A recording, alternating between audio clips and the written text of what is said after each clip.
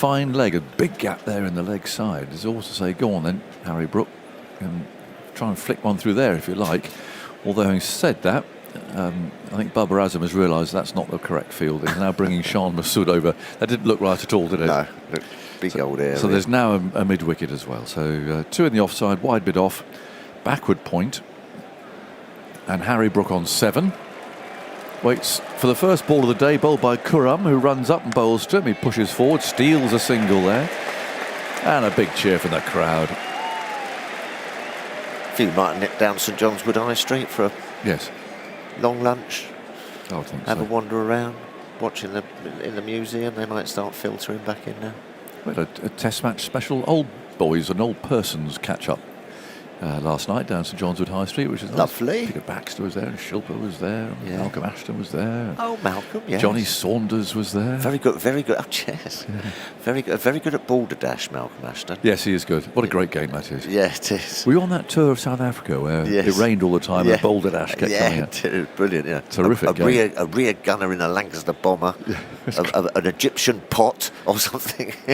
Great fun. It is good. Khurram on his way, bowls. That's tucked away into the leg side. He's running the first one hard. He'll want 2 if he can, but he's not going to because Masood slides over the damp grass. 83 for 3.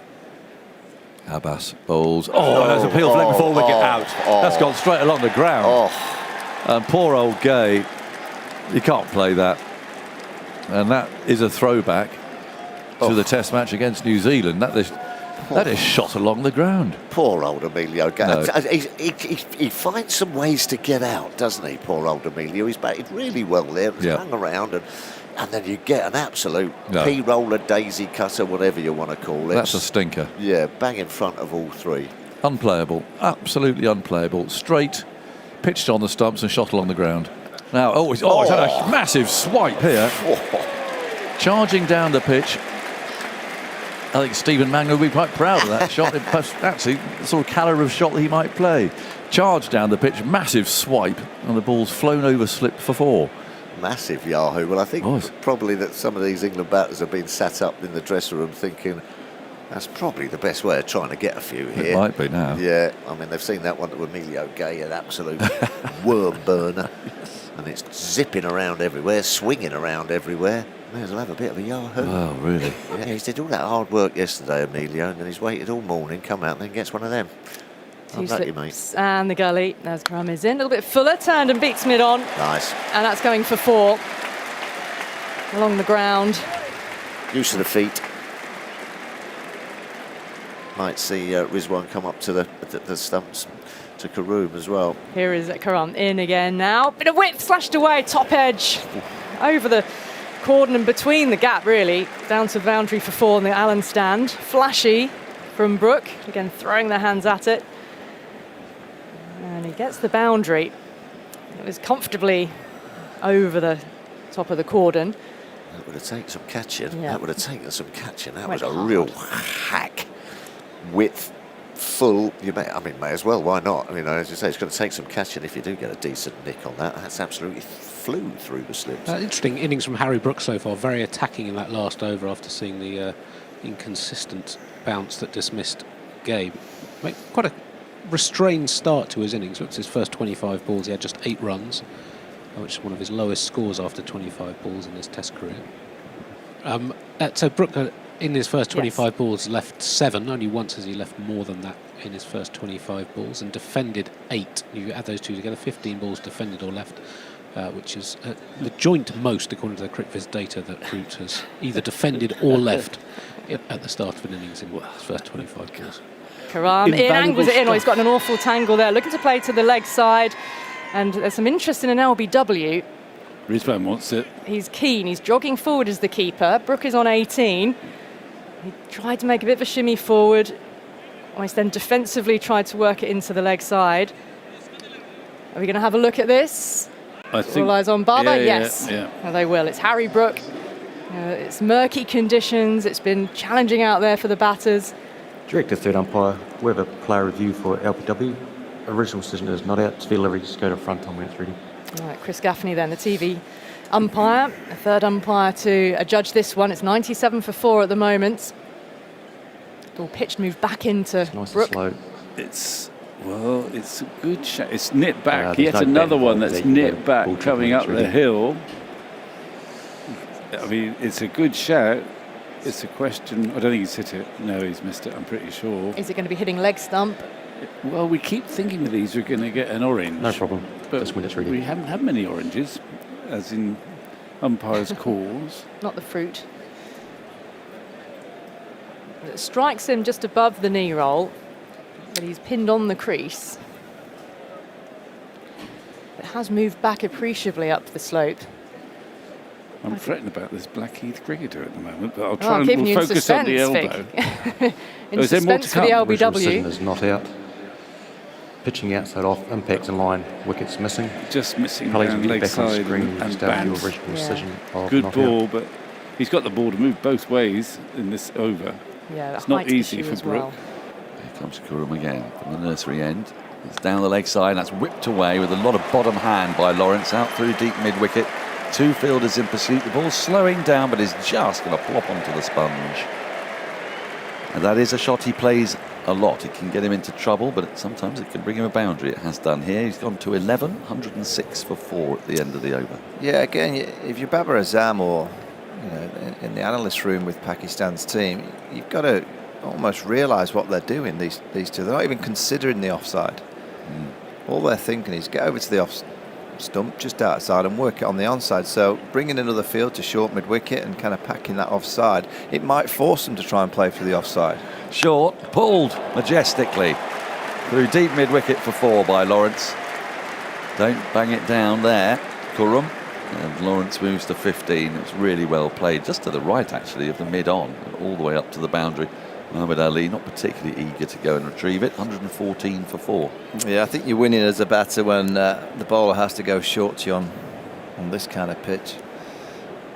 There's no pace in the pitch, no pace in the bowler. I mean, So much movement when the ball's full. You've got to be Jofra Archer, haven't you, or Josh Tongue if you're going to be doing that. Here's Kurum again. This is lovely straight drive back past the bowler, running up towards the boundary below us at the nursery end. Fielder in a sort of a pursuit, can't quite get there, and it just gets there before him. So Babar Azam, the man chasing that ball. 4 more. Lawrence to 19, 118 for 4. The lead approaching 300. He's doing his reputation no harm at all here, Dan Lawrence, because it's not been easy, and he's only on 19, but it's the way that he's playing. He's just looked very assured. I like the fact that he danced down to Mohamed Abbas when the ball was doing all sorts and the keeper was back. Smashed it over the slips for a boundary, but it was just the intent of that moment. I think it required that action. So he's made some good decisions so far. He's also accessed the offside a bit, which is a good sign. Not quite sure that the spirit of cricket is quite what it used to be. Well, I can tell you that before the very first Test match was played, this man, you know about Ted Pooley? He took a load of bets on how many ducks would be scored in a match. Is it like 22 of New Zealand Otago or 22 something? of Christchurch. Christchurch against the England touring team. And he took the bet that there'd be something like 15 ducks or something. It's quite a lot of ducks. As Abbas is in, and the forward in defence. What, in one match? Wait. Lawrence defends. Exactly, it's a lot of ducks, isn't it? I don't know how he could hope that there would be that many ducks. Well, a lot of people came up to the match that very day, really looking forward to it. They've placed a bet with Ted Pooley. And sure enough, walking out to the middle to start the play, a couple of umpires walk out. One of them is Ted Pooley. At which point, do you know what? Just the right number of people got out for a duck. Oh, I see. His fingers. Yes, his finger was going up on a regular basis. It was. This caused something of a public order disturbance at the close of play. As Abbas is in, he's worked into the onside, picked up a short mid wicket, resulting in poor old Ted Pooley ending up in jail. And a Test match taking place, the very first one taking place without him. End of the over, 119 for 4. Brooke 25, Lawrence 19. So that's broadly speaking the details of that. Yeah, largely backed up by a prominent online encyclopedia. Lovely. Played 370 first-class matches, but never played in a... Never got a Test match. I mean, they only had How long did he spend behind bars? It wasn't that long, I don't think. couple of No, weeks, he was was found not guilty. Not guilty. Yeah, returned. Oh well, it was alleged assault was why he was arrested. They say you're allowed to. What? So he got away with the match fixing's fixing fine. side. Yeah, match fixing's fine. It's just the assault. But how did he end up being the umpire? Oh, it was the 1870s. Well, These things happen. England had a squad of 12, so they donated him as the umpire. It was something like that, wasn't it? 12 or 13. They went with a skeleton crew. As Muhammad Ali's into the attack, his first ball beats the probing bat of Brook outside the off stump on the front foot through to the keeper. Quite a lot of weird things happened in early cricket. When there was a catch taken by Salman Agha, the substitute. Yeah. Took that brilliant catch a couple of days ago. I was looking at substitute catch. The first catch by a substitute in a test match was in an England-Australia game in 1884. And the catch, England, W.G. Grace, I think, got injured, and so they needed a sub-fielder. And that sub-fielder was Billy Murdoch, who was the Australian captain, who then took a catch for England. That's right. Was he the one who also ended up playing for England? He played for both sides, didn't he? Muhammad Ali's in again. Full, flicked away. Lovely shot from Brook for 4. In front of square on the leg side. Very full on the pads. Just tucked away really well. Good timing. And England's lead is now above 300. It's 303. 123 for 4. Brook to 29. Really quite grim out there, but I don't think either of them have come equipped with their light meters, but the fourth umpire, who's appearing now, coming down the steps of the pavilion, might well have it on him. Here he comes, an umpire rifle. He's walking very slowly to go and meet him, and I think they'll take the opportunity of this little bit of interruption as treatment to Rizwan's hand, I suspect, to take a reading here. It's around about 5,300 that they went off yesterday, but I just don't know what the 5,300 would be. I think it was 6,500. When they went off? At one stage. Oh, well, I think that's good. I don't know if that's good or bad. Well, they went off, I thought, at 5,300. Is that lumens or... Come on, Andy, you're supposed to know these things. No, I'm not. But what's the measurement of light when it comes to good light and bad light and bright light? Are they lumens? Well, umpire rifles, if he's got the light meter... I think it's brighter than you think, John. I mean, the light meter will be out there now. Yeah. I mean, where's it coming from? It's coming from that corner over there, isn't it? It's a little bit brighter in the distance. I think we'll be okay, unless it starts to rain. Yeah, just look at Harry Brook here. He's batting outside off stump to Mohamed Abbas. Could be kelvins. Is that temperature? Well, that's colour temperature, yeah. So it probably isn't kelvins then. Is it bright? 5,300 lumens is very bright, it says here. Far brighter than a standard light bulb. 124 for 4. Rizwan's been repaired. And Abbas comes in and bowls, and Brook comes forward. It's effortless. He drives him down the ground. Long chase for Babar Azam from mid-off. Up towards the pavilion it rolls. And the ball goes for 4. Beautifully timed, that was. Just lent on the ball. Abbas runs up, bowls. Oh, no, they're appealing now. They like that one. He's out. Leg before wicket. Or is he caught? I mean, it's difficult to tell because his back's behind us, but he was certainly being given out for something. I'm going LBW, but I don't know if that's right or wrong. And lots of high fives and slaps of hands going on, and we'll wait until we see a replay from behind the bowler's arm. Here it comes. Let's have a look.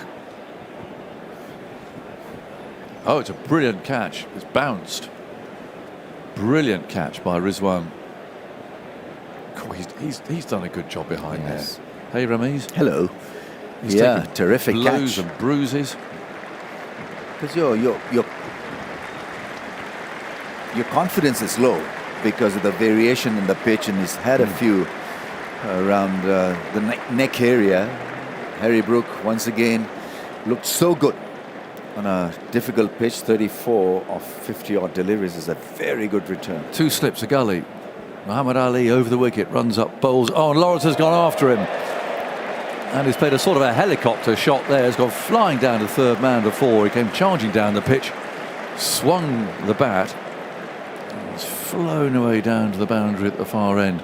Well, I suppose you might as well if you're facing this sort of over. 100%. Yeah, I agree with that shot actually, or that mindset, because staying at the crease and trying to work the way through technique, it's not going to work. So you've got to have a strong game plan, bordering on a bit of slogging. Yeah, have a go. Yeah.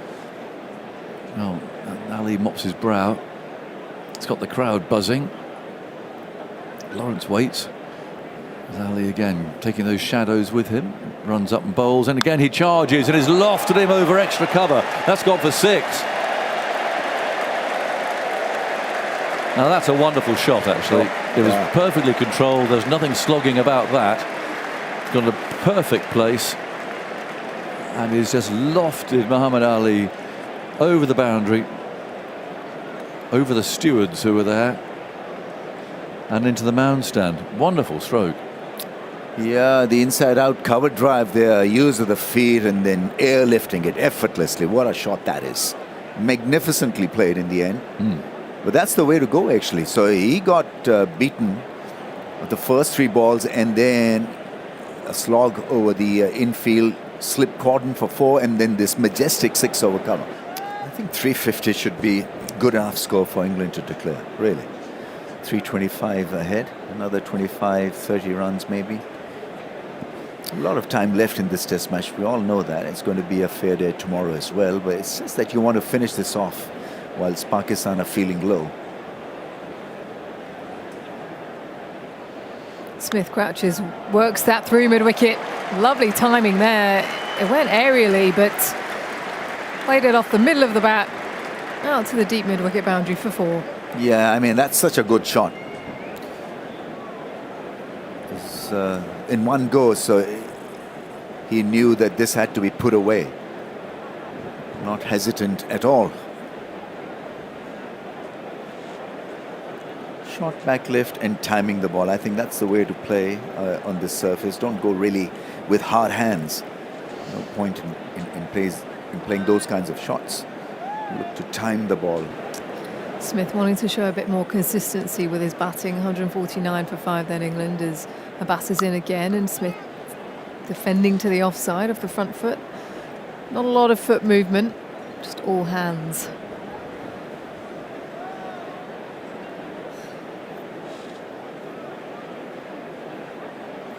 Yeah, picked up 61 in the first innings before he was bowled by Ali.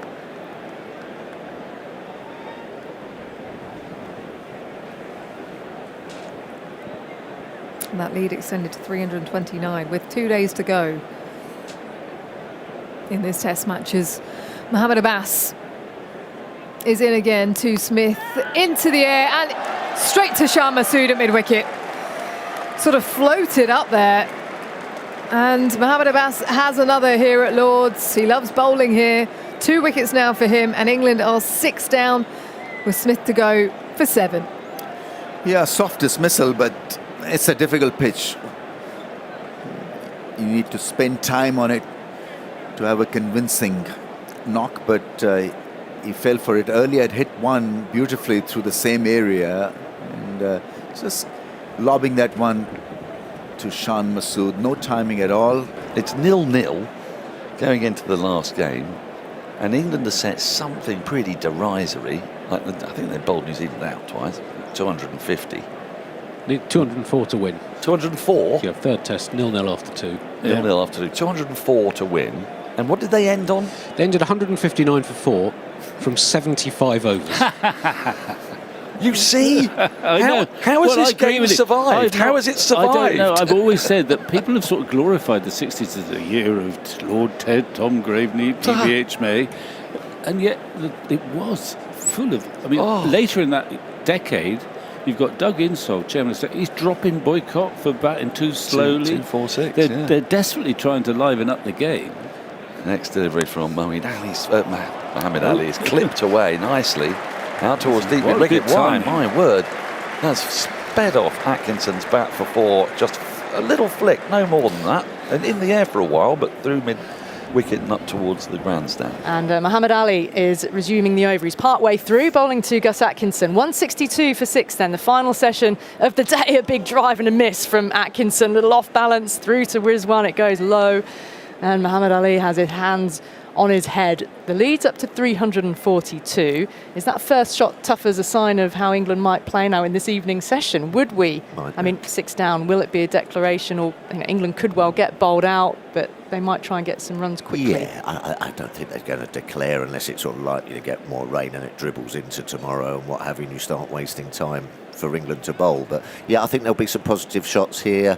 You know, I mean, 342 is a huge lead, you know, so sling the willow a little bit here and then you never know, you might even get bowling tonight. 2 slips and the gully, that might not be the worst thing for England at all. Here, back of the length, and that one has Atkinson hopping, had to really drop the hands to get out of the way of a short delivery, and it kicked up. Yeah, Atkinson will be interested in these deliveries as well, I'm sure, when it comes to England's bowling effort. Yeah, and it might just be in the mind of England, even though I think the pitch is going to keep doing it, you know, over the next couple of days. It has had a lot of lateral and sideways movement and what have you. You know, but you're not going to get better conditions to have a bowl. Quite murky. Give it a bit of a dart, little bit of a dart for half an hour, 3/4 of an hour. Get yourself another 50, 60 runs, and then get bowling. That's where you're going to win the game from. And in these conditions, with our bowling attack, you know, you want to get out there. Here is Muhammad Ali then, up to the stumps. A fuller delivery, struck on the pad, low down. A finger goes up. Will there be any review? Atkinson is turning on his heel and he's walking back to the pavilion where it was full. It was honing in on the stumps. An excellent delivery from Muhammad Ali after the short ball, following it up with one right up there. 162 for 7. Now Atkinson gone for 7. 2 balls, 3 balls after the resumption. Yeah, no, nice little bit of bowling. As you say, you get the bump at the whistles past the ear rolls, and then he does have that ability to run one back into the right hander. He sort of opens his chest up, and you can see that it's a visible change in his action, which then sort of, you know, you open that chest up and push it into the right hander. Good bit of bowling. Well, let's see. A little bit of spin now here from the pavilion end. Surprise. Which, well, it's just the second over. Ali Usman had 1, went for 5 runs, but yeah. Unless this is to do with a change of ends for one of the quicks, maybe. Usman around the wicket here, slipping a short leg. Forward comes Lawrence, just pressing forward, ball running off the inside half of the bat towards Shah Masood at mid-wicket, and so there is no run. The lead 342. Remember, only one team's ever chased more than 300 to win a test match here at Lord's, as Usman is around the wicket, coming forward, and a bit of a hack. He got it aerially out to square leg.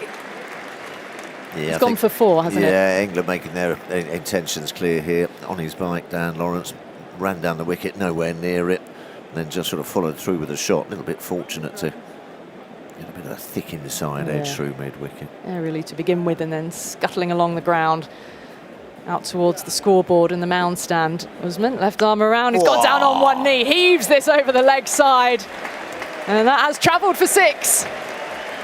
Oh, it's disappeared into row 3 or 4. It's been retrieved amongst the crowd, and Lawrence has raced onto 49 with that shot. Second 6 of the innings for him. Yeah, good old-fashioned, I think he's called it perfectly, heave, wasn't it? Down on one knee, a sort of a slog sweep, and you know, length on middle stump, and stuck it over cow corner for 6. Muhammad Ali, who's into his 13th. A shorter ball, but doesn't really get up, and Lawrence pulls him away towards deep square, takes the single, which brings up his 50. And with a couple of 6s as well, it's a 50 off 64 deliveries, a raise of the bat for Dan Lawrence. He's had to play a gritty innings at times here, really tricky conditions. And he's helped to extend England's lead beyond the 350 mark as well. It now stands at 356. Yeah, no, nice knock. As you say, in tricky conditions, but sort of paced it nicely. And this is what this England team have been criticised before, and as not quite knowing the situation. But he's got himself in, and then he's just looked to go through the gears a little bit. So he's realised what kind of knock was needed. You know, throwing the bat at every delivery. But then you do sort of think to yourself, well, I left a few out there, really. It's my figures, you know. I want another 50, and he's done it well. Yep. You know, he hasn't done it slowly, that's for sure.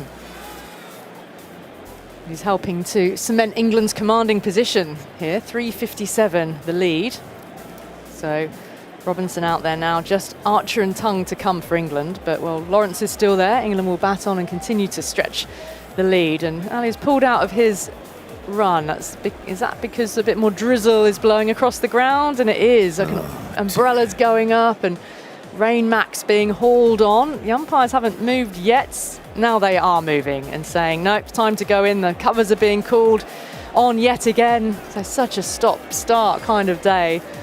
Floodlights trying to pierce through the mist now as it's sort of light rain, but it's certainly blown in very quickly.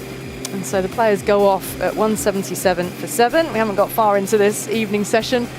Dan Lawrence is unbeaten on 50 from the 66 balls he's now faced. And he's alongside Ollie Robinson, 2 from 2. The lead 357.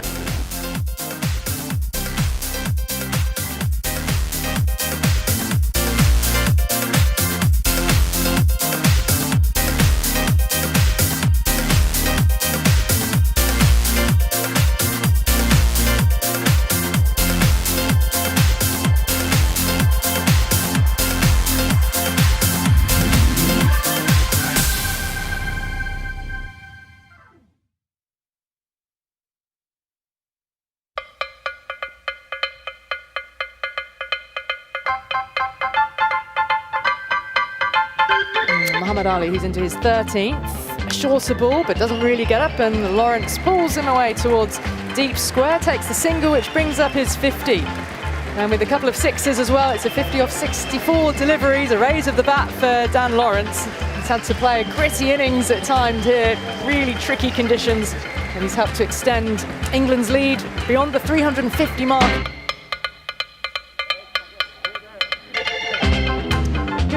Welcome to Lords. Yes, Dan Lawrence will resume unbeaten on 50 as England press for victory on day 4 of this second men's Roths Day test between England and Pakistan. Alison Mitchell here on a sunny outfield at Lords, I'm very pleased to say. After the stop-start day yesterday and all the rain and then sort of bad light, but then a flicker of sunshine at the end of the day, this outfield is lush, it is green. We're expecting to start on time at 11. The sky is blue above us with some white fluffy clouds, and England will resume 177 for 7, so a second innings lead of 357 on a pitch which certainly has had its challenges. And Dan Lawrence resuming unbeaten on that half century. He's alongside Ollie Robinson with Archer and Tongue still to come before England will then set about duties with the ball, looking to win the match and a series with one to play. It'd be their first series win since December 2024, whenever they manage to do that. I'm alongside Ramiz Raja, former Pakistan captain,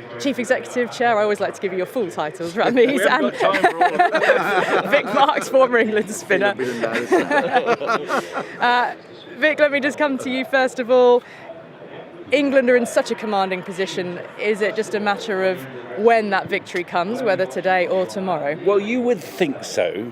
There is a sort of odd parallel, which is not that close, but I remember when Joe Root was captain fairly early on at Headingley, on a better sort of batting surface perhaps, when he declared early, and then Gordon Bennett, Shea Hope and the other, the Braithwaite, just knocked him off. So I don't think he's going to do a quirky, cute declaration. I think he'll let this in and take its course, and then they'll see plenty of time to win the game. But I always remember that Headingley one, because it was just taken for granted England would dominate. They'll bowl them out.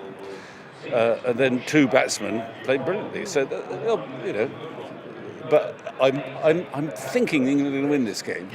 Right, well, Ramiz, let me come to you in a moment. Michael Vaughan is here as well, but let's get a check-in on the all-important weather. Stav Danaeus is at the BBC Weather Centre for us. Stav, I'm feeling a bit of warmth from the sun right now. Are we going to have this all day? Unfortunately not, no, Alison. It's a good start, though, today. Compared to yesterday, I'm surprised you actually got any play in yesterday. There were some torrential downpours around the London area. Today we're starting off fine and dry. It's been a nice morning, temperatures high teens. They they will rise up to around 21, 22, maybe 23 degrees with the amount of sunshine we've got at the moment. Winds generally light to moderate. However, the winds will start to pick up. We've got a new area of low pressure working into England and Wales. It's already quite gusty and showery across Wales, southwest England. Those showers will start to get going into the afternoon, but we should fare pretty well, I think, across the southeast. It isn't until the latter part of the afternoon we should start to see these showers developing, and if you catch one, then they could be heavy and thundery. So I think we're likely to start seeing risk of interruptions to play later on in the day today. So at least the first half of the day is looking a lot better than what we had yesterday. If we go into Monday, conditions are looking better overall. There could still be one or two passing showers during the morning as today's low pressure starts to pull away into the North Sea. There should be some warm spells of sunshine, temperatures again around 20-22 degrees, but the winds remaining quite moderate to fresh. The risk of shower does increase again tomorrow afternoon, but most of the time I think we should get away with it and stay mainly dry. So today starting fine, and then we'll start to see some showers as we head into the afternoon. Hopefully we'll get plenty of play in Alison. Okay, thank you, Stav. Well, I'm feeling sort of optimistic, certainly at the moment, because it is lovely and warm, and we're due to start at 11. 98 overs in the day, so lunch will be at 1:15. Tea scheduled to take place at 4:10, with the ability to, close of play scheduled 6:30. Of course, playing till 7 to get the overs in, if we're able to get that far. Ramiz, tough going for Pakistan throughout. I mean, who knows, with that weather we'll need a fifth day, but what can Pakistan try to get out of the match from here? Well, they've got to show some guts. It's a sinking feeling for any cricket team or a cricketer. When you're not going to win a test match or a game, it gets so difficult for you to see through the day or the moments. And I don't see Pakistan winning this, frankly speaking. Miracle can happen, but the conditions suit England. Absolutely. So, it's a sinking feeling multiplied. The more time they spend out there on the ground, the more tough it'll get. And will they be firm for the last test match? And how mentally dented would they be moving into that third test match? Because they've got to show some form, some guts, some competitive edge to challenge England. That hasn't happened so far in the two test matches. So it's going to be another tough day for them. Yeah, if Pakistan do lose this, it'd be their 9th defeat in their last 10 away test matches. And Michael, they're already being asked to make a record chase if they're to do this. England's lead already 357. And the highest successful run chase at Lords, as we know, 344 for one. That was West Indies back in 1984. Everything is against Pakistan, but in England's favour at the moment, and they've earned their way to this position, utilising conditions really well. Yeah, I mean it's it's been a pitch that's offered plenty with the seam. I believe that yesterday the ball did more than any of the previous 114 Test matches here at Lords. So that tells you how hard it was for batting, and I think that'll carry on today. Even though the sun's shining, it'll still be moving around. The one test that Pakistan won in the West Indies, the ball spun. You would say that Pakistan are suited to that style of play. This is the roles reversed. When you think when England lost last time in Pakistan, when they had the heaters on the pitch and it spun square, this is the opposite to what Pakistan are having to try and deal with. England got blown away in Pakistan when it was spinning, and when the ball's seaming and swinging and coming down at 90 miles an hour, these Pakistan players are completely, I wouldn't say out of their depth. They've got some good players, but it's so hard for them to adapt when the ball's doing so much. And you look at the England bowlers that are all warming up. They've had a good couple of days rest. They'll be itching to come out and try and see off this Pakistan batting lineup quickly. They haven't got past 200 once in the 3 innings so far, and I'll be brutally honest, I can't see them getting past 200 again. And for Pakistan, you just don't want it to be a calypso-collapso where they lose 2 or 3 early ones. I don't know if Imran ul Haq is out here. I don't know if he's hitting any balls. I don't know if he'll bat, but if they lose 2 or 3 quick ones, it could be that Pakistan get blown away really quickly, and that's something that they have to avoid. They have to show some character and spirit and try and just get something out of the game with 1 or 2 of their players getting a nice number. Well, Imam ul Haq, it's being reported by Cricinfo that he's got a grade 1 tear of his left calf and been advised 10 days of rest. So I think that would suggest that he's not expecting to bat. You see him on the outfield at all, Michael? Is that him there with bat in hand? Yeah, the left calf is all taped. Oh, yeah, I can see. He has got a bat under his arm. Yeah, but he gets to the stages, when's he going to bat? Is he going to come in at 7 or 8? If Pakistan get blown away, the first innings you could understand that he should have batted, and if he's going to come out in the second innings with the game pretty much lost, it doesn't make a great deal of sense. Yeah, Pakistan so far have made 417 runs across 3 innings in the series. So those are the sort of portents facing them, with England asking them to get nearly as many as that in this one. Let's just speak a little bit about Dan Lawrence. He is unbeaten on 50 overnight, so he'll come back out to resume his innings. And of course, there's a big opportunity for him with the sun out. If the tail can stick with him, England have still got an opportunity to make more runs, perhaps let the innings take its course before then setting about their duties with the ball, with a whole another day to come after this one. I had a chance to catch up with Dan Lawrence last night, and he began by just telling me how they managed to navigate yesterday, what was a very stop-start day. It was a tricky day, sort of coming on for half an hour, 40-minute intervals, but yeah, overall decent day, and the lead looks pretty big now. How did you manage to pace your innings today for your 50? Well, I saw the ball was doing quite a lot off the wicket, so I was always going to try and be quite aggressive today. There were certain spells that I tried to get through, like Abbas, and I was just hoping for a bit of luck, and thankfully I got some, and then I knew I had to gamble a few times, and thankfully a few of the shots paid off. Was there a sense of try to get onto the front foot for those couple of sixes, say, and score quickly when a ball could do anything? Yeah, it was more just trying to catch their bowlers off guard a little bit, play normally and then kind of jump out my bunker every now and then. Yeah, again, it was one of those surfaces where it was pretty tricky to try and survive on all day. So it was one of them where you just had to take a couple of punts, and thankfully they paid off. Was Emilio Gay a bit unlucky? Yeah, I mean, he played beautifully last night, Emilio. Fought really hard for the team and took a little bit of the shine off the ball for us. I think sometimes in cricket you just can't help that. I don't think anyone in the world's hitting that ball, and hopefully gets the luck next week. 2 years out of the Test side for you. Since you've come back in, how different does it feel? Yeah, it's obviously pretty different with a different coach and a few different faces around the group. It's been a great atmosphere this week and the last week as well. The boys are really enjoying it, and yeah, hopefully we can cap off tomorrow with a nice win. And what's sort of the messaging for you batting at number 6, and what's your understanding of your role? Well, it's a bit more of a familiar role for me. I bat middle order for my county, Surrey. Yeah, I mean, it's just play how I've been playing all summer. I've been in really good form for Surrey, and I've come into this Test series with quite a bit of confidence. So I was obviously a bit gutted that I gave it away last week at Headingley, and I'm glad to have contributed today. Going into tomorrow then, big chance. Do you believe the bowling attack can take 10 wickets in a day, give or take a bit of weather? Yeah, I think so. I mean, all 4 of them are in brilliant form. They've bowled beautifully throughout the series individually. I think, first of all, we've got to try and eke out as many runs as possible in the morning and try and take the game to Pakistan a little bit. And then I think if they bowl to their potential, our boys, I think we can get it done tomorrow, yeah.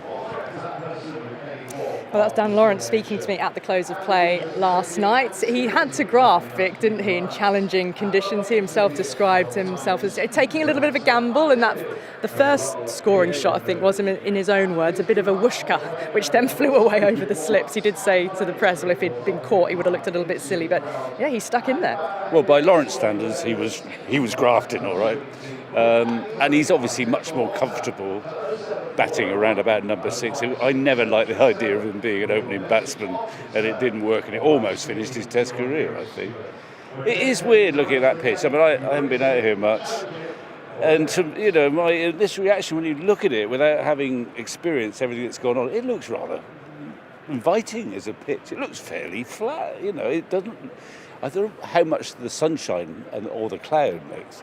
But it doesn't look that bad, does it, that it would zip around, but it seems to. Well, I guess we'll find out when play begins, how much the overhead conditions have been having an impact, because it's vastly different today than the last 2 mornings. Yeah, I mean, it's been perfect for bowling. A bit of moisture, cloud cover for the first 3 days, so you're always going to get a bit of that.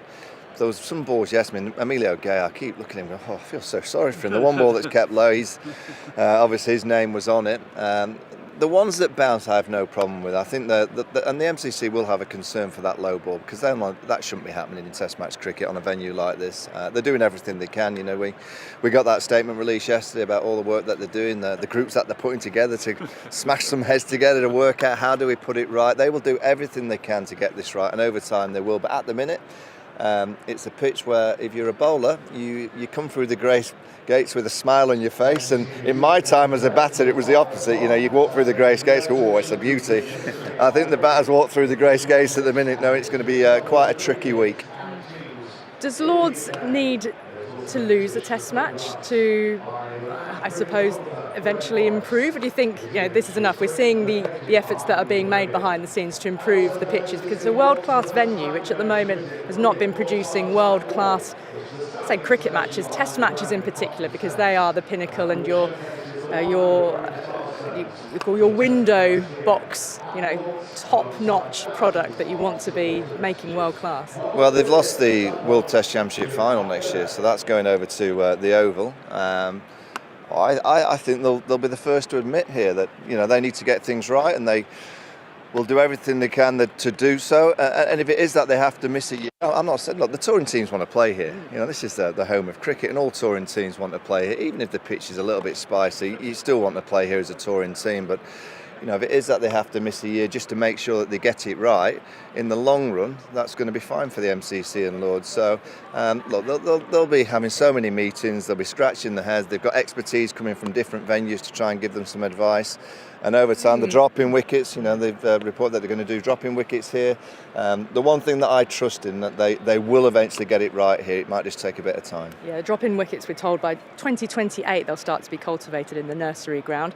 Ramiz, on the Pakistan bowling effort, Muhammad Ali said last night he believed Pakistan have bowled better in the second innings, more consistency than the first. Do you agree with him?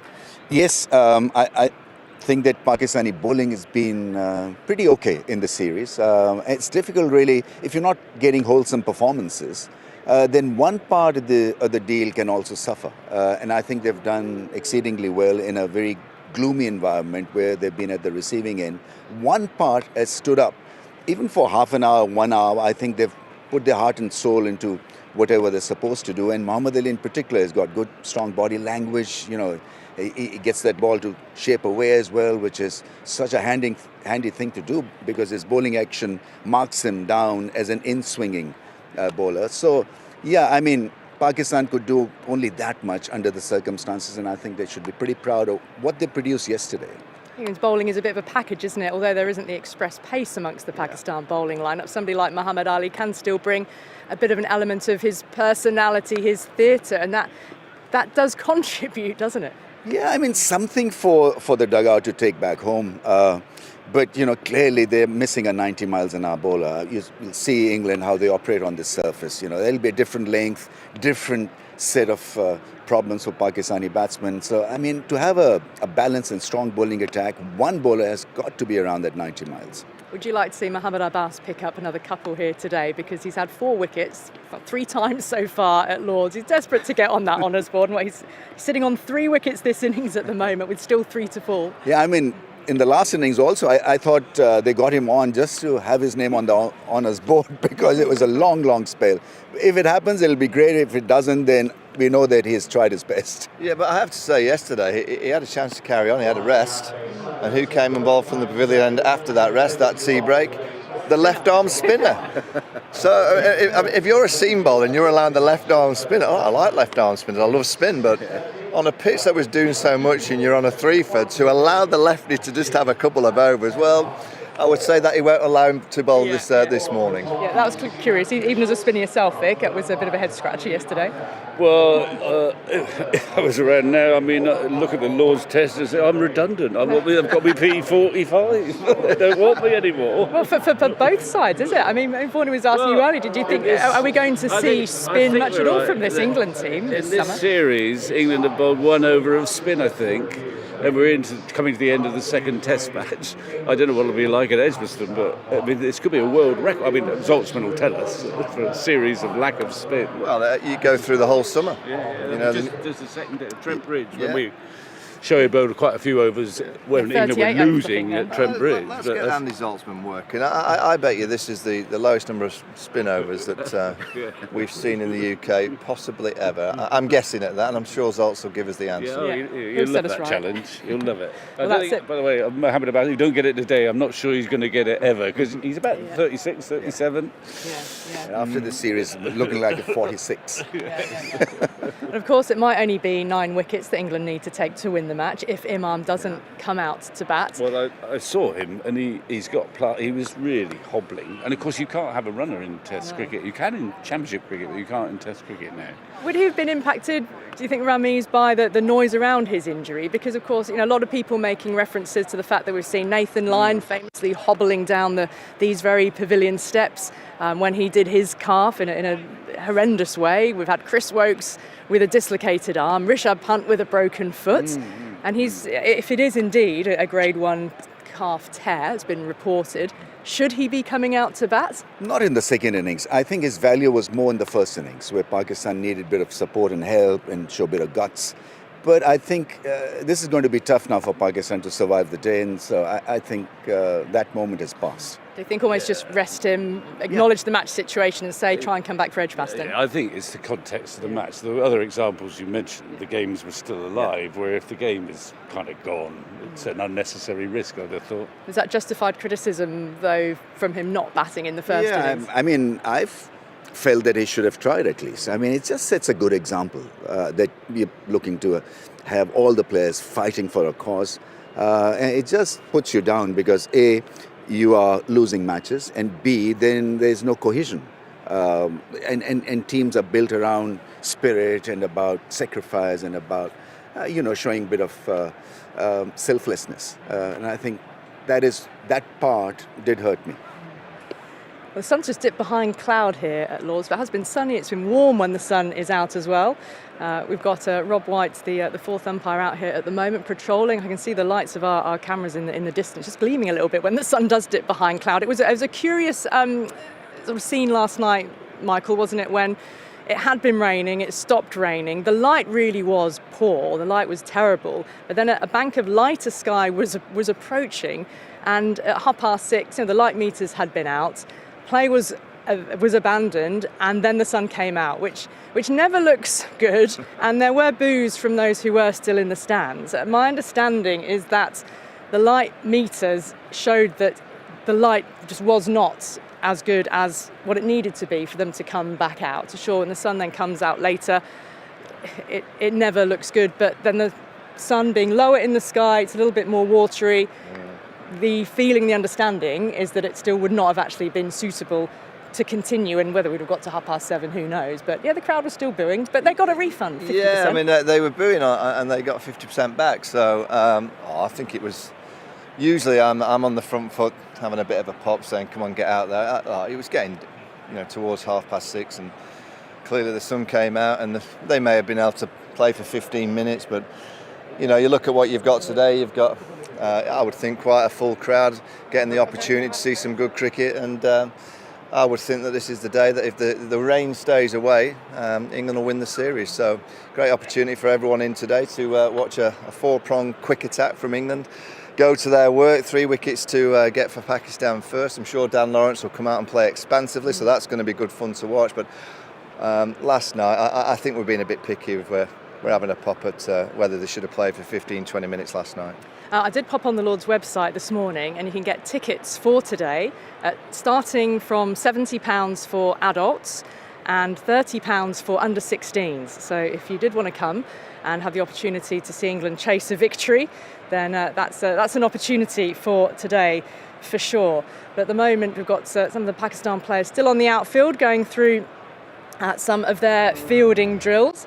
And it is a good opportunity here for Dan Lawrence, Vic, isn't it? Because albeit he's batting with the tail, but as a number 6, you often will find yourself having to do that. But as someone who's coming back into the side after a 2-year hiatus, he's got a chance when there is still a lot of talk about the England batting lineup to say, I can do this role. Yeah, I mean, it felt as if his international career might be over when he was tossed in to open at the Oval, and he looked all at sea, and it was almost embarrassing. It was an experiment that really didn't work.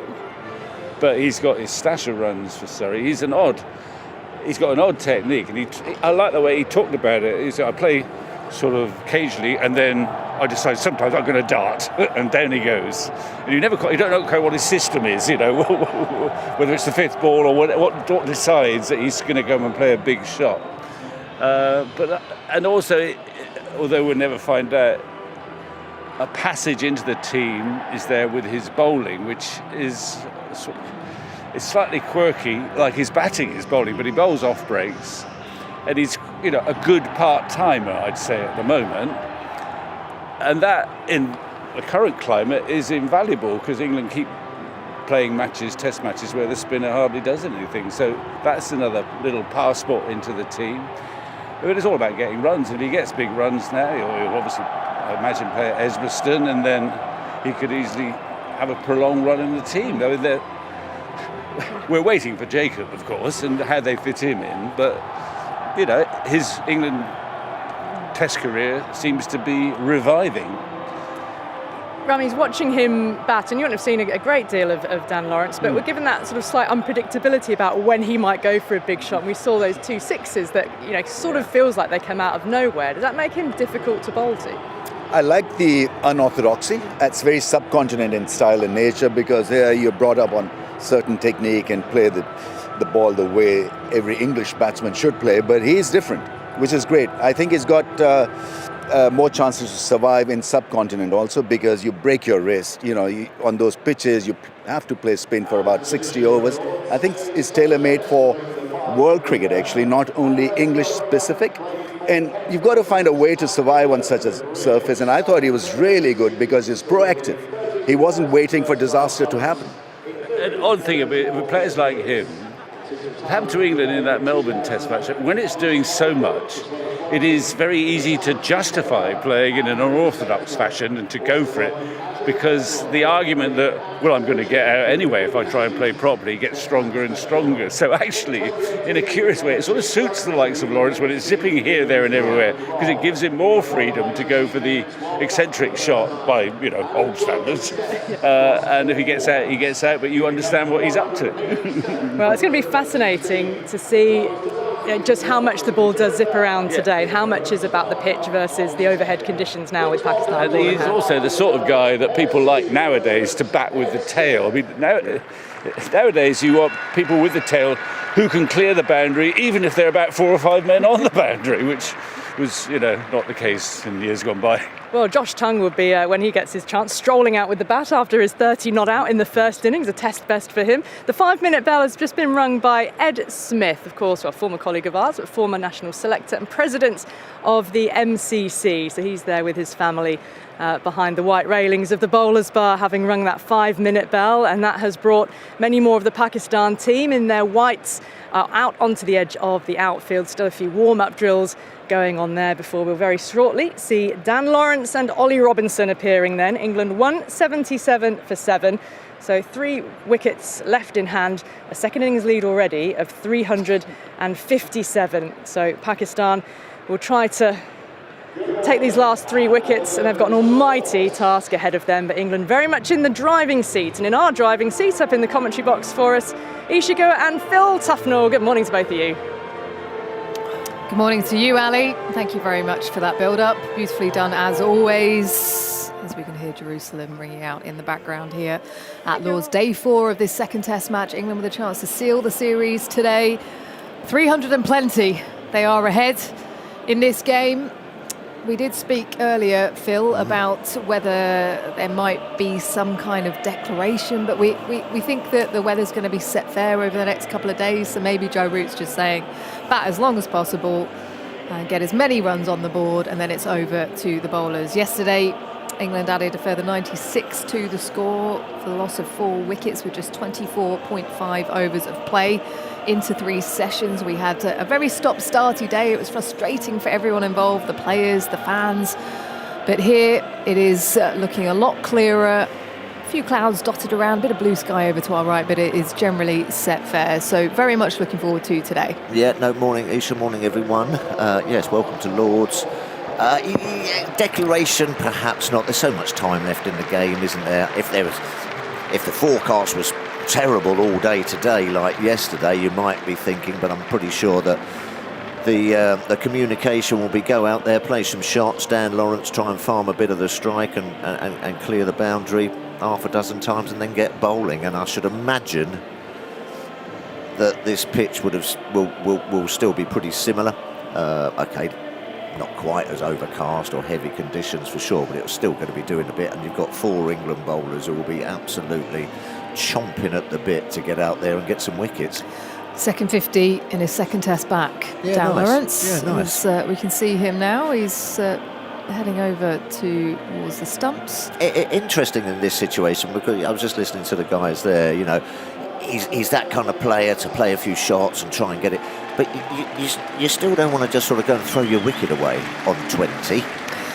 Muhammad Ali is hurtling towards us. He's sprinting down to the nursery end. Why not? Nothing else to do. May as well enjoy it. Sunshine, then you're at Lord's. Let's run about a bit and enjoy yourself. You know, not often you can get to walk out here at Lord's. It is a real treat and a real honour. So, yeah, don't go. Even if you're looking down the barrel a little bit, like Pakistan are, go and enjoy yourself. He was running free there, wasn't he? He was. Like a Shoaib Akhtar in his pomp. He was like he was doing 100 metres dash. He's gently strolling now to the top of the mark, so he will start things up from the nursery end. Dan Lawrence paired with Ollie Robinson, who got off his pair yesterday. Yeah. He's on 2 not out. Had a cheeky smile on his face when he turned that single over. Yeah, you don't want to get a pair at Lord's. No. So England 177 for 7. Dan Lawrence will face the first ball of this morning session. Gentle breeze getting up here, and the spectators are flocking now. We can see many streaming in. Yeah, it takes a bit of time on a Sunday, doesn't it? You know, people cruising about a little bit more leisurely. Yep, members are packed. They're all firmly in position. So 2 slips and a gully. We've got a point, cover, mid-off, mid-on, and 2 men back on the leg side. Deep backward square and long leg. As Muhammad Ali is ready for the first ball of the day, day 4 of this Lord's Test, as Lawrence is in position and defending to the offside. It's sort of a crouching position, isn't it? He gets right across to that off stump, and he's watching that ball right onto the bat, as if to try and turn it to the leg side, but then he just keeps it straight. Yeah, an interesting technique, Dan Lawrence, but it works for him. I mean, he scored a mountain of runs. Hence, he's been brought back into the side. Might be a few little issues, you know. It might just be a few little issues that the real top-class bowlers might be just having a little look at. But he's certainly one of those guys who's a flamboyant player, you know, an eye player and a hand player. Doesn't get himself into sort of like the orthodox positions of a batter, but you know, the end result's pretty good. Yep. And we are no people to judge a batter's techniques. Well, no. Just because we couldn't do it, Isha, it doesn't mean that we didn't know what we should be doing. You know. But when you look at someone like a Steve Smith, who's obviously scored a bucket load of runs with an interesting technique, or not out the textbook. Well, this is why we love the game. Exactly. You don't have You can do it in different ways. Absolutely. And that's with the ball as well. That ball was the end of the over for Muhammad Ali. So Mohammad Abbas will be bowling from the pavilion end. Here he comes now to Robinson, who lets one go in the channel. A lovely line and length delivery. You wouldn't expect anything less, really, from Mohammad Abbas, the 36-year-old. At 3 consecutive fourthers. He's on 3 for at the moment here at Lord's. You can see Jofra Archer, Sarah Taylor and Joe Root positioned up on the balcony. Spoke to her yesterday. I asked her, was it Sudoku? Was it crosswords? Arrow words? What? The book that they were... as Abbas bowls to Robinson and defends back down the pitch. Arrow words? Yeah, arrow words. I think that's when you complete the word. Is that correct? It's a bit like a crossword, but you... Okay. It's an easier version of a crossword. Oh, well, I'm That's what they were up to. That's what they were up to in the rain break yesterday. Yes. I like the ones when you just have to sort of highlight the word, you know, and they might be back to front or on an angle. I quite like those. Yeah. Just keeping your brain active in the rain breaks. Why not? Robinson standing tall in front of the stumps, guides the ball to gully, just waited on that nicely. You've got to cover your off stump here well at Lord's from that end in particular, because it just nips back down the slope. Well, I know we've only had 3 or 4 balls, but it does look a little bit better, the pitch. Yes, I know. You know, we've got a keen eye up here. Who knows when the roller wears off? Yeah, well, there you go. Yes, because it was doing all sorts yesterday, wasn't it? I mean, it was absolutely perfect conditions to bowl swing and the seam. Tough for the batters, tough for the keepers. Mohammad Rizwan was diving about all over the place. He's standing back at the moment to Mohammad Abbas, who bowls to Robinson on the back foot and punching to extra cover. Yeah, you've got to be a slightly different breed to be the old wicket keeper, because you know you're going to get lumps chipped out of you and ones that don't carry and hit on the thumb or the end of the thumb. That does hurt. And it's all part and parcel of the job. Yeah, you've got to be a bit mad to be a keeper, to be an opening batter, to be a fast bowler. Yeah, I think the best one is actually the spinner. That's why I chose it, actually. You've got to be just quite nice and normal.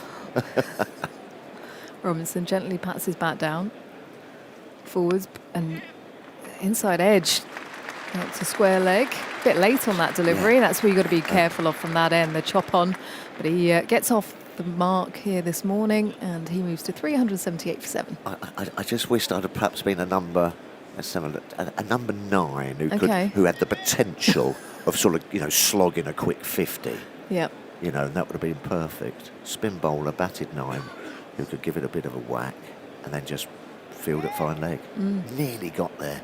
Nearly got the ideal. Nearly got to 9? No, nearly got to the ideal cricket place. And then, of course, if it's green, well, they always sort of tell you to have a rest and just carry the drinks. Lovely. Especially on tour. Were you good at carrying the drinks? No, very good. As Lawrence smashes one away, wide of the off stump, a bit of width on offer.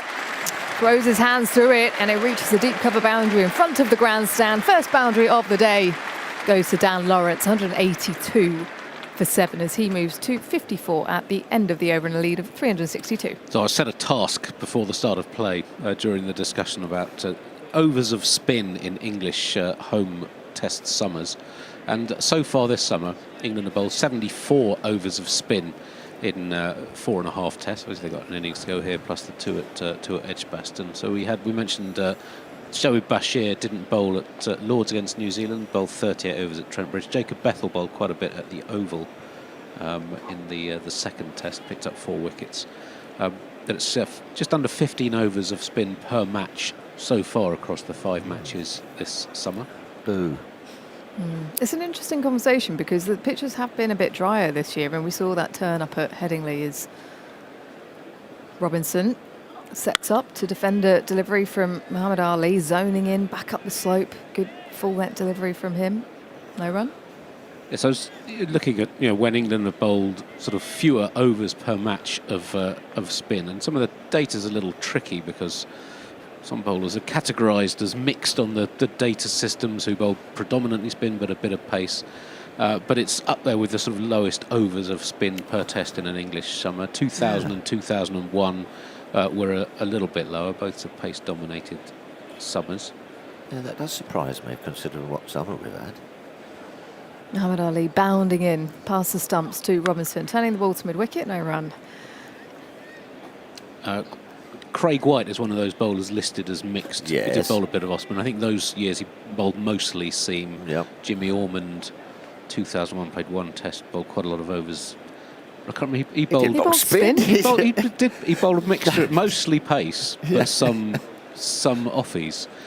So those stats are slightly tricky. But anyway, the point is we've had not much historically, very little spin so far this summer. And one of the best summers historically that we've had. Weird. Well, I suppose if you come up and the pitches are doing what they've been doing, you're going to bowl seam, aren't you? It's an interesting talking point as Robinson beats the edge of his bat as he's looking to drive that ball, a rising delivery of a good length in the channel. Shoaib Bashir, he was a favourite of Ben and Baz, but is his place now under threat? We had Vic Marks talking about Jack Leach again. Yeah. Well, Bangladesh just round the corner. Again, does he go on about it a bit too much? Well, they like this four-seamer, don't they? They like four-seamers. Yes, but you're going to need a spinner at some point. Of course you are. And how do you squeeze it all in? Yeah. Yeah. The spinner's got to be able to bat. You think. Robinson forward pressing and pulling a short ball out to the deep mid-wicket boundary. Saw that early. It was a good morning delivery from Muhammad Ali, but he just didn't bang it in as well as he could have done. That was at 79 miles an hour, and he played that nicely. Robinson moves to 786 for 7 now. I did see it early. Wonderful shot by Ollie Robinson. Good meat to the bat on that one. Well, we're going to need a couple of spinners in Bangladesh. I think Leach does come back into the frame. Who else would you be looking at? Well, do you need the leg? The leggies, Rayan Ahmed. Rayan Ahmed, he comes back into it. Good with the bat. Robinson looking to turn this down the leg side. I think he might have got a bit of pad on it as it goes through to Mohammad Rizwan. Leon Patterson-White, has been showing promise. Cars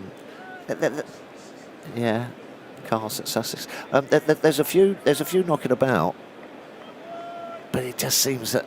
Do you persist with Shoaib Bashir because you've given him an opportunity? Yeah, that's what I'm saying. You've invested quite a bit in Shoaib now, haven't you? And then to then go all the way to Bangladesh and go, well, now we don't. That is his domain. That will spin. So I think you've got to stick with Bashir.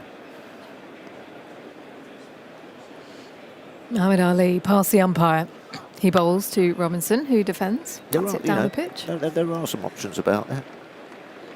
You'll be wanting to put your hand up. Championship matches this end of the summer, 186 for 7. Absolutely, but I mean it gets a bit difficult bowling at the end of the summer. It was so much easier when I played county cricket to sort of get into a rhythm and a flow. Early on the seamers took the wickets, and then the batters got their runs in the middle part of the summer, and then the spinners came into it sort of middle to the back end. And if you had a really good year, you contributed early on in the season, and that's where you got your sort of 60, 70, 80 wickets from. Results, I think this one might be for you, actually. We've had a message come in from Joseph Pascoe. Is it stats? Is it stats-based? Stats related, yes. Look, he's looking very excited, Ahmed Abbas comes in here to Lawrence, who sets himself up in front of that off stump, crouches again and defends back down the pitch.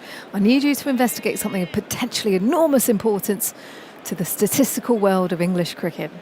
I've been looking into the remarkable season of Hellsvere Cricket Club in Cornwall. Our very own Mark Stevens, aka the beekeeper, has played 8 matches this season and accumulated a grand total of 1 run. I know a Mark Stevens from Cornwall. Don't think it's him though. That works out at an astonishing 0.17 runs per game as Abbas passes the stumps to Lawrence. Spot him! Down the slope is a good let delivery, and Abbas 4th consecutive forfeit here at Lord's. The question is, can he get his name on the honours board finally? But Lawrence has to depart for 54 off 70 deliveries. 186 for 8. Well, he's got a wonderful opportunity now. He's got 2 more wickets to get his 5 for. But this one that we were talking about, is it still going to do it a bit? Big inside edge, just dragged it on. It wasn't that great sort of huge seam movement down the hill. Enough just to get the inside edge and sort of drag it onto the stumps. So a good breakthrough for Pakistan this morning. Dan Lawrence has played nicely. And he's, he's shown a little bit about himself in the last couple of test matches, so he'll be happy. He'll be disappointed obviously to get out, but he'll be happy with 54 runs, and he's played his part. Yeah, nice applause for him and the members, but he's got his head down. He looks very upset with himself, Dan Lawrence, as he disappears up the steps into the long room as Jofra Archer emerges in the first innings. He hit a lovely 6. So is he going to entertain us here? I don't think he'll be holding back, that is for sure. I think the seamers are twitching to get out there and have a bowl on it and get this series wrapped up here this afternoon. What a bowler he is, though, Mohammad Abbas. It's the perfect sort of pitch for him. He's got to get his He's got to. I think everyone would be willing him to get the 5 for. I think so, don't you? If I was coming in number 11, I might. If I was going to have a little swing at someone, I might have a swing at him. Yeah. Yeah, why not? You can't have. You feel for the bowlers. Okay. You know, So four fourthers. Come on. You're happy to give him your wicket. Well, I gave many people my wicket. I was very choosy who I decided to give it to. Curtly, so that he wouldn't bounce you ever again. No, well, there you go. Always very kind. Just to finish this message up from Joseph Pascoe, the question is, could you possibly find out whether 0.17 runs per game is the lowest batting average runs per game recorded by a player over a season in England? Andy, over to you. Jofra Archer on strike to Abbas, defends calmly, back down the pitch. And he just has a gentle look up as he takes that ball. Mohamed Abbas, as if to say, nicely played. The simple answer is no.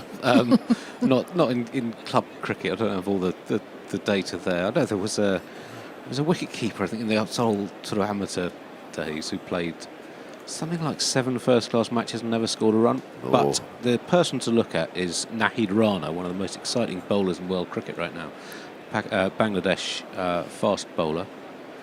As Abbas pushes forwards, he bowls to Archer, defends to the offside. He's pushing forwards, coming through for a single. Was sent back by Robinson, who had no interest whatsoever. As Shah Massood, who was on his toes there at extra cover, sprints in, and now he's just coming down to chat to his partner Robinson. Archer, as if to say, sorry about that. Nahid Rana, who well, hopefully will be playing against England in the series early next year and the one-off test here next year. One of the quickest bowlers in world cricket at the moment, but also one of the most spectacularly ineffective batters in the history of cricket. As Abbas is on the approach again, and Archer defends nicely to the leg side. Looks to have plenty of time playing that to the mid-on fielder. He has got a little better recently. He's still a young player and I think took up cricket quite late. But regularly bowls well over 90 miles an hour. But he went 18 consecutive first-class innings without getting a run, which is an all-time record by such an enormous margin. I can't remember the previous longest. We did look at it a while ago. And then he, I think, broke that sequence, hitting 2 fours off Jasprit Bumrah in a test match. So I love that. Yeah, so that does beat 1 run in 8 games. Archer forwards and almost scooping that ball. Finds its way to mid-off, the outer part of the bat. End of the over, 186 for 8. He wasn't out in that sequence every time, surely. He must have had a few not I think he was out 12 times and 6 not outs. Oh, okay. So, I mean, that's quite impressive. And something like a total of 70 or 80 balls he faced across those 18 innings. Yeah. Who would have thought you'd have just snick one down to fine leg or something? Not a single run. Got a little glove on one. I'd love to know where those runs came to Bumrah. I'll get the text behind the square. I'll text commentary up. Just quickly, the odds would be pretty good for that. The old Mohamed Abbas. Got quite a nice stat on his 4 consecutive fourfers. As Muhammad Ali is bowling from the nursery end, that was the end of the over. So 2 slips and a gully in position for Robinson, who's driving nicely. He threads it through between extra cover and mid-off, but doesn't quite catch all of it. So it's an easy fetch for mid-off for a single. 187 for 8, Robinson to 8. I can remember we were playing in a game against Derby. And remember Richard Johnson, played for England, seam bowler. He was on 9 for in 1 innings. Yeah. And so a number 11s there, not looking great. And so did the opposition declare by any chance? Well, no, but no, because it was to win the game. Okay. And so we were all sort of saying, "Oh crikey! Well, don't if you're bowling the other end, try not to get anyone out." As Archer gets into position, beats the edge, down the slope, it nibbles. So we were all sort of wondering who we were going to put on to bowl at the other end, just for an over, because like that. Like we all thought a non-bowler, but then Mike Gatting went up to Mark Feltham, who was our first change bowler. He was absolutely furious. He said, "What, so you're putting me on not to get someone out? I am actually a bowler." He couldn't quite fathom it. And then the next over, Richard Johnson got his 10th. Oh. Yeah, it's a good effort, that, 10th. Lovely. I think I remember that. Yeah, Derby. As Muhammad Ali bowls down the leg side to Archer. Lets it go. I've got an 8. I've got an 8. I think I've got an 8 for. I know I've got an 8 for. 8 for. 10 for. Ooh. Every single person. I can't remember the most I got in an innings. 7s, 6 and 7s. Yeah, in a test match. No, just 9 across 2 innings. Yeah. And Karen Rolton declared. Yeah. Nasty. Big meanie. Meanie.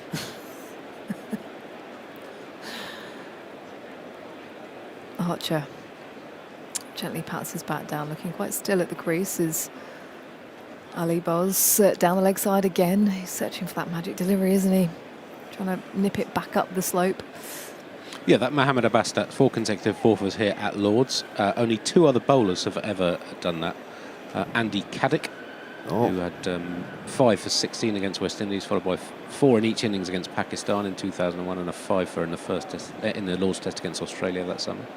And Ian Botham, a tidy run, 8 for 34 in the second innings against Pakistan, 1978, then 6 and 5 against New Zealand, followed by a 5 against India in 1979.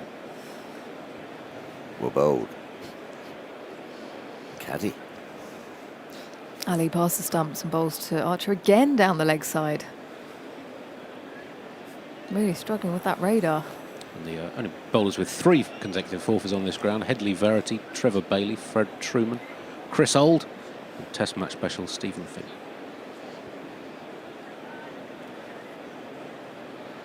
Our very own. He's got 2 to play with. Yep. Mohamed Abbas, 4 for 53. Bailey and Truman also Test match special, so yeah, seems to be the way to get into the commentary box. Get a few poles.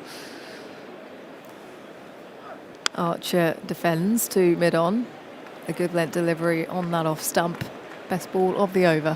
187 for 8, then a lead of plenty. 367 for England.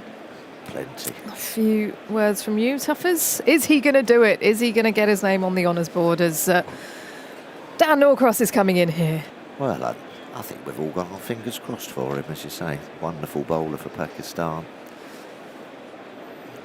You start thinking that you might have done something wrong to get all these fourthers and not just get that extra one, but he'll never have a better chance on this pitch and with a couple of tail enders at the crease.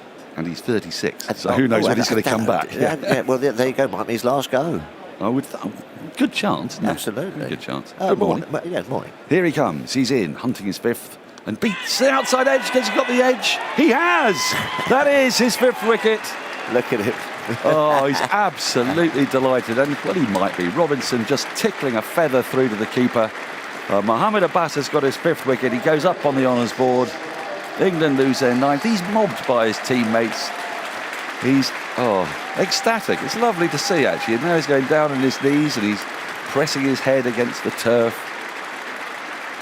And in what has been an utterly miserable tour for Pakistan, they have got something to cheer and their fans have got something to cheer, and it's rather lovely, really. Yeah, well, no, he's thoroughly deserved that. As you say, probably be the last time he bowls at Lords. Well, he might come back, I don't know, count. Set it up nicely there, I thought. Oh, absolutely. Well talk about commentators' curves going the right way. He should have gave it the full 15-minute build-up. Absolutely.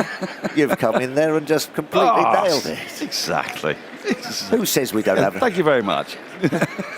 Who says we don't have any power up here, eh? Perfectly set up, that was. Oh, well done. Well, I'll tell you we don't, because I've tried to get Steve Smith out on numerous occasions so and always failed. Yeah, absolutely. 2 days later, we're still rattling on about it. Oh, he's marvellous, is Steve Smith. Still there. Well done, well done. And you're just talking, I mean, you're talking about personal milestones and things like that, aren't you? And what it means. And I don't know whether some people kind of quite understand it, but the reaction... said it all there. I mean, they're so far behind the game, but then, for Mohamed Abbas, in that instant, it meant everything. Yeah, absolutely. As I say, and it's been a horrible tour for them. Yeah, it's kind of great to see some excitement and some character, because that's been part of what's been missing, isn't it, Tuffers? Yes. Really, well, it's going to be fight. Well, it's interesting because we should imagine that Pakistan will be having a bat soon. They can't just go out and put a forward defensive on it, because they're going to nick it or get out, or it's going to thump into the pad. So this is, I think you've got to show some ticker. and you're also going to have to show a bit of we were talking about it this morning, a little bit of a philosophy. Ambition? Yes, ambition, blueprint or whatever. How are we going to sort of move forward? Because if you're just going to go out, you're just going to succumb again. So it's not necessarily going out there and wildly slogging, or anything like that, but let's just see a make-up of a side, trying to go about it. It's going to be interesting to see. A stratagem, absolutely, an idea. Yes, definitely. Right. 367's the lead, 9 down now. England have lost 2 wickets. Dan Lawrence and now Ollie Robinson. Get 6 for him. And he's in now. It's Mohamed Abbas to Josh Tongue, the number 11. And Tongue is beaten on the outside edge. Shoot to the keeper. A little bit of nibble again. Just starting to do a little bit now. Perhaps that roller's, how long have we been going? 20 minutes. They usually say about half an hour for the roller just to wear Did off. Pakistan get another go at it? I haven't counted how many rollers have been used. No, I know. Should know. Ali will know. Yeah. How many times do you get to use the heavy roller? Isn't there a limit to it? You can't... 8 minutes. Yeah, but I think there's a number of times in a match, aren't there? As in comes Abbas, and that's defended solidly by Josh Tongue. He's got great forward defence. He's got one of the other day. Best in the team. You've got Joe Root, Harry Brook, all these guys. It was a bit of a flex that yesterday. Little bit, but I know what you mean. He gets forward. He does get forward. None of this little tippy-toey one that the boys all do because they want to spring back on that back foot and sort of cut away and play in the channel. No, it's a good old size 12 coming forward. Yeah, that's how you were taught at school. Yeah.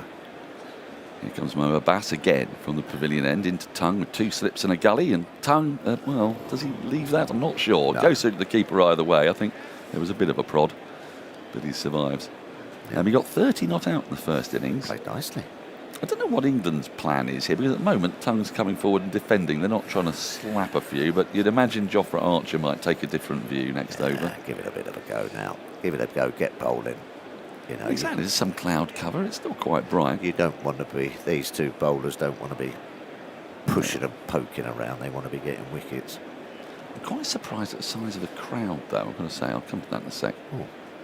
What's Mohamed Abbas is in. And Tongue, well, he goes after this, but doesn't time it. Goes back up to the bowler, no run. Not many. A lot of empty seats, aren't there, on a Sunday? Sunday? For a Lord's Test. Yes. I mean, they might still be dribbling their way in, but all the way on the tavern stand, the top tier. Is there anything else going empty. on?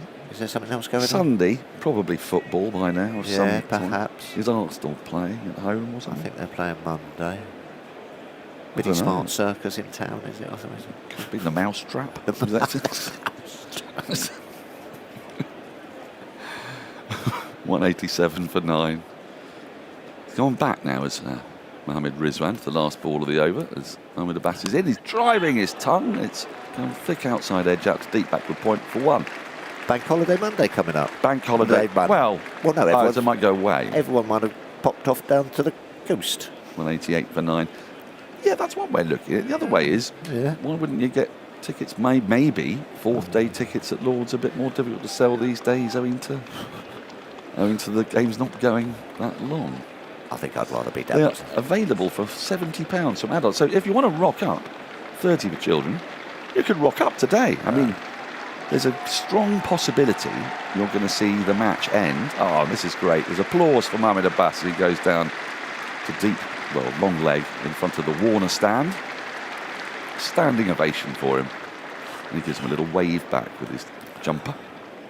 They're all on the beach. They've all gone Could be that. They've all gone down for a couple of days on the beach. Could be that. There's a few in. Not bad. Right. Muhammad Ali starts a new over. And it's flicked away off a leading edge. It's going to run off towards extra cover. I was looking the other direction for that. It's gone completely the opposite way, really, from where he was intending. Tongue moves to 3 with that, and it's 190 for 9. Mohamed Abbas is the 7th Pakistan bowler to take a 5-foot on this ground. Most recently, Yasser Shah, who took 6 in the first innings of 2016, the leg spinner, then followed it with 4 in the second for a 10-wicket match haul.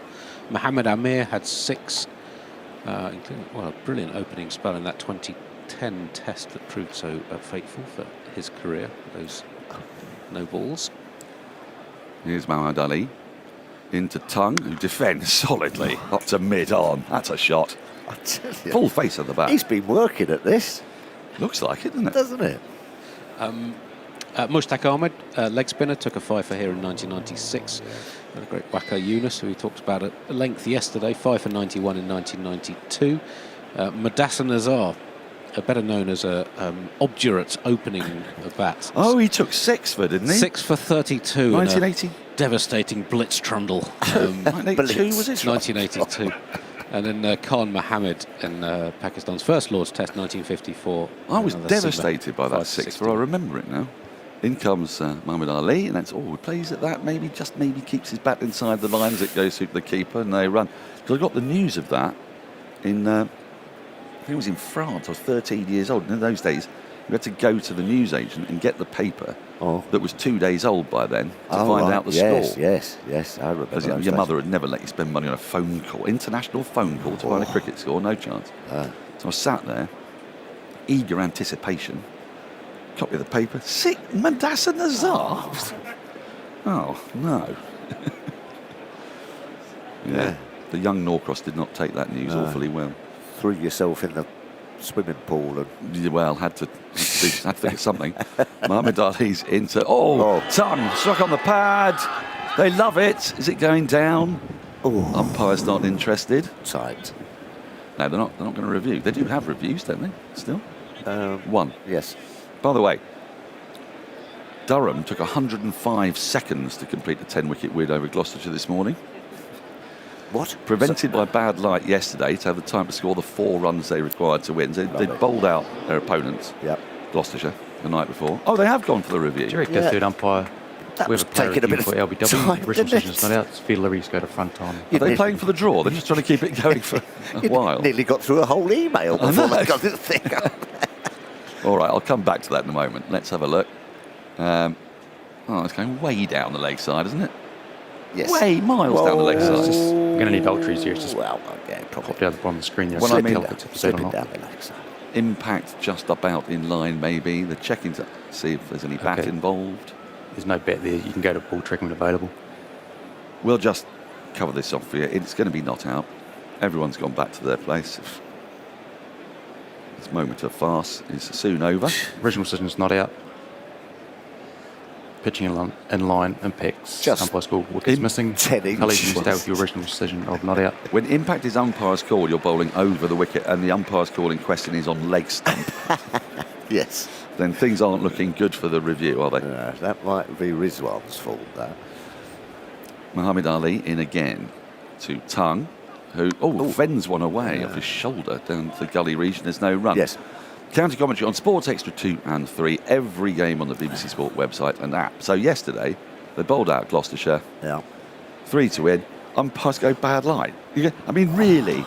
So we've all got to hang around for another day. That's not Ray Julian, is it? No. Unless they wanted another night in a hotel or something. Might have been someone's birthday. Might have been. It was in Durham. I don't know. That's a big result, though, isn't it? Yes. Durham, they were at the top of Div 2. Yes, Somerset second. No, that's Div 1. Sorry. Right, driving is Tongue. Beautiful lovely. shot. Through backward point, all the way down to the boundary in front of an almost empty tavern stand. Going to pick up 4. The lead advances to 375. Yes, they're riding high at Durham. Yes. Gloucestershire, not so much. Gloucestershire, I think, had 0 points after 3 matches, which is... What, no batters, no bowling? No, well, I think they got about 3 points, but they were all docked for a slow over rate. Oh, dear. Yeah, that does seem a bit strange, doesn't it? Something must have been going on. Yeah. Otherwise, you just go, come on, ump. Let's just... Well, yeah. I mean, maybe... Could have saved some money. What it could have done is it could have delayed the Durham team's celebrations. So maybe it was a subtle way of can't go out tonight because you're not quite there. And of course now they can go and have a nice relaxed carvery. Yeah. They can celebrate with a carvery instead. As Tongue drives firmly back past the bowler for 4, full toss. And Josh Tongue's gone to double figures. He's up to 11. He's scored 41 unbeaten runs in this match so far. And England's lead goes to 379. They're 199 for 9. Shot of the innings, that, from Josh Tongue. That reminded me of one of those ones that Dan Lawrence played, but even better. He's looking good, isn't he? He is indeed. They're getting a tongue lashing, one might say. But bum, yeah. I didn't even get a smile out of Tuffers for that. I got something more akin to contempt. Right, Vic Marks is going to join us. Maybe he'll humour me with slightly more grace. Hello. No, I'm very impressed by tongue lashing. When Yes. did that come to you? This second? Yeah, just or last night. Well, I mean, we've been practising it, haven't we? But the opportunity's not really arisen for a while with the bat. His status as a batsman, though, is rising fast. Just Josh Tongue. It is, isn't it? Something to look out for with Mohamed Abbas. 9 in the match. Here he comes into Archer, and Archer heaves at this and gets a thick inside edge down to the boundary. Buys. For 4 buys. They're buys. He didn't get anything on it, so it kind of missed leg stump by much. Went for a big Yahoo, and that could have been a 10th. He hit 1 for 6 in the first innings, and then he missed the next one, didn't he, Archer? 200 obviously up, by the way. 203 for 9. Okay, 383 the lead. Can I put in a slight request? Do you want me to sit down? Yes, I can't see the monitor. Well, it's going on out there. Well, it has things like the score and all Okay. sort and replays, you Yeah, know, I know. the stuff we used to Okay, I was so fill in the excited I gaps. hadn't sat down yet. You were excited, weren't you? Is it Josh Tongue that's getting your juices Well, flowing? well, he is, because I think he's getting much better. It's making you lick your lips, isn't it? And Archer is also watchable because he looks like he's going to try and hit every other ball for 6. Here's Mohamed Abbas again. It's straight drive down the ground. He won't get 4 for it because actually there's a long on that's not quite on the boundary, about 15 yards in. So just take the single. Archer's off the mark, 204 for 9. Yeah, if Mohamed Abbas can take this final wicket to take 10 in the match, he'll be only the 3rd Pakistan seamer to take a 10-wicket match haul against England. Most recently, Imran Khan, 10 for 77 at Headingley in 1987. Oh, yeah. During that extraordinary peak years of his we talked about yesterday. And Fazal Mahmood, another one we discussed yesterday, that 12-wicket match haul in Pakistan's first win in England at the Oval in 1954, 12 for 99. So here is Mohamed Abbas, hungrily searching for his 10th. He's in, right arm over the wicket, and Tongue is beaten on the outside edge, the keeper. See, I'm guessing a bit, but I reckon that Fazal Mahmood might have bowled quite like Mohamed Abbas. That's what you were saying. That's my. Did he say that? He said that to me yesterday in the car. Or Alec Bedser, I think you likened him to, didn't you? That was the sort of bowler Fazal Mahmood was, I think. Yes. And you talked about the matting, or someone talked about him bowling on matting where the ball would grip. I mean, I played the odd game on matting somewhere in Fiji, as it happens. Suva. What's matting made of? Koya, was it? Yeah, possibly, yeah. But it depends what was underneath it. Here's Abbas again. And Tongue goes after one outside the off stump, misses it through to the keeper. He's getting a bit excitable here. By the way, can I put in a request? Number 11s who've made it to double figures in both innings of matches. In all forms of the game. Yeah, and actually not out double figures, just to give it a bit more jeopardy. Well, we had Do you like that? Very rare. Muhammad Ali in the last test was not out of 0 balls in both innings, only the 5th player to achieve that remarkable achievement. He was very excited by that one. I was quite, actually. Doesn't take a lot. Here's Mohamed Abbas. And Tongue flicks this away in the safe. air. It is safe. Where's it going to land? Right behind the bowler, right on the matting where the sponsor's mat is. So right behind the bowler, and they get a single. 205 for 9, Tongue to 12. Let's play a game. How rare do you think unbeaten double figures is for number 11s in Test cricket in both innings? Well, we established the 5th time for the not outs, didn't we? Or Andy has. I think it's going to be slightly more frequent than 5. That's my guess. I'm going to go with 21. I wonder whether we'll know here or at Edgbaston. Mohamed Abbas into Archer. Clips this ball out towards deep mid-wicket. They just take the single. 206 for 9. Archer to 2. You'd think that might be quite tricky, but the microphone is in the hand. Yes. Unbeaten double figures in both innings, batting at number 11 in Test cricket. There have been 5 previous occurrences. Oh, 5 again? Yeah.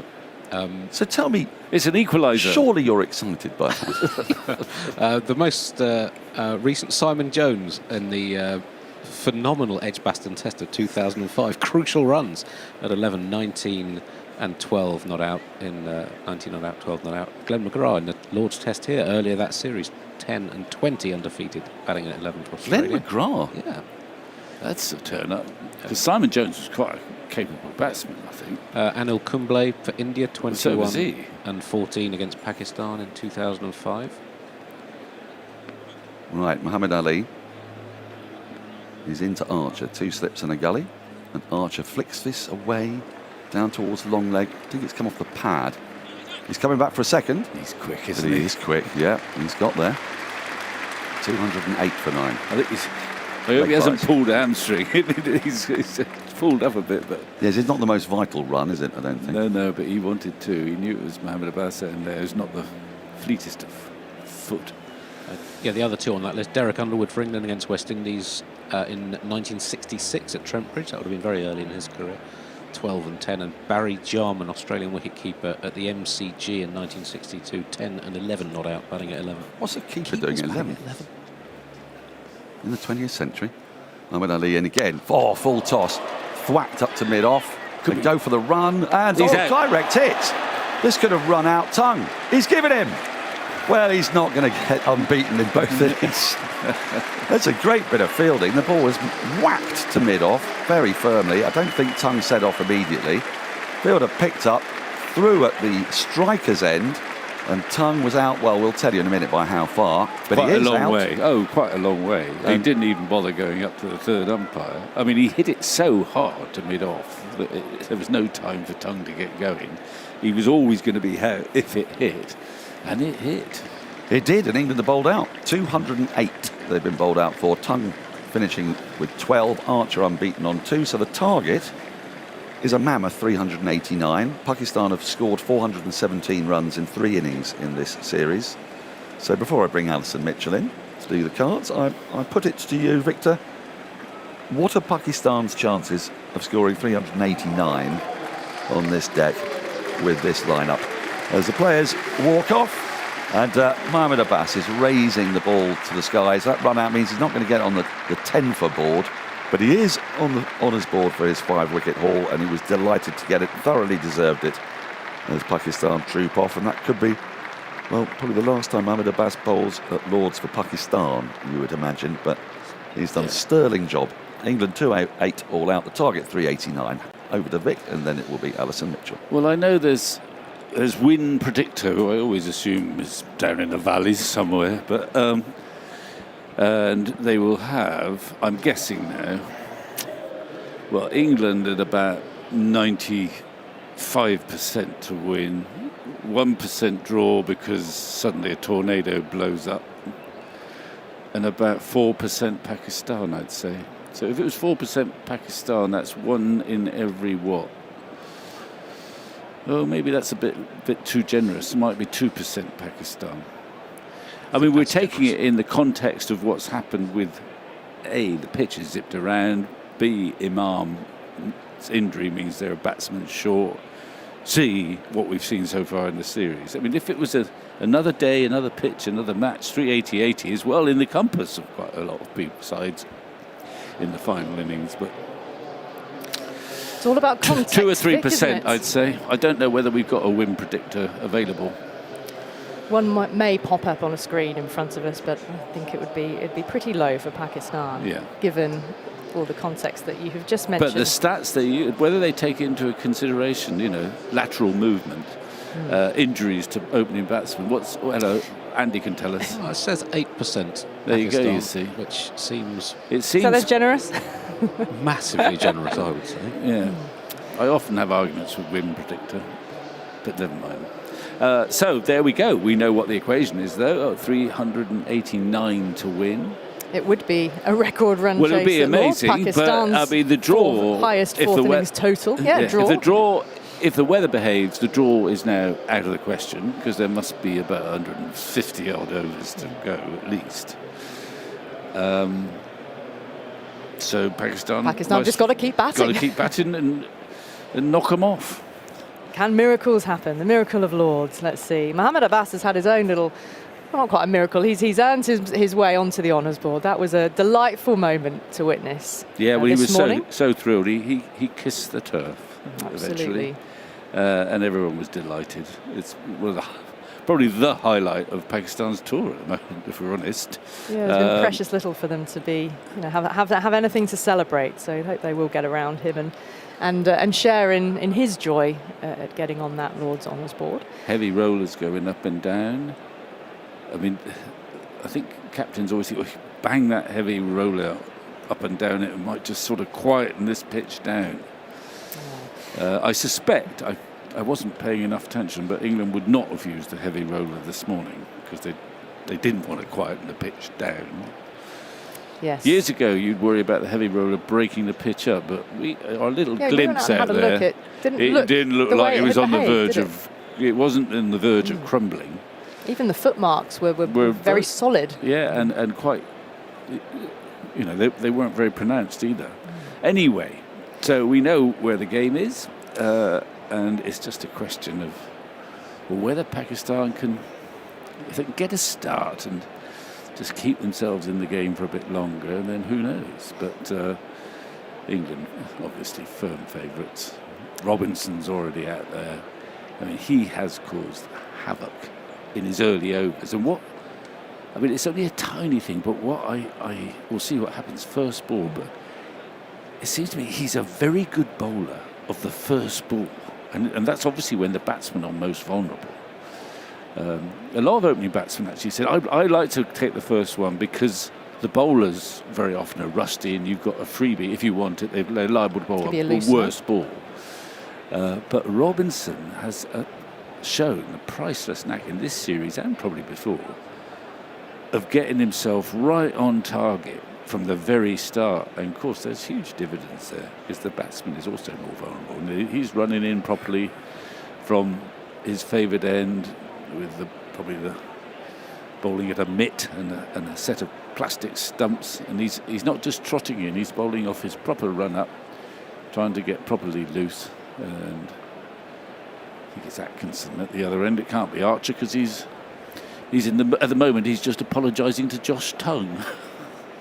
Well, that was quite the direct hit run out, though, wasn't it? In that moment. I mean, it was his fault really because he smashed it so hard to mid off that there was no time for Josh Tongue to get up the other end. Here's a note from John Sherlicker, who's emailed us. There's a 5-minute bell.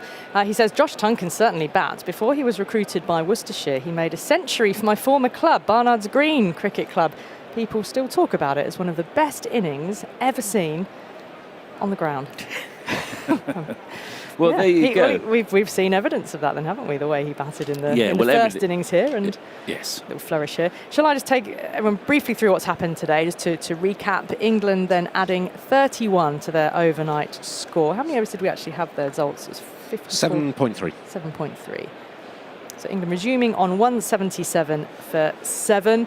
Dan Lawrence was 50 not out. He added just 4. An inside edge onto his stumps off Mohamed Abbas. That was Abbas's 4th wicket.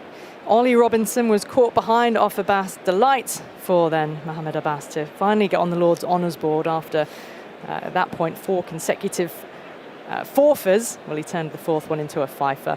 Robinson made 8. Gus Atkinson had already been LBW to Muhammad Ali. Josh Tongue then run out, as we were saying, that ball hit hard to mid-off. Tongue, the direct hit, he was gone for 12.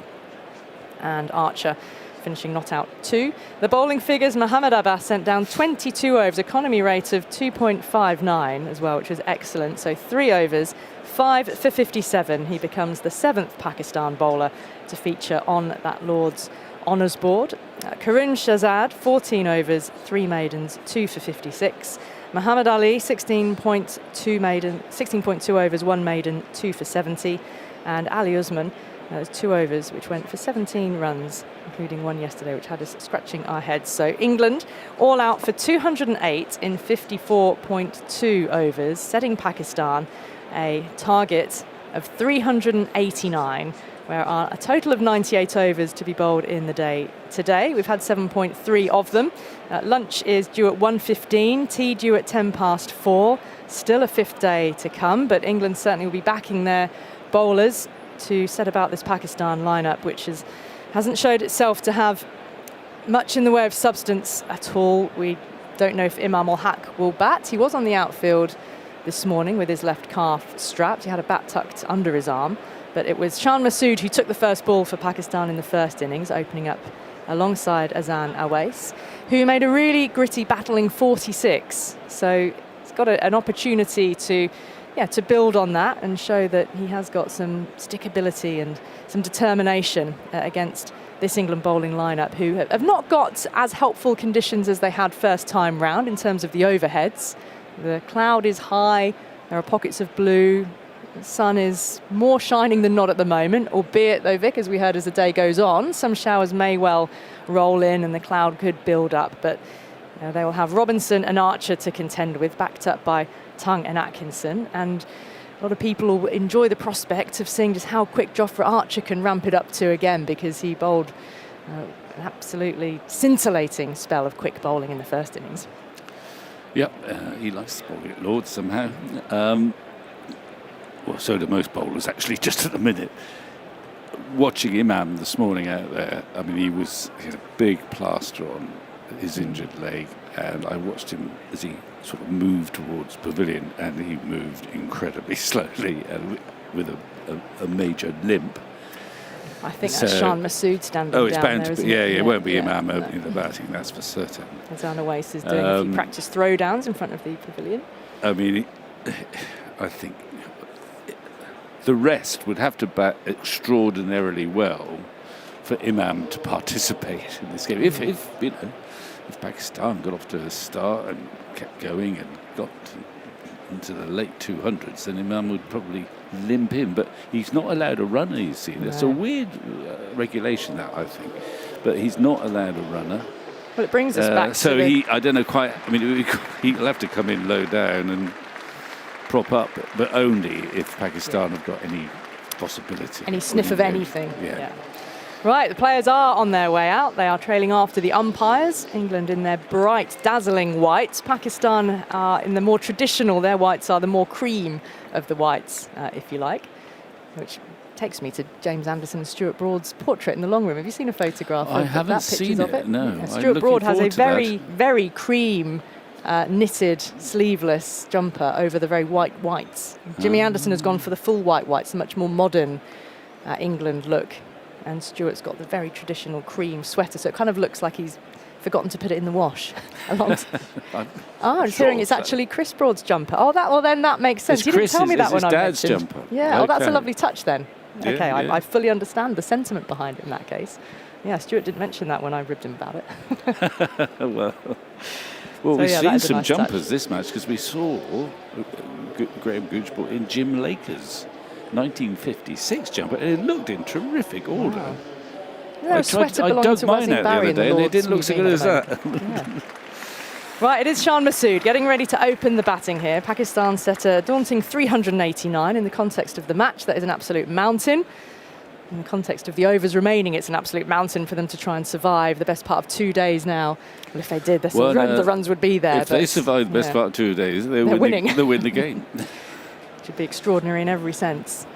It's quickly on Mohammad Abbas's 5 for his 8th in Test cricket, first against England. The best figures for a Pakistan bowler against England in this country since Yasir Shah's 6 foot on this ground in 2016. Quite the accolade for Mohammad Abbas. I'm sure they've probably been up there in the dressing room already with a little bit of tape on the honours board and penning in his name before the sign writer gets to work officially. Here we go then, the first ball of the innings, a short leg in place, 3 slips down the gully. Ollie Robinson from the nursery end, and that passes the bat of Shan Masood straight away. Past the outside edge, he came forward, like maybe to play inside the line, a little late. And through it goes to Jamie Smith. Sun is out, strong shadows beneath the players' feet. Cover mid-off, mid-on is Jofra Archer. He's able to have conversations with Ollie Robinson as he walks back to his mark. Plenty of communication and knowledge sharing. What's the ball doing? What's the best length to be bowling? Robinson leans forward, pushes off. Shan Masood, left-hander, waits with his bat poised. Robinson is in, straight delivery. Shan coming forward defensively, back up the pitch. Robinson picking up in his follow-through. Shan Masood in the first innings was caught behind a fuller ball from Archer into the 90s, as Archer was, made just 1 from 11. It was a 0-2 brief stay. One little oddity, one field placement is, I think it's Emilio Gay, who's a very close leg gully, I'd say. He's just moved behind square a fraction, hasn't he? With his helmet on still. Yeah. It's an unusual position. Robinson over the wicket to Masood, a little bit fuller, skews away off the outer edge into the ground and out towards Atkinson in the covers, and no run. So is this for a ball where they think he might play a little wristily, a little work around the corner? It might be for a little flick, the flick. I mean, actually, I think various analysts seem to use... The flick didn't exist when I started playing, but the flick is now seems to be an official shot, and I think he's there for the leg side flick. Less of a conventional short leg fielding position, certainly. He leans forward on his knees, does Emilio Gay. Robinson moves in, and that is a leg side delivery taken by Jamie Smith, diving across to his right-hand side and down the slope. Didn't touch anything on the way through. So he's even inviting him with that kind of line. Whether that was intentional, but they've got deep backwards square, well, sort of fine leg back on the boundary in front of the Allen stand as well, which has been going through its renovations over the course of this season, improving the members' experience. Still work that's going to be done down on that end of the ground. And I think the bridge is coming back, isn't it, Victor, between the pavilion and the Allen stand down there. Oh, right. In goes Robinson, past the umpire. Pushes that one across Masood. He shoulders arms, lets it go through. Comfortably away from his body. It passes through to Jamie Smith behind the stumps. Ben Duckett there at first slip with his sunglasses perched on his cap. Harry Brook in there as well. So Joe Root, as captain, has forsaken the slip cordon. He has. I like that, though, do you? That he's nearer his bowlers. You miss him in the slips. Well, he can talk to his bowlers. First slip, though, is a great place to see what's happening. True. And whether a bowler is looking threatening or not. Got the perfect view. The slip cordon just squeezed a little tighter together here, around the wicket angle from Robinson. Just moves a fraction after it parts as the bat left alone by Masood. So, kind of around the wicket, over the wicket, and he's had leg gully there, short leg pushing back to more of a leg gully position behind square. So trying different things in his first over, even Ollie Robinson, mixing it up. No run scored, the target 389, remember. I think a lot of captains have, they either field at mid-off, so you can chat to the bowler, or, this is a bit of a general, or at first slip. I mean, Brady used to be at first slip just about all the time. Steve Smith captaining Australia. Yeah, Steve Smith. So if you can get Ian Chappell, would be at first slip, I think, chatting to Rodney. So if you're a good slip fielder, I think the captain quite likes it at first slip. But if not, mid-off has a certain logic to it as well. You've got quite a good view of proceedings, and you've got the bowler there. And you can say to him, just stop bowling those half volleys, will you? I can imagine that was quite the conversation when it was Broad and Anderson bowling. Archer from the pavilion end. That one's lifted and taken off somewhat. It's outside the off stump comfortably, way outside. And Azana Waste doesn't need to play at it, but he certainly sort of got up on his toes with Archer. First delivery, 85 miles per hour. Well, you'll get quicker than that. And the short ball doesn't register quite so fast. It's because it decelerates on hitting the pitch. Had a lovely chat with Azana Wace after he'd scored his 46, and he seemed to really relish facing Archer. He comfortably said, "This is the fastest bowling that I've faced." Oh, right. He's only 21 years old. Yeah. A lot of domestic cricket behind him. Archer around the wicket, full of delivery on leg stump, flicked away aerially to start with, and then up the slope towards the grandstand for 4, well in front of square. And played with some aplomb to be whipped away. And that's brought plenty of applause from the Pakistan fans that are in here at Lord's today. First runs on the board in the shape of a boundary. Well, that's a good shot. And it's a really good attitude that he expressed to you, that it's the fastest I've ever faced. I'm really looking forward to that experience. His eyes were quite wide when he was when he was recalling the experience, but he certainly also had a big smile on his face as well, a bit of a grin. Well, he came through it.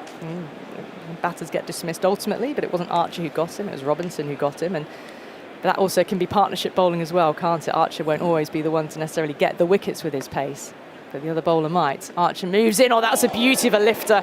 He was up on his toes, wasn't far away from the body, all the hands. He had to drop his hands really quickly out of the way of that one. The ball almost following Owace as it goes through to Smith with really good carry.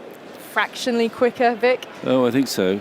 It was a good ball, but also I think it was well played, actually. He just about withdrew his gloves. I mean, it's a serious delivery, that. And I will give him the benefit of the doubt. I think he just managed to get his gloves out of the way and drop his hands. Quite a nice, nice piece of cricket to watch from here. Yeah, from both bowler and batter. This one moves away down the slope. Jamie Smith, a tumbling take to his left in front of first slip. No shot offered by Owace, who takes the moment to wander out of his crease, just that reset moment. Emilio Gay is there under the helmet at short leg. Shan Masood wanders more than halfway down the pitch to do a little bit of prodding, almost as if offering some encouragement to Owace, but I'm not sure he needs it. He seems to be very in control of his own emotions and in the way that he wants to play Archer, and he's had a little bit of experience of it already, but this is a battle that was really enjoyed and scintillating in the first innings. Archer in again, full of straight in. Now struck on the pad here. The ball dribbling away behind square towards fine leg. They go through for one. Atkinson moves into field. And a leg bye is signalled. Archer walking back to his mark. No sense of any sort of review. It did squirt away off the pad. 5 on the board so far in this second over. England were all out for 208. So adding 31 to their overnight score. And Pakistan asked to chase 389. Yeah, well, it hit him on the pad, but it was leg side, not a serious appeal. Shan Masood to face Archer. Comes over the wicket to Masood. And a very different... Masood is much taller than Owace. A different prospect for Archer to bowl to here. Yeah, it was Archer indeed, as I say, Vic, that got him in the first innings. Taking his time to mark his guard and now to settle over his bat. The 3 slips and the gully. The sun behind cloud again. Archer from the pavilion end. Racing in. Over the wicket he bowls. That's a good lifter again. And has Shan Masood arching his back to get out of the way. That one passing more like shoulder height from him. And he's got a bit of a grin on his face. He sticks out his tongue as he marches forward to meet Azan Owace in the middle of the pitch. So right. Good battle. I'm going to give way to Michael, who's opened the batting a lot, and I'm just going to leave him with this question. If you were batting out there now, which end would you prefer to be? Well, Michael is going to come in here. We've got a double change as well with Archer and Robinson starting up as we welcome Aggers back to Lords. Indeed, thank you, Ali, very much. And, well, there's a lively last ball anyway. A reminder for Pakistan about what they're facing. 5 for no wicket. They're clinging on. They're trying to make sure they don't lose today. But, I guess I've got to... morning or afternoon, everyone. I've got to answer Vic's question. I didn't hear it. What was it? Which end would I rather be batting at? And I used to like the pace a little bit more than the... My knee pad would get hit by Ollie Robinson. In goes Robinson round the wicket, and that's pushed back at him for a slight leading edge, but Robinson able to field. I don't know which end I would be. I think you'd be facing Ollie. It wouldn't be it wouldn't be Joffre's end. I clearly feel that Joffrey could hurt me. Yes. But I would be more concerned about my pads being hit from Ollie Robinson. The keeper's coming up, John, quite early in the piece, into the third over. He is. 3 slips, leg slip, mid-wicket, mid-on, mid-off, and extra cover there as Robinson wheels round below us, just shadow to his right, sort of watery sunshine, really. Round the wicket he goes and bowls, and that's clipped away out to Archer, who's fielding at mid-wicket. So 5 for no wicket. 3 went down this morning quite quickly, England's. I say, I'm going to send greetings to the chap in the car park at what used to be called Scratchwood Services. As I was charging my car this morning, he said, "You're going to be late." What time was it at when you were charging? Well, it was about 10:10. Well, you had a good point, and you were late. I was here for the first ball. Were you? Yeah, I was here for the first ball. So what happened on the first ball? I can't remember, but it was a friendly. It was a very friendly. You're going to be late. In goes Robinson, bowls. That's pushed away out towards mid wicket. Same place, and there's no run. But I popped home last night. It was my my wife's brother-in-law, they said, isn't it? Yes, 60th. So on the M1 last night, bit of traffic. What time did you get back? Bit of heavy rain, quite late. The dogs are pleased to see me. Oh, I see. So I think and everyone else not? Well, I didn't feel sort of overwhelmed. That's not a good sign. No. But the dogs are happy. Here goes Robinson round the wicket. He's pushed away off the front foot out to extra cover. And so, yes, back on the motorway this morning. It's amazing where the traffic comes from. I saw bank holiday weekend, early on a Sunday. M1 still. Anyway, that's where I bumped into my friend at the services. And anyway, I think I may have been in the lift, to be fair, for the first ball. Because the cheery lady below said, go on, you've got to get up there. If the lift's quick, you won't miss the first ball. So anyway, things you have to do to keep the family life stable. Robinson round the wicket, bowls. Oh, what a good ball. Some swing there, away from the left-handed batsman. Pushed at it a little tentatively. Well, that's why he's such a good bowler. I mean, that's genuine swing away from a waste. Good bounce, brilliant take again from Jamie Smith. I always think the keepers that are of the highest quality, you don't notice them. Even a piece of skill like that, which isn't an easy piece of skill, he made it look very easy. I love the delivery because he often bowls the wobble seam, but that one was the genuine upright seam, slightly pointing in the direction that you want it to swing. And he goes again the other way this time, swinging into the left-handed batsman. He's absolutely got it wherever he wants. And that went down absolutely as you wanted to do for a swing bowler, and then he'll throw in the wobble seam as well. I mean, he's got so much up his sleeve. 5 for no wicket. So Pakistan have got a lot of batting to do here. Sols, do you listen to the pre-show? Yes. And did you get my question? I did get the question. Yeah, I mentioned it actually early in the day's play. So this was about the amount of spin England have bowled. Average just under 15 overs per match. Jacob Bethel actually bowled quite a bit at the Oval, then Bashir at Trent Bridge. But that's I make it the third lowest current overs of spin per match in a Test summer in England by England. Well, when was the lowest? Well, we were looking at this. So 2001 and 2000. In comes Archer, and he bowls to the tall Masood. Gets one down the leg side, acrobatically caught there by Jamie Smith, flinging to his right. And I mentioned earlier on those that was sort of 12 and a half overs of spin on average in the 7 Tests England played in 2001, 14.4 in 2000. But that slightly depends if Craig White and Jimmy Ormond bowled any spin in those matches. I don't think White did, but I'm thinking Craig White didn't bowl spin for England.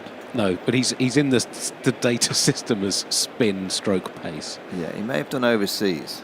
Here comes Archer, bowls outside the off stump. So stroke from Masood. Yeah, so 2000, that would be a reliable figure. I can't remember, you weren't playing in that game, and I think in 2001, that Jimmy Ormond at the Oval. I have a vague memory of him bowling some spin. I think that's where Jimmy Ormond had the set to with the War Brothers. I can't remember Craig White. Well, Craig White had a very slingy action. I can't imagine him. He started out as an off spinner back in Australia when he played for Aussie 19s. Yeah, but not with England. I think he might have done in India or Pakistan or Sri Lanka. He might have had a couple of overs of spin. Oh well. 5 for no wicket. In goes Archer. Pavilion behind him, runs in now and bowls to Masood. Oh, a little waft there. He simply can't do that. Jimmy Nip Ormond. and bounce. What a character, John. Yeah. I toured New Zealand with Jimmy. I think he was late for a team meeting that Duncan Fletcher was presenting to the team. It might have been down in Queenstown. Oh right. Which is it's not the best place to take an England cricket team. There's far too many distractions. I actually think Craig White did his groining on one of those those kind of those trays that you go on down the kind of luge or. Oh yes. Yeah. There's lots to do. In goes Archer and bowls down the leg side again. Very nicely taken by Smith. I think we might have had an afternoon doing some bungee jumping. Oh. Jimmy might have strolled into a very important team meeting with a pint and a fag. 5 minutes late. We stayed at a place in Queenstown. It wasn't a hotel as such, more of a guest house. where the residents kind of get together for a bit of a drink in the evening, you know. And there was an American lady there, and we were just chatting away, and someone said, "Oh, you're here to commentate on the cricket? Wow, you know, oh, that's amazing." Yeah. Anyway, we all went round the table, and this woman, American woman, here's Archer bowls, and pacey that again, short of a length. And someone said, "So there you are, then, you know, what do you do?" She said, "Oh, I flew the space shuttle." And there's a silence, really. Yeah, there's the odd doctor and the cricket commentator, and you know, she flew the space shuttle. Killed the conversation, really. Well, I think Duncan Fletcher wanted to put Jimmy Ormond on a shuttle to space. Yeah. Jimmy Ormond, he ended up working at Stockport Grammar School. Jimmy was a sports coach there. Saw him around the junior scene. He was a nice bowler. Here's Archer again, bowling outside the off stump, bit wide this time. Masood can allow it to go by. Well, Jamie Smith, he's flung himself to his right 3 times there and to his left twice on his hands and knees. 5 for no wicket. Masood yet to score, and Azan has 4, so no wickets at least have gone down. Also remember once we went to a place at Ayers Rock where you can stay, or Uluru as it's called now, and you sort of gaze at the sky. And again, people are there, it's night, no light pollution, and it's really peaceful. You sit there sort of, and end up talking to people. And one of the people there in that little group actually created Dolly the sheep. Again, it's a bit of a conversation still. What? Amazing people you come across. 5 for no wicket. In goes Robinson, bowls, and he pushes forward. That one again that drifts away from the left-handed batsman. Lovely bowling. It's such a good length. He bowls such a full length. And with the wicketkeeper standing up, of course, that gives him an extra yard, really, because the batsman's back in his crease. And so if you are a swing bowler at this sort of pace, with the wicketkeeper up, it gives you a real chance, a real advantage. Well, let's be honest, over the last 10 months or so, you're looking at about really quality spells. They've all been around this pace. Mohammed Abbas here gets 5. Molly Robinson throughout the summer. Yep. Nathan Smith, Matt Henry, Michael Neser, Scott Boland. 4 slips and a leg slip there now. Robinson on his way, and he bowls, and that's turned into the leg side. There should be 2 here. And rolls away down towards the tavern stand, the top half of which is actually closed. There's nobody up there. Just rows and rows of empty seats. So I suppose Lord's is about. It's difficult. I was going to say half full, but it's hard to see because we can't see the Compton and Edrich stands to our left and the right. top tiers at this end are not open either. They're closed. Top tier of the grandstand, that's open. Yep. And down in the mound stand at the top above the boxes. There's a lot of bencher seats up there, aren't there, I think. Now we've got a helmet coming on, and Emilio Gay is going to come and field at short leg by the look of it. He's a bit proddy, Azan, isn't he? Just in that leg side, so he's quite deep for a short leg. Robertson bowls. Oh, the LBW, surely. Yep, up it goes. I'm afraid we gave that out from here. Perhaps again slightly put off by Gay there at short leg, and that's why that position is so good. It's so important. And he only very reluctantly put a front pad out, and he's going to review it. But well, if this isn't out, I'm amazed. But that's what a short leg does. Doesn't mean to say that he's going to get a Direct catch third there. umpire. We have a player review for LBW. Original decision is out. Field every skater front on when it's ready. It stops that thrust of the front foot, and you've got the wicket-keeper standing up as well. It's terrific tactics. And this is the one that swung in a bit of nip. It's hit him on the back leg. Can we just have a look at Aldridge there? Close enough to the bat to just double check that. So we'll have a look to see if he nicked it, which I don't think he did because it took some time for a review. Yeah, clear gap. Ball tracking when available, please. Now, I can see off stump behind his back leg. So it's going to be umpire's call, I reckon. Yeah, it's no bat involved, just waiting for ball tracking. Question of height, isn't it? We saw a couple in the first inning for Pakistan, which surprised us when it was going on to hit the stumps. This looks like it's going to hit off stump. Top of off. And the umpire's call is in favour of Ollie Robb. It did look out from here, I must say. Just shuffled is across. out. Let's have a look. Red. Umpire's call side for off, impact, impacts, out. Umpire's call wickets hitting. Middle stump. Please get you back on screen. So stay with your tight to the original off decision. stump. But another wicket for Ollie Robinson. Up goes the finger again. And Pakistan lose their first wicket. They're 7 for 1. Absolutely not the start that they want. They still are 381 runs short of England's target there. 382 to win still. As Oasis, who batted promisingly in the first innings, pulls off his gloves there in disappointment. His first Lord's experience is over. And he's out for 6. 7 for 1. Yeah, he played well in the first innings. Looks like who have we got coming in at number 3? Well, it's Abdullah Shafiq, and his first ball in the first innings actually from Joffrey. It was a short ball that hit him in front of his face, and there was no short leg. I pretty much guarantee there will be a short leg to Jofra Archer when he gets to face him, if he does, because he's going to have to face Ollie Robinson first. This has got early signs of getting, if the first innings wasn't ugly for Pakistan, you get a sense that this could get very ugly. Could do, but they're good batting conditions, aren't they? I mean, there's plenty of blue plenty sky, there. it's fresh. Yeah, the pitch is doing a bit. Yeah. That's why I like that short leg, Mike, because it just plays games with a batsman, I think.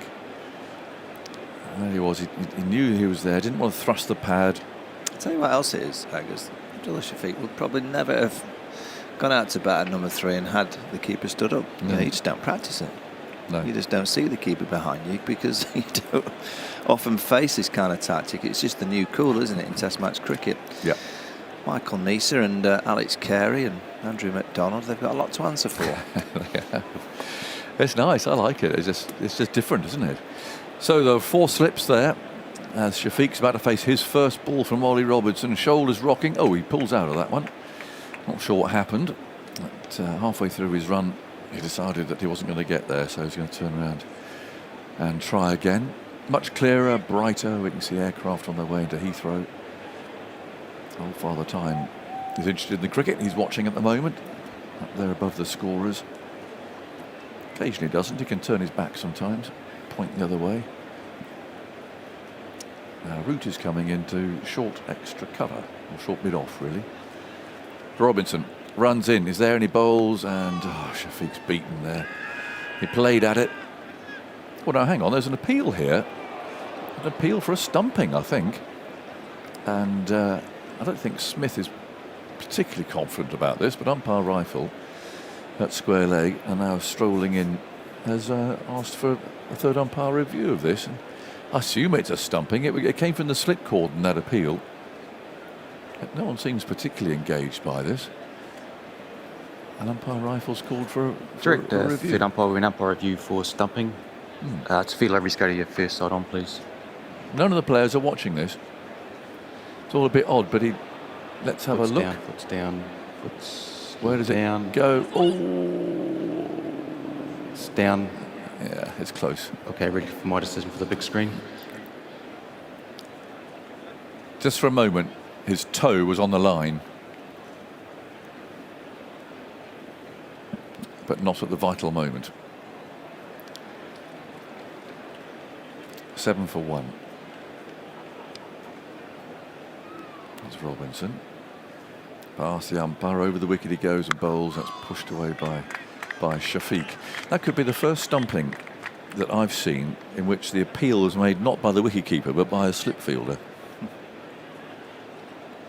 Yeah, keepers know though, don't they? Yes. They know exactly when they're in the game with a stumping. Jamie Smith knew straight away that Shafiq's foot had not left the crease. He kind of left the ground for just a split second. Yeah. Well, he's got to be careful with the keeper up there. Nose beside the bails. There's Robinson again. Rocks his shoulders and bowls. Oh, it's gone straight through him. Straight through him. And there's 2 wickets in that over for Ollie Robinson. Paul Rifle plods in again to put the bails back on. Straight between bat and pad. 2 wickets in the over. And Pakistan already reeling at 7 for 2. I can't imagine Imam Ul-Haq will be strapping his pads on if it's a hopeless situation. And it appears to be on course to become precisely that little wobble seam from Robinson. It did nip away a bit. It did nip away. It's a beauty. Yeah, hit the off stump. That full length. Beautiful ball. Robinson's just extraordinary, isn't he, at the moment? He's just in such a rich vein. 97 Test wickets now. Kind of fancy him to get his 100th today. Fancy might be his third man of the match of the season. He might get it before lunch. Like to. Right, well, the procession is underway. 7 for 2. His last 13 overs, the last 10 of the first innings and the first 3 of the second. He's now taken 6 for 7 with 8 maidens. My word. Well, it's Babar Azam or bust as far as Pakistan's concerned. Out he comes. Didn't get any in the first innings. Little touch of the gloves from one of his predecessors there as captain. In fact, the last time we played Pakistan in a series, Shah Massoud was the captain. It's a bit like musical chairs, isn't it, the captaincy of Pakistan? Yeah, Shan will have another go soon, won't he? Yeah, or ring a ring of roses. You know, you pass the parcel round, and that means he'll be chairman of selectors and chair of the board soon as well. It's just nice.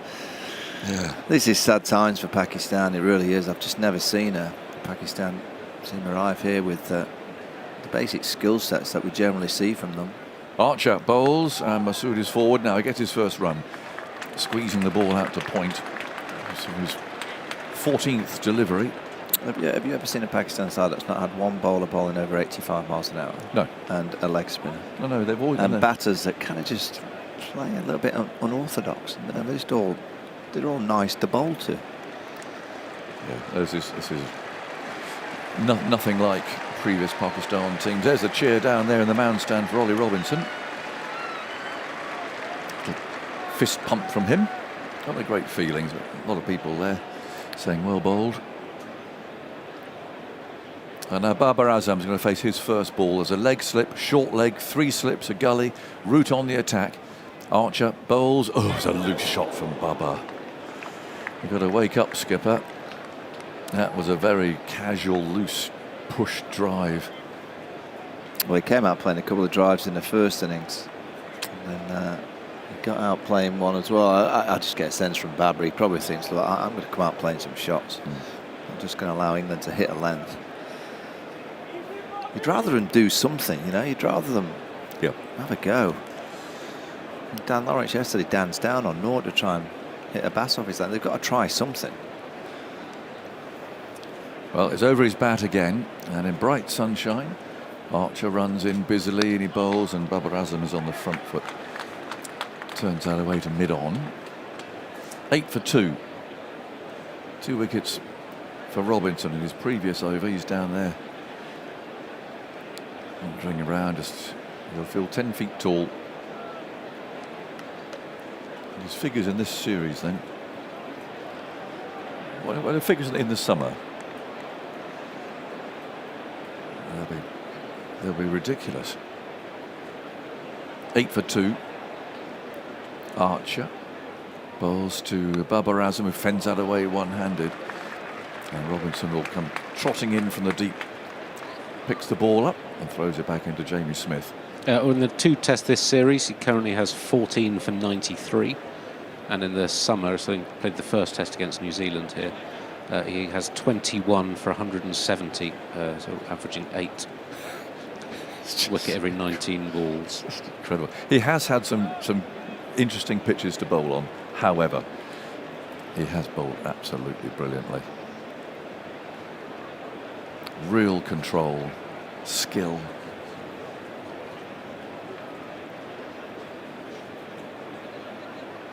Archer pauses for a moment. Now he's coming round the wicket at Shah Massoud, the tall left-hander, who prods that into the leg side and finds Gay out at mid-wicket. Pakistan are 9 for 2. It's all of today and, of course, tomorrow.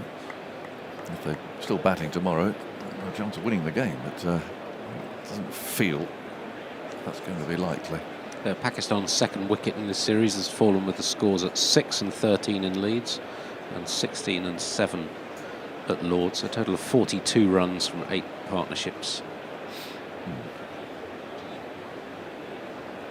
Archer gives the ball a final polish. There's one ball left in this over. Round the wicket he comes and bowls, and Masood again up on his toes. Plays that for Gay to pick up at mid-wicket, and that's the end of that Archer over. So there's just under an hour to go until lunch. Is at 1:15 today. And Pakistan already deep in trouble. They're 9 for 2 and still need 380 to win. Michael Vaughan, some thoughts from you, and then Isha is coming in here. Yeah, I've just seen the replay of the Shafiq dismissal to Ollie Robinson, and it seemed a long way. It was a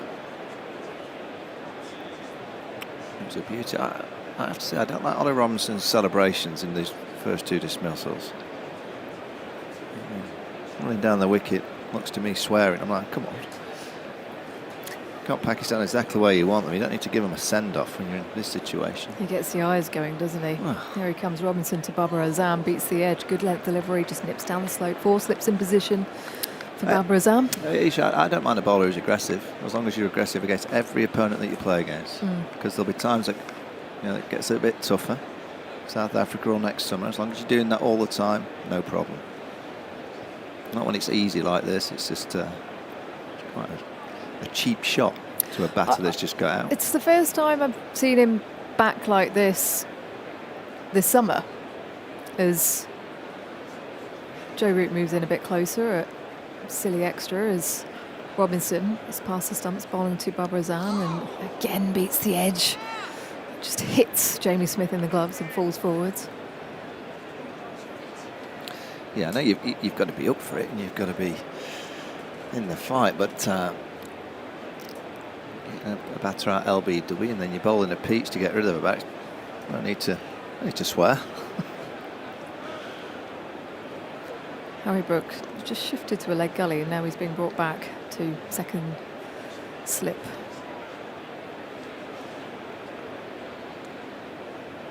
Robinson pushes forwards again.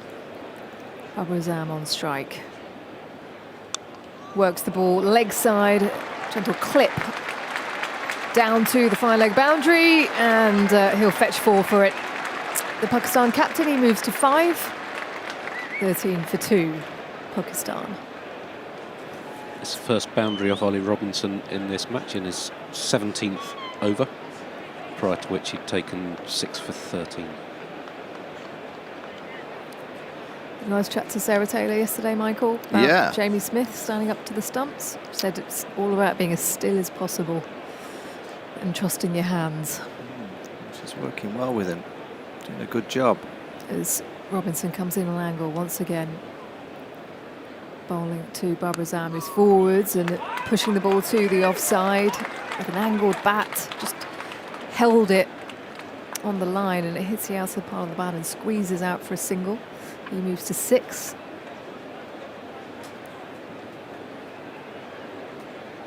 Yeah, it's not been the easiest surface. We've seen a lot of up and down bounce. The heavy roller going down over it this morning, so it's been behaving so far. A little bit more beige than on the last few days. Still a bit of green cover as Robinson now facing up to Shan Masood. That angle across, 3 slips in position. He's got a leg gully as well. So just remarking his guard, middle leg. Low point.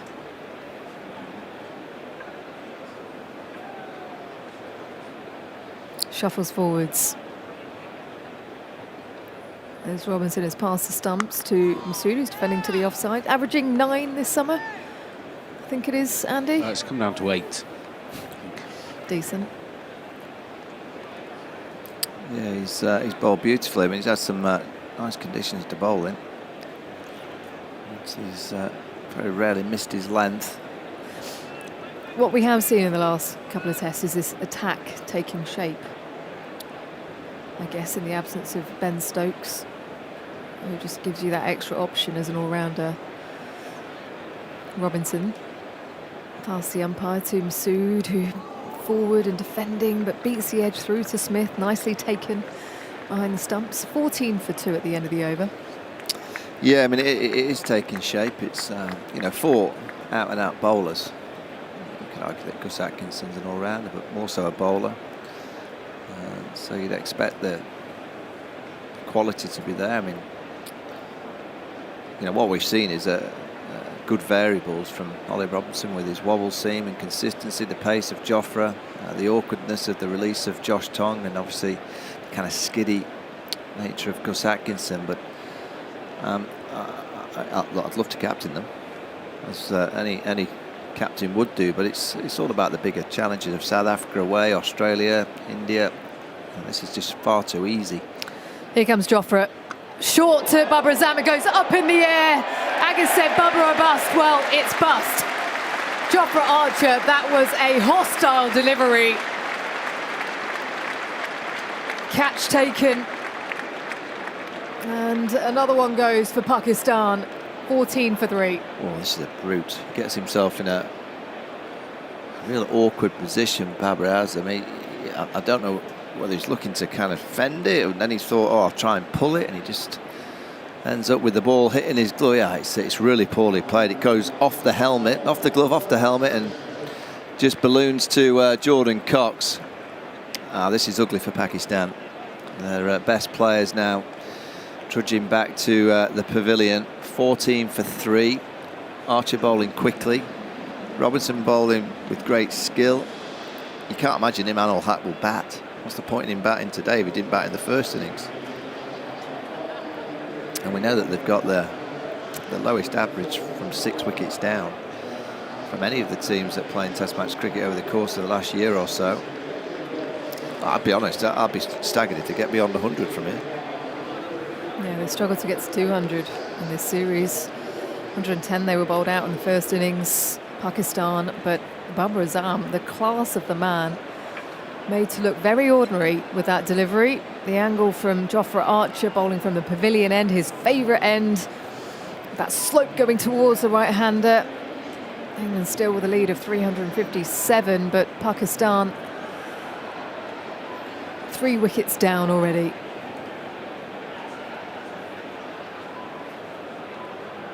It's a glorious day. The sun's shining. You would say that the 4 days, this has felt like the most perfect day for batting, but it's just there's so much out there from the surface, so much nibble and movement, and then you've got an England bowling group that well, they know they're not going to be out there too long, so they're charging. It's not like they're thinking, oh, we might have to bowl a second, third, fourth, fifth spell. They know it's pretty much going to be 2 spells each, and it'll be game over if they get to 2 spells each. Yeah, chips are in. Archer into his 4th over here at Lord's. Spoke at the start of the day wanting to see a bit more resilience from Pakistan. I mean, not much you can do with that one, I guess, Michael. Well, you can play it better. He's not played it well. Babar Azam, at his best, he's ducking that delivery or getting inside it and pulling it. So it follows him down the slope. He kind of gets tucked up for room. Jofra's bowling quickly. To be kind of expecting the short ball. Not like it surprised him.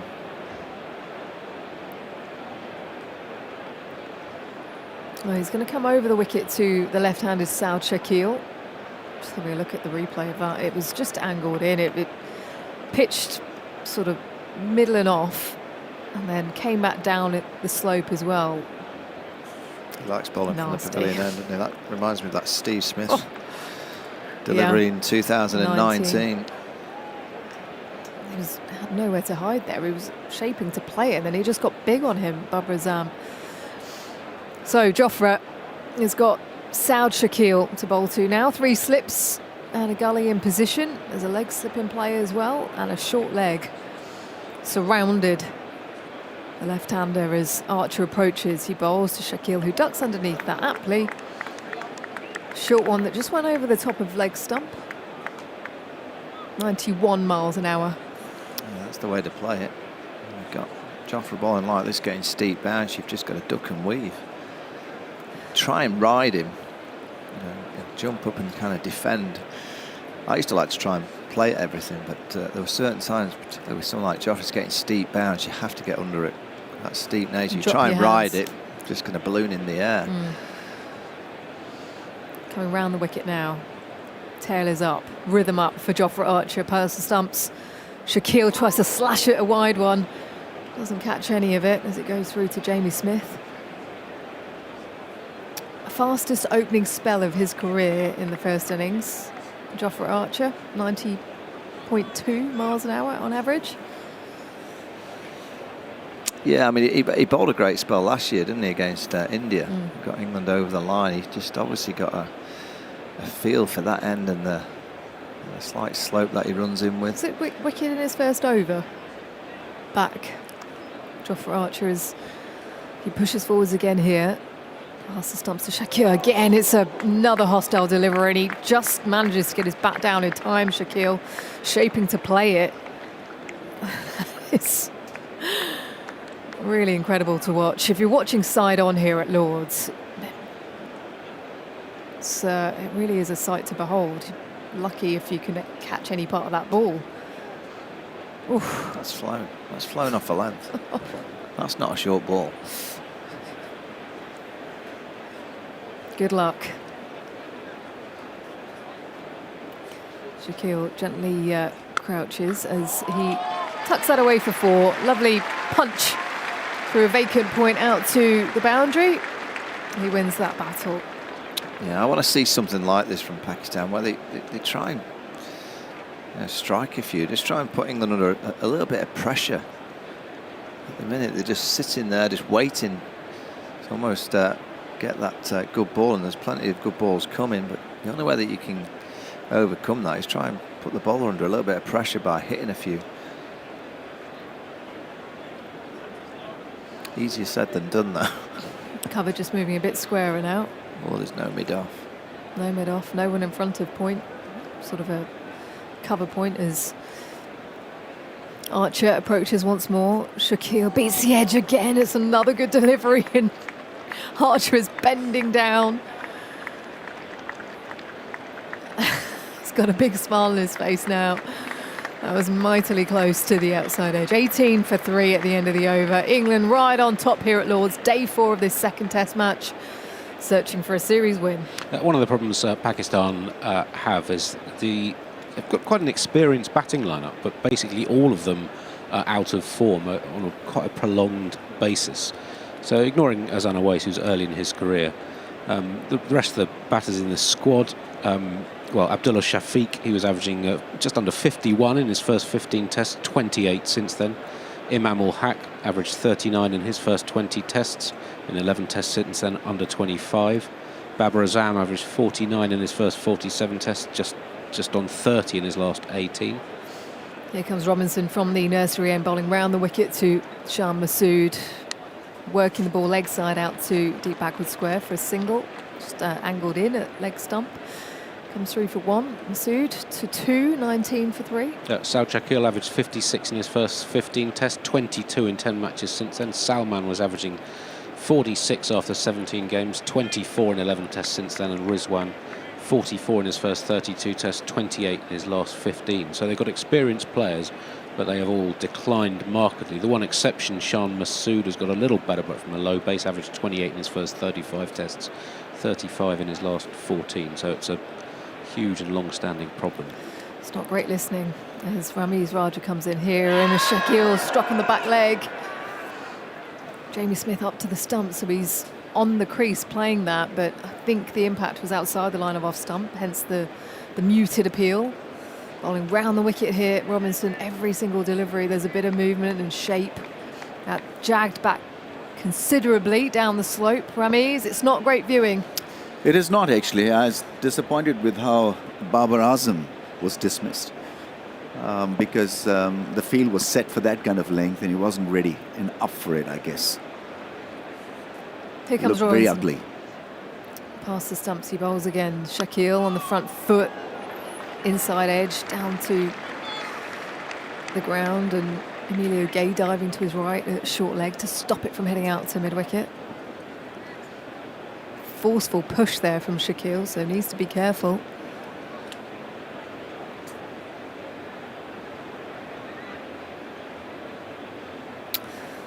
Just looked a bit brittle, hasn't it, Ramiz? Very much so. It's, you can't go out there with a defeatist mind or mindset. You still got to back yourself. Robinson bowls to Shaquille, who's forwards and defending the ball to the offside with an angled bat. Another forceful push. Just moved in the short mid-wicket as well as the short leg. No one at point. There's 2 slips in play. He's bowling such a full length here, but it's a good length from Robinson. It's the sort of length that it's almost at you if it jags back or away. You don't really have time to get into position. You've got to almost hold your line as a batter, I imagine, Ramiz, as Robinson bowls and a defensive push again back down the pitch. Hold the line and not follow the ball. It's got to have a plan. I know it's a difficult bowler to face on such a pitch, but you can't be sitting ducks. Basically, Pakistan are forced to fall back on good defensive technique, and some of these batsmen do not seem to have that. Shaquille back and across and forwards and covering the ball to the offside. Really got over and on top of that one at the end of the over. 19 for 3. Shaquille then on 4, Masood on 2. If you're just tuning in, England losing their 3 wickets this morning. Dan Lawrence having made another 50. Didn't stay out there too long. The target for Pakistan, 389, with a day in pretty much 3 sessions. England, though, already have them 3 down with 19 on the board, including their captain, Babar Azam, who was a big scalp. Archer bowling quickly once again, over 90 miles an hour. Very much enjoying himself and his time playing Test cricket.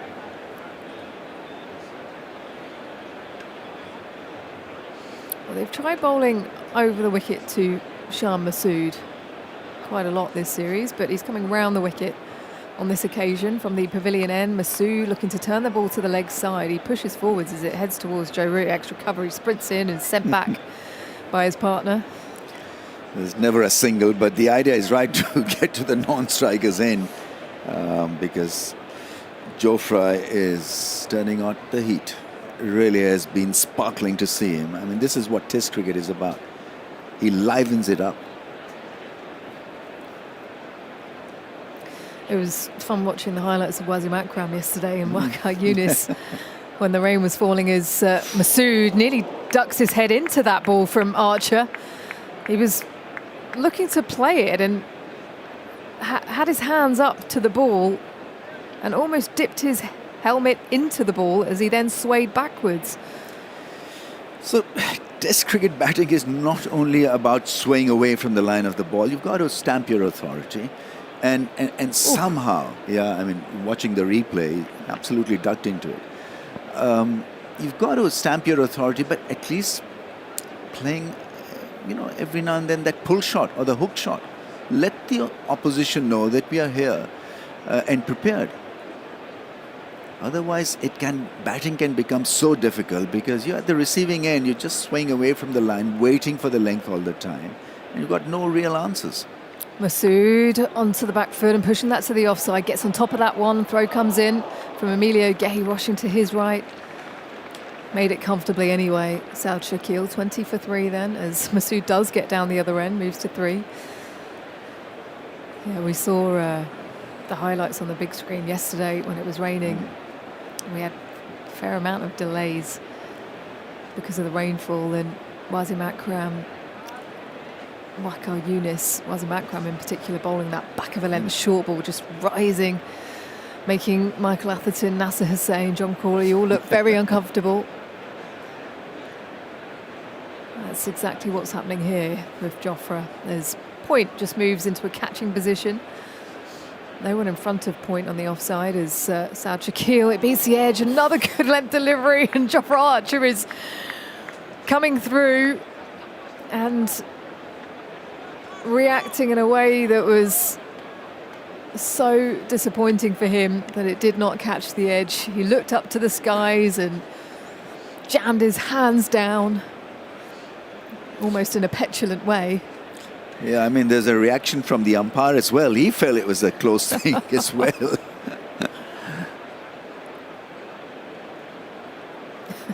Every single delivery, you just feel something's happening here.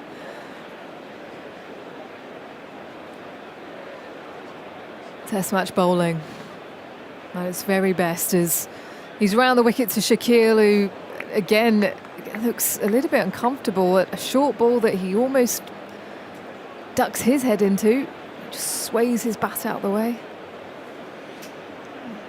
Yeah, he's not a natural player of fast bowling, South Shaquille. Very, very good against spin, but he's got to fight it out. I mean, got to think of it as probably last ball of his spell into his 5th over. Jofra Archer. It's still going at a rapid pace. That's almost spat off the pitch off a good length as well. So Archer in again, Shaquille onto the back foot and guiding that ball down past gully for a single. Gets on top of that one, trusts his hands. 22 for 3, signal of a no ball, so another ball at the end of this over. Saud has moved to 5. Talk us through your options then, Ramiz, when you're facing bowling like this. So and why you can be made to look very silly as well, as Babar Azam was. Yeah, so I mean your batting technique comes into play. Sorry, just a few more words from you and then Dan's coming in here. Yeah, and so you've got to be good against the short pitch stuff. Your footwork has got to be neat, more committed to the lengths. Here's Archer to complete the over, and that's tucked into the onside. Full ball by Shan, but he's not going to get a run for it. Goes straight to mid-on. There's no run. Yeah, so that could be the end of his bowling spell as well, Daniel. 5 rapid overs from Jofra Archer is just incredible, and that's why Test cricket is so watchable. Because it tests you out completely. From fielding point of view, I mean, the slip cordon has got to be absolutely on their toes. Then the keeper, then the batsman, the short leg fielders, everybody is engaged actually. It's been thrilling, hasn't it? Yeah. Getting it to fly through. What you were talking there before that last ball about Babar Azam, the way he played. Yeah, so I mean, the early indication I saw of him struggling against that length was in Bangladesh. Quite recently, against Naveed Rana. He's rapid, isn't he? He's rapid. His long lever, around 147 clicks. And he was squaring up to him and not really side on like you're supposed to be. Robinson starts a new over. He's in, and Saud is struck on the pad, but ball rolls to slip. Jofra Archer's determined that the umpire give it out, and no one else is. There's no run. Well, actually, they're having a chat now, because Robinson does quite like it. Question is, has it pitched outside leg? Have they gone up? They've gone up? They have gone up. Right, so we're going to have a little look at this, because he's bowling over the wicket. My review for A left-handed Saud. It wasn't a massive appeal. Go to front on. Yeah, I mean, there's a polite query from Robinson, but the others felt that this was closer than what he thinks. So where did it pitch? It hit the back leg, obviously. Where did it pitch? Outside the leg stump? We just beat a check ultra edge. I mean, I think it's missing off stump. Might even be impact umpire's call on off stump as well. Yeah, clearly missed that. You can go to ball trick when available. This won't take long. It's gone past his outside edge, hit his back leg in front of off stump, I think. Original decision's not out. Pitching outside leg. Pulleys will get you back on screen. You can stay with your original decision. Just pitching outside leg, and I think it was just missing off, so it wasn't a great review. Yeah, I mean, I think it was Joe Root who had mid-wicket somehow saw this as close. Yeah, when Jofra at mid-on was pleading. Yeah. So anyway, sorry, Babar Azam. Let's get back to Babar Azam and his trouble with length against pace, actually. So he's got to improve with the technique. Robinson in again. That's forward in defence. Solid defence from Southcheki. A good stride, pushed into the offside, no run. So either you sway away from the line of the bouncer or start pulling the ball. I think, early in my career, I did struggle with a shorter ball because I used to bat at number 5, number 6. And then because so many bouncers were bowled to me in domestic cricket, I got good at it actually. And then I wanted that because it's a scoring opportunity. Let's not forget that bouncer is a scoring opportunity as well. It's not about getting out or swaying away from the line. You've got to dominate fast bowling, and one way of doing it is by pulling that shorter length. Robinson in thick edge, flies past third slip down to the boundary in front of the Warner stand for 4. Just been played a very solid defensive shot for the last ball, and that one was a bit streaky. Yeah, I mean, you've got to ride your luck against Ollie Robinson. He's been in such smashing wicket-taking form. Maybe. So you would pull and hook. Yeah, so I started to hook and pull, and it worked perfectly because you see, you get to look more at the ball. When you are looking to pull the ball, you're looking more at the ball. When you're swaying away from the line or ducking under the ball, it can get a bit tough for you because you take your eyes off the ball and you can get yourself in a lot of issues and problems. Here's Robinson again. This is nicely driven. That's a more solid shot, but straight to mid-off. There's no run. So Babar Azam, I mean, the kind of player he is, A, he's the captain. He's got to set the example, especially with the bat. B, he's got the talent. It's not that he's wrong side of the 30s. He's still youngish. And he plays all the formats. And I think his technique against the short ball is all pear-shaped. He's got to be side-on, looking to play the pull shot. These days, they play the pull shot of the front foot. That's the problem because there's so much of T20 cricket. So that, of course, gives you less time, doesn't it? Absolutely. Robinson in once more. It's driven nicely back past the bowler. They've come through for the single as Root fires the ball at the stumps at the striker's end in the end. And they take the one. 27 for 3. Another milestone passed. Ramiz, just before we came in, I was given the stats about the decline of the individuals in this Pakistan batting lineup, how all the experienced players, Shafiq, Imam, Babar, Saud, Salman and Rizwan, have all had marked declines of at least 15 runs in their averages over recent periods. Why do you think, this is going back 2-3 years of cricket, why do you think that is the case? Here comes Robinson to complete the over. And that's left alone well in the end by Shan Masood. There's no run. 27 for 3 at the end of the over. Shan has 3 of 24 balls and Southcheki has 10. So it could be, I'm just guessing, Pakistan's decline as a test-playing country, nation. Under Shan Masood, they lost, about 15, 16 out of 19. So they were fiddling with the batting positions, obviously trying to fix the situation. Babar Azam was available at times. At times he was not picked. Shan Masood had to worry about his captaincy, plus where should he bat? Salman Ali Agha, good in certain conditions, not good in all over the world, in all conditions. And so they're limited in their range compared to Indian batsmen, for example. Indian batsmen would put up a better fight here compared to Pakistani batter. Even the Sri Lankans have progressed extremely well. But Pakistan's lack of technique, I think it stems from domestic cricket as well. You're not able to find good quality youngsters. I mean, Azan Awais has got ticker and all, but it's still work in progress. It's not a finished article. So they've got to find players who are good in all conditions. And we've not seen that. And because they've lost a lot of matches, the confidence is gone. And it's a confidence game. At the end of the day, you've got to feel confident, wanted, be part of the solution rather than being part of the problem. Josh Tongue is in the attack from the pavilion end. Archer is off. And here comes his first ball short and played back up the wicket by Saud. There is no run. I mean, I suppose when you have continuous changes of captaincy and selection and whatnot, that's also not going to help, isn't it? Yeah, absolutely. You want stability, you want calmness, you want more competitive matches. So at home, they seem to do better, but they're absolutely found out in overseas trips.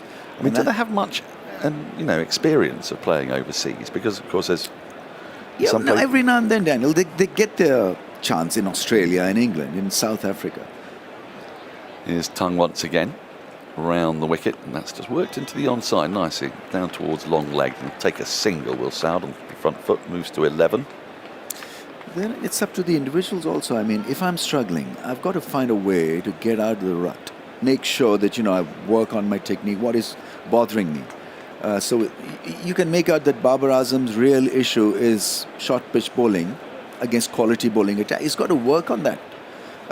South Shakil's batting against pace is not great at times. So he's got to work on those things. Shan Masood is got limited range. He's technically limited, yet he fights it out. But he's got to be more consistent. And he has played a lot in England, doesn't he? Yes. With county cricket. Here comes Tongue again. Bowls to him, and he's banged him on the leg. Now then, they love this. Not out. I think he's got outside the line. It's hit him on the pad. It was a weird shot. Almost indescribable, really. I think he was trying to come down on it late. Perhaps beaten for pace. I think he kept low as well. Well, they're going upstairs. I think it may have kept low, yeah. It was at the end from which Emilio Gay got the shooter. That is right. So I wonder if it's a similar spot. They're going to have a look at this. Director, third umpire. We have a player review for LBW. Original decision is not out. It is a fair delivery. I think he's outside the line. My first feeling was outside the line, but then he's coming towards us, so we don't have the best view. We'll get a better view from the monitor now. Oh, no, I think he's outside the line, but he's completely beaten for pace, and it has kept low. There's clearly no bat involved, and the on-field umpire has deemed he's playing a shot, so let's go to ball tracking when available. Now England have moved back to their positions, and it's a good clarification. That's deemed he's playing a shot, because it's no kind of a shot, but he was playing a shot. Pitching outside off. Didn't have any bounce in it. On ground, rushed. his original decision. Shan Masood as well is late on screen. it. But at least he has got outside the line. Yes. I mean, that's something of a plan, isn't it? Yeah. We've seen that a bit today. Pakistani batters getting outside the line to the right arm is coming round the wicket. Which is promising, 28 for 3. Speaking of left-handers, the Tongue stat about his left-hander, right-hander disparity.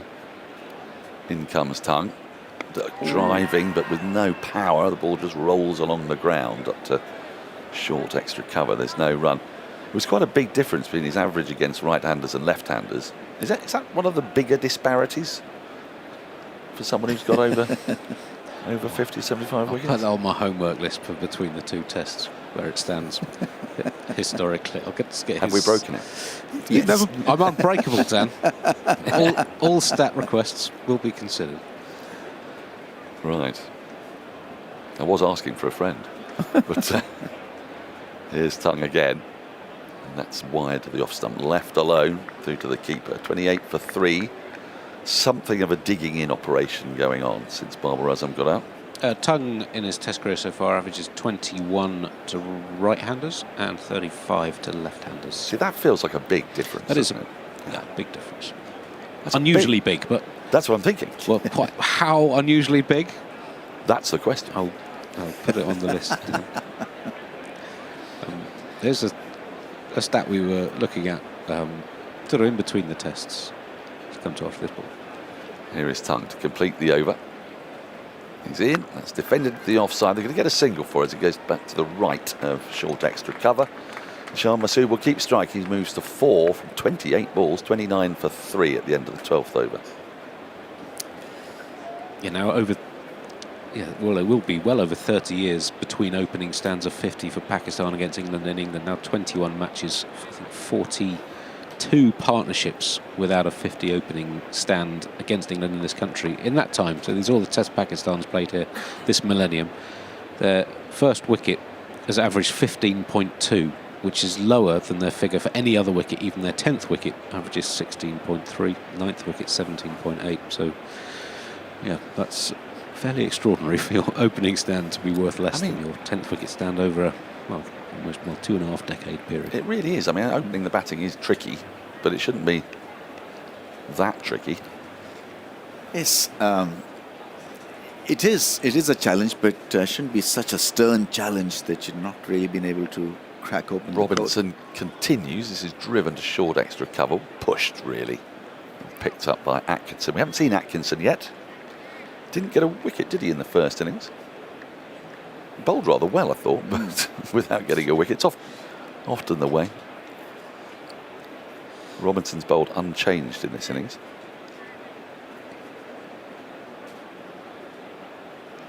With 3 slips and a gully in place. Keeper standing up, extra cover, mid-off. Short mid-wicket, mid-on, and a deep backward square. In comes Robinson. And nearly strikes the pad. Instead, he just managed to flick the ball to Emilio Gay. As much Sean Masood. Hands went to heads. I thought it might have got through there. Yeah, I mean, the problem with his technique is that there's nothing through the V area, hardly anything. The bat comes down at an angle. He's very good with a cut shot and the flick through mid-wicket, but that's just about it. And to survive in England against top-quality bowling attack, you've got to have a more straighter blade. Is that why he's coming over the wicket to him? Because he thinks he's playing across that ball? Make him drive through the leg side. And he comes once again, does Robinson. And Sean gets someone on the hip that he just lets hit his body, really. Takes the leg by as it rolls backward a square on the onside. There's a bit of sort of falling over going on, isn't there? Yeah, I mean, he's had his issues regarding the technique. That's why he's been inconsistent. The bat, it just looks a bit unnatural. It doesn't look as if everything is synchronized. Which is odd, because, I mean, he's played in these conditions a lot. Now, Robinson's coming round the wicket to Saud Shakil, and he's staying over the wicket all the time to Shan Masood. This is the angle he did for Azan. As he's in now, round the wicket. That's left alone. Good take by Smith, standing up. His glove work's been excellent this series. Sorry, Andy, you're poised. Well, just picking up on what we were talking about with the struggles of this Pakistan lineup, and how little cricket they've played outside Asia. So they've played 4 tests now, 2 in West Indies, 2 in England. But prior to that, just 5 between 2022 and June of 2026. They played 29 tests outside Asia from 2016 to 2021. So just that lack of experience of different conditions is really not helping. Here's Robinson into Saud, and he defends this well. A ball pops a bit on him, takes the bottom hand off the bat, pushes it into the onside. Picked up by Emilio Gay, who's got the helmet on, a short leg.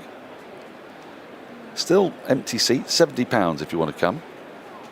£30 for children, £70 for adults.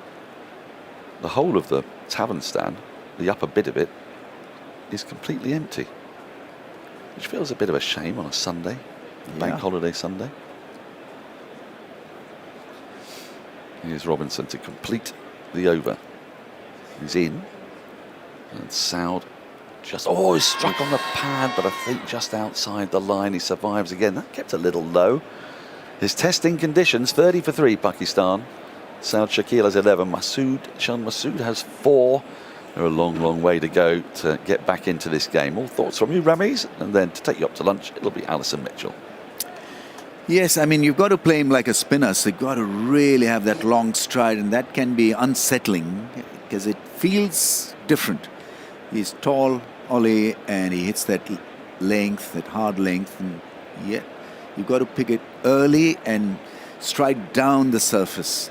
That can test you out completely differently. I'll be having a double change here around these. Nice to see you briefly. See you later. Vic Marks is coming back in. Well, England, quick progress so far against this brittle Pakistan batting lineup. And Josh Tongue to continue from the pavilion end with Masood 4 from 31. He's been wading through treacle out there. And Saud Shakil 11 from the 23 that he's faced also.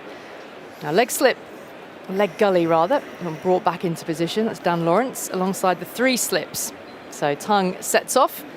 30 for 3 Pakistan, and he's up on his toes playing this out through point for 4. Enough width there for Shan Masood, a well executed stroke away to the boundary up towards old Father Time. So 34 for 3. Hello, Vic. Hello, he's waited a long time for an opportunity to hit a boundary, and he's hit that nicely. Not too hard, didn't need to down the slope. Just a little bit short, a little bit of width. A rare, legitimate boundary. And whilst Zoltz was explaining that Pakistan haven't had very much experience of Test cricket outside of Pakistan, or indeed outside of Asia, rather, in recent years, there's a number of players who have played a lot of county cricket. Masood leaving one outside the off stump, Scoots through to Smith.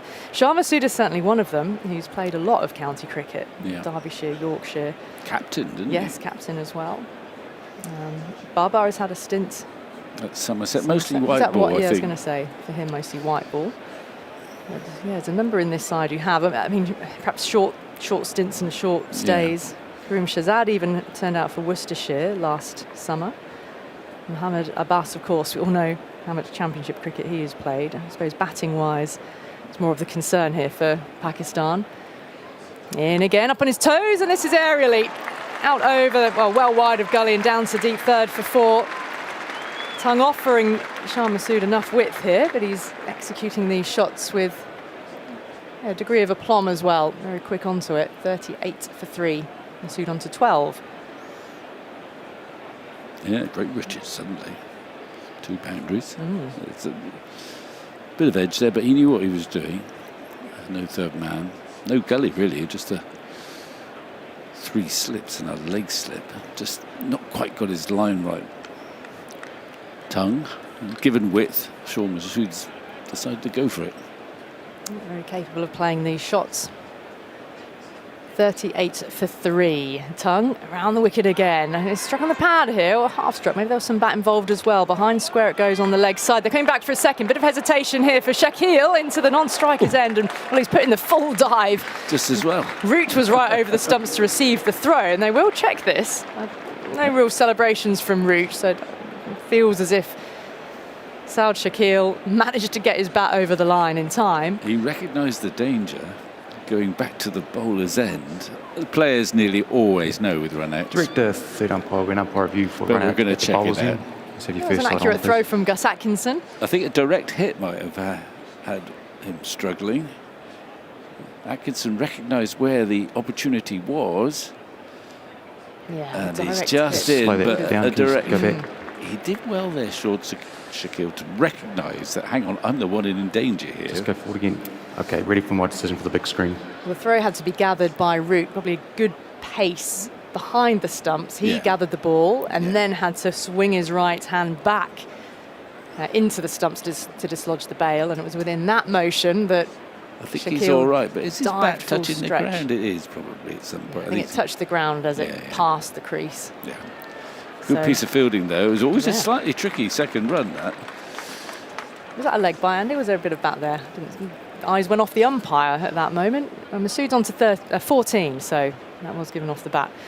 Around the wicket again. Defence from Massoud. The smothers that delivery. Dribbles out towards the backward point region. Ollie Robinson is there to field. He moves forward. The 3 wickets have fallen, 2 for Robinson, 1 for Archer. Robinson 2 in 1 over, as he first of all had Azan Owais LBW. Owais did review it, but given out umpire's call on impact. So Owais was out for 6. And then just a few balls later, Shafiq, brilliant delivery from Robinson, like a fast leg cutter. I know. Angled in, but then moved Fantastic away. ball. Out for a 2-ball duck was Shafiq. Babar Azam out for 6. Tongue bounds in, comes back in a touch on Massoud. He's looking to defend it back up the pitch, squirts away off an outside edge into the ground, and picked up by Cox moving forward from the slip cordon. So end of the over from Tongue, 40 for 3, Massoud 14, Saud on 11. Everything, 389. Everything happens at Derby now. Oh, go on. Well, we know what happened at Derby a week or 2 ago, but at Derby today, Derbyshire were bowled out by Middlesex rain-ruined match for 131. Middlesex have forfeited their first innings and sent them into bat again. Right. And they're 19 for 1. And they're trying to mirror. I mean, there was a famous game here at Lord's where Middlesex did that to Surrey and they won. Really was captain. They forfeited their bowl. Because of a lack of time. There'd been no time left. Yeah. It rained, but it was zipping around. But they're trying to emulate that. I'm not sure they'll do it, but they're trying to go for the win rather than the bonus points. But a forfeit. Very unusual. Atkinson in new over, and it's angled away into the ground and out between third slip and gully to the boundary for 4. I think Saud played that quite deliberately. Managed to do it also with soft enough hands for the ball to deflect down into the ground. 44 for 3. We're approaching lunch here, 10 minutes to go. So I'm quite excited by that. Keep an eye In on a that curious one, way, I Victor. want them to get very This close. is day 4, the final day. Day of this 4, match. final day, 131 all out, obviously doing a bit. They said, right, we don't want to bat now. We want you to go in again. We're going to try and bowl you out for another 100, and then we'll knock them off later on. I'm not sure they'll have enough time to do it, but even if they'd chosen to bat Middlesex. Atkinson around the wicket on inside edge. It flays away behind the stumps towards fine leg. Jamie Smith is in pursuit with his gloves on, pulls one off and able to pick up the ball in the deep. A single is taken. You can see the logic, actually. Sorry, I'm dwelling on the Chandy Championship that's here. interesting. That if you've got to get 250 to get one batting point, well, you might as well try this route and Chase try a and similar get, amount. Try and instead of getting 8 points for a draw, get 16 points for a win. Yeah. They probably won't do it, but you don't see a forfeit very often. So Taking a I'll note just of keep it. an eye on Do. it. 19 for 1 they are in their second innings, Derby. Well, it's cricketing smarts, isn't it? So you've got to get your points. Yeah. Sun dipping behind cloud. Atkinson moves in and Masood drops it into the offside. No run taken. And Robinson moves in from point to pick up. What's the Durham outcome? Well, Durham, they needed 4 to win Yeah. overnight. They came off a bad light, apparently, and they I got them. think They got them. They won in 105 seconds. I mean, what? I Was don't it a know boundary? Was it a boundary, or did they get it in singles? 105 I seconds. could Sure, tell you that probably is a actually. boundary, isn't it? Have Well, a look at that one. I think I can tell you that in a second. I think it said that they could stay on if spin was bowled. As Atkinson moves in again, turn towards mid-wicket. Emilio Gay is there, picks up, no run.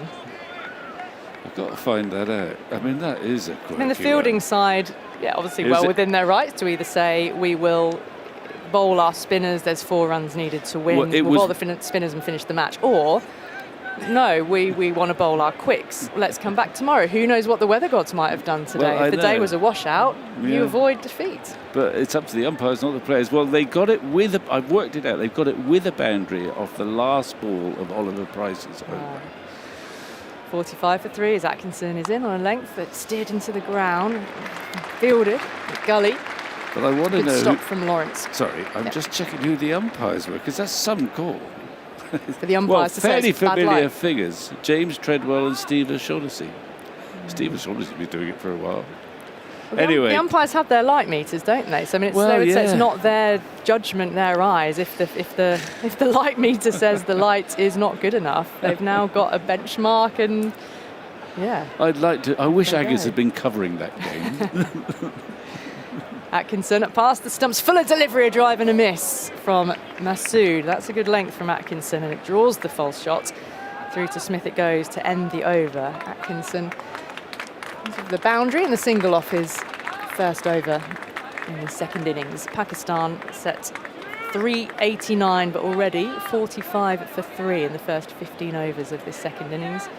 Awais gone for 6, Shafiq for a 2-ball duck. Babar Azam, the big wicket, gone for 6. A brute of a delivery from Archer, pace and hostility, and Babar just got in a complete tangle trying to play it as the ball reared up, ballooned away to be gobbled up by Cox in the slips. I mean, it was a wonderful opening attack by England. It's such a contrasting one. There was Robinson bang on target, probing away, and as I say, the ball that got Shafiq was an absolute beauty that most players could not have found a way to hit that delivery. And then Archer.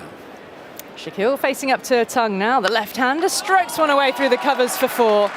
Not much footwork required, but a flourish of the bats. And Tung just offered both batters some width. Yeah, from and this the pavilion end bowling. situation is such that they're playing with quite a bit of freedom when they're given width.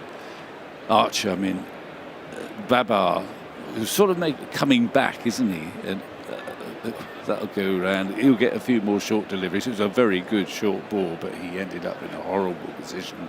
Ugly looking. Fending it away, just self-preservation more than anything, and it ballooned up. But it's easy to say that from here. It would have been, a nasty delivery to have to deal with. His short balls, they seem to skid off the pitch quicker. I mean, balls decelerate when they hit the turf, but it doesn't look like that very often when Archer's bowling.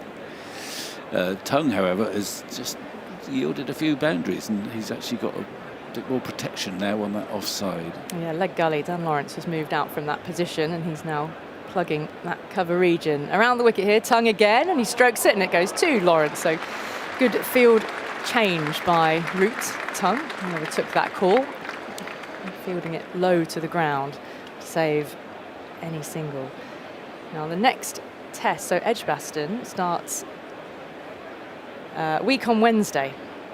And we're talking results about just how late that is in terms of test matches in September. We'll come to that in a moment. But there's also lots of other cricket going on BBC Sounds this week, Vic. And we'll talk about the county championship.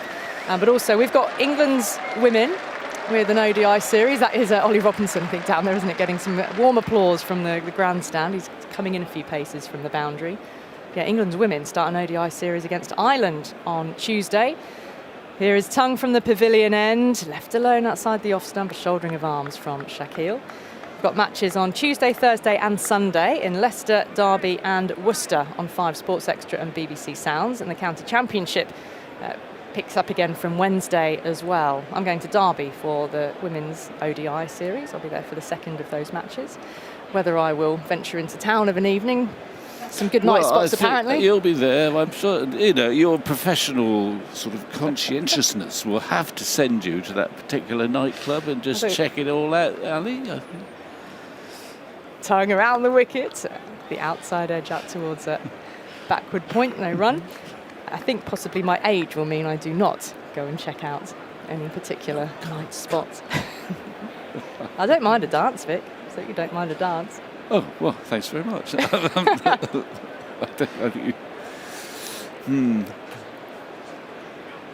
Okay. We'll see. You look after yourself in Derby is all I'm saying, Ali. I will, Vic, I will, absolutely. I'll have the team around me. I wonder how this England team will celebrate a test match win here at Lord's. Tongue comes bustling in, straight to delivery, and it just has Shaquille up to fend it back down into the pitch. Tongue picking up in his follow-through.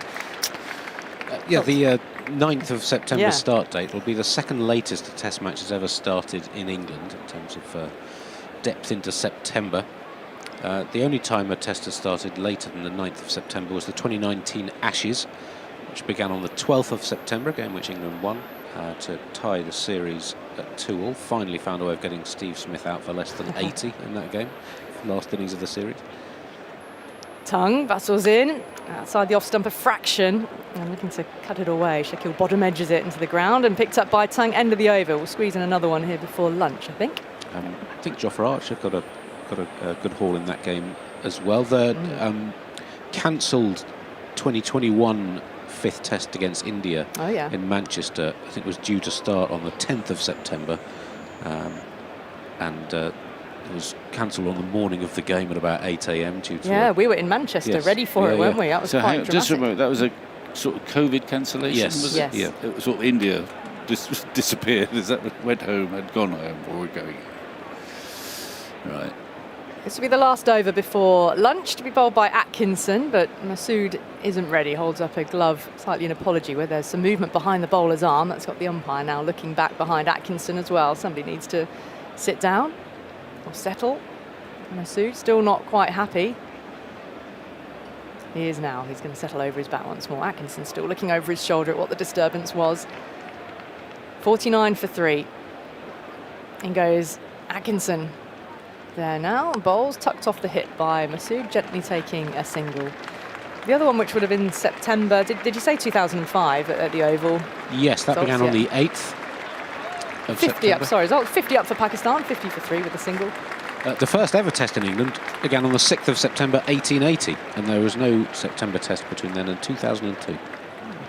Well, I remember that the 2005 test at the Oval, the schools were back because, of course, Archbishop Tennyson's school, right adjacent to the ground. I think we determined it was the science lab that overlooked the ground, and kids were hanging out of the window well, that's great, watching the action. Atkinson moves in around the wicket, a little step forward, and Saud Shakil is defending out towards Robinson, who's there at point to pick up, and there's no run. Yeah, I think we could see some glass receptacles in the window. Yeah. I'm sure Bunsen burners were in operation, because There was much, a very sensible. much singing in the rain too, wasn't wasn't there? Oh, that was half the crowd wearing sunglasses. If you say it's so bright, you need to get back out here and play, and all the England fans holding umbrellas up, saying, "No, it's still drizzling. Keep them off. We'll take the draw." And then Billy Bowden coming out with the act of flicking the bails in the air. Atkinson in fuller delivery, defended, walking forward slightly. Shaquille Atkinson picking up in his follow-through, no run. Well, heady times they were. Well, I think, I know that that's the greatest series I've ever witnessed. I suspect. Well, see, even if I live quite a long time, I won't see another like that. Well, there were so many ingredients, weren't there? Not least, of course, it being the Ashes and it having been so long since England had last won it. But for cricket contest, every can you day. feel that last summer's India series, with every match going 5 days and all the narratives that were happening there, that for me was pushing 05. Not better than, but certainly pushing. Bit of width there, and that's been drilled only as far as Robinson. He's there at point, slightly in front of point. Hard along the ground. The 50 up, which was met by weak applause from around the ground, you might say. It's a landmark, but not necessarily one to be celebrated when you're 3 down, set a task of 389. The situation Pakistan are in, it would be the highest ever run chase at Lords. And Pakistan struggling throughout. Atkinson in outside the off stump and Shaquille letting it go in slightly dramatic fashion, spinning almost 180 degrees to watch it go through to Smith behind the stumps. Watery sort of sunshine here at the moment as well. There's a slightly greyer cloud, looks a little bit heavier, like it might have some moisture tucked inside it at the moment, but the sun every now and again keeps poking its head out as well. There was a warning of some showers that could hit the ground later this afternoon. So the cloud has been building. It was quite clear, the sky, half an hour before play began today. In goes Atkinson as we're approaching lunch. Outside the off stump, a fuller delivery, steered away through point. And there's a chase back here for Ollie Robinson into the deep, up the slope towards the grandstand. Back they come for 2. Robinson retrieves it one-handed, and Shah Massoud is dashing back to the striker's end, and they complete 3. And that does take us to lunch. On this 4th day, England making good progress towards a Test match win and a series win that would follow. They have reduced Pakistan to 53 for 3. That target set of 389 when England were dismissed for 208 this morning. They added 31 to their overnight score for those last 3 wickets. Mohammad Abbas getting his fifer, getting on the honours board. But then Pakistan's top order crumbling under 2 wickets from Robinson, 1 for Archer. It leaves Massoud 15 not out of 42 balls and Shaquille 23 off 26 going into lunch.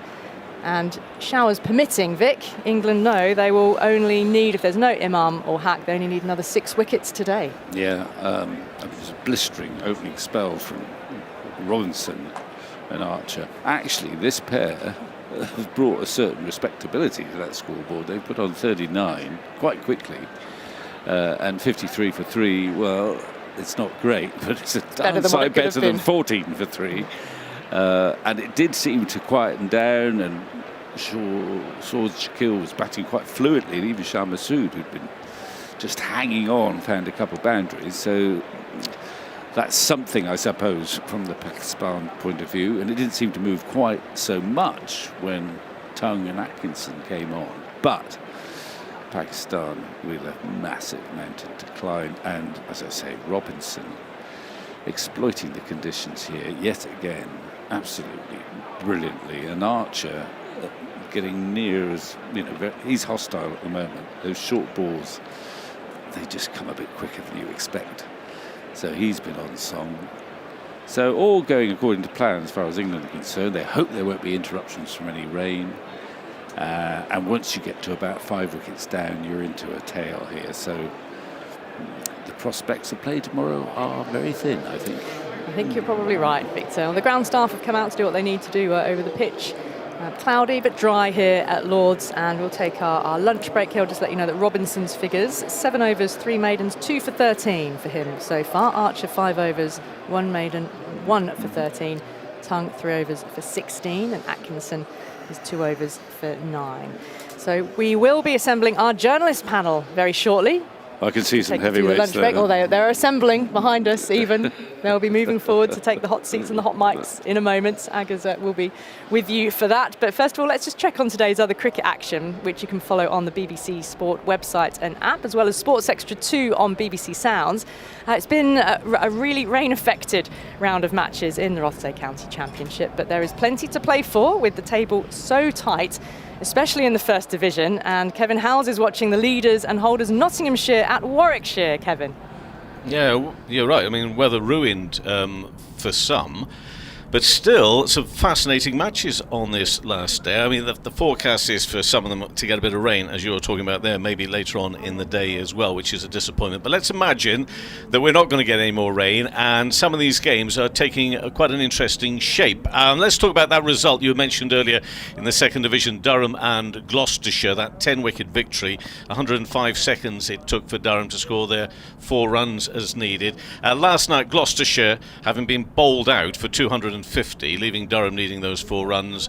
Gloucestershire refused to put on their spinners this morning. They did bowl a spinner right at the beginning, Ollie Price, and Durham sent out Matthew Potts, their number 11 batter, on their card to bat. So it was all a little bit farcical. People have different opinions of it, and I guess we'll all move on. It wasn't a good look, to say the least. But a Durham victory right at the top, pressing not only for promotion and the title, but a 10-wicket victory for Durham over Gloucestershire there at Chester Street. I'll stay in the Second Division for now. Talked about, I was listening to you and Vic just about 10 minutes back, Middlesex forfeiting their first innings, having bowled Derbyshire out for 131. So much of this game has been lost to rain. In fact, that 131 came in 49.1 overs. That was the first innings of the match. Derbyshire 19 for 1 in their second innings, which is a lead of 150 runs. In terms of the Second Division for both teams, they're not mathematically out of the promotion race, but really a win is needed by both of them to try and really stay as serious contenders in there. So it'll be interesting to see how that plays out for the remainder of the day at Derby. Now, Northamptonshire 223 for 2 against Kent. They're very much in the mix. Teams just behind Durham in the Second Division table. Only 2 go up, Kent having made 345. Northants then 223 for 2. What a season for their opener, Ricardo Vasconcelos. He's not out, 115. That's a 5th championship century of the season for him, but that game heading towards a draw. And another individual I'll be keeping an eye on in the Second Division is at Worcester. Worcestershire 90 for 3, trailing Lancashire by 90 runs. Again, draw on the cards there. But Jake Libby is currently on 43 not out. Jake Libby, who scored 5 centuries in his last 6 innings. Will he make it 6 in 7? We'll keep an eye on that over on BBC Sounds and the website, and also on the live text service throughout the remainder of this final day. Yorkshire and Leicestershire have drawn their game. No play possible today. So Leicestershire were 84 for no wickets, still in their first innings after Yorkshire bowled out for 263. At the moment, it means that Leicestershire are out of the bottom 2, and that is for the first time this season, having been promoted only last season, of course. It does mean that tonight, we don't know for certain yet, but tonight Surrey might be in a relegation place, second from bottom, because their game against Essex is interestingly poised, with Surrey at 132 for 6. Got Ben Folkes and Adam Thomas, the not-out pair, so plenty of good batting still there. Folkes on 34, Thomas on 24. But that lead of 36 runs, nowhere near enough at the moment, but it's still a very lively pitch and surface there at Chelmsford. So that lead, perhaps, if it gets about 100, 120, 130, could be really interesting. But they've only got 4 wickets standing at 132 for 6. Glamorgan and Hampshire. Well, Hampshire are bottom of the table. They're 300 for 8, and they've declared at lunch on the final day, so they've set Glamorgan 302 to win that game. Somerset second in the table before this round of matches. They're 250 for 3 second innings. They lead by 202 runs. Will they try and make the most of the fact that Warwickshire and Nottinghamshire, the game I'll finish off with here, heading for a draw?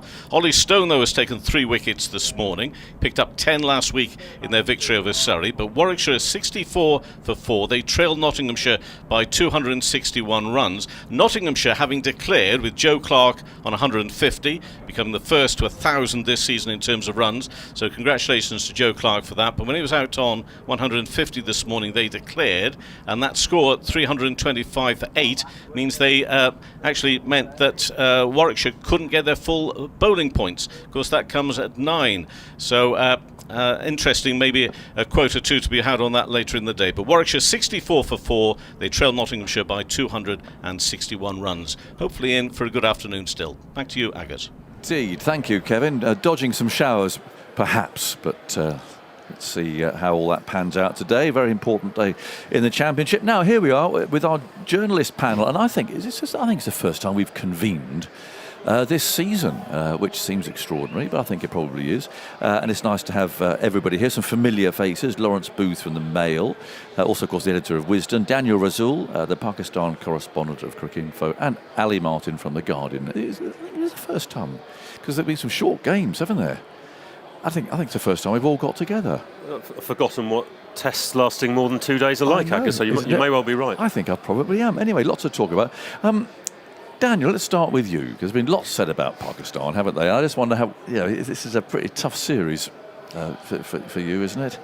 Yeah, in some ways it's been like a Pakistan tour of Australia, because Pakistan never used to do well there. They always prided themselves on England being the one prestigious place. They would come here and then get a win or two, draw a series, do well, especially in London.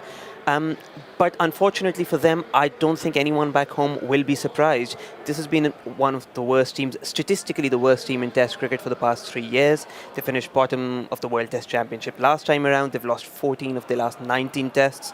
I dare say it's going to be 15 and 20 now. Yeah. And they've won just one of their last 11 away from home. It's a side that has weaknesses all over and very little coming through in terms of talent from the domestic circuit. So I'm afraid it's bleak all round. You were expecting it, were you, or not? Because I remember, where we were meeting up at Headingley, and Pakistan come off the back of 2 Test matches and a first-class warm-up game. A lot of England's players coming straight out of the 100, and in some ways it looked as if the Pakistan team was better prepared for this Test series than England's players were. Possibly. I did write before the series that it is a shame for Pakistan that they play this England side right now rather than any time in the last 30 years, because I think any Pakistan side of the past 20 years before 2022 or so would have really fancied their chances against an England side that had won 2 of their last 10 Test matches, came off a really poor home series against New Zealand, and had been struggling in Test cricket themselves. It's just that Pakistan's weaknesses are so much greater and so much more institutional than England's at the moment, and especially when it comes to their batting, England do have certain batters that people like Joe Root and Harry Brook, that Pakistan simply have no answer to. So where England might have weaknesses, they do have some strengths to turn to. Their pace attack that seems to have been cobbled together almost accidentally but has done quite well, and a couple of world-class batters, and Pakistan at the moment in both departments and the fielding actually, just have none of those things, and that's why it might be a weak England side, but it's just a vastly weaker Pakistan side. We'll talk about England in a minute. Lawrence, what are you made of Pakistan? I mean, for me, growing up and watching Pakistan, there were genuinely quick bowlers, reverse swing bowlers, fantastically talented batsmen. Fielding is often a bit eccentric, but there isn't that sort of calibre in this team. No, there's no one really to set the pulse racing in a way that most Pakistan teams have had. You talk about pace there, Wasim and Wako, reverse swing, Mushtaq Ahmed with his leg breaks in before him, Abdul Qadir, guys who had a bit of magic to them. And even in the batting, you'd be looking at stylish, elegant players who could take you apart. Wonderful players. Wonderful players. And I think 1.5 century in this series so far for them. Abdullah Shafiq, 61 at Headingley, and no one really with a technique that looks as if it's going to grit it out against what is actually shaping up as a serious England bowling attack. I think the tendency in this country when England do well is to look for reasons why the opposition were rubbish. Now, I think both things have been true in this series. England have played very well and Pakistan have been very poor. Yeah. What do you made of Pakistan, Ali? Well, I christened this series El Dysfunctiono before the first test, because of the absolute state that both teams sort of appear to be off the field. But I do think that Pakistan have probably, there is that lack of probably. The word talent gets overused in cricket. I think potential is a better word in a lot of ways, but you do look at the sort of baseline of Pakistan, it does seem to be lower. But for everything that's going on, I guess. From England's point of view, is that what that does raise is the question of what are we learning here? How much is this shooting fish in a barrel, or how much do we look at this attack and say this attack would trouble better teams, and that there is a bit more light at the end of the tunnel for England than possibly Pakistan at the moment. Did that come to you in the middle of the night, or in the bath, or where did that? No, I don't know. I think it was at the bottom of the compost heap.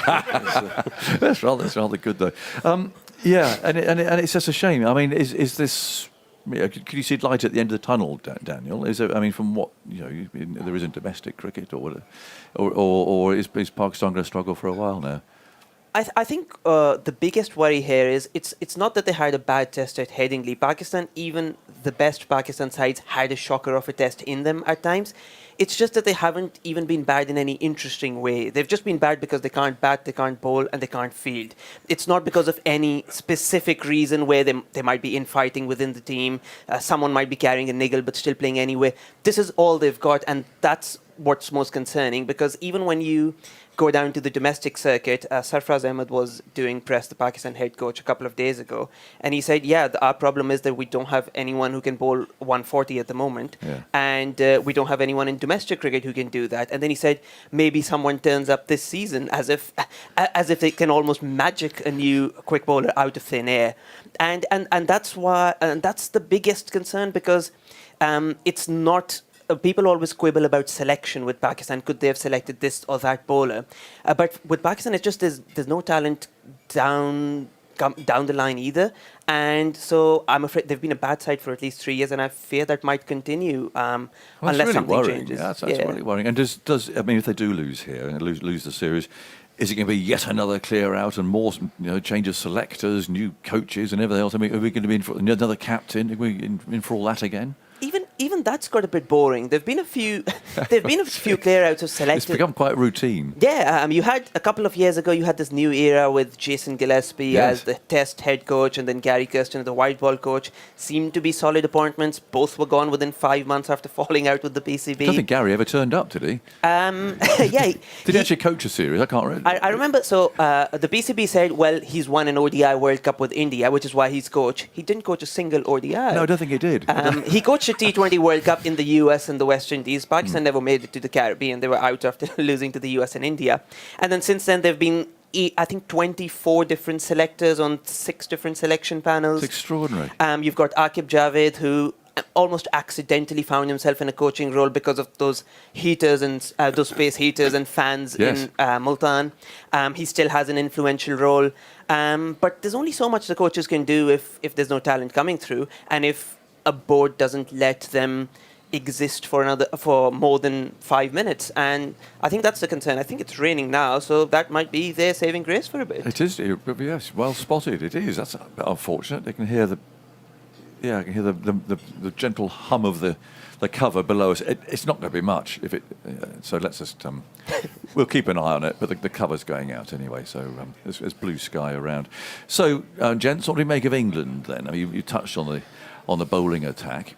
It looks quite formidable, doesn't it? Yeah, I mean, I wrote after the first or second day here that it was their best sort of all-round pace performance since the first day at Perth, which was obviously a sort of a false dawn. But actually, the 5 guys who bowled on the first day at Perth, 3 are no longer here: Carr, Stokes, and Wood, for various reasons.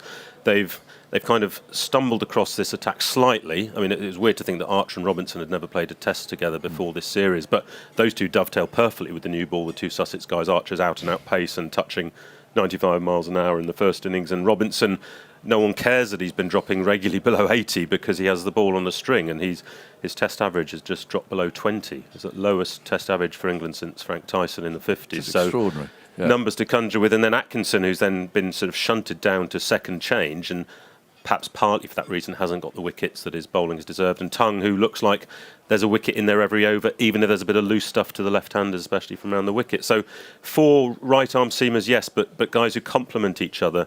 And you think it'd be fascinating to see these 4, if they stay fit. I know we're Ashes obsessed, but against Australia in a year's time, because I don't think they'd fancy facing them. No. I'm thinking South Africa first. I mean, is this an attack that can succeed in South Africa, do you think, Ali? I think so. I mean, England went all pace when they last won in South Africa at the back end of that series, didn't they? I think Wood and Wokes came into the side and they went with an all-pace attack. It's interesting, actually. Obviously, the one thing they lack is a frontline spinner. Yeah. But I was just thinking back to the first innings here when Pakistan rolled for 110, and actually what I found interesting about that was when Josh Tongue took the wicket of Babar Azam, And then for a spell was kind of chasing another, and he was putting them out there, and they suddenly runs start to flow a bit, going out into the cover. And Root is able to just whistle to Robinson and lock him in at one end. And it's almost like Ollie Robinson is the team's spinner, but once he's passed the new ball, in that he is able to come in, control and be a wicket-taking threat. The keeper's up. You see the short leg in there as well. Yep. There is that sense of claustrophobia that you get with a spinner. It's just that England aren't playing a spinner. It's just that Robinson, maybe he's fulfilling his destiny. That time he bowled spin in Adelaide all those years ago, and everyone was sort of cringing. Yeah, but he's extraordinary, isn't he? I mean, metronomic. I've always loved watching Robinson bowl. He's just one of those natural bowlers I think I've ever seen.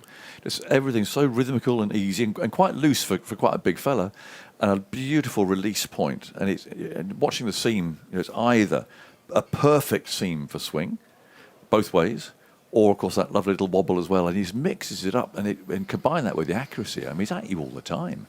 Yeah, he's got all the ingredients. Keeper standing up makes a difference. Keeper standing up. I mean, England under Stokes and McCullum would say at times that his attitude to fitness was a problem. That's been well discussed. I mean, you can't help thinking that if they'd sorted out their relationship with Robinson a year ago, he would have been a challenge on Australian pitches, where guys like Michael Nish and Scott Boland were so powerful against England with Alex Carey standing up.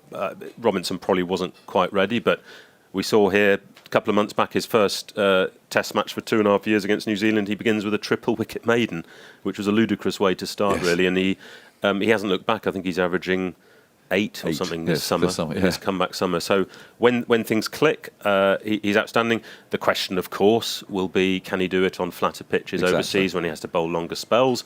It was interesting that England didn't pick him for the deciding test against New Zealand at Trent Bridge, because they knew the temperatures were going to be mid-30s. They knew the pitch was going to be flat, and something in them couldn't quite bring themselves to support him. But when he bowls like this, you think, goodness me, how are they going to leave him out? I think the plan seems to be, talking to those around the England camp, they want. I mean, he starts at about 82 miles an hour with a new ball. That's where he starts, and it gradually goes down to about 77. I think they're just trying to keep him around that 82 if they can, get him fit to do that. Yep. Would that improve as well? Do you think? Absolutely. I mean, the issue was the number of Test matches where he was walking off the field, with a sort of sore back spasms. Yeah. I think in his case, to some degree, that was performance anxiety on his part as well. I think he tensed up in situations. I think he's maybe that timeout has allowed him to become a bit more, I don't know, maybe lower the expectations on himself perhaps a bit. But I think one thing he did very well during that period when he was frozen out of the team was that he didn't kick up a stink.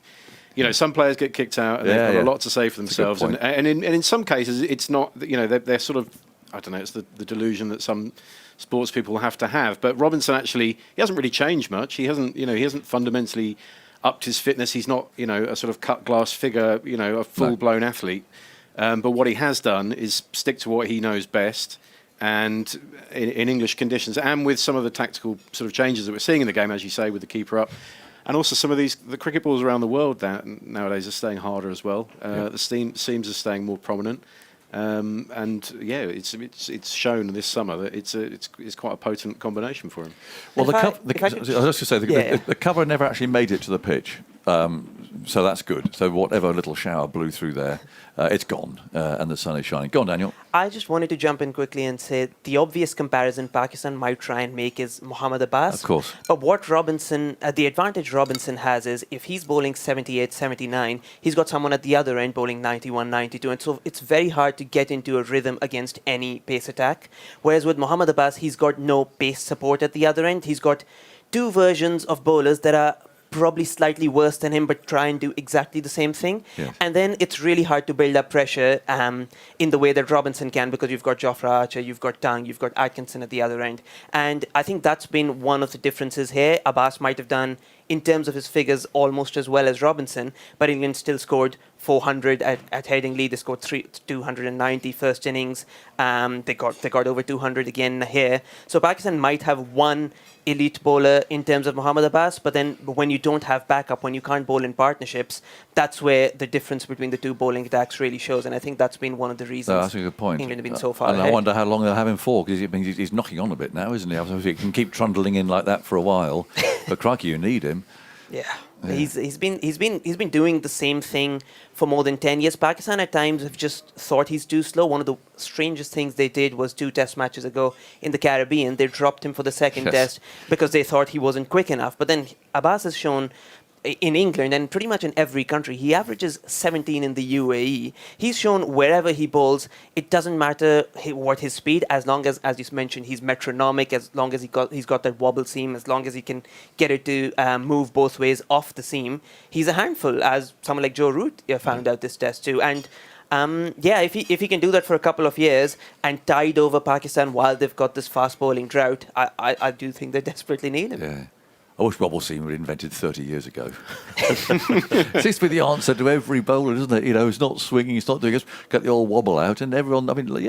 Someone like that in the UAE, you would think, a seamer in the UAE being effective would be impossible, but it's a lethal thing. Absolutely, and we saw Abbas. He was man of the match here in 2018, wasn't he? Eight years ago, and in that time, Pakistan have played 59 tests, I think I'm right in saying, and that he's only played 29 of them. And that kind of, from an outsider's point of view, you look at that and you just find it bizarre, because it's a bit like, you could probably say the same about Robinson, where's he been at various times, but just from an outsider's point of view, you think, well, that's one end sorted. You can plug him in at one end and build an attack round him, but there's been, it kind of sums up the confusion of Pakistan. One quick stat on him: he took as many wickets at Lord's this test as he has in his test career in Pakistan. That's how little they've played him. Amazing. Yeah. Well, he looks quite a character as well. We've got 2 aspects of Root. Let's talk about Root LBW, then we're going to work our way around to Root captain and how he got there and all of that. So Root LBW, this is really interesting, isn't it? And Abbas has shown what the Aussies struck up last winter. Wicketkeeper standing up. This is not rocket science. You look at some of the old boys back in the day with the wicketkeeper standing up, can't you?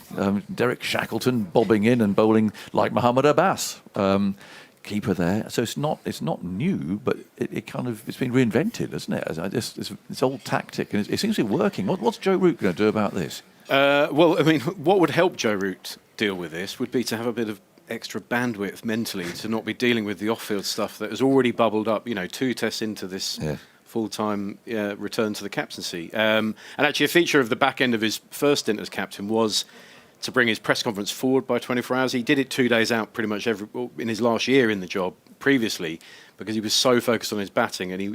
But I don't think it helps him, certainly, that he is having to deal with other things, and that's an early sort of a bit of a red flag early on. But obviously there will be time now that he will want to dedicate to working on this problem. And I guess another question will be whether there's a new batting coach is coming in, or what the makeup of Stephen Fleming's backroom staff is going to be, because it does seem to be up in the air slightly. He obviously hasn't started his job yet. And but having already sounded out Mike Hussey for the role, we can tell that there may be a change there, even if Hussey himself decides that it's not the role for him.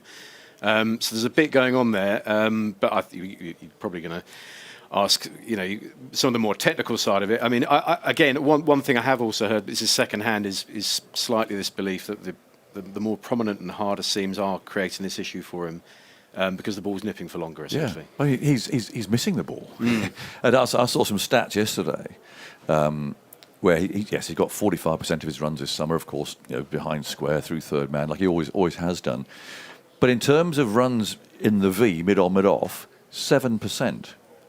Now, if they're bowling the length that is trapping LBW, why is he not scoring runs in that area? The two do go together. There is a problem there.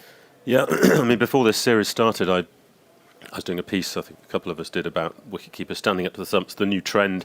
I thought I'll speak to Jack Russell, who of course did it brilliantly, especially for Gloucestershire's very successful limited over side at the turn of the century. A couple of times, famously for England, there's a great YouTube footage of him stumping Dean Jones off Gladstone Small down the leg side in Sydney. Anyway, he talked very interestingly about the advantages from a bowling side. It's not just the LBW because the batsman's pinned to the crease. It's that the late movement means they're more susceptible to a slip catch, for example, because they're not covering that movement as well. And he made the point that Gloucester always had a first slip throughout a one-day game for that reason. Then I said to him, so what should the batsman do? And he didn't have an answer. He said, well, I suppose you can you just got to get your bat on it, haven't you? You can't get your pad in the way. So, well, no, that's the problem, Jack. I mean, these days, it's DRS. That's right. This is the final sort of nail in the coffin, isn't it? He said you've got to talk to Joe. He's a better batsman than I am, but it's clear that Joe has not yet found a solution to it, and to a lesser degree, Harry Brook is struggling too. Yeah.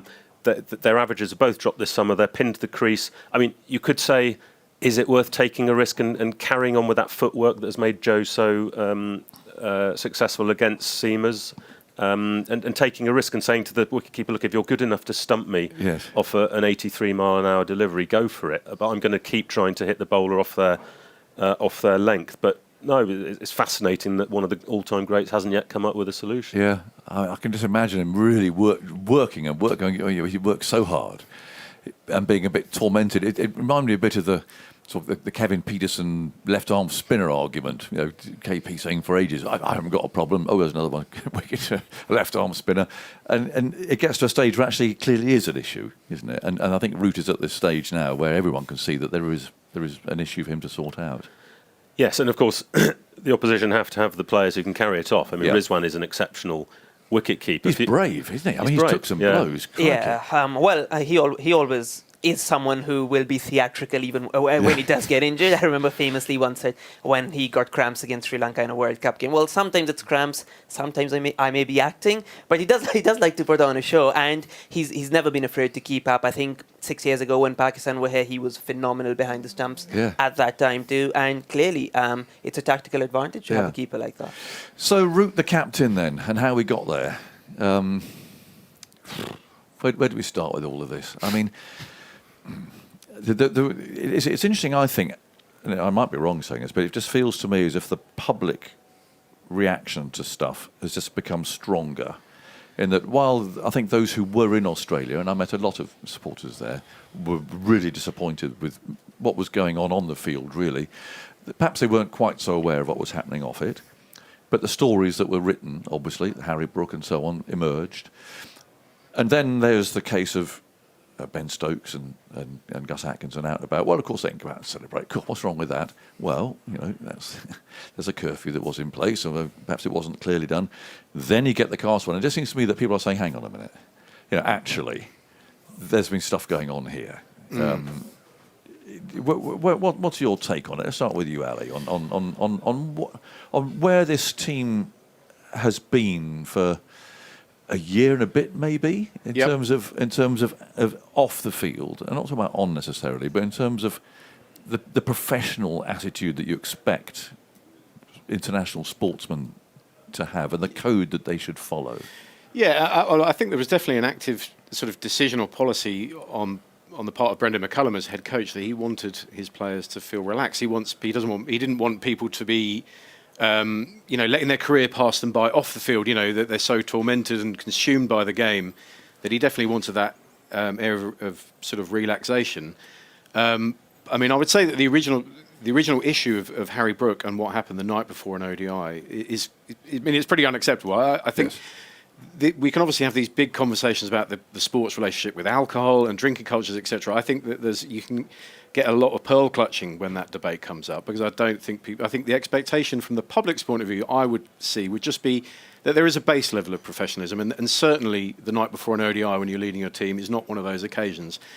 Just fast forwarding to the most recent occurrence, which was Bryden Carse, my own sort of disappointment is in that moment is that Bryden Carse finishes that game at Derby, and he is thinking like a Durham player who's just won at Division 2 Derby. And I'm, with all due respect to Division 2 Derby, not been in the top flight for 13 years, that doesn't strike me as a 4 a.m. night out kind of victory mid-season. And whereas in that moment, you would like to think that your centrally contracted England player is thinking to themselves, I'm joining up with an England test squad in 2 days' time. Now, of course, we've seen that he wouldn't have necessarily played this test match, that England went unchanged and there were no... But that is not to say that someone could not have pulled up in training 2 days before.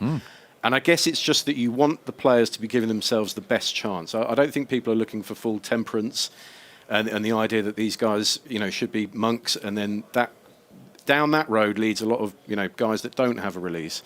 But I just think there is a base level of professionalism which has slipped away, and that Root now finds himself in one of his sort of early tasks as captain is trying to reset the culture, and reset the example. And he's a pretty good person to do that, because if you look at the way Joe Root has approached his cricket for his entire career, he's never been involved in any stories. Well, like quite, this. well, quite, and even during the Ashes, during the sort of infamous Noosa week, which I don't know, may not have been as sort of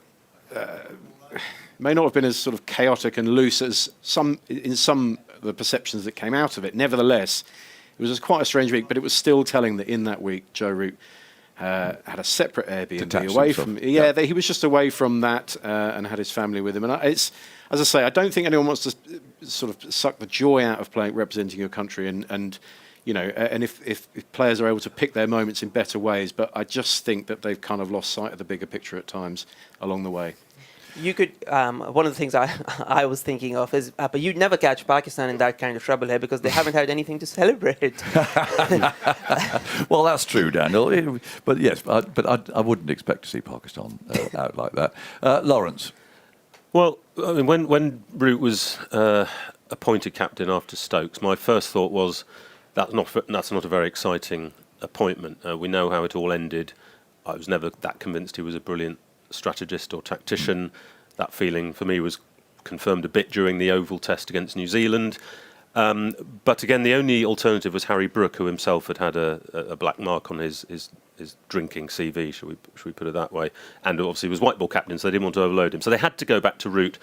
And actually, in the aftermath of the Bryden-Carse incident, Root has felt like exactly the right guy to take this team on. Now he read them the riot act, it seemed, before this game. I think the penny has dropped with the team who are here. Bryden-Carse was in Derby. Ben Stokes poked his head round the corner of Molly Malone's, didn't he, in that now infamous video. So he was there. If you're looking at a spectrum of sort of drinkers in English cricket, Stokes and Carse are probably at one end, and the guys in this team are sort of getting towards a sensible end. I mean, Brook and Duckett, I think, have both learnt their lessons from their high-profile misadventures. And it will be astonishing now if anyone gets into trouble in the same way. After they beat Pakistan at Headingley, they had a drink in their team hotel, which is exactly what you think they should have done after they beat New Zealand here at Lord's when it all began to unravel. So I think Root has made it quite clear, as if it needed spelling out really, that there are certain levels of behaviour that the public expect. We don't want to be too pearl clutchy about it, too sanctimonious, too judgy, but it's pretty obvious that there are thresholds you don't cross, and Root has made that clear. Yeah. Is it his job to do that? Well, it shouldn't be. You'd think that, the culture should come up slightly higher, possibly the managing director. Absolutely. Above him, possibly even the chief executive. It's, some people might say it's interesting that the players have repeatedly disregarded what the managing director has told them. Correct. They've gone this way and that with the curfew. Yeah. Slightly embarrassing for the ECB, really, that no sooner had they imposed this curfew than Root and Stephen Fleming, the incoming coach, had removed it. So that doesn't, that looks like they're veering one way or another in the hope of finding a place where the England players will simply behave themselves. Ideally, you don't have a curfew at all, and that's what Root's done. He said, "I'll treat you like adults." That's why the Carse thing was so disappointing to him. But as I say, I think the 11 they've got here have taken the message on board. Quick one, because the bell has gone there and the cover's being wheeled away, so we're going to start back on time again. Daniel, this story coming from from Sky, I suspect, with the interviews of Imran Khan's sons, and this alleged threat to withdraw from the series if it was screened. Have you got any more detail of that? I mean, it was written and it's been reported, but is it really true? I'm going to choose my words carefully here. Yeah, that's fine. When we first learned of the story, let's just say we made sure we put it to anyone and everyone within Pakistan cricket to see if anyone would just come back to us and say, this is not true, this never happened. And the more we dug into it, I think the clearer it became that there was no refutation of the story. Nobody was willing to say, no, this did not happen. And then I think we had enough information to go on that suggested that this was an active thing, this wasn't just a rumor, and a communication appeared to have taken place where Pakistan expressed their displeasure and mooted the idea potentially of not taking the field. We do think it happened. We're confident it happened, and it would have been a disaster, wouldn't it? It's not like 2006 where you could claim some sort of moral high ground with the Darrell Hair situation. It's nothing to do with that. It's an English broadcaster on an English network on English soil conducting an interview during lunch. Yes.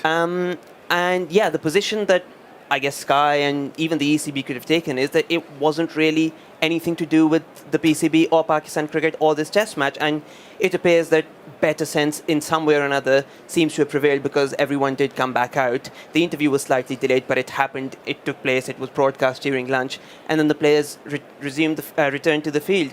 But then, as you know, off-field stuff in Pakistan does have a way of taking on a life of its own. Well, it does, and especially when the chairman of the board is an interior minister who's possibly largely responsible for Imran being banged up in the first place. I mean, it seems like we might have dodged a bit of a bullet here, Lawrence, doesn't it? Yeah, I think so. I mean, look, the ECB were certainly concerned enough about the possibility of Pakistan not emerging for Richard Gould, the chief executive, to take advice from the Foreign Office and possibly ask about getting back-channel diplomacy to help them out in case they didn't emerge. So that it definitely happened.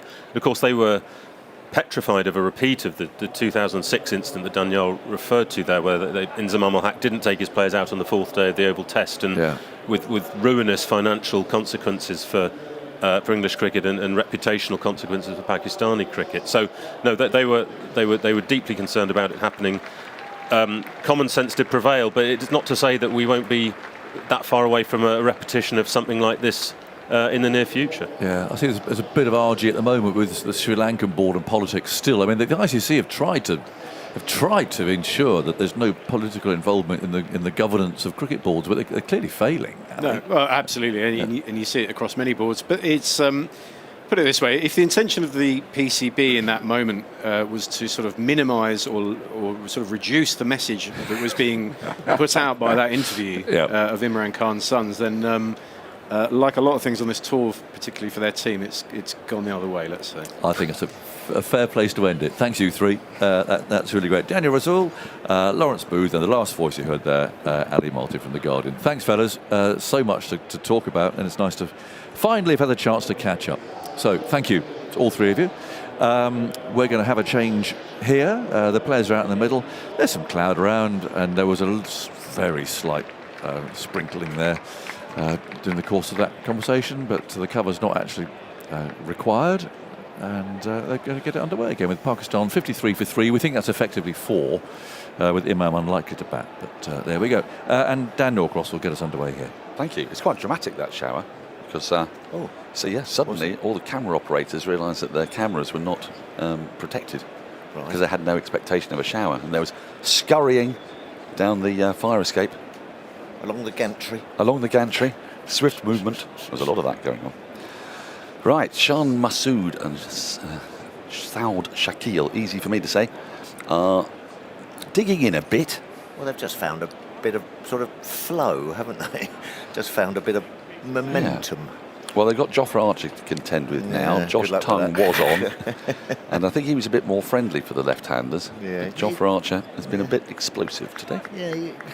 There is talk that he's not the best against left-handers, Josh Tongue. He's still pretty decent for me. He's into Saud and it turns him right round, gets a thick leading edge and squirts away through backward point. It's going very slowly to the boundary, and it's going to get there. Dan Lawrence chasing after it but couldn't quite make it.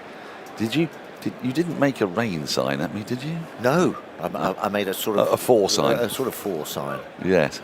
As I thought. Perfectly judged from knowing that slope like we do at Lord's, it was always going to probably make it. It was quite interesting as he's trying to sort of clip that through mid-wicket, and it's gone through gully and point, and no one moved. I think they all thought it was going the other way. Yes. It's gone this way. It's gone this way, indeed. Yeah. It only just crept over. Yeah, through a dummy to the fielders. 57 for 3, the target 332 away as Archer is in. And Saud Shakil gets one on the pads, which he clips away nicely out towards Atkinson, who's running around the boundary, and they'll keep it to 2. Round to deep backward square. Might have to see a bit of off spin a bit later on if there's If a couple the of lefties, left-handers. Yeah, a couple of left-handers they've got stuck in, haven't they? They've trusted a bit of technique and showed a bit of ticker. Well, Dan Lawrence, who's come in as the off-spinning all-rounder, has bowled one over. One? Yes, one. I mean, you'd kind of think that the seamers should get it done, but you never know. Just a little bit of change of pace, change of rhythm. He does bowl quite well to left-handers, Bowls does all Dan right. Lawrence. Often comes on just before lunch, picks up a wicket in County Championship. In he comes now. This is a flicked away fine, and it's going to run off down to the boundary for 4. It's off the bat, not far from a diving Jamie Smith. A little deflection, but it really wasn't far from his right hand as he dived away. So this over has gone 4-2-4. 63 for 3. And he had a 3 off the last ball before lunch as well, so 13 and 4 balls for Saud. Well, here we go. The fight back is starting. Can we see where a wicket's coming from? As Archer's at the top of his mark. High clouds. Feels like decent enough bowling conditions. The pitch would suggest it is. And he comes once again. And Saud lets this go by, getting his gloves right out of the way. He's gone to 33, by the way. It's 63 for 3. Yeah, snuck up there, hasn't he? He's had a couple of nice shots through sort of extra cover. Lined it up pretty well. I think that's all you can do, isn't it? Try and get yourself a bit of a partnership together, show some fight. You know, there's some Pakistan supporters here cheering. You've got to give them something to cheer about. Also, presumably, you start playing cricket because you enjoy it. So. Yes. Okay. Of course you do. I'm so naive. Of course you do. So, you know, you're playing at Lord's. Absolutely. You've got a bat in your hand. Well, Muhammad Ali came sprinting out to bowl his first Didn't couple he? of balls, you know, and we why wouldn't you? Right. It's nice grass to run on. Here comes Archer again. And it's a bouncer which he goes underneath. There's no run. Yeah, I trod on it the other day. Oh, yeah. Had to take my shoes off. Springing. Because it's so lovely. It's like running your fingers through the fur of a British blue cat. Oh, I like a British blue. I love a British blue. Nice sort of big cheeks. Big cheeks, exactly. And you get your fingers right in. You can. And it's that kind of texture. It's absolutely gorgeous. Yeah. Yeah. Especially in a summer like this where grass is in, high demand and low supply. Yeah. Well, the colour of it is. Yes. Well, mine's just completely flattened. Hasn't grown in months. It will soon come back. Here comes Archer again. It's nicely defended. Back up the wicket, the onside of straight. There's no run. His mate has just dropped his bat there, just as he's in his coil position. He's apologising now to his partner there. He's dropped his bat. Sean Masood, the other end. You know, crikey, it's hard enough trying to pick the ball up without you. You're dropping your bat at the other end for me as well, mate. It reminds me of the time I was umpiring in a club game and I got stung by a wasp as I was taking the stones out from one hand to the other. Yes. Put my hand in. Oh, he was in as there. the bowler was coming in, as he was in delivery stride. So I shrieked. Yeah. And the bowler said to me, "Can you not do that?" Yeah. It's obviously not deliberate. No, so it was It was in the right hand pocket of my Oh, umpire's. Cheeky. Nasty. I've never been stung by a wasp before. I got stung a couple of times at Edgbaston playing against Warwickshire because they get a bit dopey. Couple of times? Yes, because they get a bit dopey towards the end of the season. Is that right? Yeah, and they sort of hover around at ground level and they whip up your trousers. So it's been a busy season for the Wasp as well as the players. In comes Atkinson, it's driven into the offside by Shan Masood. He's going to get a single as he goes to the right of root at mid-off. And that's the 50 partnership in 11 overs. That's just Pakistan's second 50 stand of the series. Abdullah Shafiq and Imam Ul Haq put on 91 in the first innings at Leeds for the third wicket. And this is only the second stand over 40 they've had in the 2 tests. Wow. Thank you. 3 slips and a gully. Atkinson's going to come round the wicket to Saud. So the idea is to go over the wicket to Shan Masood, because I like to get him falling over, and round the wicket to Saud Shakil, because I like to thud it into the pads. Yeah, so I tuck my trousers into my socks. Here comes Atkinson. Into Saud, who defends solidly on the front foot. There's no run. So where was it? It was getting you in the ankles, was it? Well, yeah, so they're just around sort of ankle high, and late on in summer, I think they all get a bit dozy. you know.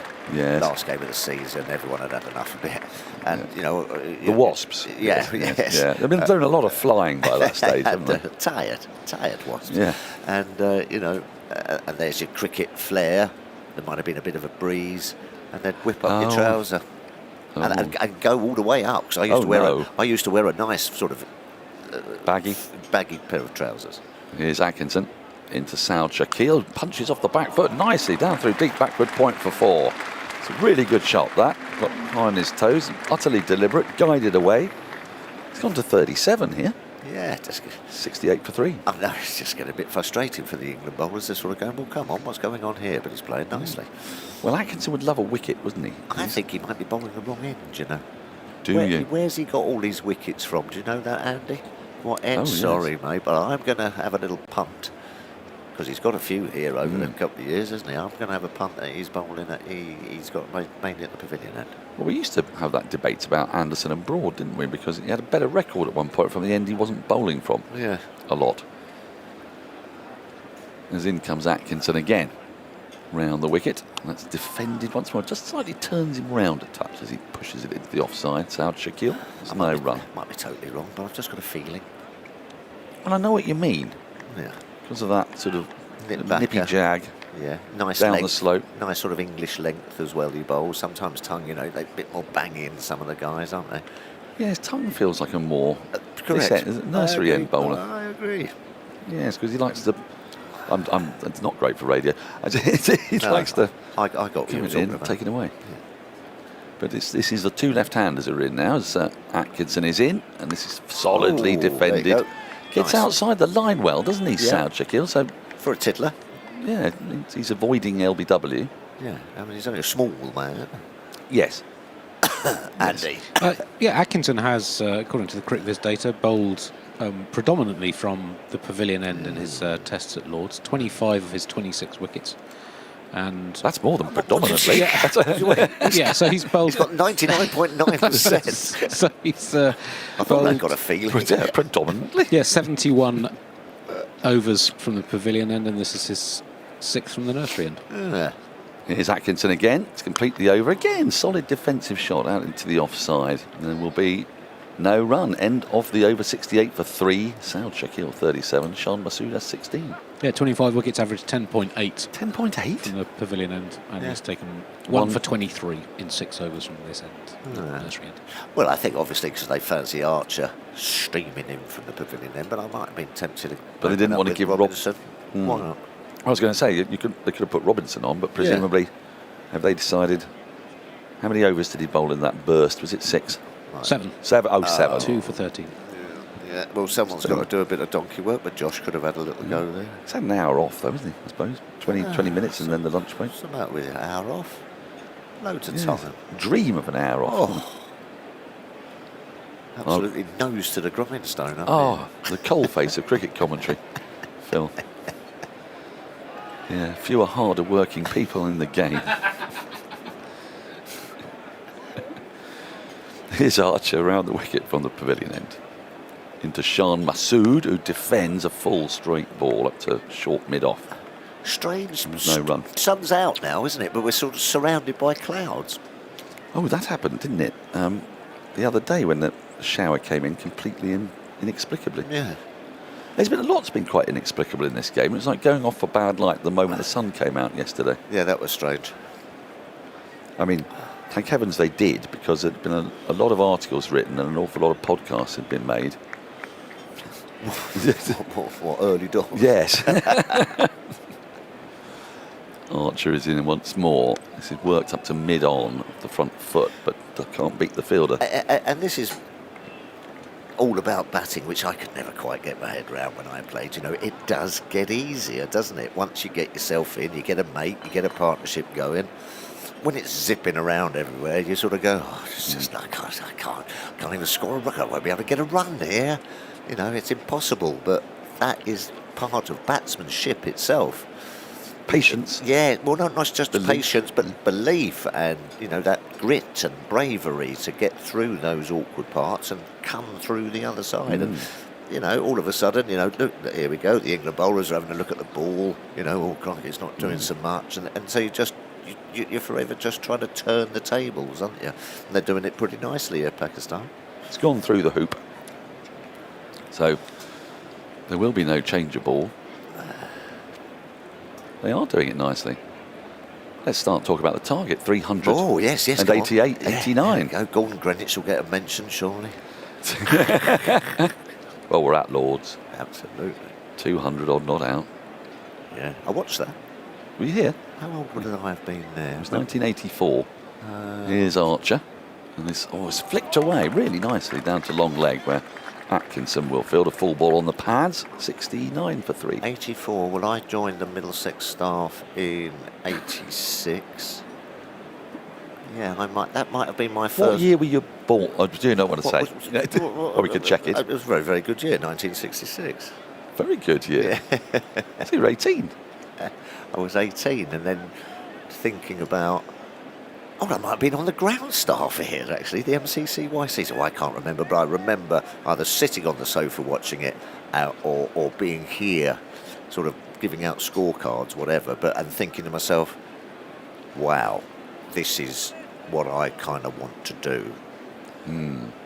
Not be Gordon Greenwich, didn't well, I was going to say, scored 200 in a day. Yeah. No, but you know what I mean.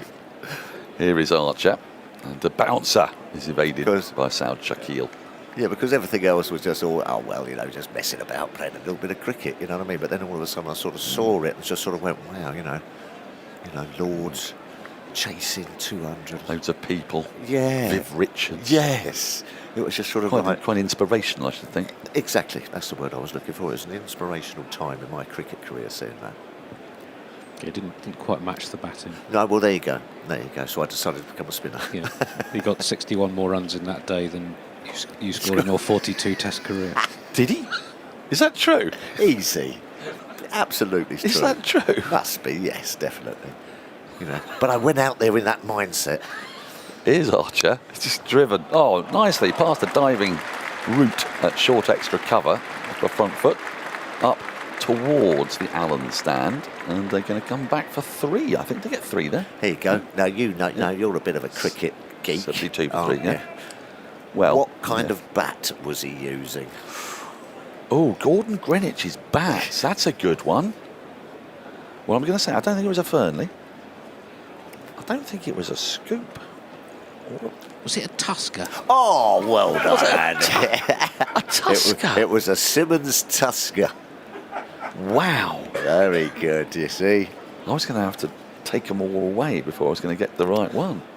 For some reason, I can always remember what... Did you get yourself one as a result? Well, yes, I had a Simmons Tusker. Right. Here's Archer in to complete the over. Tucked away off the pads down to Gus Atkinson running around. They're going to get back for a couple as he picks it up at a deep backward square. 6 off the over, 74 for 3. Fascinating. My first bat was a Pro Balanced. Remember them? They had like 4 grooves. 2 grooves. Grey Nichols. Yeah. They were yes, David Gower. Yes, exactly. That's why, really. Light pink in the grooves. Light pink in the grooves. like someone else who's wearing light pink. It's almost as if we designed it that way. Time for me to get out of the way for Alison Mitchell. Yes, I used to be fascinated by what bats as a boy, weird. I can remember Viv Richards wandering out here with an SS Jumbo and saying to my dad, I want a Jumbo. And he said, oh, no, it's going to be too heavy for you, son. It's going to be, you need something a little bit lighter. Lovely, lovely times they were. Hello, Tuffers. Hello, Tuffers. Well, my dad batted with a Gray Nichols quad scoop. Yeah. Do you remember those? They were yes, quite yes. iconic bats. Yes. But sadly, they had a fire at their place over the summer. This really hot period in July, just gone. 3 slips going down, and here is Atkinson around the wicket, knocked into the onside. Fielder there at mid-wicket to pick up, short mid-wicket. Oh, no. Oh. My dad's old cricket bat stored in the shed, one that his dad, so my granddad, had a proper old one. And then the quad scoop that, my dad had in all the 80s when I used to go down and we watched him play when we were kids. Shed went up. Yeah. Well, that's gone. They would have gone up a treat. Well. Oh. Who knew that when you have a big fire, a team of people called the Disaster Recovery Team come to sort of clear up all the remains and the debris? Atkinson's around the wicket. This one sits up top edge, Paul, away down to the pavilion behind the keeper for 4. Went after it. Nowhere near in control, but he gets 4 runs to take Pakistan onto 78 for 3. So, I didn't know that. No, I didn't know that. Well, the team of people who come to clear up all the remains, and as they're sort of picking through the complete charred remains of the shed building, I was there with my dad, and we just happened to say, is there anything that's recoverable? And no, and Dad does, well, look, if you happen to see anything that resembles a cricket bat, and the guy goes, oh, what, this? No and way. then pulls out of a tarpaulin rubbish bag. Atkinson in again, knocked into the ground out towards backward points. I'll try and find the photograph here, Tuffers, because like Excalibur coming out of the stove. Like a completely charred, black from handle to toe end of the bat. Yeah. You could identify it as a quad scoop, but it was like preserved. Yes, well, it's probably as charcoal. Extraordinary. Probably all that linseed oil over the years that have been massaged into it. My dad never been so happy to sort of see his old cricket bat. Yeah, lovely.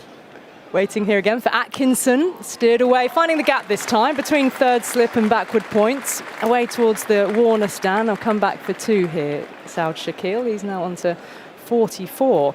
So here's the bat. Check this out, Tuffers. It was just utterly black, and there's a better. Here you go. Here's a better angle of it. Look at it. You can actually still see the 4 scoops. Don't tap it down too hard because that will just shatter. Well, it would. When you touched it, we realised that it's just black charcoal, like coal, and it would just come away in your fingers and disintegrate. You need to get that sort of lacquered or something so it keeps it all together. There must be a way of preserving it, because we have kept hold of it. Dad's just put it in the garage now. Atkinson moves in, looking for a Yorker, slightly over pitching, and this is driven down through the vacant mid-off region. Chase back here, the ball is slowing up, but gets to the boundary. Joe Root was making chase. And Pakistan on to 84. And Shakil brings up 50 of 54 deliveries. That's got some of the Pakistan fans on their feet here, applauding Saud Shakil, because Pakistan were in all sorts of bother at 14 for 3. They still are in trouble with that target of 305 more runs to win, but some resistance being shown in a half century. Yeah, no, absolutely. Really good knock by Shakil. He's just gone about it his own way. He's obviously going to play a miss at a couple, but he's lined himself up nicely. What he has done is moved his feet nicely. Anything full like from Robinson, he's really got a good stride to. Well played. Atkinson in again here to Shakil, straighter delivery on the pads, and he's defending with a very straight bat up to Archer at mid-on. No run to end the over, so Pakistan 21 overs into their second innings, 84 for 3. Shakil 50 and Shah Masood on 19, and Andy Zoltzman can tell us a bit more about Shakil's 50. Yeah, well, just quickly, 31 runs in the 4 overs since lunch. Shakil's 54 balls, that was his 9th 4, his 15th 50 in Test cricket, including 4 centuries. I mentioned he'd had a dip in form, averaging just 22 over his previous 10 Tests plus the first innings here, but that's comfortably the quickest of his 15 50-plus scores. Previously, the quickest he'd reached 50 was 66 balls. His slowest 173, so 54 balls and 9 fours. Yeah, very fluent.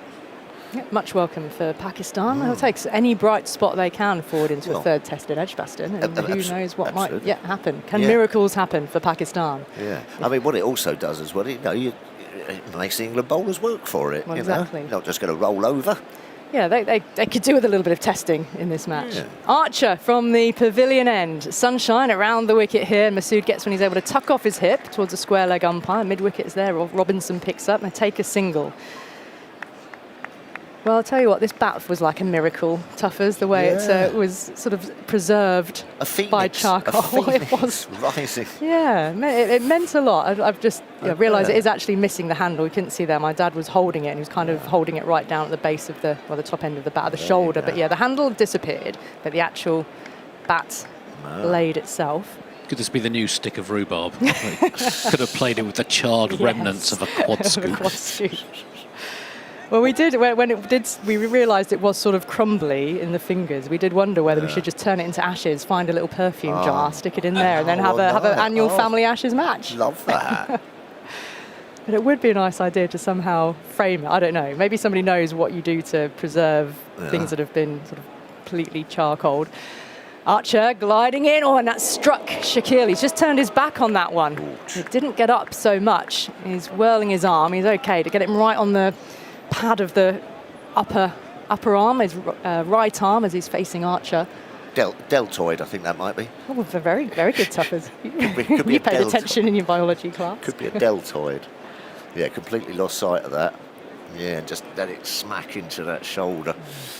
Once your head turns, which it did, and biceps or delta bicep, as your head, he got himself in a bit of an awkward position, didn't quite bounce as much as he thought, and then the head starts going and your eyes aren't watching, and that's when you usually get hit. Well, with that, Emilio Gay's got the helmet back on, stationing at short leg. So we've got a leg slip, 2 slips on the offside, plus gully, plus short leg now. Archer around the wicket here. Again, just straying a little bit onto leg stump, and that's comfortably able to be just steered around the corner by Shaquille, and he's happy to get off strike, I imagine. 51 for him now.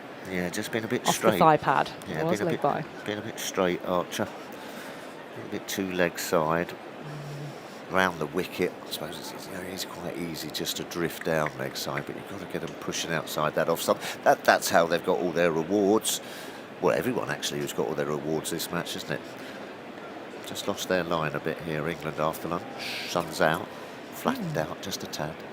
Sun's out, and yet there's sort of a dark grey cloud looming overhead at the moment. I think there's a little bit of rain in the far distance, Tuffers, where it's just a little bit greyer in the sky. Archer in again around the wicket, and this time it's Masood who was struck on the body. He tried to play a pull shot, and was rather beaten. Archer picking up in his follow-through, almost right down at the batsman's feet. Wandering down the pitch now, Masood to have a chat with his partner, Saud Shaquille, who has equipped himself rather more fluently than Masood, who's 19 from the 49 balls that he's faced, as opposed to Shaquille's 50 or 57. Yeah, it's been heavy going. Yeah, it's been heavy going. As you said, head and shoulders for me. For my money, Saud Shaquille probably looked one of the best batters on show, both sides, I'd say. Look really sort of nimble and good foot movement. Attacks the ball when it's there to hit. That's it really well. Masood settles over his bat, sees Archer racing towards him, sends one down, it's outside the off stump, drops it out towards the point region, front of point, which enables him to go through for 1. Robinson is in that backward point region, and Joe Root is patrolling the covers at the moment. But yeah, they're forged a partnership at 14 for 3 in the 8th over, after Robinson had taken 2 wickets in 1 over, 7 for 2 and then 14 for 3. They've steadied things, shown some fight and resistance.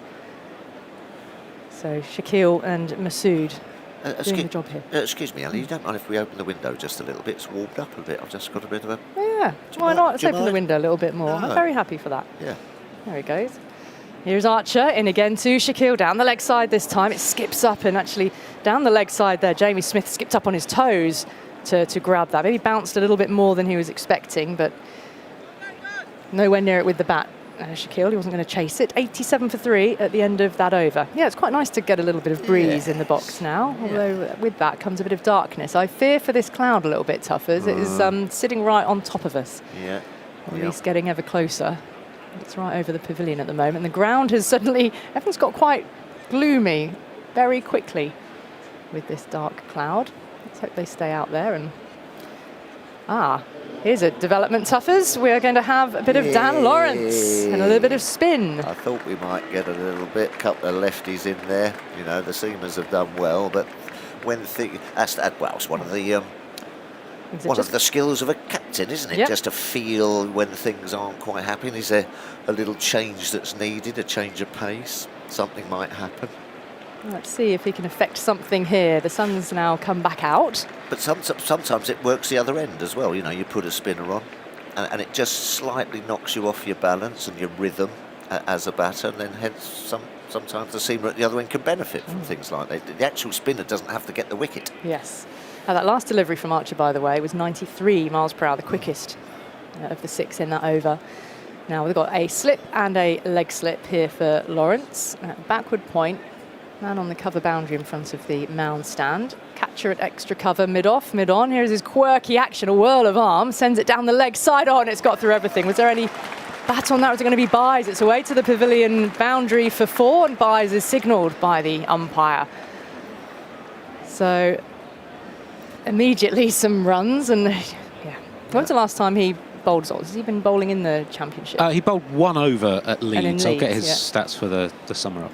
Well, it's a unique action, isn't it?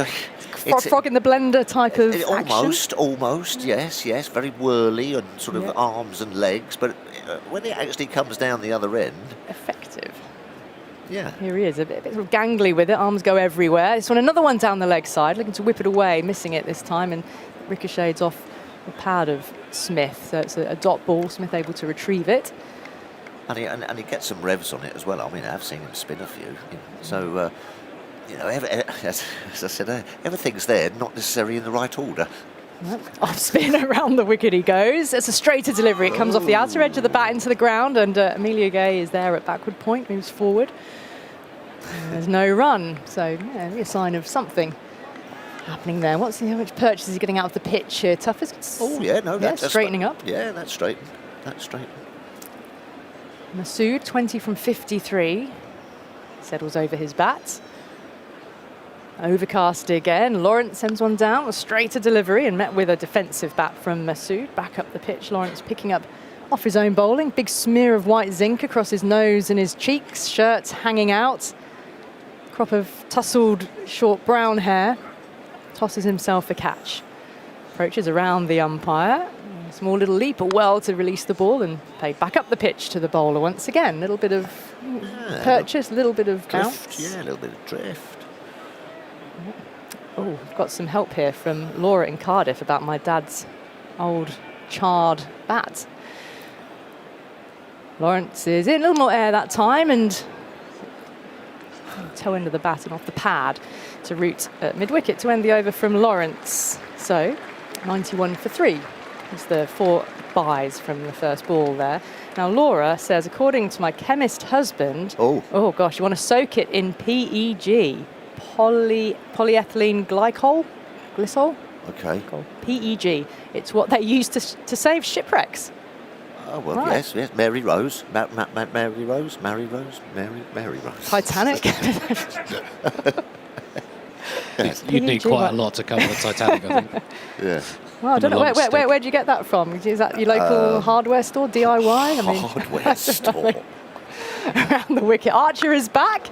Well, that's sat up. It's sort of gone from high to low. A controlled pull shot up towards the grandstand by Shaquille. Fielded in front of the rope and come back for 2. Yes, I don't know where you get that from. No, PG. nor do I. I don't know. Your local shipwreck restoration company, I guess. Yeah. Ask the Yellow Pages. Yeah, there you go. Oh, well, that might be able to look after it then.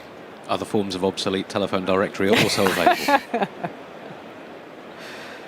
I wonder if there's anything else you can use, because that sounds quite heavy duty. Yeah. Quite serious.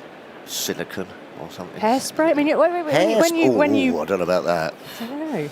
Like when you do, when you do a painting, that sort of sets things, doesn't it? Absolutely, yeah, something like that. I wonder, I don't know. Thanks for the advice though, Laura. Archer in again, and looking for that pull shot once more, but pulls it down into the ground, and Emilio Gay is there. Fields, so a dot ball, still keeping Cox here at a leg slip position, 2 slips down the gully in the backward point. Ramiz Raja coming in alongside me here. 93 for 3, Pakistan. Very hard-earned partnership here between Shan Masood and Saud Shakil. Ramiz giving the Pakistan scoreboard a greater semblance of respectability, certainly than it was at 14 for 3. Watch Archer coming in again now. He's been bowling with real pace around the wicket again, full of ball this time, and looking to come forward. Throws a direct hit from Robinson at point, but Shakil was back within his ground. Never a bad idea though, just to let the batter know that you were there and alert. Welcome back, Ramiz. Yeah, thank you so much. Yeah, I mean, I've quite enjoyed this knock from Saud Shakil. Determination, great bit of technique, and there's fluency as well. and his fastest 50 in his Test career. So, I mean, what, 50 or 54 balls, something like that. Yeah. It's quite something given the the situation and the state of batting. Yeah. And we were fearing for the worst looking at the pitch, and I think, well, he hasn't played the pitch, which is great. I think players from subcontinent at times play the pitch rather than, look at the ball. So he hasn't done that. Archer to come in again. The batter isn't quite ready. Umpire holds out his arm. And now we are ready. Emilio Gay under the helmet at short leg. Archer in from the pavilion end, fires one in full up. Defended, back past the bowler, picked up at mid-on, and there's no run. Ramiz, we've been talking about a rather unfortunate incident that happened at my parents' house when my dad's old cricket bat, the one he played with all the way through the 70s and 80s, went up in a fire. But the bat was about the only thing that was retrievable out of a rubbish bag that remotely resembled anything that used to be in the building. And look, you could still see the 4 scoops, the quad scoops out of the bat. So this Grey Nichols, is it? Yeah, how we can preserve this. Around the wicket, Archer bowls. It sits up again, but bottom edges into the ground. And back to Archer. He's firing in these short balls, and Saud Shakil is willing to try and take on the pull shots here. One more ball to come from Archer in this over. Wendy Lestham has got in touch from Lewisham. She says that we should get in touch with the repair shop on BBC One. Have you seen that programme? It's a brilliant programme. I love it. Absolutely. It's emotional. Yeah, it has me in tears every time. Every time, yeah. Well, I don't know, it's a Dad. Great show. Well, my dad might be listening. What do you reckon, Dad? How do you get on the repair shop? Well, I think they have to apply. Yeah, there's an address. If you mention it on national radio, that's got to help, Ali. Invitations welcome. I'd love that. And it would be a lovely story. Imagine what we could. I don't think there's any repairing to be done per se. I don't think he'd be colouring. I don't think you'd be going back out to open the batting with that, would you? I don't know whether you can sandpaper this also. I think it looks very, very brittle. Well, not just brittle. I think if you touched it and held it too hard, it would just disintegrate in your hand like a piece of coal. But there's got to be a way, because it is still in its perfect bat shape with the scoops visible at the moment and the blade of the bat, there's got to be a way of preserving it. Maybe people are getting it in a box frame. Archer moves in, last ball of the over. It's full. It's whipped along the ground to backwards square, and Shakil takes a single. So end of the over from Archer. In the 90s, sustained pace. 94 for 3. Saud Shakil equal to it. He's on 53. Masood on 20. Ramiz, a little bit more from you, and then Agaz is joining you. So I have a bat at home, which I used when I think it was probably my first or second ODI game in 1985. Still have it. Simons, in those days they had that bat. So I'm going to take good care of it now after this.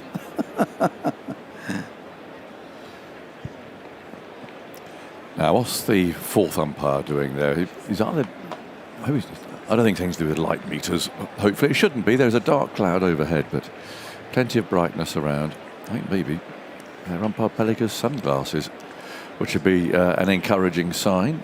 So he's got something there in his... Yes, it is. Good. He's walked past the stump just as he was pulling something out of a little bag that he has, but sunglasses only. 94 for 3.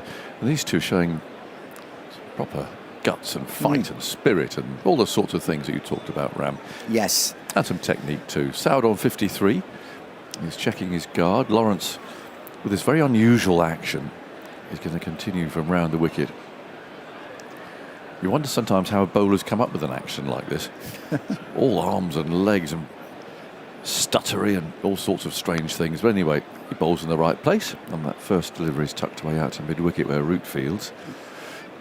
And there's no run. He's almost off the wrong foot. So he bowls, in other words, not off his left leg, but when his right leg has come through. If people are wondering what I mean by that. And he goes now and bowls. There's a little slow turn there. Saud prods the ball to Gay, who's fielding at backward point.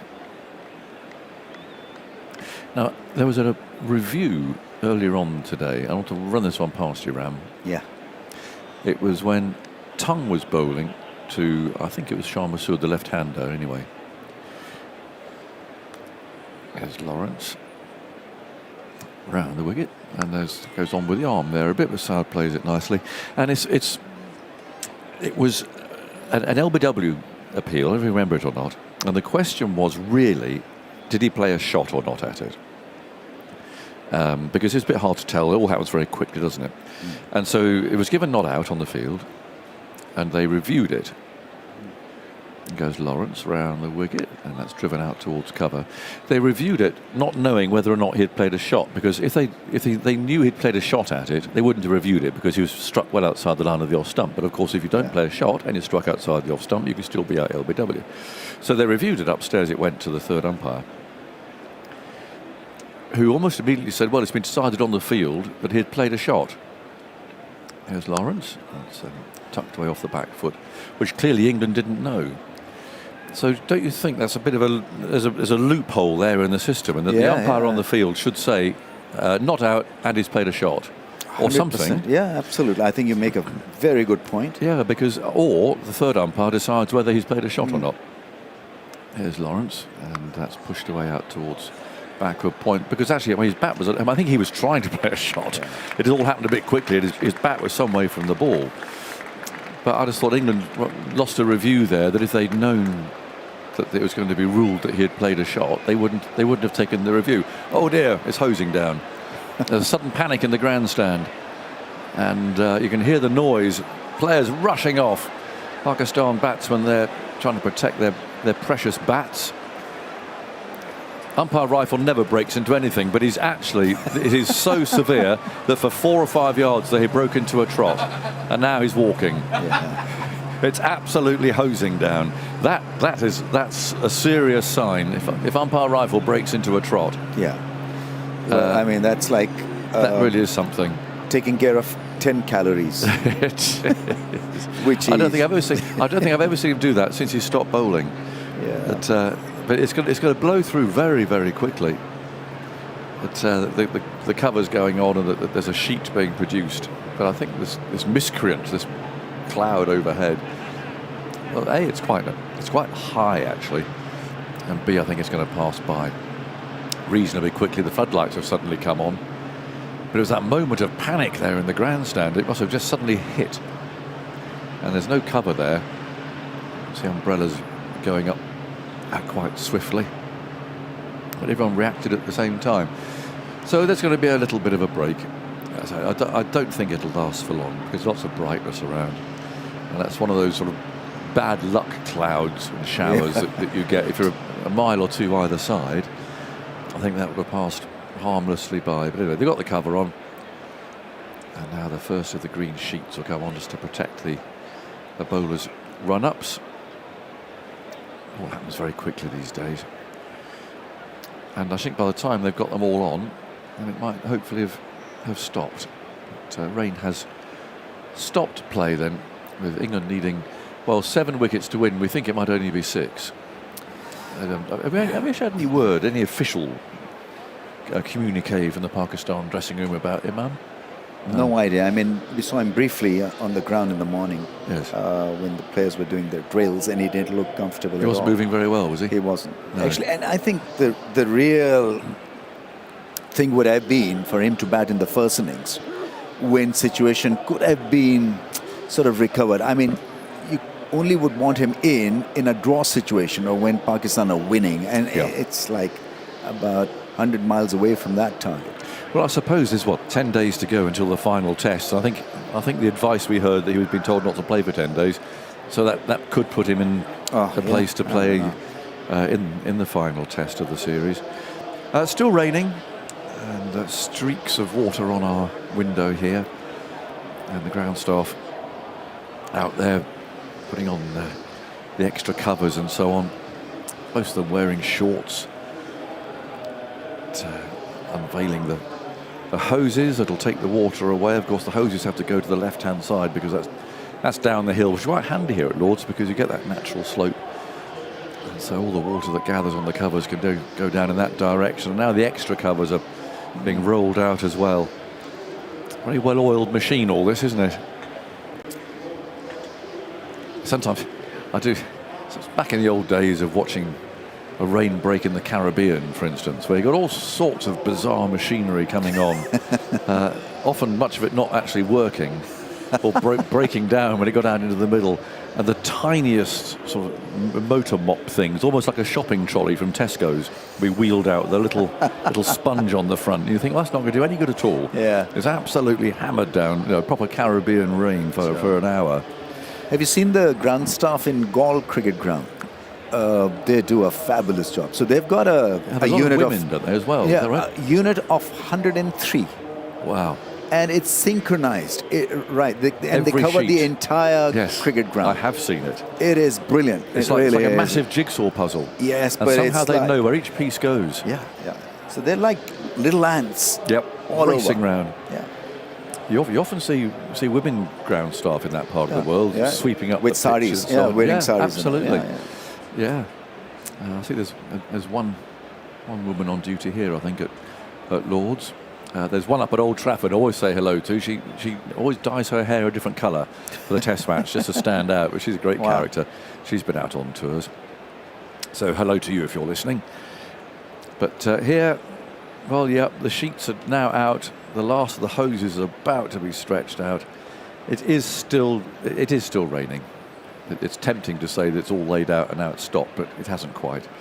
But the reflection of the sunlight, of the floodlights there on the sheets is shining quite brightly on the left there. But it's taken just a few minutes and all of the playing area really is covered up. So that's job done. Fourth umpire's appeared. Russell Warren with his umbrella up. That's usually the first sign that it stops, actually, when the fourth umpire... I wonder if it is like a signal to his colleagues inside. When I put the umbrella down, that means it's stopped and we better have you out. It's rather like one of those old clocks with the weather forecasters, used to pop in and out. What were they called? What were those old clocks called? Remember where maybe the woman might come out with the parasol, in fact the weather was really nice, and if it's going to rain, out came the bloke with his brolly. You remember those clocks? What were they called? I don't remember those clocks, Haggers. Oh. What are we talking here, 1860s? No, we're not. All right. We're not talking 1860s. Tuffers will remember. Those clocks, Tuffers. Sorry, mate. The clocks that would coincide with the weather. Clocks? Yes. Oh, don't let me down. Oh, the barometers? Well, sort of, but there were clocks, and the lady might come out with, the sun would be shining. Oh, yes. And then if the weather got horrible, yes. the man came out with his umbrella up. Yes, the cuckoo clock things. The sort of cuckoo clock, Yes. without a cuckoo. Yeah. It sounds a bit like Agatha Christie mystery. No, they were definitely weather... Oh, help me out, listener. Very They exciting. were weather-related. Well, I'm just wondering now, because you're on the cusp almost of perhaps her popping out again in a couple of minutes. Yeah, perhaps his brolly would just be sort of half up. Did they only pop out when the hour was being struck? Yeah. I think so. And were they Dutch? Probably. German, perhaps. Come on, listener, please. Made of wood. Andy, stop looking at just stop looking at that data for 5 minutes and do something important. Find out what those clocks were called. The barometers were air pressure, weren't they? Well, that's still how you make a barometric reading. Is it? Yes. Yes, of You course. always used to be in a hall, and then as you used to go out, you used to sort of give them a tap for some reason. Yeah. And they'd sort of like show you whether you needed to take the brolly or That's not. how you get your height above sea level when you're flying. The barometric pressures. Oh, blimey, right. Yeah, your QNH as it's called. This is too deep for me. And QFE is the height of the runway, you see, so it gets zero. Right. So it's all very, very technical. The height of the runway? Well, where the runway is, in other words, when the aeroplane lands on the runway, it's reading naught. Good. Whereas if the elevation... but... I'm glad of that. But commercial planes fly on QNH. So actually, if they land at East Midlands Airport, they'll actually be showing probably 300 feet, you see, when they hit the runway. Oh. That's a bit complicated for me to work out what that is to naught, so we get something called QFE. Yeah. Is that why you got your mate to fly you around Australia? Correct. So there they flew. Well, actually, there was nobody in the towers. He flew that aeroplane back from Adelaide to Sydney, that Cessna that he flew. Yeah. It took him about 7 hours. Oof. And the first time he spoke to anybody en route, any controller, the only time he heard a human voice was when he actually was starting his approach into Bankstown in Sydney. So for 7 hours, there was nobody. No help. Nothing. Just absolute silence on the radio. A bit different here. Now, you can mess... Oh, you've found it, haven't you? Yes. What are they called? A weather house. Weather house. Yes. And a folk art device in the shape of a small German or Alpine chalet that indicates the weather. Yep, that's the one. Yeah. So it wasn't actually a clock? No. Oh, well, half. Well, I bet there's one with a clock face on it. Often decorated in the style of a cuckoo clock. Yeah, but they did the weather. So they did. So if he came out, it was going to rain probably. Yeah. And if she was out, in a summery dress. Not though. Right. I was not demonstrating a bikini there, but if she came out in a sort of a long summery dress, then the weather's going to be nice. Right. Yeah. Good, I like it. And is that more accurate than the 25 different weather apps you've got on your phone? Well, that's the question. I mean, see, the one you've got there, they're both out by the look of it. And did you get it? It's got the temperature. Are they still made? If you know the right people, I guess you can get anything made. Yeah. I wonder so how did it say what it worked on? Was it on barometric pressure? You've got a picture here, John, on the screen. I mean, how did he know when it's raining and he pops out? It functions, according to a prominent online encyclopedia, as a hygrometer. Oh.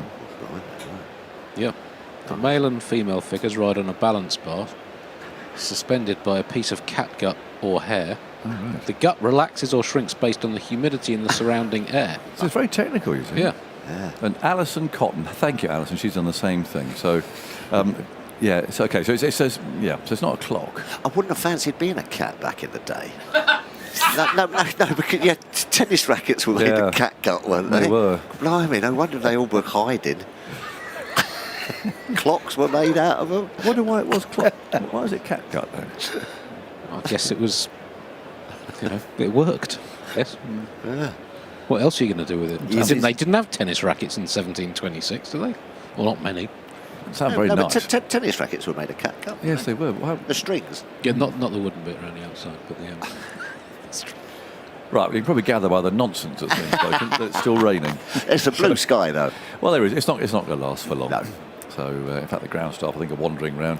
Splendid gentleman there with a large hat and a luxuriant white beard. I haven't seen him on the ground staff before. Did you play any other sports, Rami? Squash. Squash, very popular back home. That's the Pakistani sport, isn't it? Oh, what was the famous? Jahangir Khan. That's the one. And Jansher Khan. There were two of them, weren't there? Yes. Were they related? No. Right. No, but both brilliant players. I mean, one won British Open for 10 straight years, the other 9 straight years. Yeah. Why was squash so popular in Pakistan? I don't know. It was family oriented, actually. It started off with Jahangir's dad and then his grandfather. So it's kind of a family sport for them. And then became popular because he's such a great champion. Yes. And then nobody else wanted to play the sport. I guess it can become a bit boring. You're hitting the wall, ball after ball. But there's science now. Yeah, have you ever? Yeah, but It's quite hot playing squash in Pakistan as well. Oh, yeah.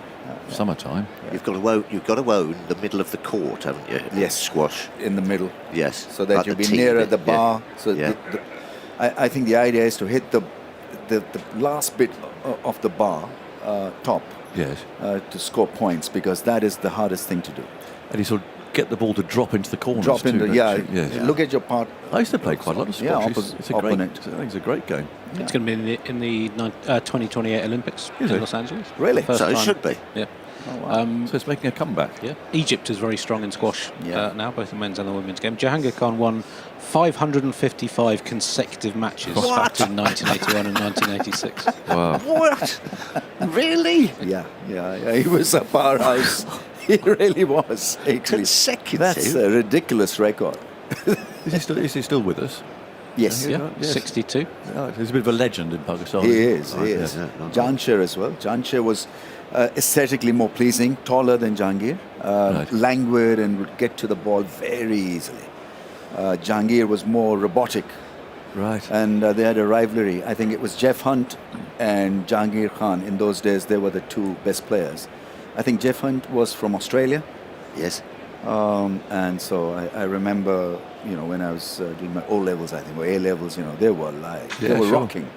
And is it still played widely in Pakistan? It is actually, but it's not as popular as it was when these two players were playing. Right. Very popular when they were But it's all paddle now, isn't it? Yeah. Always paddle. Jahangir Khan's niece is the singer Natasha Khan, known as Bat for Lashes. Oh. Okay. What does she sing? Do we know? Songs? Squash songs. Songwriter. Squash songs. Just 3 Mercury Prize nominations. Just a wild guess. Is it sort of Western music, or is it Pakistani music, or? I think she's from London. It's got a wide range. It's got a wide range, John. Yeah. The things you learn. You didn't know that, Ram, did you? Bat for Lashes. Yeah. Well. The sport I love in your part of the world, Ram, is kabaddi. Kabaddi. I love watching that. Have you seen that? Tuffers? Yes, I have. Yeah. That's a crazy sport, isn't it? Yeah, it is. Actually. All about holding your breath. Yeah. Got to be quite rough and tough. It isn't is. it? Yeah. It's a poor man's what's the sport? American football. Yeah, or rugby. Something like that. A bit of rugby. Yeah. Got to hold your breath, haven't you, or something? You've got to hold your breath. If you're the one person in there, and you've got to keep saying kabaddi, kabaddi, kabaddi, kabaddi, kabaddi, so you can't just hold it. No, yes. You've actually got to be saying that at the same time. And when you can't hold your breath anymore, you have to get out again, don't you? And the others are trying to catch you. Is that right? It's like tag, isn't it? Yeah, it is, yeah. It's like tag, but a bit more. But these guys are massive, actually. They are they? really Big lumps, powerful. Yeah. It's become a television sport these days. So, that's what I've seen. Yeah, they've modified the rules, made it more sort of welcoming in a way. The dress code is changed. Now you wear shorts. Right. Instead of those little lungis, whatever they're called, which is more rustic in nature. And these are proper games now, where you buy and sell a team, like the T20 league. Yes. Sponsorship and all. And India, Pakistan, kabaddi is huge. You get 60, 70,000 people in the middle of nowhere. Seriously, I'm telling you, it's just incredible the amount of eyeballs you have. Yeah. I'd love watching it. I mean, I don't understand the rules. Yeah, I mean, I think there's a marker who goes there, and so he has to touch one out of the 7 people who sort of quietly surround him, not let him go, and he's got to then touch and then run before there's a line there. And you've got to cross that line. Yes, and the team of 7, I think, are sort of all holding hands, sort of thing. That's right. Hands. Yeah, and he's holding his breath. And saying kabaddi, kabaddi, kabaddi, kabaddi. And then he dies. well, I think he gets out just in time. But they must have incredible lung capacity. To keep, because he's not. I don't know whether that'll be for me. I've never had too much of the old puff in me. I might just get 1 or 2 kabaddis out and then run back. Yeah, you might not, but perhaps have a Benson's before you go in there, Tuffers. But this Sajid Khan, after he gets a wicket, he does a kabaddi thing, He does. That's it. So what is that gesture? That's like I'm the boss, I'm the king.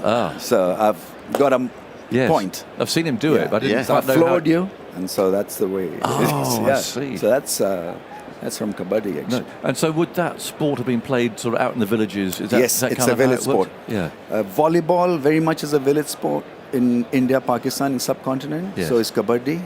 Does kabaddi mean something? What does kabaddi? No, I think it's just I don't know. I mean, I don't know the genesis. I don't know where it comes from. But it's been played for centuries. Is it? Yeah. Just as well it's not supercalifragilisticexpialidocious. You had to say it every time. Now that would be a tough gig. Kabaddi. Yeah, it's a nice word. Yeah, we like that. Yeah. It wouldn't quite work, would it? I wonder if can we get the rules of kabaddi up, please? Is there a certain speed that you have to say it, I wonder? Or can you say kabaddi? And so hold your breath a bit longer? Or you go kabaddi. I think it's the rhythm, isn't it? I think so. Whatever suits you, basically. Sport is all rhythm. All sport is rhythm. Yeah. Everything. I don't know a sport that doesn't have rhythm. But if you're saying it much more slowly, you'd think that actually you probably might be harder. You think? Yeah, well, you've got to control it more, then, haven't you? You know, kabaddi is easier to say than kabaddi. That almost takes more puff out it's of all you about than the breathing. Diaphragm. Yeah, and taking in the deep breath. Talking about diaphragm. Well, I've been taught about this with my euphonium because you to take a deep breath. Yeah, there you go. It's silent. Yeah. But if you go, it only goes into your chest. Yeah. But if you go, stomach. Right. Yeah. It goes right down the bottom. Okay. So I suspect any kabaddi player. What is it? What do you a kabaddi? What do you call a kabaddi player? A kabaddi player. A kabaddi player. He must have a name. The bloke who goes, the chap who goes in there. Yes. The striker. He must take a really big one before he goes in. Yeah. They're called raids. There we are. Yeah, the Raiders. The Raiders. I knew you'd have a name. Yeah, raids. Very dismissive of you there, Ray. Raids. Nighttime raids or morning raids? Does it say what speed he has to say kabaddi? I can't. Give us a potted version of the rules. Okay. Right, let me see what I can find. In the game, a raider enters the opposing half of the court to tag the defenders and attempt to return within 30 seconds without being tackled. The points are awarded for successful tags. Defenders earn a point for tackling the raider. Right. Where does it mention the breathing? The kabaddi. Let me... Come on now, Andy. This isn't in my database. No, but you're going to say now that actually... Smoke's coming out of his You'll have a ears. corrupt file very soon. It says here the term. So each raider is required to execute each raid in a single breath. In order to prove they're not inhaling, they're required to repeatedly chant the word kabaddi. There we are. The process referred to as a cant. Well, that's like singing, isn't it? A cant. Yep. Vowels are important. You cant in church, don't you? The term kabaddi is a Tamil word composed of kai and pidi, meaning to hold hands, according to... Well, that's what it's a friendly sport, then. It's supposed to be, hold hands. Yeah. When was it played first? Do you have... That's a history. Well, it is speculated in the book Nation at Play by the writer Ronojoy Sen that kabaddi originated between 1500 and 500 BC. What? Yeah. Wow. Yeah. That's a There are while. accounts... That's got to be the oldest sport, right? Well, it wouldn't be far off. Wrestling, wrestling. The ancient Greeks were wrestling around at the same time. That's incredible. Yeah. Yeah. That must be, one of the oldest sports ever, and it's now found new life and it's on telly. Well, you know, all you need is a bit of ground. Isn't it? Don't need a bat. Don't need a anything. Just breath. Out in the villages, they'll be sort of barefoot. Don't need any boots. Don't need anything. Just boom, go and have a game. What if the rules have changed? Hence the song "Take My Breath Away." Yeah. There must be some foul play involved, though, isn't there? Google foul play kabaddi. What, like clicky ponting? Yeah, you know, exactly. Like one of your mates in the stand going kabaddi. There must be. He's been out there for 15 filling minutes. the arena with smoke or something. Look up foul play kabaddi. In the meantime, I can tell you that catgut doesn't come from cats. Oh, doesn't it? No. Oh. It comes from natural fibre. Oh. No, it's still not very nice, though. It still comes from the walls of animals' intestines. Well, yes, okay. Catgut makers usually lose sheep or goat. Okay. But sometimes they use cattle, hogs, horses, mules or donkeys.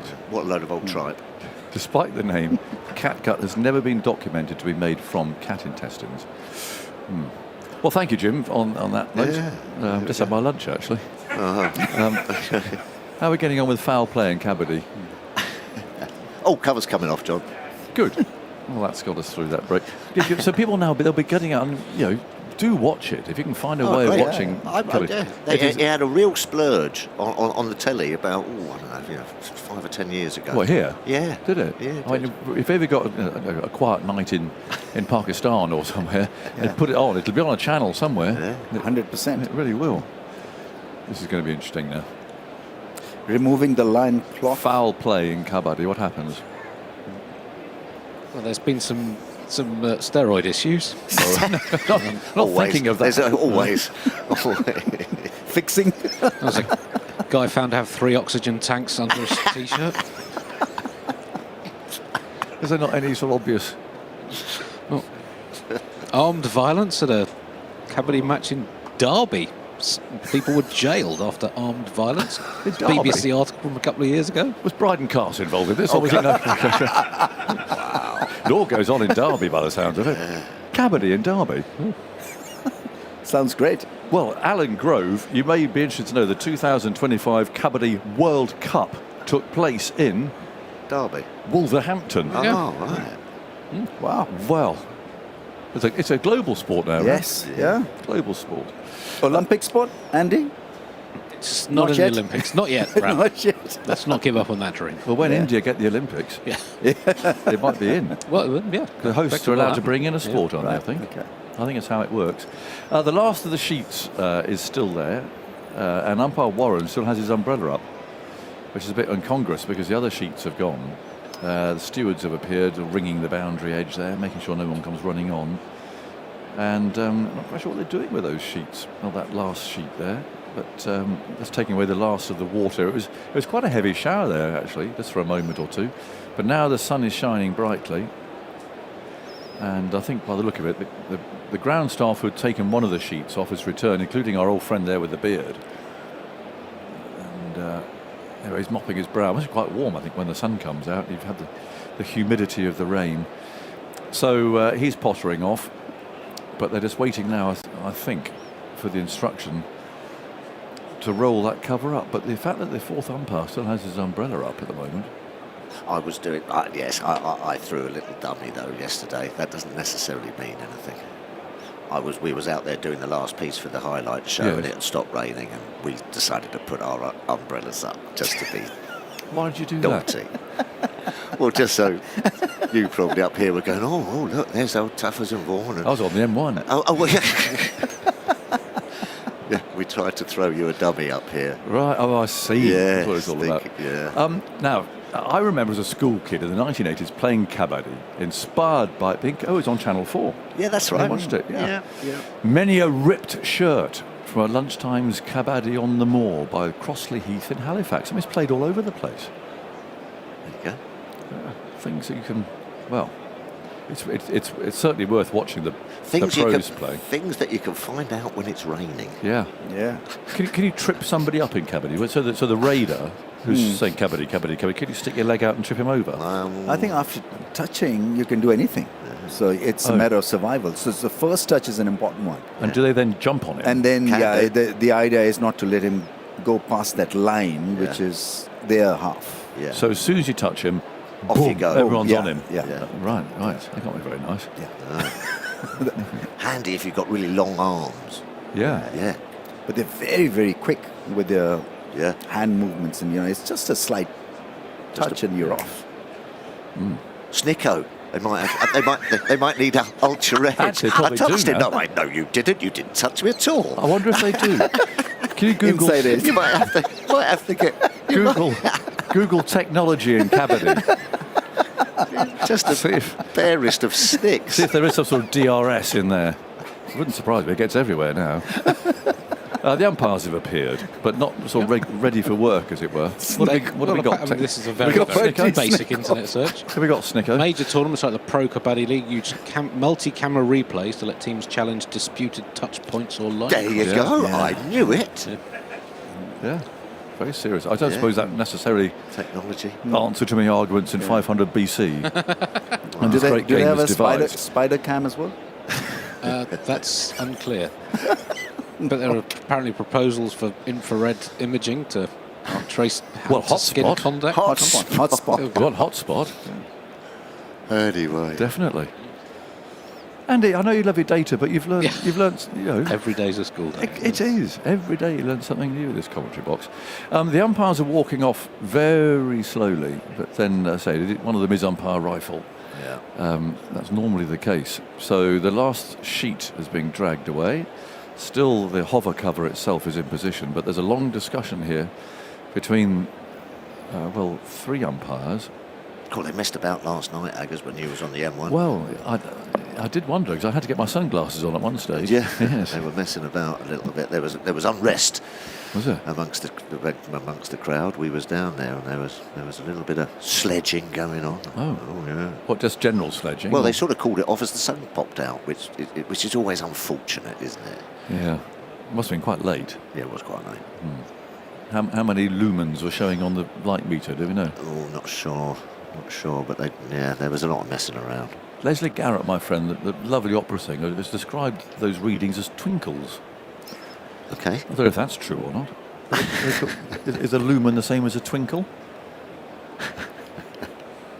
I don't know. No, she sent me a message. John, just so you know. Well, she should know. We opera singers refer to that as twinkles. Right. I think that's what she was referring to anyway. But anyway, I think she's here today. We can find out. A Twinkie is a chocolate bar in America. Right. I don't think it was.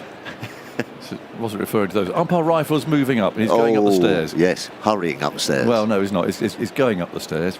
And so I presume be going to report to the dressing rooms what they're going to do. They should be starting soon. Rifling, spelled R-E-I-F-F-E-L. Is that to walk very slowly? To walk as slow as the human body can move. What is it called? Sorry, Andy? Rifling. Rifling. So Paul rifling. Isn't that what's in a gun barrel? That's what's in a gun barrel, isn't it? Rifling. Is it? Yes, to make the projectile spin, which gives you more accuracy. Is that R-I-F-L? Never been good at spelling. Right. We've covered quite a lot of ground in this one. I was just thinking where to go next, really. Thankfully, that throaty sound is of the cover being fired up. I think it's one of those pull starts, you know. It's it's not it a is. nice little press button. It's a proper, like a lawnmower start. You would have thought they would have an electric start these days. Yeah. Anyway, off it comes. Yep. And that's good news. The pitch there is unveiled. It has given England's bowlers a bit of a break. Restart 5:15, so 10 minutes time.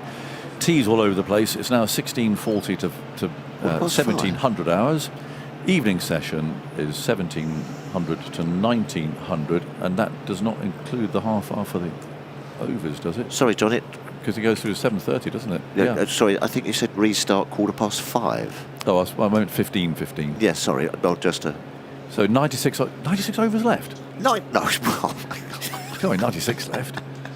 Sorry, I'm trying to read my producer's phone at the same time. No, it's all tricky. No, so we can go through to 7:30. Yes. Because there's half an hour from yesterday to be added on, and there's half an hour from today to be added on. Even though that would and the be half hour for the overs, and there's half an hour to be claimed in the event of possible victory. So we could be at 8 o'clock. Well, I think the sun sets. The sun would have set by then this time of year, John. Right. Anyway, there's a rope being run round. Umpire Warren has his umbrella folded up, and our friend with the beard. Now he's got one of those sort of Caribbean type super soppers I was talking about. That's not very big. And it's not like the big whales that you get, you know, that when it's really rained properly. So one thing I will say is that if we're here at 7:30, Pakistan won't be far away. No, we'll be. they might have nicked it. We'll be looking forward to quite a day tomorrow. Absolutely, really will. So the stumps are going in. It takes a bit to do that these days. There's microphones and cameras and all sorts of things to put in there. Which is now being sorted out. Technician there with his shorts on, running off, and it's an old chap here with a beard. It's quite an interesting-looking character, and he's quite nifty. It's called the blotter, this one. So it's not like the whale, the big whale with the big foam wheels on each end. This is more of a handheld device, which is motorised, but he just steers it around. I mean, is that doing any good at all? Well, it must be doing something. I don't know. I'm not sure where the reservoir is. We were asked the other day, weren't we? We were asked the other day, what would you like to be if not a cricketer at a cricket ground? What did you answer, John? I don't think I was involved in that conversation. Oh, weren't you? No. I don't know. I never really thought of doing anything else. Did you? Oh no. I went for the ground. I went for the head groundsman. Head's groundsman. Sit in the hut behind the thing. There's no way you'd have come running out there when it starts to rain to pull the covers on. Absolutely, you would not have done that. I would have sent my team out there. Yeah. I never really thought about anything other than just being a cricketer. Perhaps it was a bit naive, but.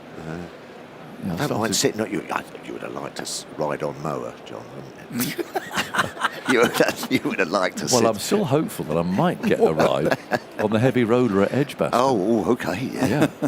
It's got to go through various health and safeties and all sorts of things. Where was the biggest roller we've had? Where was that huge roller? Well, there was a big one in Durban. I tell the story occasionally. It came off the road when the proper one broke down. Massive thing. And was Antigua? Did that have a great big sort of old roller as well?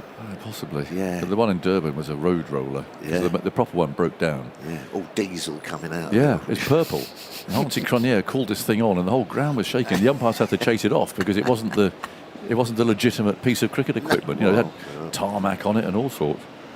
But it came on the ground, and it had to, because it's so vast, it just about managed to turn within the boundary before being shepherded off again. And then they got the proper one going. But the rope's going round. Our friend with the beard has taken that piece of equipment away.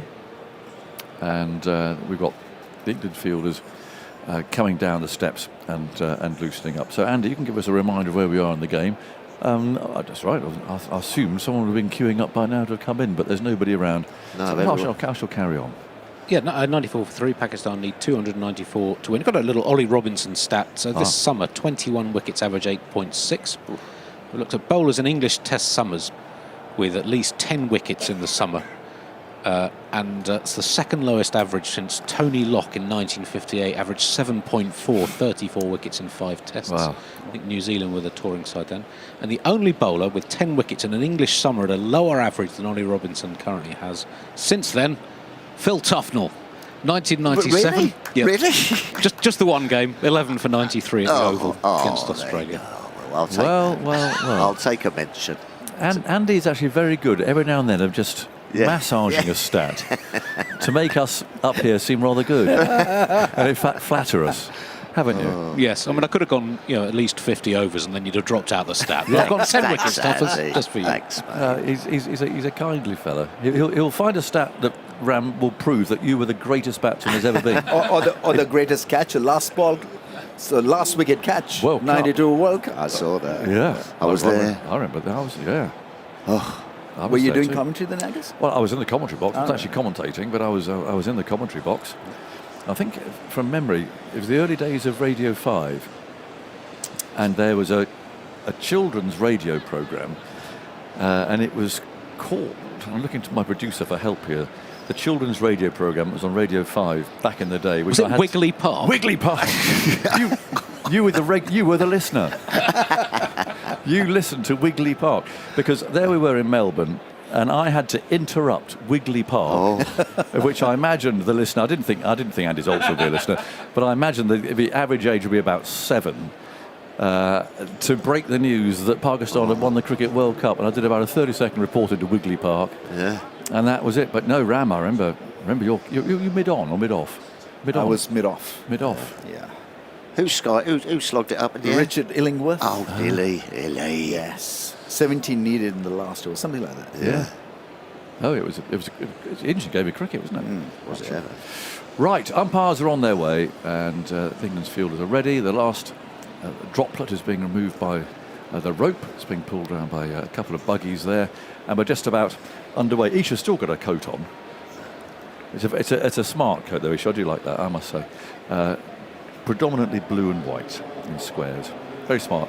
94 for 3, effectively 4, we think. So thoughts from you, Tuffers, and then I'll let Isha loose on you. Yeah. Well, yeah, the England fielders are taking the field and in their huddle, and they've just been thwarted a bit. I thought it might be a bit of a procession by the Pakistan batters, but they've stuck to their guns and they've played quite nicely. I think the partnership of now is what, Andy? The partnership is 80 in just 17.50, so 4.5 and over. Isha, good afternoon. They've been working you today, haven't they? Always. Tuffers. I'm always available. Always available to put your hand up. Yeah, that was almost a flash flood, that one. It just came out of nowhere, that cloud. Yeah, surprised everyone. I bet there's a few wandering around who's got soaked. Yep. Here he is, Michael. Been busy in the green room. Michael's come in, he's had to do an interview next door. I have, with a Hollywood superstar, Keegan. He's just done an impersonation of Barack Obama giving England a kind of team talk for the Ashes next year. Was it inspirational? Very inspirational, Okay. yes, it was very good. I noticed Piers Morgan was in there as well. Yes. Keegan Michael Key. He's a comedian from over in the States. Yeah, I went in to get my notes and I got told off. For being in there, yeah. for It's being our in green there. room. It's where we hang out and got kicked out. ECB TV, get out. I got told off for being too loud. There's it's going to be Jofra from the pavilion end.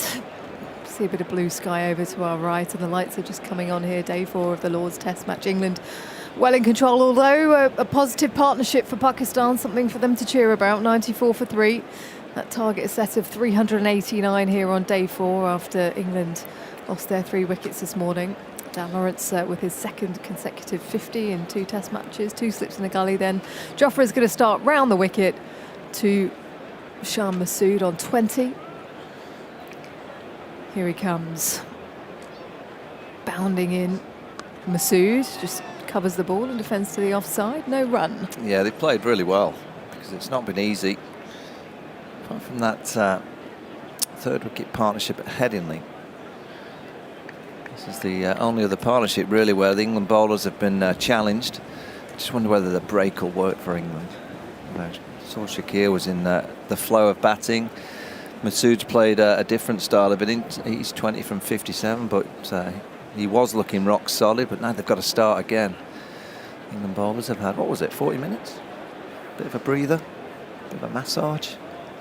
Yeah, they would have been on the massage bed.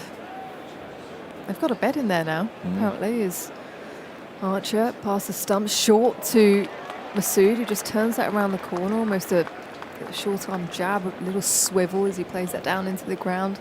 Comes through for 1, moves to 21, 95 for 3.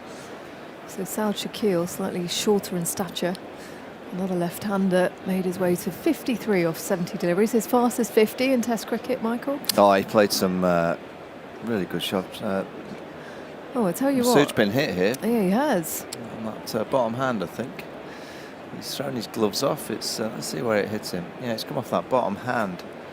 And the physio's out there just checking that hand. It's the last thing Pakistan need is another injury. Yeah, I think his thumb maybe has got trapped on the handle. It's the index finger on his left hand. It looks to me like he's got a little bit of strapping on that anyway, so maybe it's one of those sore ones that he has a bit of protection anyway. Yes, Shakil, he played some glorious shots, nice drives, little punches. I think that's what Pakistan have to do. I mean, for the whole series so far, they've kind of just been sat there, not counter punching at all, and that was the first time that I looked at the England bowlers and they were getting punished as soon as they were off line or length. We put them to the boundary. And he's got the freeze spray on there. That fingernail's looking a bit purple. The freeze spray kind of works for a few seconds, doesn't it? Just to numb. Yeah, and then numb about the finger. a minute later, you're like, oh, it's back to square one. Bit of tape, a little bit of extra protection going on that index finger of his left hand. I wonder how much freeze spray is being dished out around the country in club cricket. That's all they've got, isn't it? Bit of spray. Yeah, bit of ice. Go to the bar, pop to the bar. Yeah, ice is used, but ice in a glass.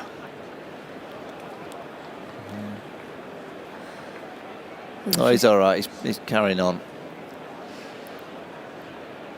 Yeah, well, he is at the non-strikers end, which is the place you want to be against Jofra Archer. In this test match, he's been bowling consistently around 90 miles an hour. 2 slips in the gully then. Points just come into play. Emilio Gay just being pushed up to that position. There's a square cover, wideish mid-off. As Archer pushes forwards now to Shakil, who's comfortably defending back down the pitch. Look to have all the time in the world to play that ball. 89 miles an hour. Well, the pitch has played better today, so I think you've got to be fair when you're assessing a pitch. Yesterday was just so overcast, wasn't it? It was muggy and all did all sorts. Well, today it's not quite as muggy. All right, we've had a couple of showers, but nothing drastic, and the pitch has played pretty well.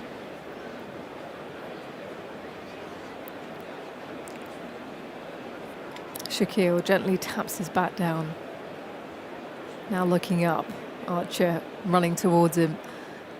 This time inside edge, was he struck on the pad. Archer swivels around to appeal, then walks away in a huff with it not being given out. Perhaps a bit of bat involved, maybe going down the leg side. England just one review remaining. Joe Root's not interested in reviewing it. No, they've burnt a couple, haven't they?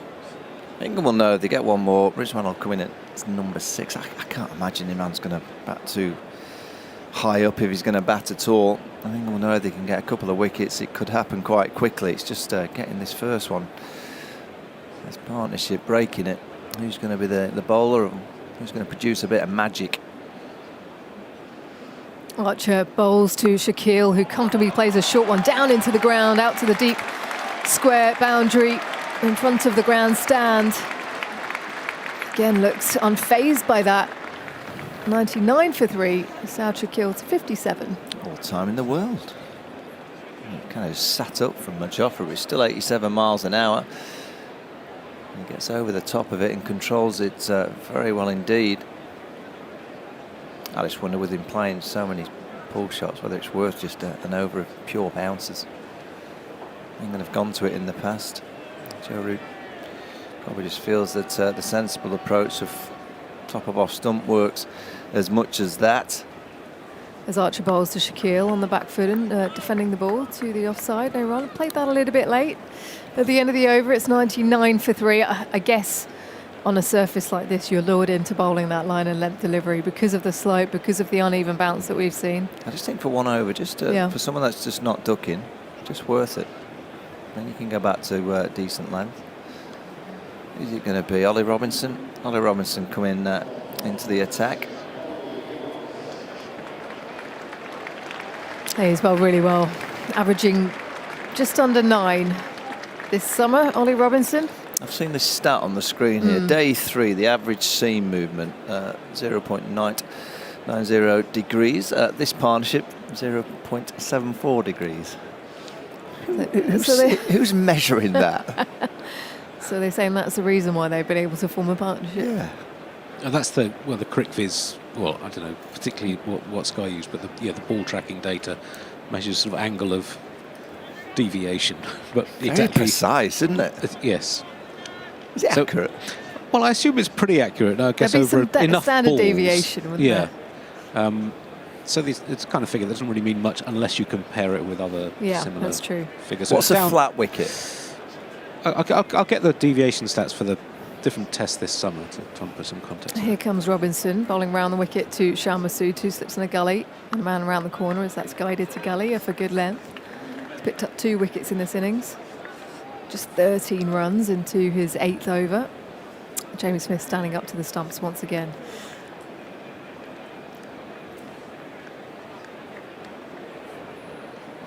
So slow and casual walk back to the top of his mark. Joe Root now has the ball, just giving it a vicious shine.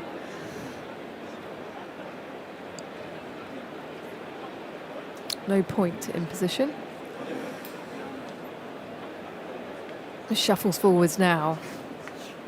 Ambling in around the wicket to Massoud, who's covering the ball and defending to the leg side. Does look a little bit calmer, this pitch, though. Definitely is. It's not it's not nipping as much in terms of, as we've just mentioned, the degrees. But it doesn't seem to be zipping off the pitch. Yesterday it was getting quickly off the pitch.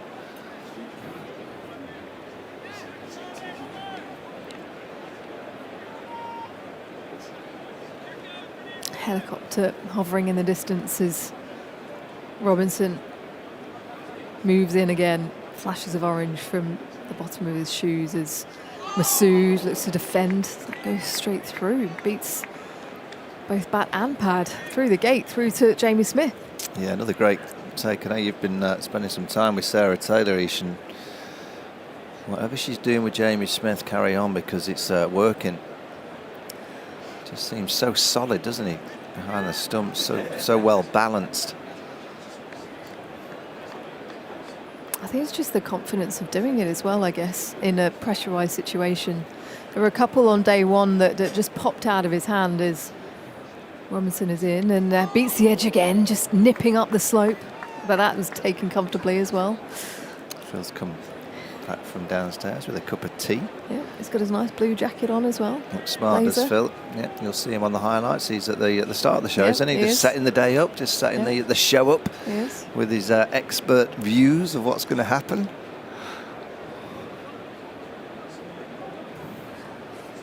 TV gold.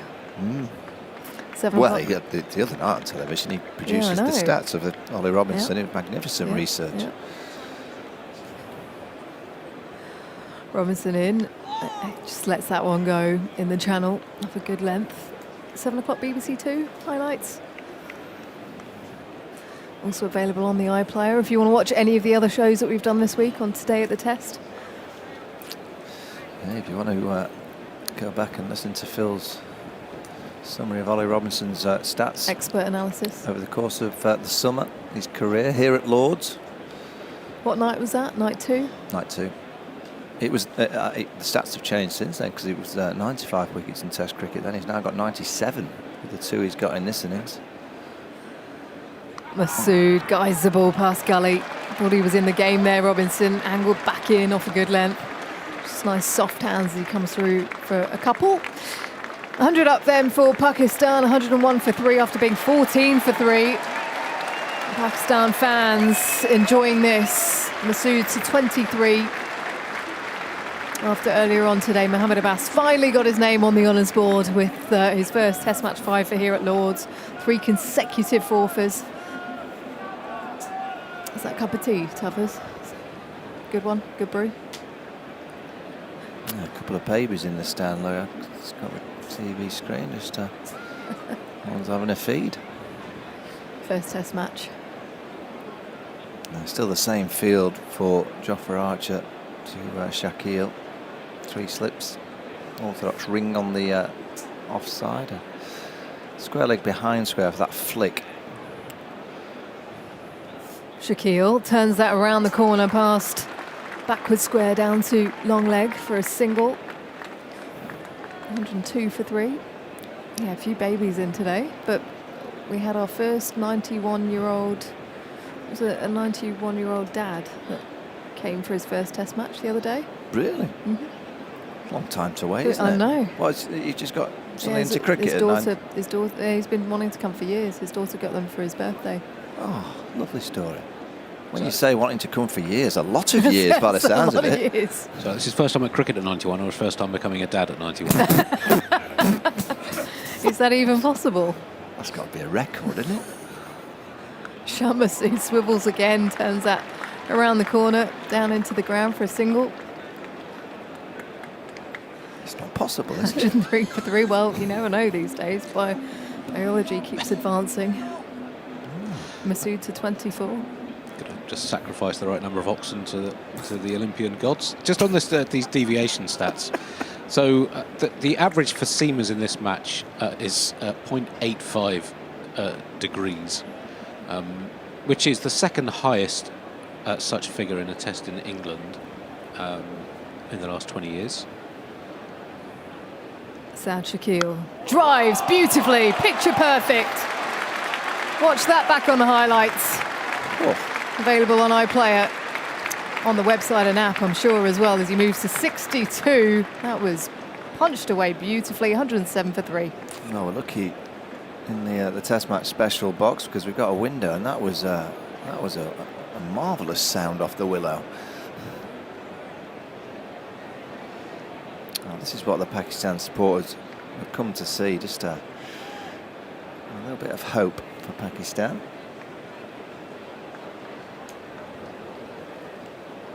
Yeah, just slightly over pitching there, Jofra, and Shakil was equal to it. He was ready to pounce as he's defending a back of a length delivery back down the pitch on this occasion. Yeah, so just to put that in context, so that's an unusually high figure for Tests in England. The ball tracking data goes back just over 20 years.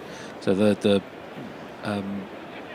average in Tests in England, this is just for seamers I'm looking at, the average in the Tests in England this decade was 0.61 degrees, so that's, it's quite considerably higher than average. And just looking at the matches this summer. So sorry, that's Test in England since, as Archer on the approach again to Shakil, who's he's punishing that into the ground. That was a swivel pull, but he takes it quite early and it finds its way to mid-on, no run.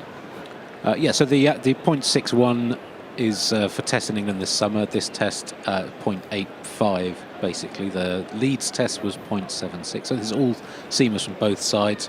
The New Zealand test at Nottingham was 0.53, the Oval test 0.55, and the Lord's test here against New Zealand 0.70. That had more up and down variation.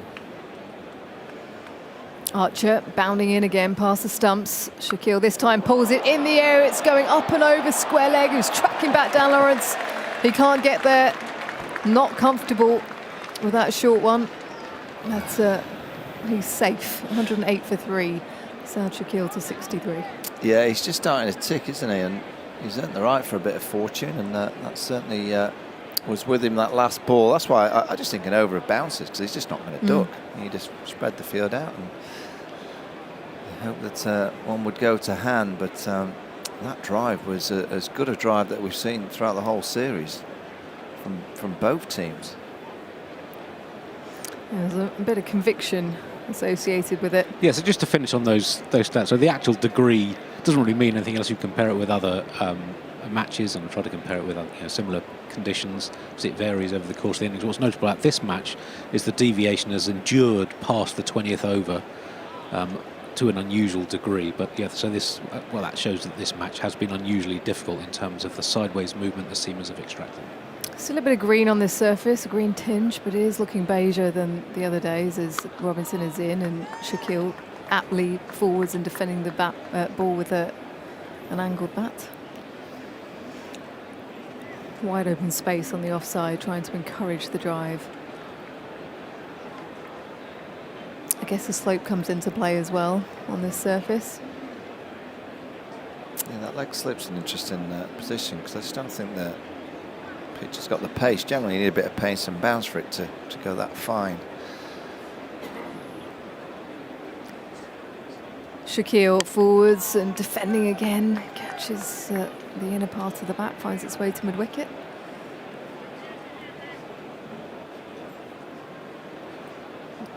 Comfortable coming forwards, comfortable getting on the back foot, but he's generally played forwards to Ollie Robinson. So he's scored Pakistan's highest score of the series. Abdullah Shafiq made 61 at Leeds, only the 5th score over 30 they've had, individual score over 30 in the series so far. Robinson around the wicket again to Shaquille, who shoulders arms, lets it go through to Jamie Smith off a good length. Bright sunshine now here at Lord's after a brief shower earlier. What's the forecast for the rest of the day? I think it's okay. Okay. That grey cloud looking ominous in the distance there, but that's gone past us. Plenty of cloud cover over to our right as well. Robinson circles. Just feel that warmth coming through here as Shaquille is forwards and defending to the offside. Who's it going to be then, Michael? Who's going to produce the magic delivery? Well, you'd have to say with the summer that he's having, Ollie Robinson looks the most threatening. He's beaten the outside edge. He's always got that ball that kind of nips down the slope, keeps it a little bit low, forced the LBW. Made off, the skip has come on the drive. Trying to get Short Shaquille to play the drive against Robinson. Forwards and defending the ball to the offside. Joe Root there at a catching extra cover. Yeah, these two have to realise for Pakistan that they've got to go real deep. I mean, they're so far ahead. I mean, behind the game. 389 the target. Be a record chase here. So 281 for them to win. Realistically, you would think that this pair would probably have to be there at close.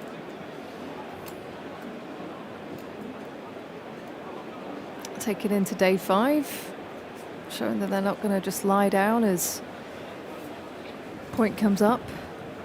Robinson in and defending is Saud Shaquille again down the pitch. Certainly more confidence in this surface, it seems to have. 108 for 3. Shaquille on 63 of 85 deliveries. Masood, an able partner for him on 24. Yeah, he's kind of smothering those length balls, isn't he? He's kind of getting over the top, getting his bat out in front of his pad. I think all teams and players around the world, because of this new tactic that Someone was asking me down the corridor, actually, how many times would I have faced a keeper stood up tactic in Test cricket? I don't think I ever did.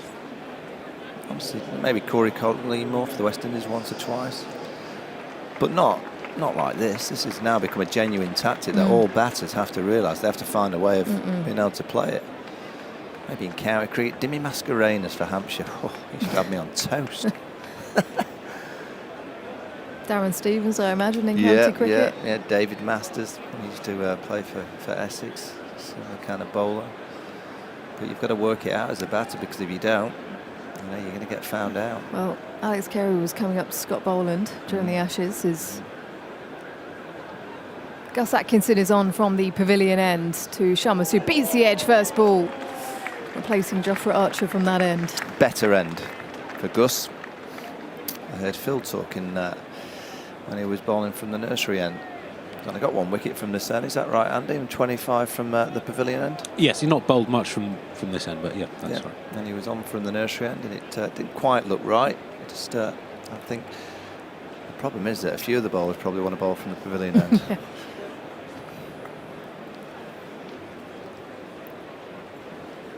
Gus pushes forwards, moving in past the umpire, around the wicket to Masood. Again beats the edge. A couple of beauties to start the over for Atkinson. Still wicketless in this match. Yeah, which is remarkable when you think of Gus Atkinson's record here at Lord's. 88 miles an hour in that last delivery. A nip. It's not that he's bowled badly, it's just, I guess the others have just cleaned up. 10 wickets he got here in his debut Lord's Test match. Is around the wicket again to Shah Masood and patting that ball to the leg side, no run.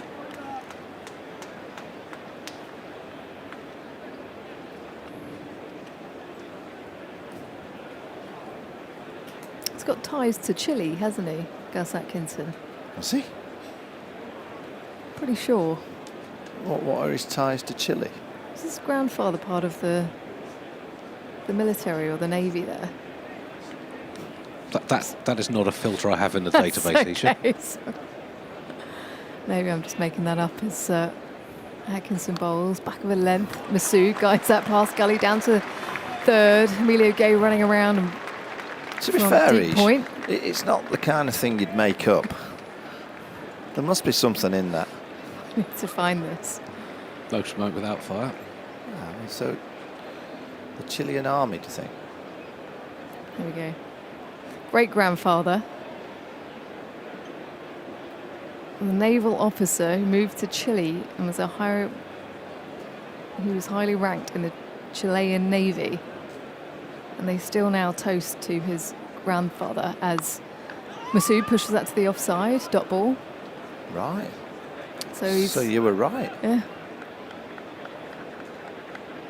Good knowledge.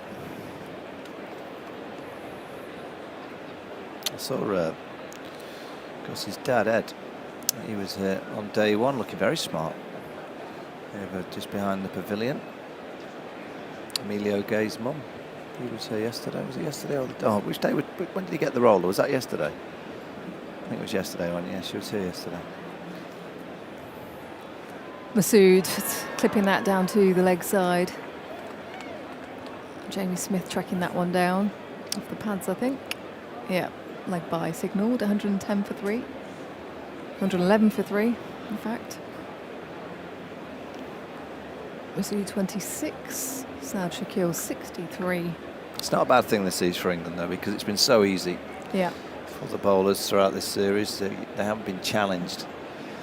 They're only 30 overs in, and they know they get 2 in the space of the next 4 or 5 overs, and I'm sure it'll end quite quickly. But having to get into your second, third spells and work a little bit harder on a pitch that's not doing quite as much is what's going to come in the future. So it's not a bad thing for the team. Test of patience at this stage in conditions that suit the bowlers. Sometimes it's just not going to come quickly for you. So 2 slips in a gully in position. They're having to work hard for this breakthrough. England, Robinson round the wicket to Masood. Struck on the pad. Jamie Smith has gone up. So is Robinson. There's a throw on to the non-striker's end, and it's beaten Joe Root diving.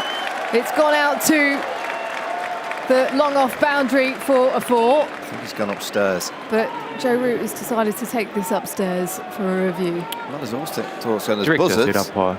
We have a player boundary. review for LBW. Original decision is not out. Field leavers go to front on when available. Robinson's very confident.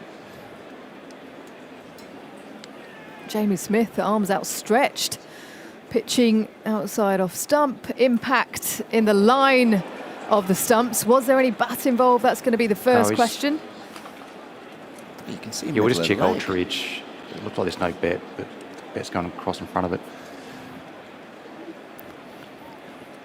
Keep going, keep going. Yep, through the pad. The no bat, ball tracking when available, please. So no bat involved. This looks pretty good. Chris Gaffney, the TV umpire, you're hearing the voice of. Original decision is not out. Pitching outside off, impacts in line. 3 reds. Pulleys will get you back on screen, and I recommend you change your decision to out. You just built that up, Michael. Ollie Robinson with the breakthrough. That's his 3rd of this innings. And another one to go for Pakistan, but it was a good partnership. Shah Massoud, Saud Shakil, after they were 14 for 3. Yeah, good partnership. But I reckon Shah Massoud will be watching. He shouldn't be getting out to that ball. When you're in like he's been out there, 72 deliveries, didn't do a great deal. He's just kind of jumped across and pinned him on the back foot. He fought hard for his 26, but yeah, there's bits of good balls out there, and if you get a good one, you have to just say, well, that's the game. But when you're getting like he has, and he's just been out to that one, I think that's quite a soft dismissal. For the benefit of having Jamie Smith stood up to the stumps as well, it means that Ollie Robinson could just settle into a nice rhythm, target the stumps, knowing that they're not going to leave the crease. Was pinned there, really.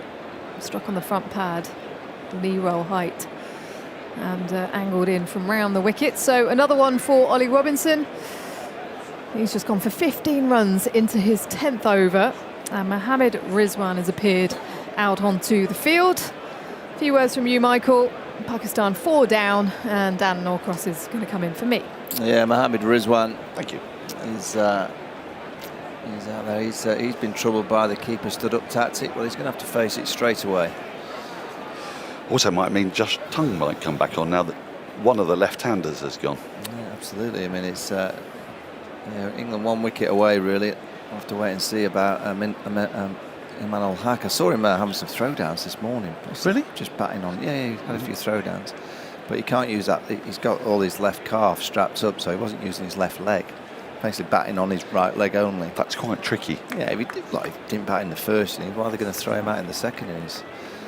Well, I suppose if they got to, 350 tomorrow or whatever. Right. Ollie Robinson, tail up, 3 for 15. Get his match figures for you in a minute. So he comes in now to Mohammad Rizwan. Comes forward, solidly defends on the front foot with Jamie Smith standing up to the stumps. Pushes it out to the offside. There's no run. Robinson has 7 for 26 from 22.2 overs. With 10 mates. Sorry, 7 for 26 from 22.2. Yes. Yeah, I think that is the very definition of parsimonious. Parsimonious. Yes. Some would say 1880s bowling figures. Yes. The partnership was 97 in 23 overs, Pakistan's highest of the series. And Shah Massoud, 26 from 72. Here comes Robinson again. 4 slips in place of catching extra cover. Outside the off stump, left alone, no run. Well, you can see Robinson, he's gone just outside off stump to Rizwan. He played it nicely, his first ball, then he's gone a little bit wider. He's just lining him up for that one that just comes a bit straight and nips back up the slope. Just keeping an eye on where Rizwan's standing, though. They're trying to counter this LBW. They've done pretty well on it. The problem for Shah Massoud is he played across the ball, didn't he? Whereas it wasn't a great shot that day.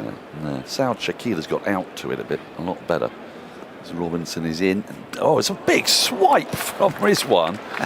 It's a sort of, I don't know what we call it, a sweep of sorts off Robinson, swatting away the ball, and it's come off really limply and rolled down to backward square leg for a single. Yeah, but it's. I actually don't mind it from Pakistan because it's something different. That's what you expect from a Pakistan. I always remember Javed Miandad. He'd do things like that when he was facing bowlers that were doing a bit. You want to see that from Pakistan. You want to see them try a few things, because if they just play orthodox on this kind of pitch against this kind of attack, it'll happen quickly. In comes Robinson again, goes for the pull, and he's got that out towards deep backward square leg. Just get the single as Josh Tongue throws the ball in. 113 for 4. Michael's taking a break. Phil Tufnell's coming in. We've got short extra covers in, sort of catching covers, which suggests to me that Root thinks the pitch is a bit stoppy or slower. I don't know. 4 slips, short extra, backward point. Quite a weird field. In comes Robinson. Rizwan plays around that front pad, pushes up to Archer at mid-on, along the ground, no run, a wicket taking over. Robinson 3 for 17, Pakistan 113 for 4. You never know quite what Rizwan's going to do you? No, it's quite fun, that. Yeah, it is. I quite enjoy it. You've got to keep your eyes on the game when he's in. He can block, and then all of a sudden just have an almighty hack at one, as he did there. A little bit fortunate to get away with it, but England were just puffing a bit there, weren't they, with that obdurate partnership? Well, they haven't had to experience it for a while. while. I know what's going on. Yes, flat pitch. I mean, the speed of wicket taking in this series for England has been such that partnership of 23 overs, did you say? That's all it was. Well, that's half as long as their innings have been, a bit more. I know. The other 3. All of a sudden became a little bit strange, didn't it? Atkinson is continuing to the left-handed Saud Shakil, and his first ball is defended solidly up to mid-on. There's no run. Meanwhile, something is happening in the county championship. I'm going to ask Zoltz to have a look at. Oh. Involving your old team. Middlesex. Yes. Oh, what's happening? Well, they forfeited their first innings, which isn't in and of itself remarkable. But I think what might be remarkable is that in Derbyshire's second innings, they're now 100 odd for 3. And I think it's highly likely they're not going to declare, and that Derbyshire could bat twice without Middlesex batting at all. Oh, Zoltz, come on. Really? You must be excited by that. That is not the game that I want to be part of. No, that is not your game at all. Atkinson's in, and that beats the outside edge. It's a ripper. Yeah, it's so much gorgeous. More his end, the pavilion end. Isn't it? You were spot on. We were. 25 of his 26 wickets and here. It just looks, his sort of feet patterns, his rhythm, the way the ball angles in and goes down the hill. He beat Masood about 3 out of 3, didn't he? And he's just done it. And then it's too good, that one. I mean, not getting the edge. Yeah, it just looks like where he likes to be. Yeah, he's happy there. He's happy. It's a happy place. So he comes in tippy toes from the pavilion end. He's into Saud, who reaches for a wide one and slaps it away through deep backward point. It's going to be cut off. And it's Emilio Gay who's doing the cutting off, and they get a couple as he runs round to his right. Saud Shakil to 66, 115 for 4. Well, he'll be eyeing up 100. If he can get 100 on this deck, what a knock that'll be. It'd be the 8th Pakistani to do it. Yeah. And on this pitch. Ooh. I mean, what's the highest score of the match so far? 60 odd, Lawrence. Yeah, well, and Shakil now has in Pakistan's first innings, Azan Awais 46 was the only one to get to 20. Yeah. Here's Atkinson once again. Shakil lets this go. He's a little closer to off stump. Goes through quite low to Smith behind the stumps. In England's first innings, Cox made 55, Smith 61, Atkinson 45, and in England's second innings, Lawrence with 54 was the only score over 40. So yeah, Shakil. When they do those test rankings for batters, do they take into account other people's scores within the game? Because I mean, obviously 100 here. I think they do. I think so. And they take into, I think they take into account pitch and game scenario as well. Here's Atkinson. Oh, nibbling again at one that goes away from him. It's rooted to the crease, just pushes away from his body, gets nothing on it through to the keeper. I think they do. I'm not sure. The way they calculate the world rankings is not public, so I don't know exactly how it's top secret. You could go undercover. Tough as what? So I don't know the exact methodology. Right. Undercover stats. So it's like a secret recipe, is it? Like for Lee and Perrins? How bizarre. Which usually means they don't quite know themselves. Here's Atkinson again, and this is nicely, firmly defended back. A full ball straight to Atkinson, who stops the ball, and there is no run. 2 off the over, 115 for 4, which will please England because they want Rizwan on strike. They've got a new batter at the crease, and they know full well if they get one more wicket, then it was Usman Ali came out at number 7 last time. Felt about 4 places too high. Yeah, and Mohammed Abbas as well. And Muhammad Ali. Yeah, they're quite I mean, that's where Josh Tongue suddenly raises his hand, doesn't he? You can't see him getting stuck in. They like to play their shots, don't they? They do. The Tongue stats against lower order players don't quite match that reputation, whereas his stats against top order players, he has a fantastic record. The Hoover? But he's got this reputation, but the numbers... I still think he'd probably put his hand up, though, yes. don't you? Yeah. I'm sure he would. I mean, there are lower order batters, and there are lower order batters. Well, he got the nickname the Hoover, didn't he, at Munster? It was Hoover, wasn't it? It was based on 1 innings. But his record against top order players is really excellent. Yeah. That's quite quick to get a nickname. How long did it take for you to get yours? Well, Tuffers? a few years. In comes Robinson. And Rizwan is beaten on the outside edge. Again, a really good take from Jamie Smith standing up. So I think that ball's moved a bit down the slope. Robinson himself, he'll be eyeing up the honours board. Yeah, likes it here, doesn't he? He does. He does. I mean, that's so close to getting an edge. But again, it's a good take, isn't it? Because that's he's done well. A bit. He's been called upon, hasn't he, to stand up, ball moving around, the odd one keeping low. I think he's done pretty well. Yeah. Yes, he has. 4 slips still there, and this catching extra cover. Here's Robinson. He's in, and this is solidly defended to Archer at mid-on front foot. Just, an update in the Ollie Robinson versus Phil Tufnell contest.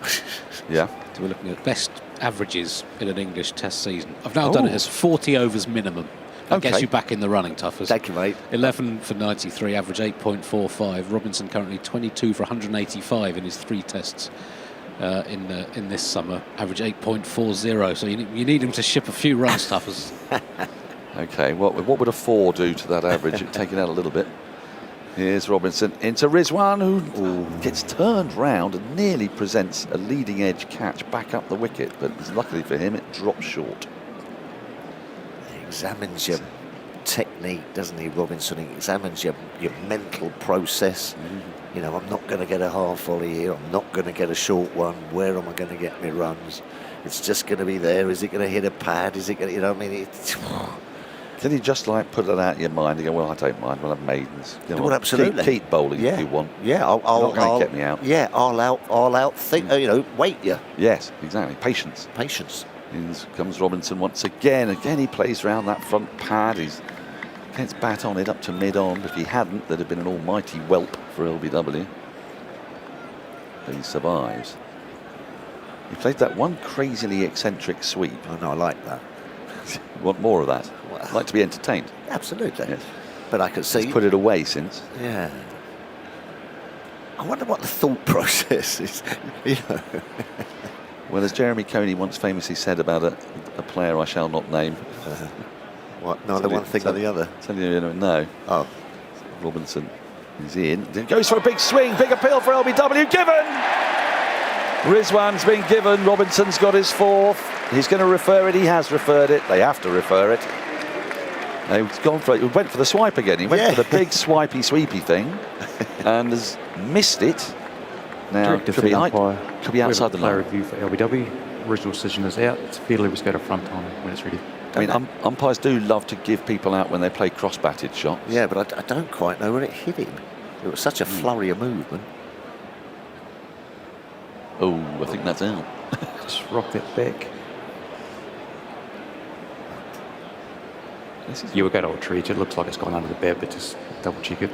This is brushed a glove, but no, it's miles from the glove, I think. Yeah, it's going under.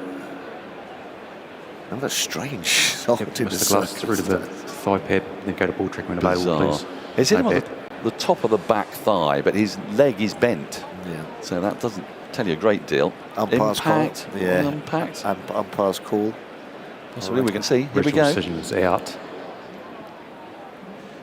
Pitching outside off, impacts in line.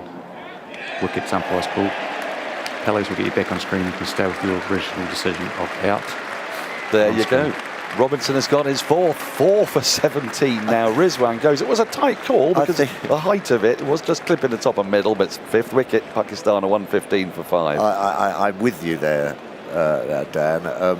You know, if I was an umpire and I saw that, I might be going, that's a horrible shot. Horrible shot, It yes. might just be trimming the bell, but I'm afraid you're not going to get my benefit of the doubt for that one. Go back to the nets and play straight. Well, indeed, I think if he had played straight, he might have got away with Absolutely. It was a straight shot. He did one. Well, we called it there, didn't we? In that first over, he went block, hack, and he did exactly the same. Block, hack. Great big sort of weird down on one knee sweep shot. Risky. Well, Robinson is now 1 wicket shy of his 5th, and the honours board calling again. As Usman Ali walks out, and there's some lips being licked, I think. Yeah. I mean, before today, let me get you up Usman Ali's career. Well, I say before today, I haven't got this added to his first innings score, but previously had 19 runs from 5 innings. He got 1 off 13 in the first innings. So got 20 off 6 at an average of 3.33. That little shower might have just helped England. Might, you know, go off, little towel down, little freshen up, freshen the wicket up. Yeah. Bit of heaviness in the atmosphere as well. You know, it's just things like that. They really do affect Lords. It's a 99th Test wicket for Ollie Robinson. His average is now below 20. What? 99 wickets. Below 20 as well. Well, I mean, you're talking Sir Richard Hadley stuff here. Even better, isn't it? I mean, yeah, and Malcolm Marshall even better. We're moving towards the realms of SF Barnes. SF Barnes This is isn't coming supposed out. to happen. It's supposed to be from a long time ago. Here comes Robinson. He's in to Usman, who defends really solidly, actually, on the front foot, up to Jofra Archer at mid-on. End of the over. There were 14 bowlers in Test history who've reached 100 wickets with their average below 20. Oh, can I have a go? Brett Lee. No. No. Shane Bond. Good start. Bond didn't get 100 wickets. Curly Ambrose. Nope. Dale Steyn. Nope. Oh, dear. What? Malcolm Marshall. Yes. No. There aren't any left, are they? How many did you say there were? There's 14. This is in 14. the whole of Test history. Oh, OK. Barnes, Lowman. Yes. Charles the Terror Turner? Charles the Terror Turner is on it, not Barnes. Barnes didn't, but even though he averaged 16. He only got 49 49 wickets at nothing in his last Who's the series. leggy? Who's the leggy? Which one? Clary Grimmett? Headley Verity? No. No. There is an English left-arm spinner on there.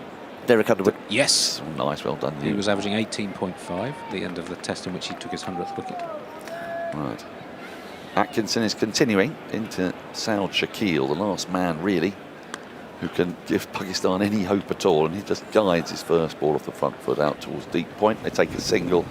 He's off strike, 116 for 5. Hello, sorry, got a couple straight away there. Was it Makram Wakar unit? Wakard did.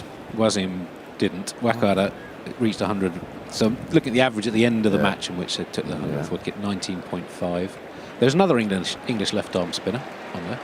I said Head Verity. Not Headley Verity.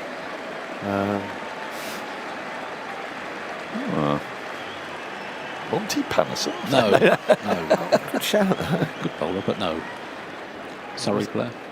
Oh, Tony Locke. Tony Locke, of course. Yeah. God, Yeah. Dan, that's Sorry, come on, that's Dan, raise your foolish of me, game. Wake up, foolish. boy. Oh, what am I doing? Atkinson is in, reaching for this, and driving off a thick outside edge. Is Usman Ali's going to get 4 for it down a deep backward point past a diving gully. It wasn't far away. It wasn't far away at all. Jim Lanka must be up there, mustn't he? I'd like to hope so. No.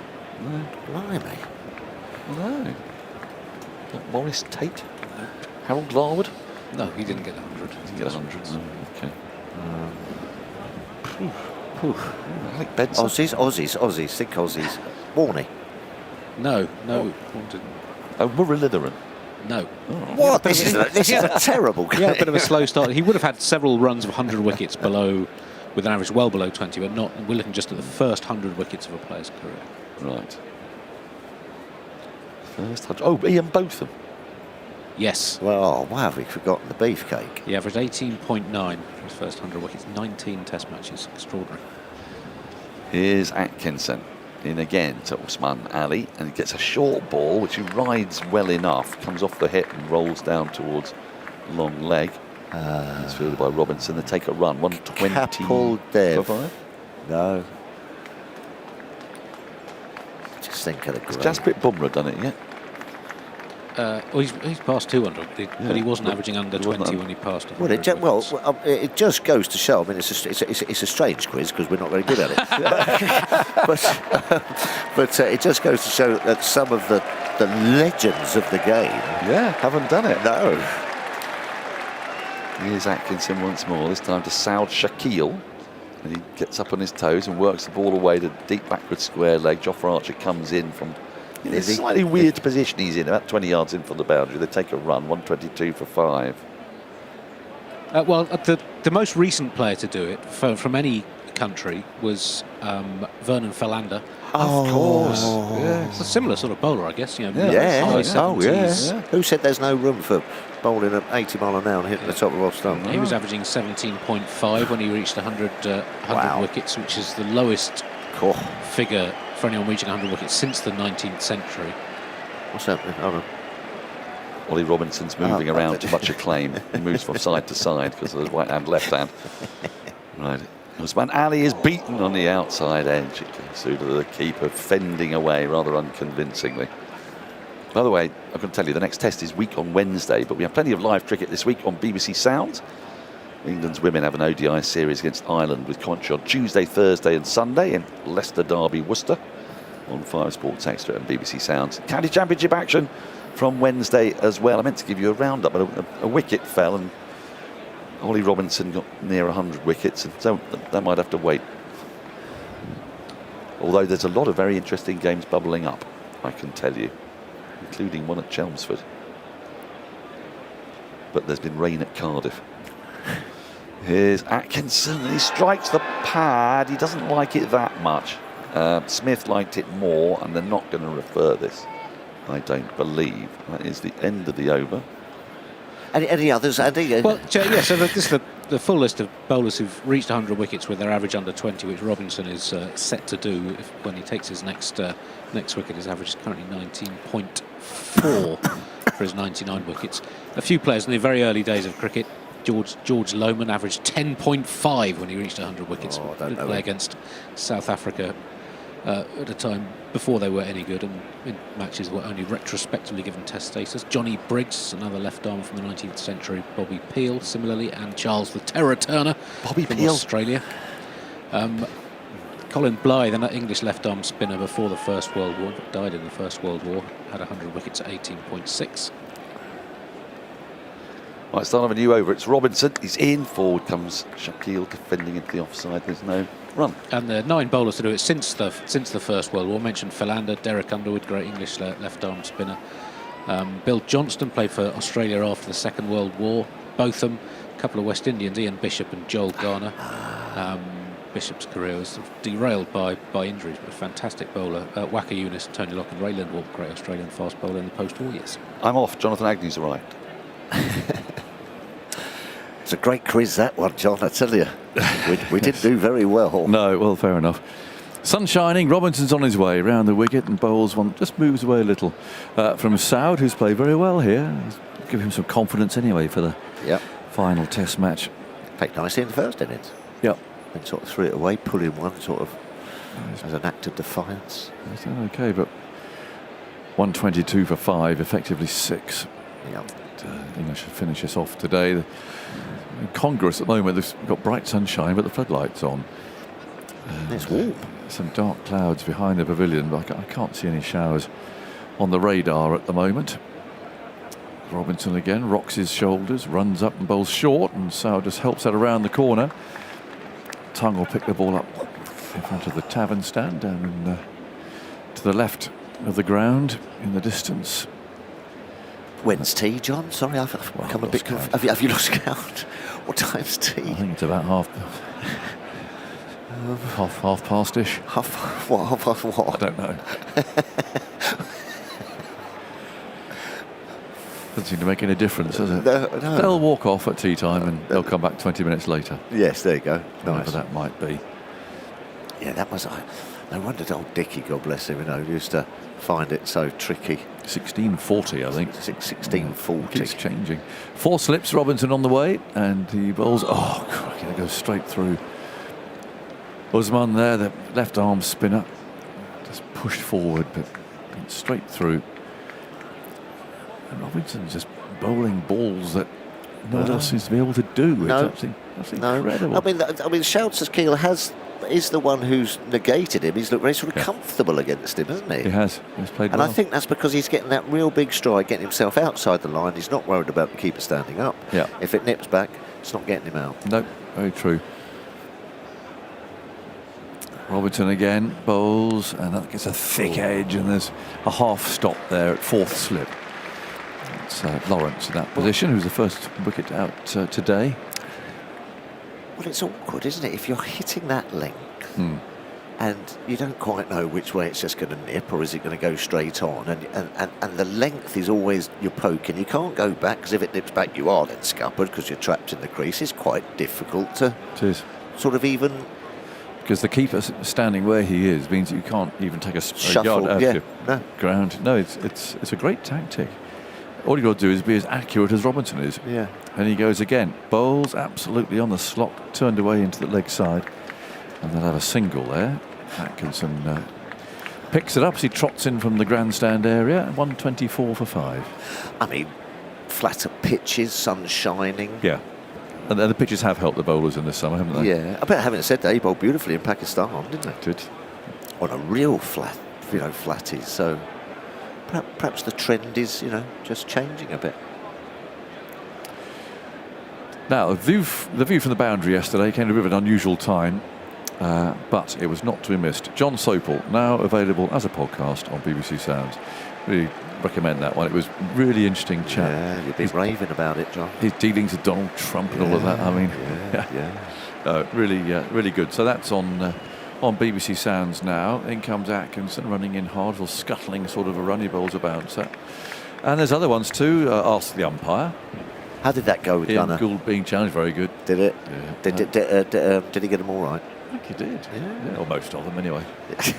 I mean, some of them were quite difficult because they are ridiculous. I mean, the one about the earthquake. I heard that as I was coming on. That was the last one. I think you're unlikely, apart from calling dead ball.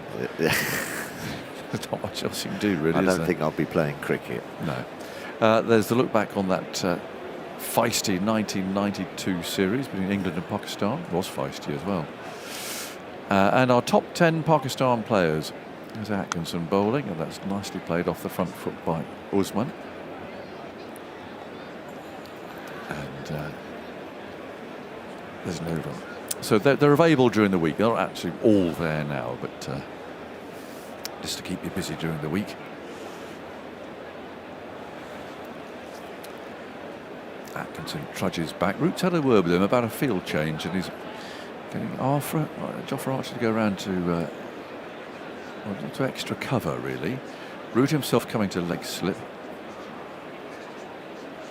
Usman settles over his bat. There are 3 slips and a gully. Atkinson runs up, bowls on the off stump, and he's pushed it straight to where Archer was, and so they can take a single. There's a big gap there now. Yeah, not sure what that was all about. Well, I might just be trying to get him to poke that bat out at it, perhaps get an outside edge. You're not a fan of the leg slip, are you, John? Not really. No. I think it's a bit of a... Well, I mean, it has worked once. Bit of a guess, isn't it? It is really. You're not sort of bowling for it, it's just someone's there if it happens to go there, isn't it? Big cheer for Jofra Archer down there. He's got some fans, all his family in by the sound of it, applauding him at the grandstand. Nice to see. He's coming a little bit finer now. Just below our window here. Atkinson again, round the wicket. Bowls short, it's sort of flogged into the leg side by Saud. Oh, he's set off at the far end, the throw misses the stumps. There's one there, wanted a single. And Emilio Gay, well, it's a long-range throw from where he is. And, it was ill-directed. 125 for 5. Pakistan's target, such as it is 389. Well, that's out of the equation. Well, I think so. Yes. Further 264 to win. Floodlights on, low cloud, looking a little bit more menacing as Atkinson bowls short, and Saud plays a very nice looking shot there on the back foot. Waits for the ball to arrive and then runs it away down to square third man for one more run. And the breeze has got up, definitely. Flags there fluttering away at the pavilion and the MCC pennant on top of the grandstand there, full stretch.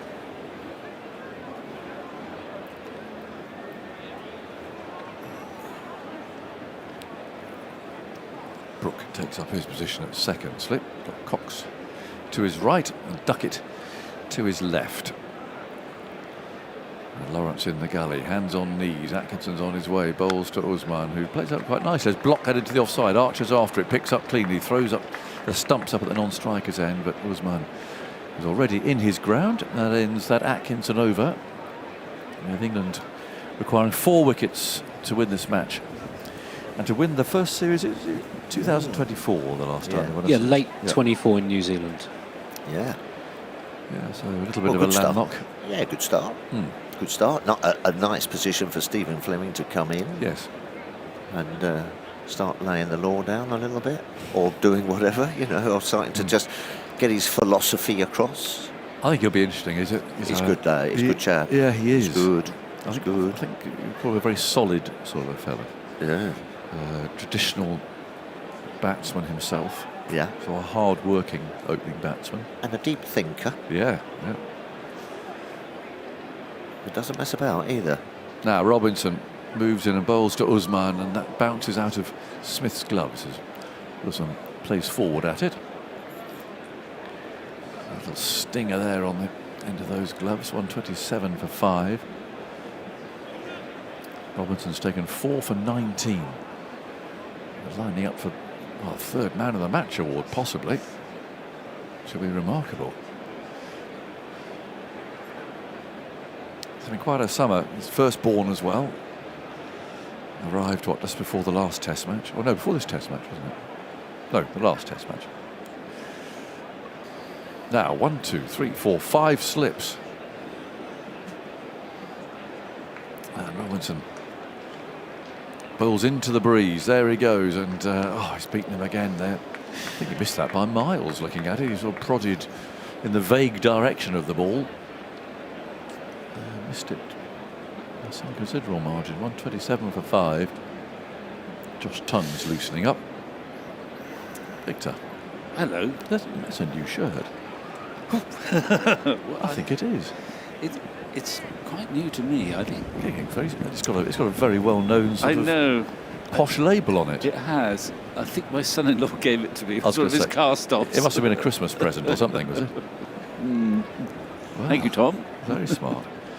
Robinson over the wicket, runs up, bowls, and that's turned away out towards square leg. They'll want 2. Tongue just runs round easily, doesn't overstretch there. So loosening himself up. Sounds like he's coming on to bowl the next over. 129 for 5.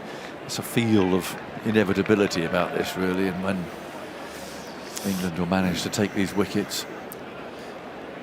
Well, Robinson is, by modern standards, amazing. I mean, Andy, I'm just wondering how many bad balls Robinson has bowled, because he doesn't seem to bowl any. He just bowls a beautiful line in length with a perfect action. It's gone for 1 boundary. And they get out. Is it 1 boundary? 2 boundaries? 1 boundary, yeah. I mean, off he goes again, over the wicket, and he bowls, and that's pushed away. Nose towards leg side, going for a quick single. They'll get there. Thought that was a bit closer to Archer than it actually was. 129, 130 in fact, for 5. He is just a metronome, and they don't know what to do with it. They really don't. He's sort of reminiscent of the sort of bowlers that were around even just before we played. People like Tom Cartwright, who was not... before? Well, I played with Tom, actually.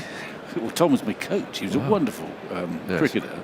He was smaller than Robinson, and he might not have bowled quite so quickly. Wickkeeper nearly always stood up. But he would dig his old hole, his own holes on a leg by just hammering in. Shackleton we talked about. Robertson's going round the wicket now, and Soud has flicked him into the leg side. He's aiming, I think, for something rather bigger than that. It looked like he was trying to hit him into the bandstand, but it ended up going rather finer. 131 for 5. The ball to go in this Robinson over. I remember Shackleton. He played a lot in this at the other end of Fred in the 1963 series, and I think quite often he was probably not as quick as Robinson, but the wicketkeeper mostly, I remember, I think, stood back. They don't very often. Godfrey Evans, who was that? No, people like John Murray or Jim Parks. Oh, right, okay. God, I think I'm not that old. Robinson again. Loops in, bowls outside the off stump and beats Usman again, just pushing at the ball just a fraction away. It's the end of the over, so Robinson's taken 4 for 23 now, 131 for 5. I'm just trying to think of other parallels, and it's not that good one, but we played against Mike Hendrick.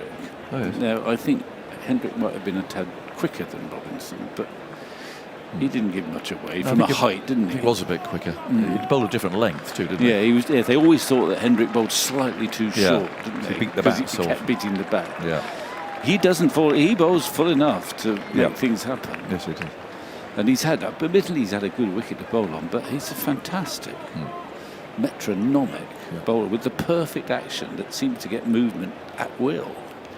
Atkinson's continuing, and he bowls on Soud's pads, turns the ball for Archer to pick up down here at long leg, and they take a single. So now can Atkinson get stuck into Usman here? He's the number 8, coming in a place higher because of Imam's injury. To see if he makes it in time for the final test, because there is a bit of a gap now. Well, watching him this morning on the outfield, I would not bet on him playing in the last test match. It's a mystery how he did it. I don't remember it happening. No. Maybe his field's at slip. Atkinson on his way, bowls to Usman, and cuts back into him. He plays it away from his pads. Josh Tongue picks the ball up, gives it a polish on his trousers. Still the floodlights are on. And probably at the moment, actually, it's a precise moment, just as well that they are, because the light's not very good again. Did you see that amazing game at Durham where the umpires went off a bad light? Durham needing 4 runs to win, 10 wickets in hand. Knocked them off as well. I don't understand that. Here's Atkinson bowls. Oh, that keeps rather low. That's well played by the crouching Usman. Well, it was. I had to look up the umpires, and we were familiar with both of them really. It was Steve O'Shaughnessy, who's been umpiring for a long time now, and James Treadwell. But I suppose they'd gone off for light previously, and they looked at their light meter, and the light had got worse than 10 wickets in hand, 4 to win, and off they go. Sorry, don't think it's good enough. Unbelievable, really. There's Atkinson bowls, pushed away for a single by Usman into the offside. Root picks up, throws the ball at the stumps, misses quite a long way, and Tongue has to throw himself there acrobatically to field. Well, Durham can't have been pleased because they've got to pay stewards and everyone else to come in on the. I wonder what sort of crowd they had. Well, probably nobody. No. Well, you're not going to lob out 20 quid to go and watch that, are you? I mean, good for the freelance journalist, of course. Morning, everyone.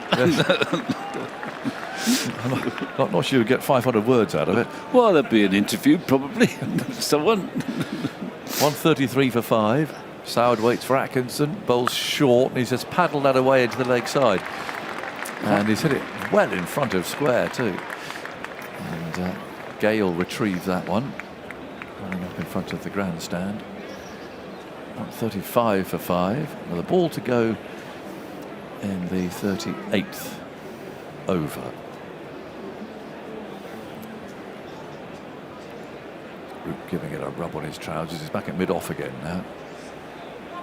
So not one of the 3 slips that are in position. Duckett, Brook, Cox. We assume then Root has taken a view that he doesn't want to be having to concentrate constantly all the time, so he's going to go to mid-off, having stood at first slip for the last 3 or 4 years. That's right. Atkinson bowls. Oh, no, that's an unusual one from Saud. It did bounce. It's a decent ball, actually, but Saud got a bit of a tangle there, looking to play that. Maybe he was just looking to try and get a single to keep the strike. Perhaps. 135 for 5. He's got 74. He's played very nicely. Usman has 11, and that's the end of that over. So Victor, thoughts from you, or from Andy, and then Alison's coming here. Well, just a little more on Ollie Robinson. 3 consecutive matches with 7 or more wickets in the 3 games he's played this summer. The last England bowler with 3 consecutive tests with 7 at least in the match was Steve Harmison in 2003 and 4, 1 against Bangladesh, 2 against West Indies. Before that, Ian Botham in 84 and 85. Had a 4-match sequence with at least 7 wickets.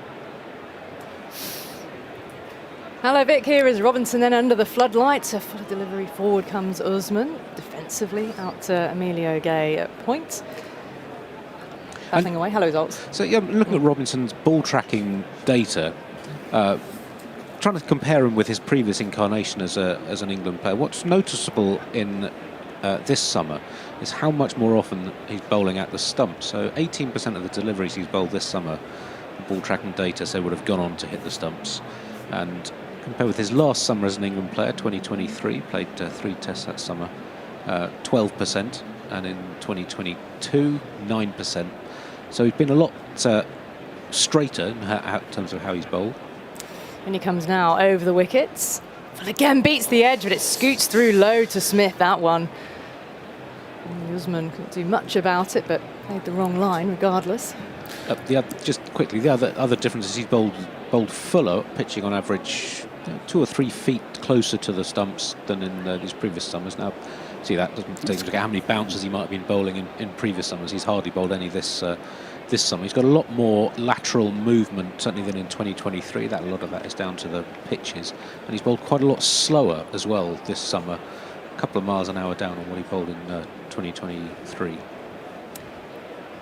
When he comes, he's searching for his fifer here over the wicket and trying to come a little bit forward out of his crease. Usman checks the shot, defends to the onside. I suppose the wickets dictate a bit what line he bowls. So on a pitch like this one and the one we had against New Zealand, he's got a lot of LBWs. He gets close to the stumps. He's almost looking for the LBW as his first mode of dismissal. Whereas on a bouncier pitch, you're thinking the slip cordon is probably the outside edge is my first chance to get a wicket. Robinson moves in, defence again from Usman, out towards the covers, Root picking up.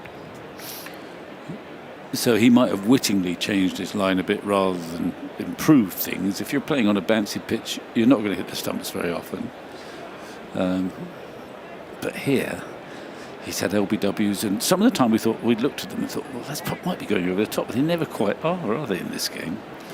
DRS helps, doesn't it? Or, yeah, well, DRS helps bowlers more than batsmen, I think it's fair to say. Well, probably one of the factors, several factors that have contributed towards Test matches overall being shorter historically. Turns square, fractionally behind square by Usman. One hand coming off the bat, he was angling it defensively, turns it around the corner for a gentle one. Takes him on to 12. Pakistan 136 for 5. I always understood why Tendulkar never liked this new system of DRS, because you're always going to use it against the best batsman if you think you've got a chance. Yeah. Any half shout can get things turned over. Yeah, Robinson's had 5 LBWs that the batter appealed this summer that were umpires called. So right. yeah, Had a little bit of fortune as well as bowling. Phenomenal. Someone say you make your own luck. Around the wicket here, Saud Shakil pressing forward. He's on to 74, fielded by Root in the covers to end the over from Robinson. So just the single from it, with another dark cloud hovering, lurking behind the floodlight towers at the moment. The lights having a bit more of an effect right now at 5:15. Tea is... We adjusted time now. We're getting close to tea. Tea is at 20. Oh, hold on. Yeah, 20 to 5. We're 20 past 4 at the moment. So, yeah, about 15 or so minutes away from the tea break here. Saud Shakil's played an admirable hand, hasn't he? Absolutely. It's not often the number 5 has scored more than half the score. I mean, he comes in at 5. He's got 74. I mean, it's really good innings. Yeah. He was really quite pugnacious at the start, playing quite freely. He's picked up a lot of boundaries. It's his first Test series in England as well. Atkinson from the pavilion end in now. Forward presses Ali Osman. To Emilio goes, looking lively there in the covers. Swoops in to pick up, fires the ball back into Jamie Smith. 4 Test hundreds in his career. He's 30. And plenty of experience, but not so much playing Test cricket here in England. But he hadn't had a good time of it of late. Before, he didn't play in the West Indies, and then before this series was averaging less than 19 for his last 10 Test innings. So this is a welcome turnaround for him in difficult conditions against a bowling attack that has been all over this Pakistan batting lineup. Usman faces up to Atkinson, who moves in. He manages to fend the ball away, angling it into the ground towards Lawrence in the gully. Well, no run. I think I'm right in saying that Saud Shakil started in that series that we were both at when Stokes was just 2024 and got Rawalpindi. 22. On those flat pitches, Sorry, he got a lot of a, runs. Yeah, I'm thinking he got 100 in Rawalpindi. I think Zolt's check. There were a lot of runs in that series, and England still won 3-0, unprecedentedly. He comes off the back of an unbeaten 100 in the warm-up game at Beckenham, certainly. Here's Usman, he leant back a little bit into that one, and you worried as if the leaning back might have deflected the ball away towards the slip cordon, but it's actually angled in front of square out towards Archer, who's there at point. In the middle, in the end, he played that quite well. I think he wanted to leave it, but he couldn't because it was too close to his body, and he managed to just plop it in front of him. Yeah, he made 134 in Rawalpindi in 2024. His debut series in 22. Very consistent. Didn't make a century, but had at least 20 in each of his innings and 4 half-centuries. That reached 20 in his first 14 Test innings. Atkinson over the wicket, and there is the lifter that he is able to drop his hands and sway out of the way, and it passes above shoulder height through to Jamie Smith. Which, from memory, was a record in Test cricket. I'll double-check that. But as you say, his form coming into this series was pretty awful. In fact, he hadn't even reached 20 in his last 8 innings before this one. Right. Scores of 11 in the second innings against South Africa and Rawalpindi last year after a first innings half-century. 0 and 15, 8 and 6 against Bangladesh, 5 and 14 at Leeds, and 16 in the first innings hit. Raises his bat, leg gully is in place here. Atkinson is in, another bouncer, and that had Smith leaping to take that high above his head. Two-handed. Almost a wide, that I would think, but Paul Rifle signalled that's the one for the over. Yeah. It did zip through. He took it above his head, didn't he, Smith? Not a tall batter, No. Ali Usman either, not a tall figure. You've got 2 batters out there, both of relatively smaller stature at the moment. So settling again. Murky scene again over Lords. It's sort of been sunshine and cloud. Definitely murky right now as Atkinson is in. It does come off the outer edge into the ground, though, out towards gully. Did have to play at that one. Atkinson is giving him a little stare after that delivery, the maiden. And Ali Usman is just nodding back at him down the pitch. 136 for 5 at the end of the over. Pakistan set that target of 389 after England were bowled out for 208. They added another 31 this morning to their overnight score in just over 7 overs. Dan Lawrence continued unbeaten on a half-century this morning. He made 54, so not adding too many. And Mohammad Abbas got himself on the honours board with 5 for 57, the 7th Pakistan bowler to make the honours board. And could there be another Pakistan batter to make the honours board if Saud Shakil can continue. The next bowler he's got to contend with is Josh Tongue, returning to the attack from the nursery end. Ollie Robinson's second spell, 2 for 11 in 7 overs. His first spell, 2 for 13 in 7 overs. And his match figure's now 8 for 35 from 27 overs. It's extraordinary, isn't it? I think Josh Tongue might prefer this end. It was quite expensive up the other end. 2 slips down the gully, and it is Shakil who's on 74, who he's bowling to. Full of delivery, really sort of punched off defence into the offside, where Root is there to pick up. Very much chief polisher is Root, isn't he? Pulls his shirt, long-sleeved shirt, right over his hand. Uses the cuff to give the ball a good polish before handing it back to the bowler. Of course, got Ollie Robinson there at mid-on alongside Tongue, who can also exchange notes with captain on one side and senior fellow fast bowler on the other. Tongue pushes off. Shakil awaiting around the wicket. A little bit of width there, and he looked to drive and get after it, but couldn't time it. Miscues it up towards Root at extra cover again, and there's no run. Vic, did you hear me talking to Tuffers earlier about my dad's old cricket bat that got burnt in a fire over the summer? No. Well, people very kindly were sending in suggestions as to how we could preserve this bat. I'll show you the photograph in a minute. I'm just about to put it on my social media account, a photograph of it. Did you ever have a quad scoop?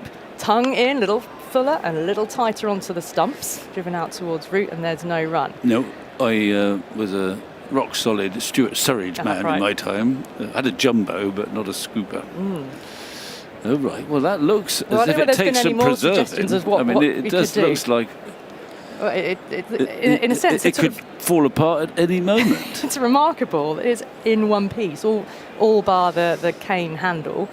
But you can actually still see the V at the top of the bat where the cane handle was fitted into it. So how are you going to preserve it then? You've worked it out yet? Well, we did have a suggestion. Tongue, leap at the crease, a short ball miscue that struck Shakil, caught him on the helmet. And we're going to have a concussion test now. We will. The physio will have to come out and check him over. But yeah, just beaten for pace. Really caught the blow. Out comes the physio then. He's okay, he's on his feet. Helmet is still on. He's come out with commendable urgency, the physios. Sometimes they seem to amble out and you think, hurry up. But he was out there, and I don't think Saud Shakil is too bothered. He's removed the helmet, so they need to make sure the helmet hasn't been damaged in any way. Hit him quite hard though as he went to play the hook shot. Did it catch anything on the way through to take some pace off? I don't think it did. I think maybe just flush into the grill part of the helmet. So that gives your whole head a shake, doesn't it? The physio, having asked him to remove his helmet, it's just getting him to raise his head up, press the chin down to the chest. He's moved his head to the left and the right, and now possibly being asked a few searching questions. Make sure that he's all okay to carry on. I do realise now that they all, at some point prior to a series or a season, they all nominate the questions they wish to be asked, rather than a rather tricky who is currently the Minister for Education. And who was in 1974. Well, yes, in which year? You'd want to keep them fairly simple, wouldn't you? And probably personal to you, to give yourself every chance of remembering. I mean, I'd probably forget which were the nominated questions. I mean, the physio's gone out there without any notes or piece of paper, so he's got to remember whose questions are whose. He's putting his finger from side to side and getting him to follow it. But he looks fine, but he's still going through the checklist. Vic, in the meantime, we've got an email here from Claire, who's actually gone to some great lengths to give us a suggestion about what we could do with my dad's cricket bat to preserve the bat that was... It's not going to put it on the fire, damaged in fire, but weirdly being sort of preserved charcoal, as charcoal. Claire says, do not put hairspray on it, it is far too precious. Noted. PEG, that was a suggestion we had earlier. I can't remember what it stands for now. PEG is great for waterlogged timber as it will stabilise the material at a molecular level, as advised by listener Laura's chemist husband. That was Laura who sent that in. Thank you. So it's used for waterlogged timbers because of the strong charring here with this bat. It's likely that a consolidant like paraloid is also needed to stabilise the structure of the material overall. Claire says, can I suggest you engage a professional conservator, is that the right way you pronounce that, to do this work for you, as it is delicate and some of the chemicals are rather hazardous when in use. They did sound hazardous. Anything that is, it's got 3 letters in it, and it sounded very chemical and not something you DIY at home. Or the Institute of Conservation, ICON, we could go to. And here's a great suggestion. Ask the MCC Museum for advice, and they will also be a member of ICON. She says, your idea of getting the bat framed so it can't be touched or knocked or accidentally dusted is a very sensible one, but stabilisation of the material first would be sensible for longevity. That sounds like very sound and thorough advice. Thank you, Claire. It does, yeah. Yeah, at the moment, I think the bat is just leaning up against the wall in my dad's garage. So sort of, not really it's quite out of harm's an undertaking. way, There's quite a lot you have to do. Well, yeah. And to be quite blunt with you, I hadn't thought of putting hairspray on for some reason on it. That was my very misguided suggestion. Oh, was it? Oh, right. Well, hairspray can be used as a bit of a fixant, can't it? Like if you do a sort of chalk drawing or something I don't know. I'm not sure Zoltz knows either. So Zoltz, your hair could be quite flyaway. Maybe the little just spray imagine. could be perfect. I'm surprised you haven't tried it, Andy. But the only thing I use on my hair is physics. Well, maybe I will speak to the MCC Museum. They're very good at... Oh, look, we've gone to Bouncer Field. Yeah, this is something we haven't seen yet this game. And scattered here, there and everywhere. Saldon 74, having been struck a blow on the helmet. It's a short one from Tongue, and he played the bat over that. Again, a sort of pull shot. The ball's gone through to Jamie Smith. Didn't get anything on it. Walking away towards the square leg now. Our umpire, Paul Reifler, is going to stand at point rather than at square leg, so we can get a better view. Well, he wants to make sure that, I guess he's making sure that there are not 3 men behind on the leg side, because there's 2 men back hovering, one at fine leg, one at sort of deep square leg behind square, and then one right on the boundary just in front of square. We've got this very fine deep third, almost a backstop, and here's a length ball, and it's been slapped down the ground for 4. Well, Shaquille is seeing it well. He's been out there for over 100 deliveries, and the boundary takes him on to 78. Josh Tongue's got a bit of a grin on his face at that, and so do many of Pakistan's supporters in the crowd. 140 for 5, Pakistan. That was the last ball of Josh Tongue's over.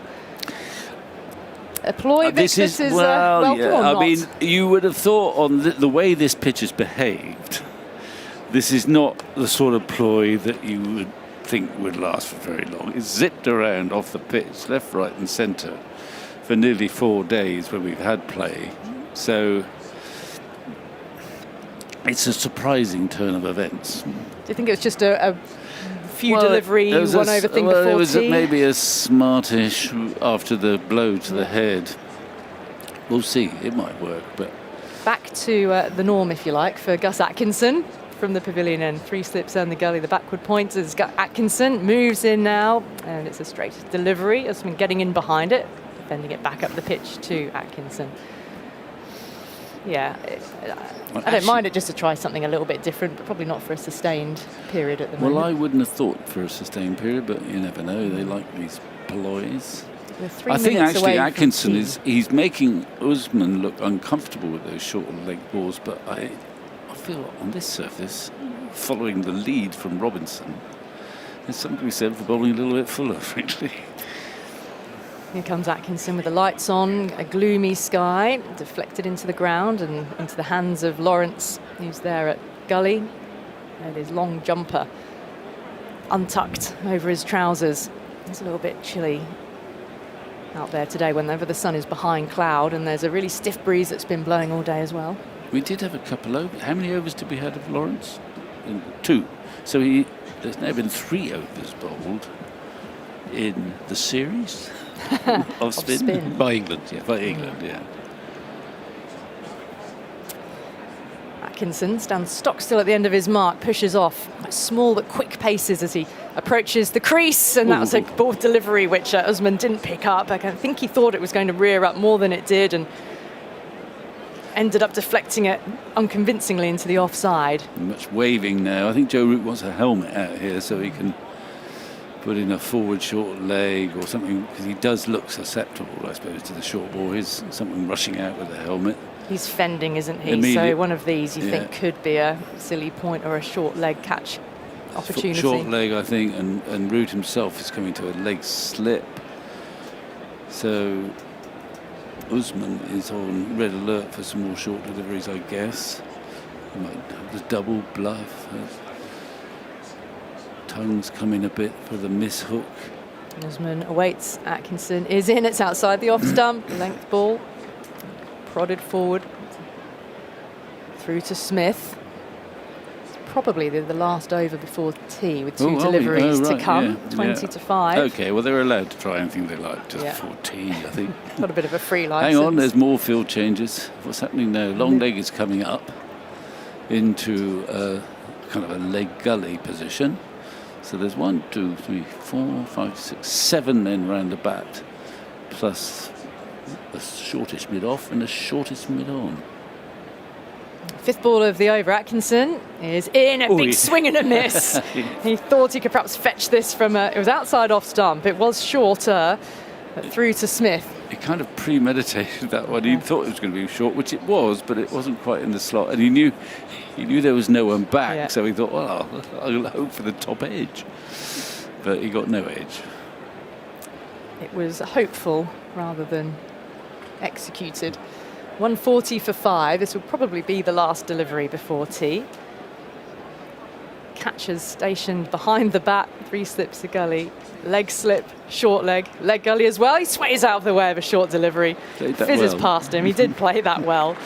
So Ali Usman is still there, 12 off 37. Shakil is still there. Struck a blow right on the grill earlier off Josh Tongue. 78 not out. He goes into the tea break, and Pakistan are still clinging on. At lunch they were 3 down, and they are now 140 for 5. Now the partnership of note, that of 97 for the 4th wicket between Shakil and Shan Masood, who was dismissed for 26. Ollie Robinson has 4 wickets. So off the back of his 4 for 11 and a ridiculous economy of 0.85 in the first innings, he is looking for a fifer to match Mohammad Abbas. A fifer and some, possibly.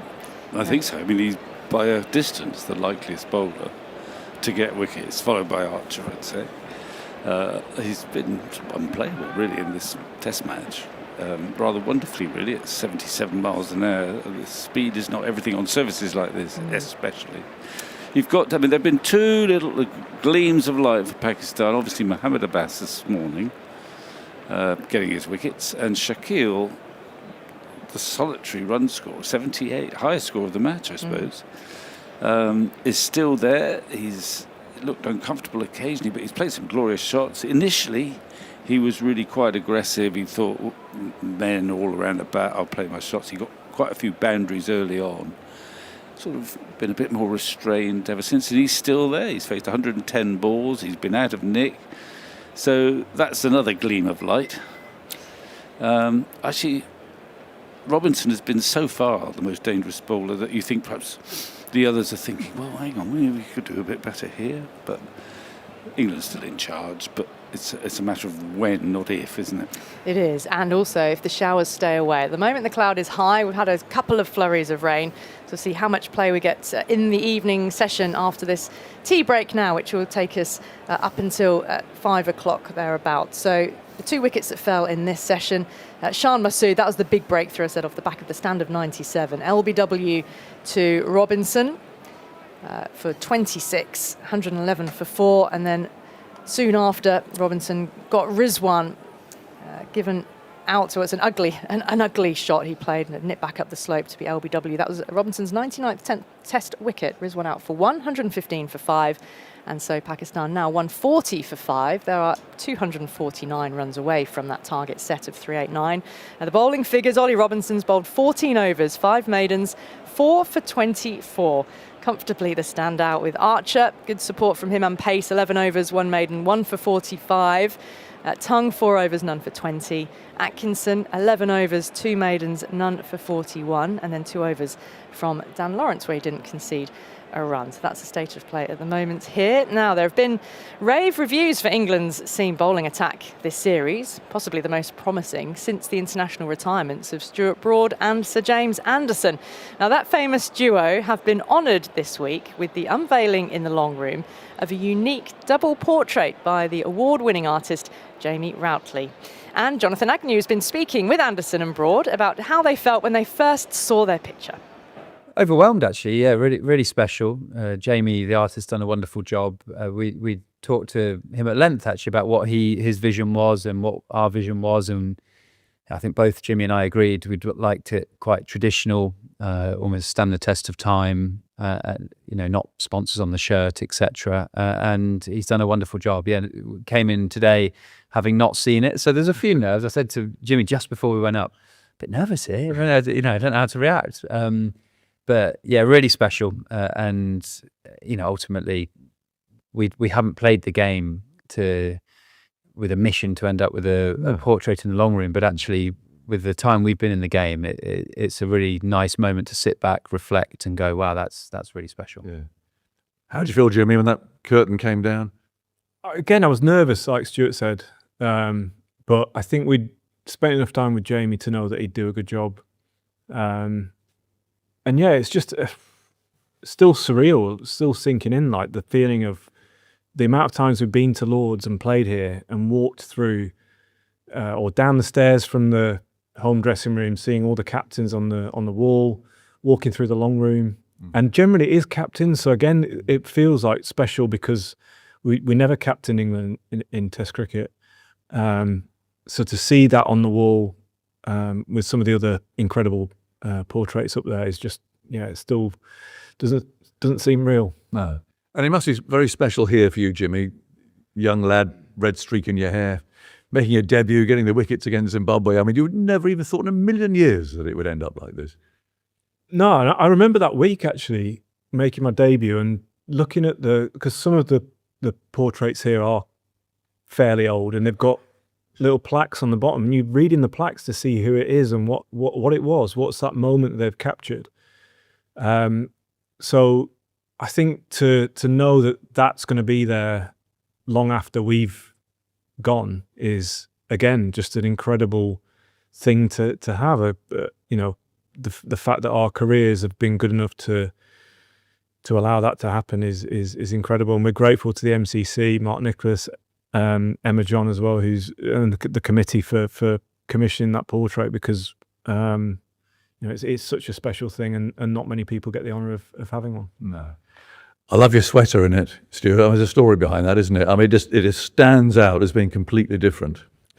Yeah, so it's my dad's sweater, England sweater from 84, 85, 86. It's got the different crown on, because in recent times when you sell memorabilia, you're not allowed to sell the King's or Queen's crown. So is that right? I didn't know that. Yeah, I think they had to change it for what you can sell. Like my understanding. So when we would tour, our travel suits would be with the coronet, yes, because you're never going to sell your travel suit, right? So I think that's right. So is mine worth a few quid then? Yours probably not. But yeah, so ultimately, why do we love cricket? It's because our families have been involved, and think about mum and dad and the time they spent on the sidelines, and my dad played as I was just born, 6 months in Australia, 86, 87, and that definitely inspired me to want to play the game. So I thought it was a nice touch to connect with history on wearing my dad's Test jumper. Yeah. And I think what he's trying to do, Jimmy, is capture you two probably at the end of your mark. You've got the ball in your hand with that clever motion, actually, that he's got as well. So you two, which is what you did a lot of, didn't you? You did a lot of talking. Yeah, I think that's, we've spoken a lot about this since we both finished playing Test cricket, that was probably the biggest sort of differential in our partnership. That's what made it special, the communication between the two of us. We understood each other's game really well. We stood at mid-off and mid-on when we bowled, so we could help each other out. We'd work the conditions out. We worked the batters out. And even when we were going for dinner, we'd end up on, I remember Brody going, I'm going to come around the wicket first ball to Warner tomorrow. When we were at dinner the night before an Ashes test. Stuff like that is just like what made us from a good partnership to a very good one. So it's just reminded me, do you remember going for dinner in Edgbaston before the first test, maybe 2019, and we sat down table for two, we were going for like just a steak, and we sat next to David Warner and his wife. Oh, no, really? So we just went to a random restaurant, we're like, let's go for a steak. We sat down night before the Ashes series, like literally where Jimmy is now, David Warner, we're like, right. Oh, that's friendly conversation. Well, you certainly turned him over a few times in that. But is it always an easy conversation? I mean, but I'm thinking because when you just started, I mean, you can't help. I know you're all playing in the same team and all that. My generation will find their relationship quite difficult, I think, because somehow there's that sort of competition for places, and you didn't quite trust each other. So how did that come about? So I think we started out as competition. So I think it was the 2007 World Cup was probably my first. I thought it was a replacement. Yeah, first time we'd been in a squad together. And I thought, like, this young 20-year-old, long blonde hair, like bowls quick, outswing. I'm like, he's going to take my place, sort of thing. So it's competition. And it wasn't until 2008 in New Zealand where Harmison Hogarth got dropped, and me and Brody came into the team, where we've sort of learned that we actually complement each other well. So we actually work together well in a team. And I think from then on, that's how we saw each other. We got closer off the field. We would talk about bowling a lot and stuff like that. And as years went on, then we literally we knew each other inside out. Like, I would know Stuart's bowling action better than him. And if anything went wrong on the field, I'm at mid-off, I can say, mate, you're not picking your legs up enough, or you're falling away, or whatever it might be. You need to be a foot fuller than what you're bowling. Yeah. That's proper like teamwork, isn't it? Yeah, I mean, that's brilliant. Yeah. But I think that's what, if you speak to any good opening partnership through the history of Test cricket, Wasim and Waqar, McGrath, and whoever he bowled with. Chap called Shane Warne. Pollock and Donald. Okay. Yeah, they'd constantly be in conversation about what is the best way to get this guy out in these conditions on this pitch. And that's something that we, by the end, we would be able to do it within 2 overs and be able to go, right, these are the conditions today in this game. Yeah.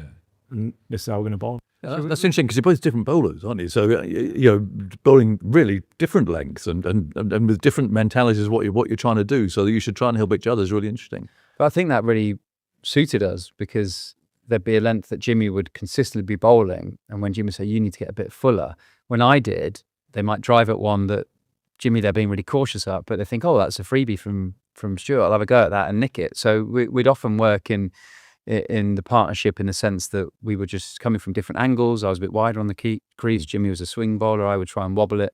But actually, just on the point Jimmy made when we came into the side, it is unusual you get 2 bowlers that come in together. And we often talk about whether that was brilliant leadership in a sense. You can ask Michael Vaughan tomorrow. I remember clear as day, Wellington, after training, day before, he said to me, I don't need wickets from you tomorrow. I just need energy. I need enthusiasm. Bring that for me. And it was a great message because I went, well, I can do that. I can't guarantee you wickets, but I can guarantee you that I'll run in and I'll care and I'll give everything. And to put us in together as a young partnership, then it got rid of that competitiveness. It wasn't one or the other for 5 years, and you're just trying to outdo each other in training. It was, go on then, have a go together. It felt like a new chapter, didn't it? That actually they had turned the page, and that you two were going to get an extended. And I think we had a decent run at it. I think the Caribbean we went to in 2009, we chopped and changed a little bit. I don't think you played Jamaica, did you? But then from then, it felt like, okay, you're together and try and build something and try and find a way for the group to get 20 wickets. Do you still see each other a lot now? I mean, I was going to move on to that. Do you miss this presence looming at mid-on? Yeah, like I do, and I've refrained a bit from messaging him and calling him about, struggling with this. What you've got any ideas for this at Lanks and stuff? But Call me. I'm apart from parenting, doing so I do. no, but see you slacking off all the bowlers at the minute. Well, that's the thing. Has he changed? Turn the gamekeeper. Am I not slacking everyone off now? I've got to be kind. Hey, it's an easy game up there. It's a much easier game. But that was the thing of our partnership, right? We genuinely believed at mid-on or mid-off, you saw the game differently from bowling the ball. And that rings true so much from being up in that media centre. You see everything so differently that every bit of info I can get from Jimmy, who's not bowling but watching the game from my end, is brilliant. Because when you're in the heat of the battle, you're not seeing everything sort of sat back and looking. So you're just in that little battle. So you see the whole picture from the commentary box, don't you? The whole picture. It's amazing actually, and you do quickly fall into the trap of thinking it was easy game. Easy game. Sorry, I was just going to say I do miss the good bits, like the travel to the ground. You drive into the ground, for a day of Test cricket. You're discussing about who you're going to bowl at today, how you're going to bowl at them, how's the wicket going to play, and stuff like that. And I do miss that because it was a different level to anything I've ever experienced in terms of any other team I've played in without Broady before or after that period. It has just not been the same. His attention to detail, like the way he thinks about the game, I feel like that's quite special. The way he thinks about the game very differently to the way I think about the game, which is, you might think, unusual because we were good together. But I think that helped because I saw it slightly differently sometimes. He would see it slightly differently, but we've got the same. Both very competitive, though, aren't you? I can imagine that sort of going through it. I was just going to say, like, they were the good times when we were bouncing off each other and trying to offer different ideas. But there were times when, we were not best mates. Falling out. You have a bit of a tiff every now and then. You think you have to, don't you? You have to. If Jimmy's bowling too full and bowling half volleys, get it to the length. There was a moment when Alistair Cook ran to me at mid-on at Trent Bridge, and I can tell this because he got 10 for in the game, and Jimmy was carrying on a little bit, and not that something you could say on BBC, and Cookie ran to me and went, I can't get through to him. You have to have a word with him. He's really dragging the energy out of everyone. He's slagging everyone off. Go and have a word with him and get him to calm down because he needs to get his head on and bowl properly here. So I just wandered over to them. This would be a brave man to do this. And I was a bit like, cheers, Cookie. Yeah, just what I want to do. And he told me where to go once. I went again, and then he called me something that shouldn't be called. And then I decided to go a bit over the top and tell you where to go. And then you bowled really well. And we didn't speak for about 3 days. No, it wasn't that. About 3 hours. But I think, that being able to, because I think we both had our moments though in that sort of scenario. Like I've seen you have blokes with captains in the past, but being able to say, actually, you're in the wrong, mate, and then because we've got that respect for each other, you go, eventually, you go, yeah, fair enough, you're right. I've got to ask you, you still not going to join your mate in the commentary box yet, or how long are you going to keep going on for? I don't know. It does look quite comfortable up there, doesn't it? It is very comfortable. You two. Look how long he's done it. I know, yeah. He's still chucking in. Oh yeah. Well, I do quite enjoy, because I've been doing the miles on the county circuit, and doesn't it hurt? Does the body hurt? It hurts when I've got to listen to you for 3 hours on a rain delay. But no, but I love listening to TMS. I love watching Sky. I think it's great because I've been there. I've done a little bit of both. I've played with a lot of guys that are in both commentary boxes. So seeing that, I think it's great. At the minute, I feel like I can still play. So I in my head, I always said I will finish when I don't think I can perform anymore. And at the minute, I've had a bit of a calf niggle, so I'm not not fit, but I've loved a great start this season. I love playing. Yeah, I played 8 out of 8 championship games. I played a handful of T20s. I love all of it, and at the same time, I'm playing for my my boyhood club, which I went to support as a kid. Nice. And I watched when they were in the 90s, when they had a great time in the white ball stuff, winning trophies. And now there's we've got 17, 18-year-olds coming through, which I feel like I can offer advice to if they need it. And we've got a group. We are a little bit sort of in transition with that sort of thing, bringing young players through. So I'd love to be able to do that, but I'd also love to try and win some silverware for Lancashire. And I think with a good mix of experience and youth, we can maybe do that. Imagine I just think back to myself starting out in county cricket. Imagine having a genuine opportunity to win some silverware at that age. It's such a great experience. So we'll see whether I can. Probably not going to be this year, but maybe next year. There you go. Many congratulations, you two.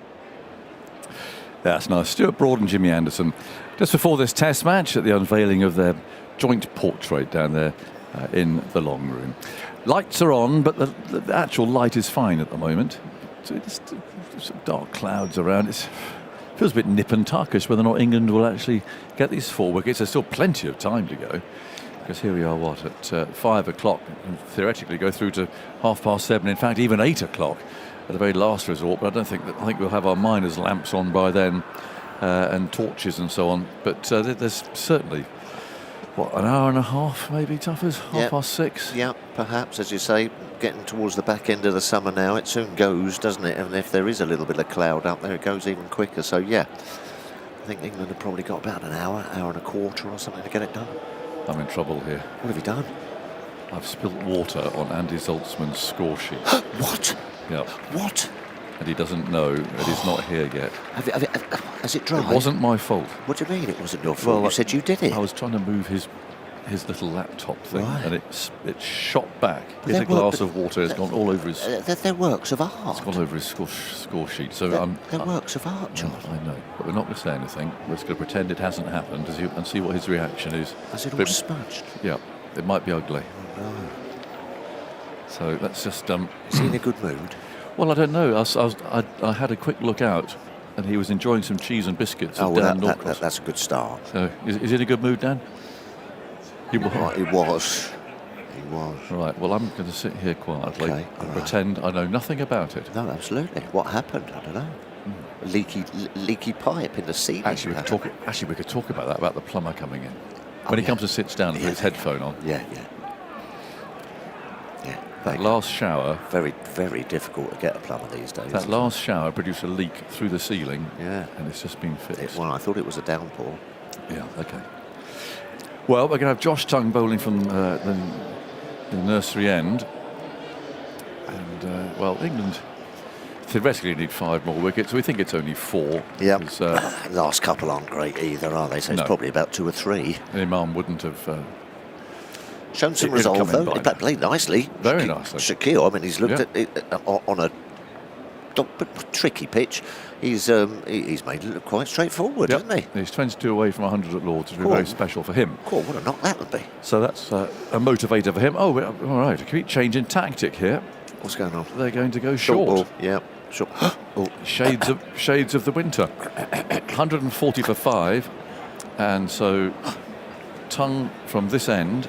Yeah. The leak has been fixed. Oh, is it good? Thank God. From above. Yeah, I know. And in goes Tongue over the wicket, bowls, and he pulls out there of a pull shot to a short ball. Well, lucky that chap was just nearby. Well, I know, but it only came through where our window is. I know. It just I don't think it hasn't landed on anything. Oh, it has a bit. Apparently it's landed on Andy's scorecard.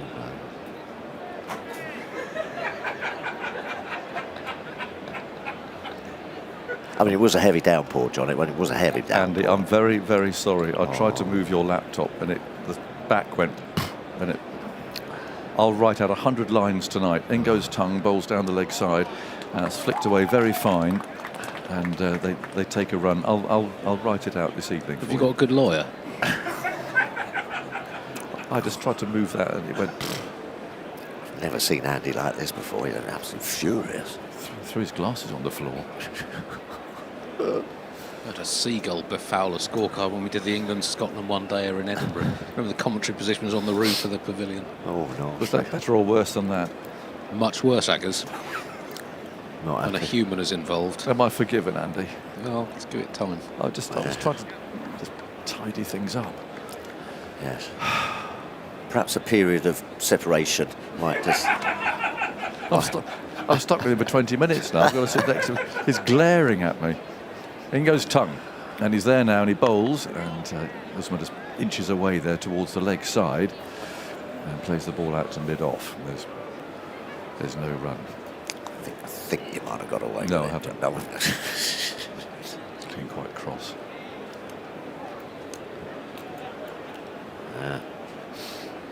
Oh well, awful. Yeah. Headmaster's office for you. 141 for 5. In goes Tongue, bowls. That's played back by the batsman again. I do remember Bill Frindle investing in a brand new laptop. We're in New Zealand. The commentary box is essentially a pie caravan, and used to open up the front, it used to sell the pies. Oh, right, yeah. And our engineer, very well-meaning chap, Andy, I think produced a bottle, it was the end of the series, produced a bottle of something to celebrate, whipped it out, and it all went straight into Bill's laptop. Oh, dear. I mean, that's far worse. That is far, far worse than a little dribble of water.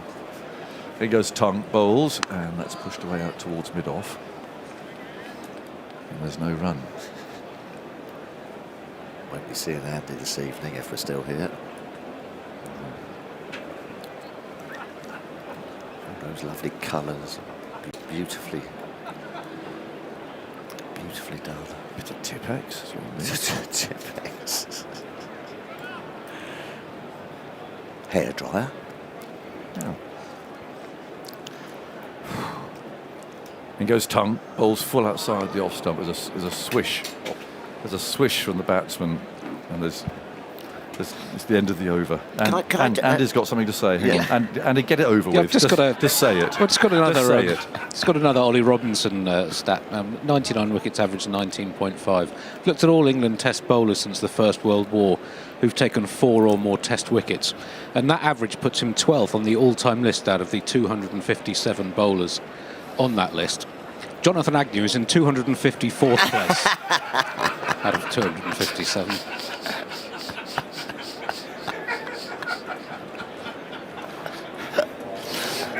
I guess I sort of deserved that, really, didn't I? Nice response, Andy. Are we still friends? I'm so sorry. Oh, Jofra Archer's coming back. Can I just... Yes, what are you going to say? Can I just have a little look at the figures? No, you won't be able to read them. Thank you. Thank you. It's now in the past. Oh, hello. Everyone's out. Yeah, we're going, well, short and a bit sort of funky, really, with this field. I'll describe it in a minute. Archer comes in, bowls short. He's just paddled that over the wicketkeeper's head, and it comes down to, well, sort of long stop, really. So basically, we've seen England do this before. We saw it go badly wrong at the Oval against New Zealand. Yeah, got a glove on that, John, I think. He did, yeah. Yeah. Just went over the keeper. Well, he's taken it on all day, to be fair. So now they're just thinking to themselves, well, we can't get you out orthodox. We're just going to bump you. So it's not a bad ploy. No. As that shot showed, he took it on, just gone glove over Smith's head. 294. Someone's left a coffee cup there. That's yours, Andy. You're asking for trouble. Oh, dear. 142 for 5. And Archer's on his way, and he bowls outside the old stump. And Usman get runs here, short and wide, and he's just chopped it away down to the vacant third man. Another boundary, 146 for 5. Just on a technical issue, I did run into Fraser Stewart, the Law's guru. Right. But he is. He's the man who handles all the laws. This wasn't necessarily a law. This would be a regulation to do with the DRS. Oh, I know what you're going to say. Yes. So I inquired about this one, about England losing a review today, when they did review one where they didn't know whether the batsman had played a shot or not. That's right. And I think they assumed that the third umpire would make that decision. Here's Archer bowls, steered down to gully, and there is no run. And the third umpire came back and he said, well, the umpire on the field said he played a shot. So that's that. Not out, and of course they lost a review. Yeah. I thought it was a bit harsh, actually. Yes. Just in terms of the regulation, the way it works. So anyway, The on-field umpire makes the decision on whether a shot is attempted, and that is relayed to the fielding captain. The TV umpire can't change that aspect of the decision. So something's happened there. Whether umpire Rifle didn't tell Joe Root.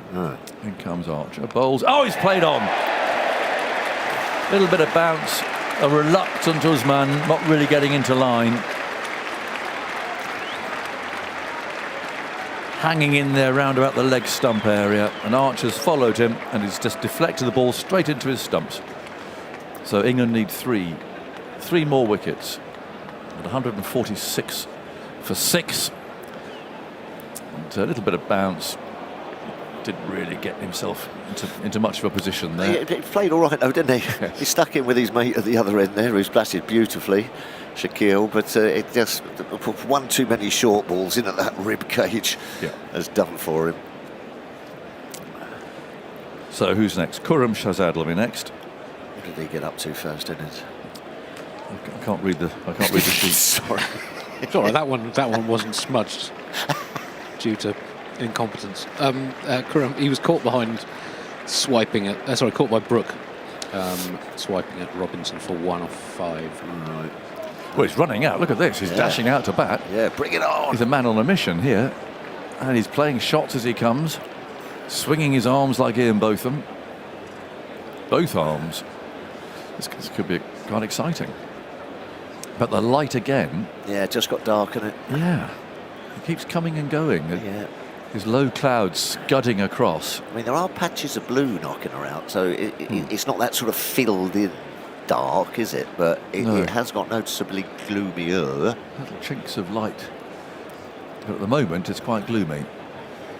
And the floodlights are on. Khurram arrives after that quite exciting burst of 20 yards down the pavilion steps. He's now arrived at, perhaps it's dawned on him now. What what does right, I do? okay, I got Jofra, and the light's not great, and I'll still need 243 to win. Yeah, what on earth was I doing? There's a short leg slip, 3 slips in a gully, and Archer's taken 2 wickets now. Up he comes, bowls the right-handed Khurram. Oh, we gave a little step away there. Straight one. Yeah, he stepped away. Full quick Yorker. Yeah, looked like one of mine there. Just a couple of little shuffles back to the leg side and dangle about. No, it wasn't quite as far as yours. No, was it? He was on the mown part of the pitch where the ball went past. But he looks a bit tentative. Saw a lovely one of yours yesterday, didn't we? We were watching some old highlights. Yeah, lovely. You against New Zealand at the Oval in those were the days. 99. Run out the non-strikers end. Yeah. Here comes Archer, bowls, and that's again a little shuffle to the leg side, but Khurram played that okay, dug it out. Archer went for the full straight tactic there. And it's the end of the over, 146 for 6. I tell you what England are doing with this short ball tactic, and I think you'll see it from Josh Tongue as well, is saying, right, well, if you want to get to your 100, fair play, we'll tip our hats to you, but you're going to have to do it by hooking and pulling. Because you're running out of mates at the other end. So he's almost obliged to take it on a bit, isn't he? Yeah. Yeah. It doesn't feel like the usual sort of short pitch attack, because they've got a mid-on who's quite wide and extra cover. Root himself is at mid-wicket. I mean, I think they have to bowl short with this tactic. Yeah. But it's not the all-out, sort of 6 on the leg side boundary that we've seen before. In goes Tongue, bowls inevitably short. He's gone for it. It's gone for 6. This is the danger. You bowl this to a man who's in, and he really got hold of that, and it's flown towards the tavern stand. I'm pretty sure it's gone for 6. Yeah, the umpire's checking. I'd have Harry Brook back, and he's now gone back. He was on like 3/4. I'd have put him all the way back, as you say. That was a cracking shot. I mean, a well-directed short ball, but you do sort of know it's coming, and that was a great swipe. Well, it sounded terrific out of the middle of the bat. The umpire's still not sure whether they went for 6 or not, but I see they're giving it 6 on the telly. And I'm pretty sure I saw some people scattering there in the stand, which is a usual sign. How was he on? What is 86? It's going to be short balls and hooks and pulls if he gets his 100, and what 100 this will be. Umpire Pellicer's up to here. I didn't recognise that signal. He's still waiting to see. Yeah, that finally, yes, signal 6. Right. So he's on 86. And I think if he bowls that ball, it'll go in the same place. 152 for 6. In goes Tongue. He's there and he bowls, and he lets that one go by outside the off stump. Still short, but fast. And collected by Smith, who's standing there all by himself. Very obvious shadows now at the feet of the players, created by the floodlight. So it's always the first sign, really, of deteriorating light. 152 for 6. It was only Sajid Gill's third 6 in Test cricket. He's faced almost 4,000 balls. Well, I reckon that's one of his better ones too. In goes Tongue again. Bowls short. He's gone for it again. Where's this one gone? Way down towards the Allen stand. That's 6 more. Oh, this is not working.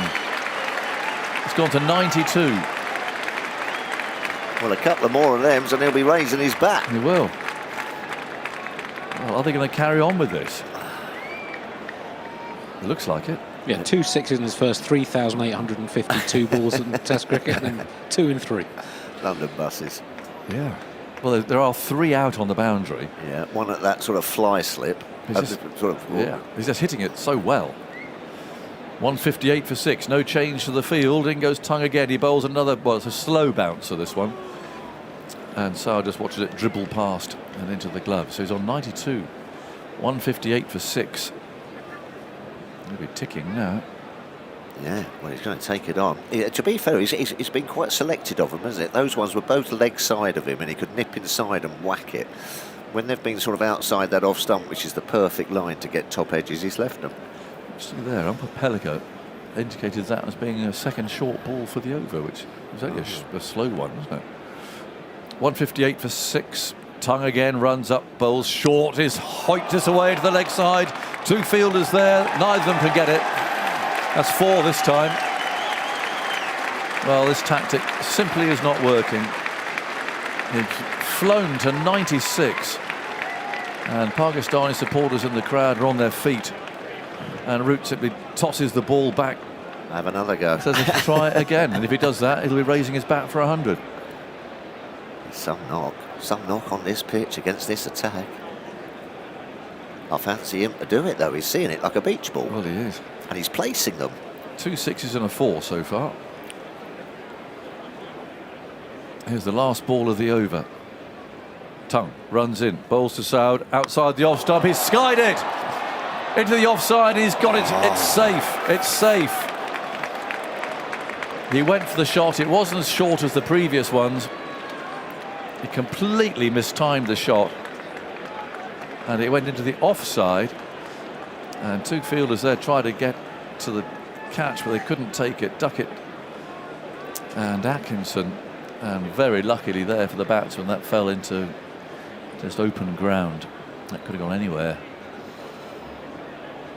Fair play to him, though. He's taking it on. I think he realises that this is his best chance of getting what will be a magnificent century here at HQ, the home of cricket Lords. What a feeling. He only needs to make contact with one more of those, and he'll have it.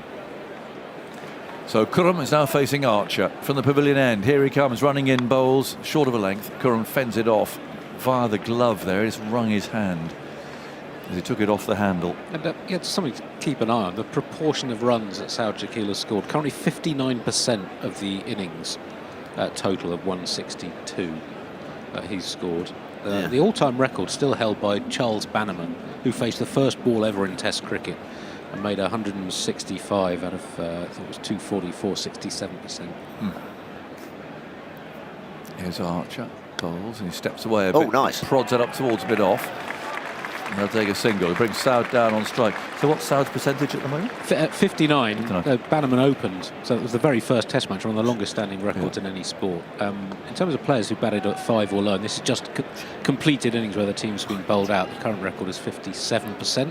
Inzamam ul Haq, a great Pakistan player. So the potential, and potential. Same again. Michael Slater was threatening it at one stage, wasn't he, in Sydney? Same again here, John. Here we go. We're going short. Yeah. And same field. So fine leg, long leg, deep square leg. You can't call this chap a third man down here. He's long stop. his long first slip. He's literally right behind the wicketkeeper. Well, Saud knows what's coming. He's on 96. Good Unless luck. Archer goes for a bluff. Here he comes. Bowles. He steps away and he gets the bouncer. Wide. Which has been signalled wide by umpire Rifle. But Saud there, he backed miles away. He had his eye, I think, on getting it over sort of deep point. That's right. Bit of bluff and double bluff going on here. Well, I wonder if Archer will pitch it right up. Oh yeah, could be the ball, couldn't it? Or a slower one. Yeah. Well, Duckett's now going out to the offside boundary as well, so he's a deep backward point. There is a deep third man. There's a long stop. Archer comes in, bowls another bouncer, which Saud actually ducks underneath. Doesn't engage with that one. On the leg side, fine leg, long leg, deep square leg. Tongue is sort of a nondescript position there at deepish mid-wicket, I'd call that. And root is quite close at mid-wicket, so it's a completely unorthodox field. Yeah. Come on, clock one, get your 100. Yeah, 164 for 6. Archer on his way, bowls, and that's just paddled away around the corner. Nice.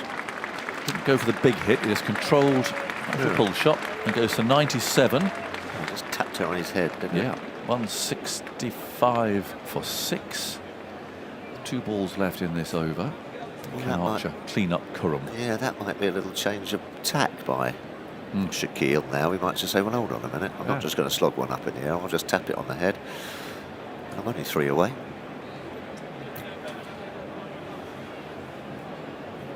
Leg slip, 3 slips, gully, short leg, Archer.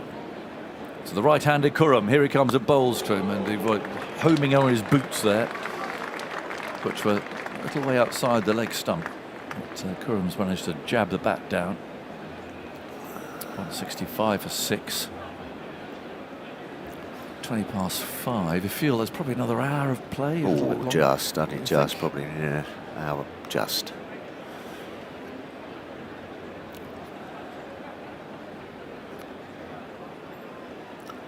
Archer glides in, he bowls to the right-handed Curran. Oh, he has a bit of a swipe there. Gets an edge, I think. Is it off the bat? Yes, it is. Umpire Rifle signals 4. And that's come skimming away down to the fine leg boundary. And Archer looks rather aggrieved. 169 for 6. Curran has 4. Saud Shakil has 97. And Tuffers, and with some apologies again to Andy Saltzman. Yeah. I shall make room now for Dan. Yes.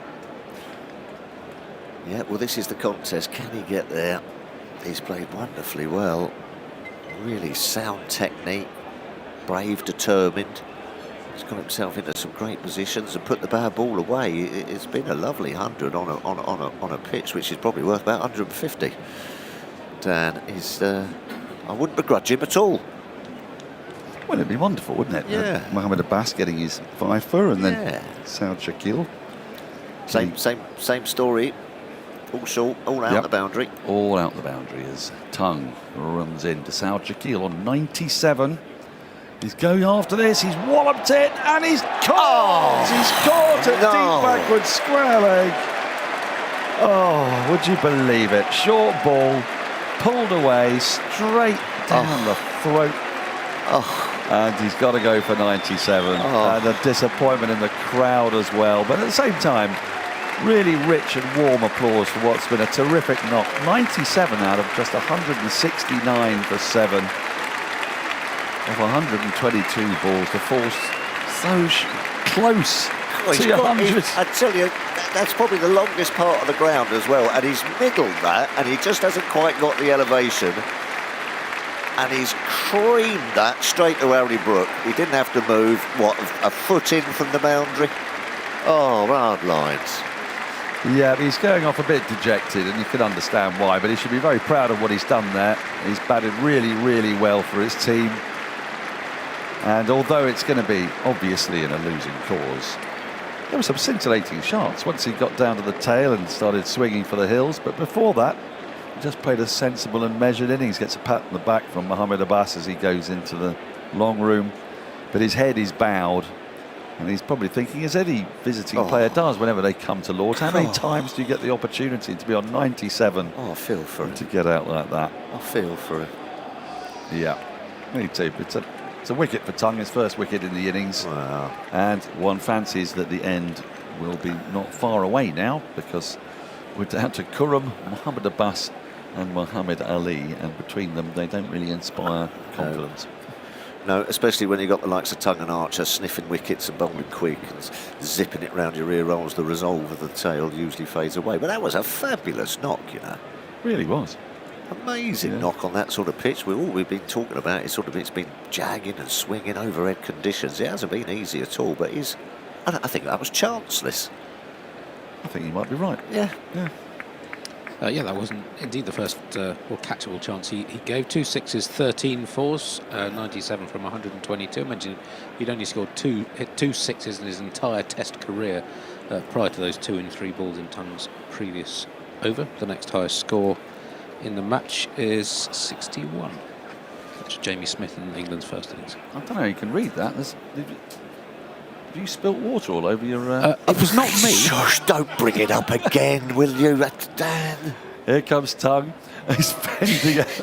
His Mohammad Abbas goes flying through to the keeper and there's no run. Things were just settling down again. Oh, it's horrible looking. All of it. I mean, I can't see anything that's written in that little segment there. It's just entirely blurred. Dear, oh dear. God, blimey. Right, it is 2 wickets away, although the score is 7 down, 169 for 7. Imam ul Haq, I think we can be fairly sure it's not going to come out. No. It's a leg slip in place and 4 slips as Tongue is into Mohammad Abbas, who has a swing and a miss, and it goes through to the keeper. And yes, this is not going to last very long, you wouldn't imagine. Well, no, you know, Yorker bumper usually does it, isn't it? Yeah, I think so. You know. Is Ollie Robinson going, Skip, I'm on 4, by the way. Oh, yes, yeah, he would be. He'd certainly be wobbling his arms about and trying to catch the skipper's eye.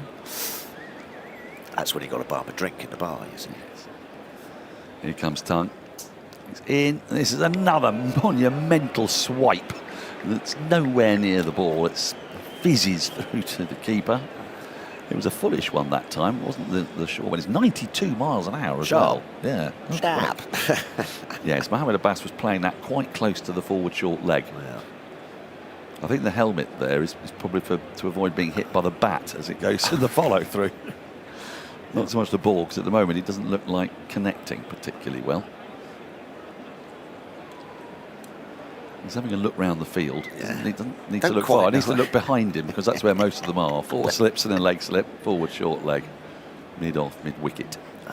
In comes Tongue, and swings at this again, but this time it goes between bat and pad and misses leg stump. That's missed it by a whisker. Yes. I think the sound of shivering timbers is not too far away. Well, you never know. Might connect 1 or 2, which will always be nice. Might do. Sun's out. There is some high cloud. Bit of blue. Weather's okay for the moment. Radar suggests if these two could last for 10 or 15 minutes, that they might be able to drag it into a 5th day. In comes Tongue. He goes for another swing, and again he's nowhere near. It's not the same parish as the ball. It's a wicket maiden. And Tongue has made that breakthrough, but it's a rather sad breakthrough in a way, because you can't ever get precisely what you want. But I think by this stage, even the England fans here that are in this crowd today was rather willing Saud Shakil to get over the line, weren't they? Well, he's given the crowd a bit of entertainment there, isn't he? He got a standing ovation anyway. He did. But it would be nice just to be getting that gold paint painted on that, what is it, oak or walnut board in the dressing room. I suppose the way he's got to look at it is that he wouldn't have got that close if he hadn't started swinging anyway, and he successfully swung his way up to 97, so can't afford to have those regrets. Here's Archer. It's a short ball, it's swung at, and guess what? It's been missed by Khurram, who, much like Mohammad Abbas, is happier staying leg side of the ball. But he's had his bouncer. Now one suspects, according to the toughest prescription, there'll be a full one. I thought so. Yes, I think you're in with a chance of getting that wish. Haven't quite got the radar right on that front, though, have they yet? No. Archer's at top of his marks with a scurrying run as he comes in, leaps, and swung high in the air. He's going to land safely, I think. It's going to land precisely where? I can't quite see. Deep mid-on. Straight mid-on into the shadows. It's gone about 15 yards in front of the pavilion. Did they run two, sorry. Yeah, big thick top edge. 171. Went high. Yeah. Archer's not going to be happy with that. Doesn't like to be hit at all, does he? Really? No. Well, nobody does. Well, I just loved his post-play chat. It was the first day, second day, whatever, they were bowled out for 110, and he was very grudging about Azam. I thought he kept playing and missing as well. You know? Oh no, we got fly slip. I like this. Dan Lawrence is at fly slip. He's not all the way fly. He's about 20 yards inside the boundary down below us as Archer is in. Goes for another one, swinging away down towards long leg. Gets something on it. One hand came off the bat. And they amble through for a single. 172 for 7. Kurum is up to 8. It's the 3 slips and the leg slip and the forward short leg. The light at the moment is excellent. The floodlights are on as a precaution. You can see what looks like some rain out in the distance behind the pavilion. Yeah. Might be scooting down the 10, is that? Here comes Archer into Abbas, who drives but through route wide mid off, and it's going along the ground up towards the Warner stand. Won't make it there as it's going up the hill, and they've run 3. Eager running that. So the throw comes in. 175 for 7. The sun is getting lower and lower into our eyes here in the box. It's quite a nice shot, that one, from Mohamed Abbas. Yeah. Cleared the front leg. Yeah. Not a great Well, it's sort of like, is it a short one? Oh no, quick. Yeah, yes. Archer in again. Shazad goes high and meaty and out to deep mid wicket. Didn't quite connect cleanly, and they're thinking there could be a run. No, there isn't going to be a run out. And they've run. Did they run 2 on that occasion, or just the 1? Just the 1. Which brings Mohamed Abbas back on strike. So they're swinging at every ball here, and England haven't quite located the radar for the full straight one. As tough as he's taken a blow. 1 ball left in the over. Then we'll see if Ollie Robinson's going to get a go, or whether it's going to be tongue again. Here's Archer into Abbas. That is Fuller, and he goes for the big swing, and he gets sort of inside half of the bat. It rolls rather pitifully, limply to short mid-wicket. Gay does the fielding, there's no run. So quite a productive over that for Pakistan. 7 from it, 176 for 7. Abbas has 3, Kurum Shazad has 9. And the target is a mere 213 away. I have an answer to your question about that county championship game. Have you? In the forfeitures?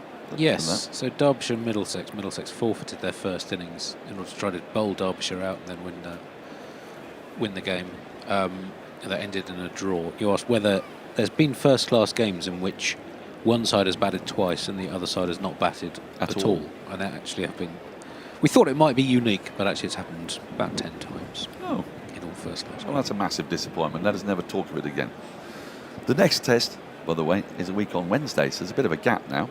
But we've got plenty of live cricket this week on BBC Sounds. England's women have an ODI series against Ireland with commentary on Tuesday, Thursday and Sunday. That's it from Leicester, Derby and Worcester on 5 Sports Extra and BBC Sounds. And County Championship action from Wednesday as well. As Tongue is in. And well, this has been swung at again. It bounces off a bit of Kurum's thigh and rolls to second slip. Means Raja has rejoined us. So I've checked it slightly more closely. Some of those early games where the data's not been put in correctly, but it has happened, I think, in 3 other games. 3's more interesting. That's good. In first-class history. Okay, so it's pretty rare. But Pretty rare. The three in England have all involved Middlesex. Interesting. It's a bit of a thing they do. Well, Mike Brearley did it, didn't he? And famously beat Surrey by doing it. His tongue is in a bouncer. Gets underneath it, goes through to the keeper. Well, Ramiz, South Shakil. Yeah, bright spot. Played well, showed a bit of ticker. Unfortunate way to go, but he's handling that bouncer extremely well. I think he certainly decided that it's going to be a 1 over 100 for him. So I think he got a bit desperate also. Otherwise, it was there for the taking. Do you think if the tail was slightly more competent, he might have worked his way towards that 100? Yes, absolutely. Tongue is in. Oh, he's bowled him! Bowled him straight through him. At last, he's found the full straight one. And Khurram's got to go. The last 12 balls or so, these tail enders have been swinging at everything, and missing everything, but England's bowlers hadn't got it on the stumps. But on this occasion, Tongue did. It was 73 miles an hour, so a slower ball, which has foxed Khurram. And he's gone for 9, 176 for 8. Yeah, the reason why then South Shakil looked desperate is, now we know, because the tail doesn't really put up any kind of resistance. And this is like, a throwback in the 80s, this kind of batting from the tail enders. I mean, look at what England produces at number, 7, 8, 9, 10, 11. There's resolve, there's a bit of technique involved, there's common sense to go with technique, and they put up a fight. Whereas Pakistan feel that, there's no need to be out there. And so let's get out of there because it's too hot to handle. Yep, I'm afraid so. I mean, just contrast it with Josh Tongue getting 30 in the first innings, unbeaten 30 in the double figures in the second innings, and he batted quite sensibly. They weren't slogged, were they? And but let's focus on South Shakil's knock. It was lovely. There's some great shots in it as well. Yes, I mean, so he's not renowned playing fast bowling like he did here, but it was kind of a runner ball, almost a runner ball 100. And we saw everything from him, the pull shots, the drives. He against Jofra Archer, he was a lot more assured, except for his first burst. I think he then got settled and played all the bowlers with a lot of ease. So that's a mighty high for Pakistan's batting, because they needed somebody to take the attack to the opposition, and so then he becomes a good reference point in the team meetings come the last test match. If you take him out of the equation, it's 79 for 7. 7. I think. It is, 7, isn't it? Yeah. Because they're 8 down. Right, Muhammad Ali has come to the wicket. He got a couple of runs in the first inning. 3, was it? 3. That took his average up to 1. Yeah, career best. Career best 3. Not out? I forget. Yeah, it was not out. Tongue will be eyeing his wicket, however. 2 slips in place. I wonder if he'll swing or defend. The field has been brought round. It's a leg slip. Here we go. Tongue with ball in hand, looking to wrap this up now. Just 1 wicket England need for victory and to wrap up the series. In comes Tongue, and it's fended away past a diving gully. 5 Sports Extra, bringing you more live commentary from the world's greatest sporting events. That's quite a thing. Well batted. Easy. Easy peasy. Yes, it's a hostile delivery. It is. Wouldn't really have wanted to be facing, but he's managed to just about get it. I mean, it was catchable height, in fairness, to where a 4th slip might have been. But Root hasn't packed the slip cordon for reasons known best to him. He might be about to change that. Is there another slip going in? No, there isn't. Just staying with the leg slip, 2 slips, and 3 slips really, but they're quite widely spaced. His tongue is in to Muhammad Ali, 180 for 8. England needing a 1 wicket for victory. He's in, and that's down the leg side. A good diving take by J.B. Smith. And there's no run. You fancy Tongue may only have this ball to complete the coup de grace. Yep. Because Jofra Archer, I'm not sure he's going to miss the stump 6 times. His speed is up. He's talking about a guy now bowling in the 90s. So obviously he smells blood. Yeah, it must be a lovely feeling. Yeah, red rag to the bull. Yeah, he knows that a wicket is coming. That's a great feeling, actually. Here he goes. Runs in now. And, that's played and missed that in the channel. He didn't get it quite straight enough. And it just goes through to the keeper. End of the over. 180 for 8. Tung has 2 for 41.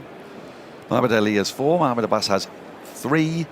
And what's the time now? It's coming up to 20 to 6. The sun's just going behind some clouds. The clouds, I think, high enough to be not too threatening. Just checking with Jonathan Agnew. No radar issues, no. No. The thumbs up. Thumbs up. Good. It's going to be Archer from the pavilion end. He's got Mohamed Abbas to bowl at. 3 slips still there. Mid-on's gone back a bit because of that swipe that Mohamed Abbas rather enjoys. Here comes Archer. England need that 1 wicket. Here he comes. And Abbas hasn't, I was going to say he's a swing. He started a swing and then he kind of got out of the way, and Ramis is amused by, if you can call it a technique. Yeah, I mean, I hope it ends soon for him because it's not looking great at all. Yes. He doesn't look to be enjoying himself, and neither really does the Pakistan players up on the balcony. Here's Archer into Abbas, a slower ball, which is just guided away through backward point. I was going to say off the front foot. It was rather on the side foot, really, because he was kind of leaning away from the ball, anticipating another one coming at his head, and he's picked up a couple of runs. Abbas moves to 5. Babar Azam does not look happy. That was 71 miles an hour, that one. So the slower ball, they've been bowling a few of those in the 100 lately. And actually, it was a slower ball from Tung that did for Khurram. And that one, somewhat foxed and bamboozled Mohamed Abbas. In comes Archer again to Abbas. And he just about defends this. I don't really know how. Again, staying leg side of the ball, as Vic would say, looking to access the offside, which he has done to a 90-mile-per-hour ball by just jabbing his bat down on it, getting an inside edge and rolling it away to backward point. There's a close-up of Mohamed Abbas, and you could see him taking deep breaths. We're going to bring in Isha for the coup de grace. After you go for it. Well, that's played nicely by Abbas into the ground. Joe Root takes it sort of shoulder height. I think many of the spectators, including Dan, thought that was out. He likes to back away, doesn't he, Mohamed Abbas? Played a nice drive through there earlier to get off the mark. Still miles away, 207 to win for Pakistan, and just 1 wicket away, we think, for England. As Archer is in, it goes up in the air, down to third man. It's gone all the way for 6. Dan Lawrence moving to his left, but it goes over his head. Looking to hoik that away to the leg side. Hits the outside edge of the bat. 188 for 8 and Abbas to 11. And many of the England players with smiles on their faces, including Jofra as he trudges back to the top of his mark. Yeah, I mean, I don't know what to make of this knock so far. It's... Well, I described it like a hose pipe on the loose. It's like arms and legs everywhere. Charlie Chaplin at the crease. Here comes, Archer's just been told to stop by the umpire, who's just spotted something. Oh no, the bails have just come off at the non-striker's end. All rifles just placing those on once again. So 1 more ball left of this over. Lights on here, grey skies. Archer moves in, he bowls, and that has been slapped by Abbas to the leg side. Very agricultural. There's a misfield from Ollie Robinson at mid-on, and they're just going to settle for a single. So Abbas has nicked the strike, 189 for 8. He's on 12.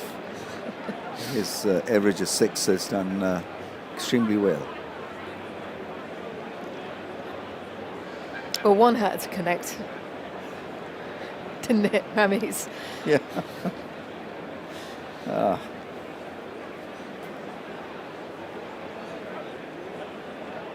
England poised on the verge of winning a series. Joe Root back as full-time captain. Josh Tongue bowling from the nursery end. Hasn't bowled the Yorker with real consistency. I think that's been the frustration for him. Is that there have been too many deliveries that have not been targeting the stumps as the field is spread. Man down at almost a fly slip on the boundary. Man back at deep back with square, fine leg as well. 2 slips in the gully in position as Tongue is on the approach. He bowls full edges. Does Abbas to gully, no run. One bounce into that fielder. There's a helicopter hovering in the distance over towards Maida Vale. Gentle breeze getting up here at Lord's, day 4 of this second test match. England having won the first one. A lazy Sunday afternoon feel here at the ground. Spectators having come in. Abbas on 12. Tongue in, bowls. Abbas guides that to point. Thinks about a single. Jofra's set back quite far there, but he's sent back by his partner, Ali. You have to feel for Saud Shakil. Wickets falling around him. Yeah. He had a moment. Either side of Harry Brook, it was 100. Falling short on 97. Yeah, good-looking innings and a rapid innings. Strike rate of whatever it was, really was well done by him. Abbas has a quick look over to the leg side as Tongue is in. He bowls short. Edges past gully. Down to third man. Fly slip off the ropes there. They'll come through for a single. Went aerially. He moves to 13, then 190 for 8. It's the first time this series Pakistan have lasted past 50 overs, which is something, I guess. 50.3.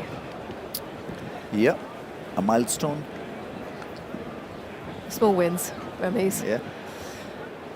3 balls left of this over. Well, Mohamed Abbas getting his name on the honours board, finally. Being on 4 wickets for the 4th consecutive time. Ali faces one off Tongue. That was a nasty delivery. He gets his hands out in front and takes his head away. Was there glove involved? Signalled as runs. He just goes up and over the keeper down to the boundary for 4. So he moves to 8, 194 for 8. Yeah, I worry for him because he's not wearing an arm guard here, Muhammad Ali, and he's trying to get behind the line of the ball, and it can get seriously bad for him. Yeah, it just got a little bit darker here as well, so facing up to 90-mile-an-hour bowling. It's hostile stuff. Tongue in again on an angle, edged and taken at second slip, a comfortable catch. And we believe that is the innings over. 9 wickets down for Pakistan. Imam ul Haq, we saw him warming up earlier on today. He had a calf strain. He was advised by the medical staff that it would take 10 days for him to recover. And the players are shaking hands. So a win in this test match for England. And a series win as well for Joe Root, resuming as full-time captain of this England side. A job well done. Pakistan all out. 194 is what England win by. Yeah, over the line without breaking sweat. England have been flawless in this series. And clinical in style and execution. Pakistan would be wondering what to do next. It's just been a tough gig for them, and I don't know, I mean, except for Saud Shakil and Mohammad Abbas, the others have fallen prey to England's excellence and nothing to write home about, and Pakistani fans would be extremely dejected. It's about winning them back, and Pakistan have done nothing in this series so far to give them any chance of a smile, or, you know, they think that this team is good enough to fight back. Late on day 4, And Joe Root is leading his side off the field here at Lord's. Big smile on his face, contributions from everyone. A big tick for a number of the batters, but mainly the bowlers in Ollie Robinson and Jofra Archer, Josh Tongue as well contributing.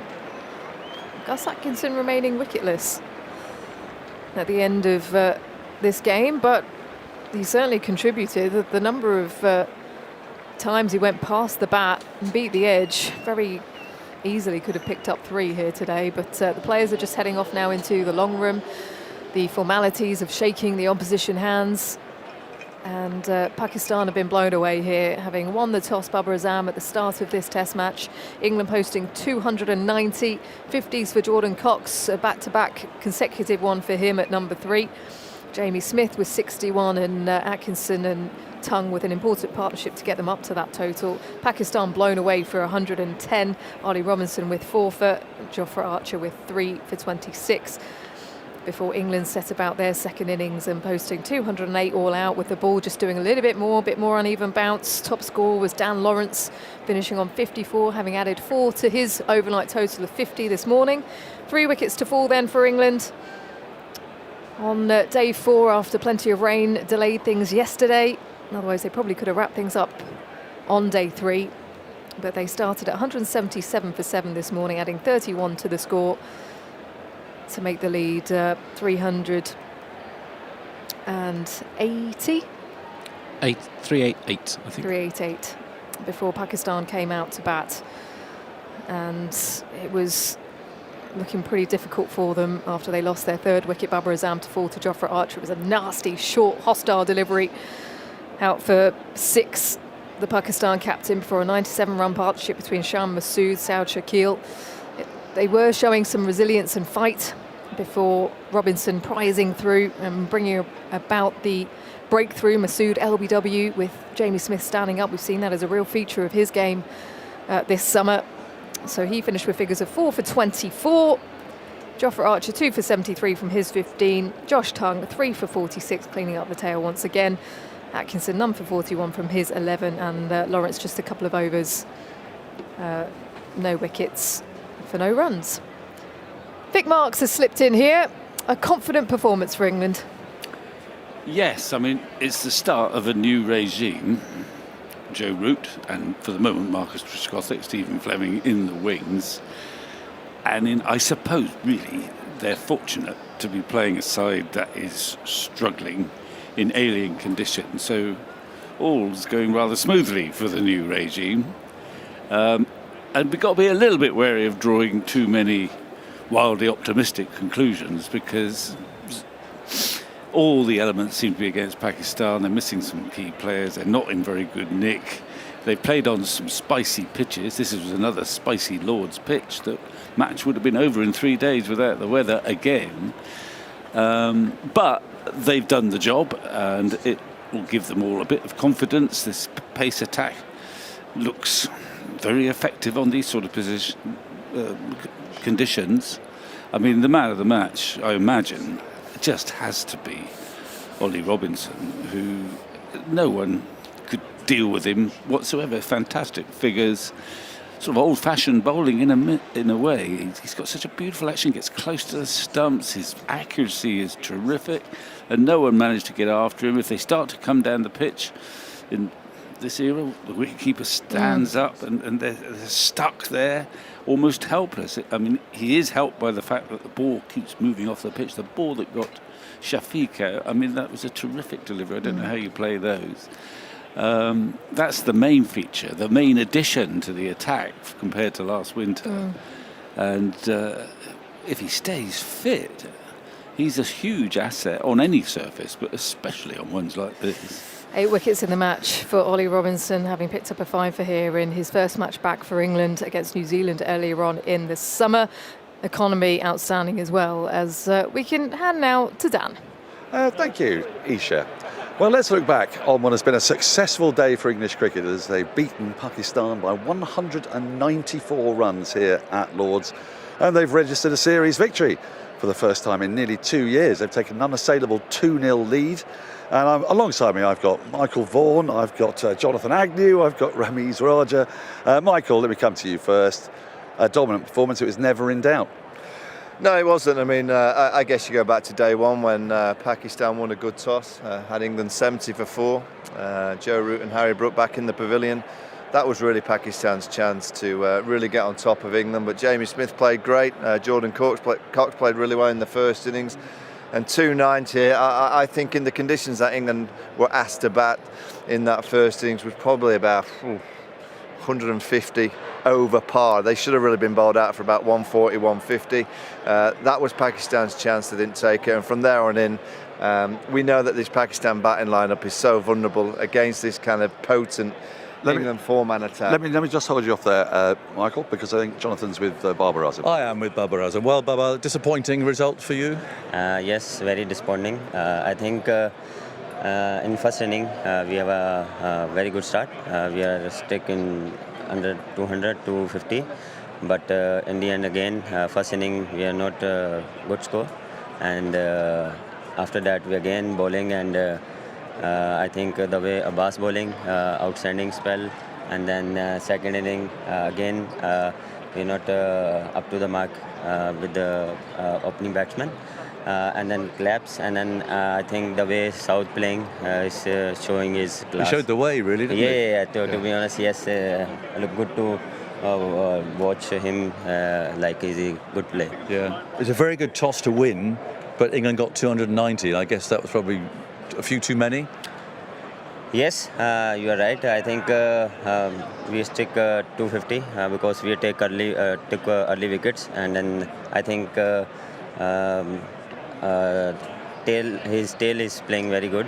They put runs on the board, and then they stick on 290, and then yes. Can you tell me what you think of England's bowling attack? I know that the pitches generally have been quite helpful. I think that's and the conditions, but overall, what do you think the balance of England's pace attack looks like? Very decent bowling lineup because of they have 3 quick bowlers and then Robinson with the seam bowler.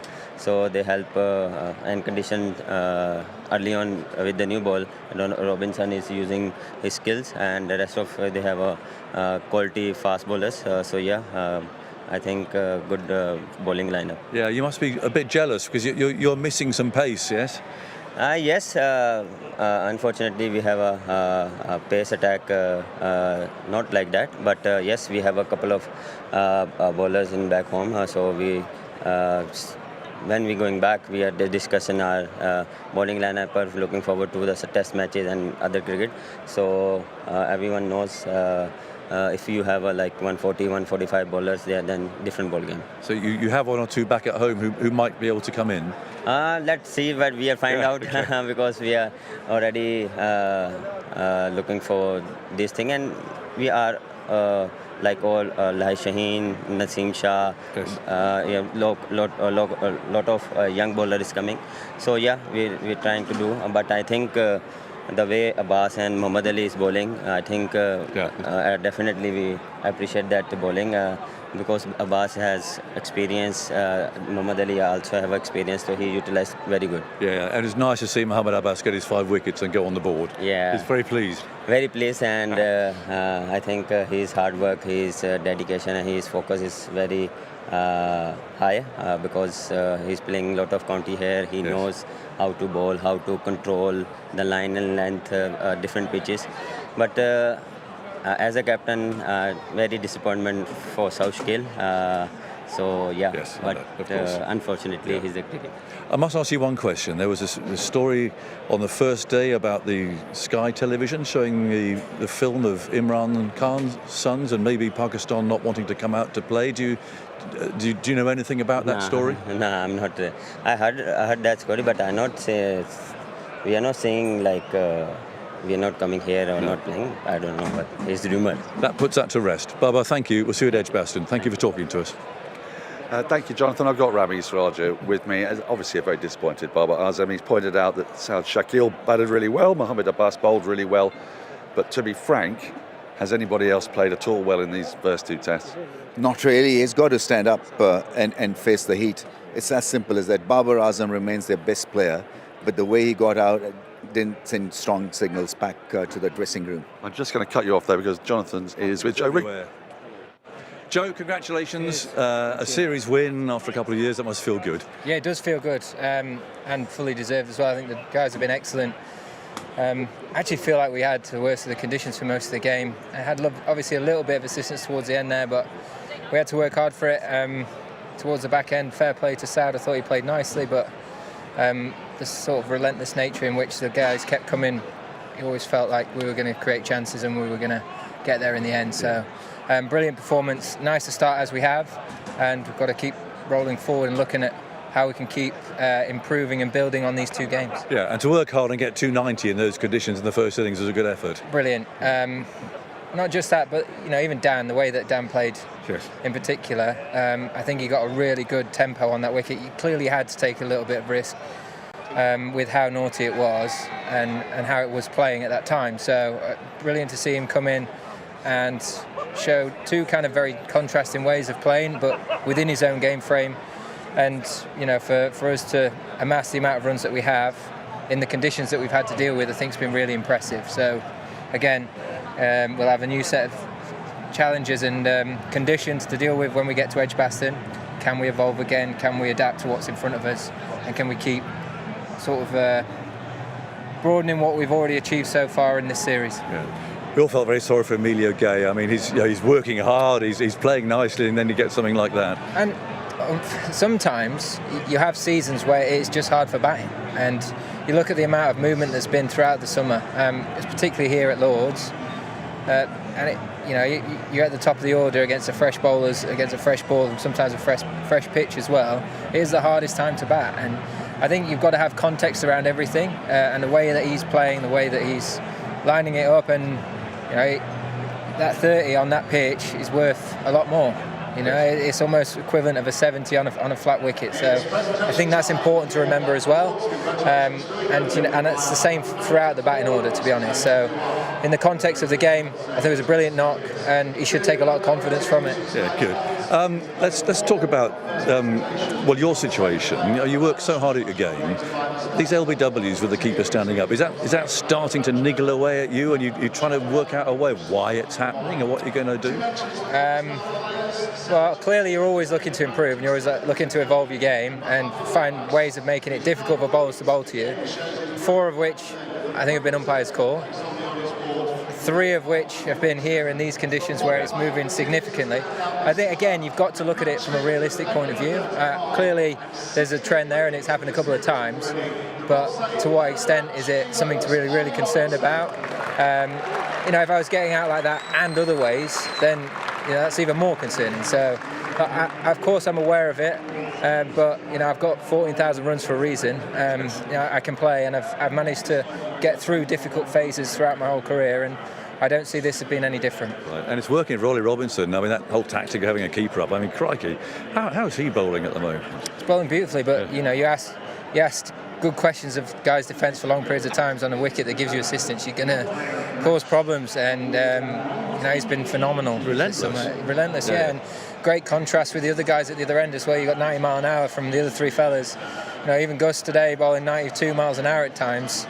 It's really impressive stuff, and I think it's a really well balanced attack. So the more they can complement each other and dovetail and sort of complement each other's skill sets, it's only going to be a good thing for us moving forward. It's just, I suppose, getting used to it, seeing how it works, having a good understanding of it for me as a captain, for them as bowlers, and for us as a side. And the more that happens, I think the better for it will be.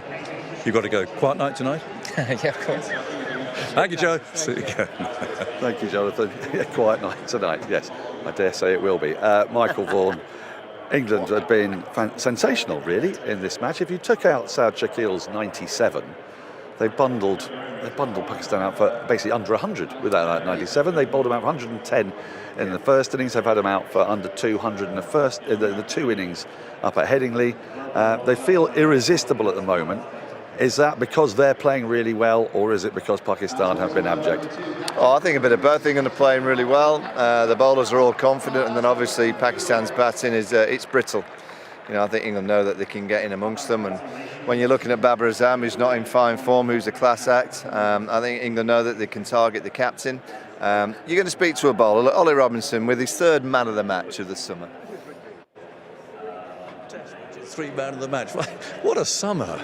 Yeah, it's been a pretty special one, hasn't it? And a baby. And a baby, yeah. It's lots gone on, but couldn't be prouder of what I've done the last few months. Coming back into the team after a lot of hard work, and obviously thought my career was sort of done with England, so to come back in and put in these match-winning performances, it's really special. Yeah. I mean, do you feel you're proving some kind of point in any way? I mean, what's going on in your head? He's running up and taking all these wickets. I'm just trying to be ultra consistent and just do my job, I suppose. I think in the past maybe got carried away with everything else going on around me, but I think at the moment I'm just trying to focus on doing my job, being ultra consistent.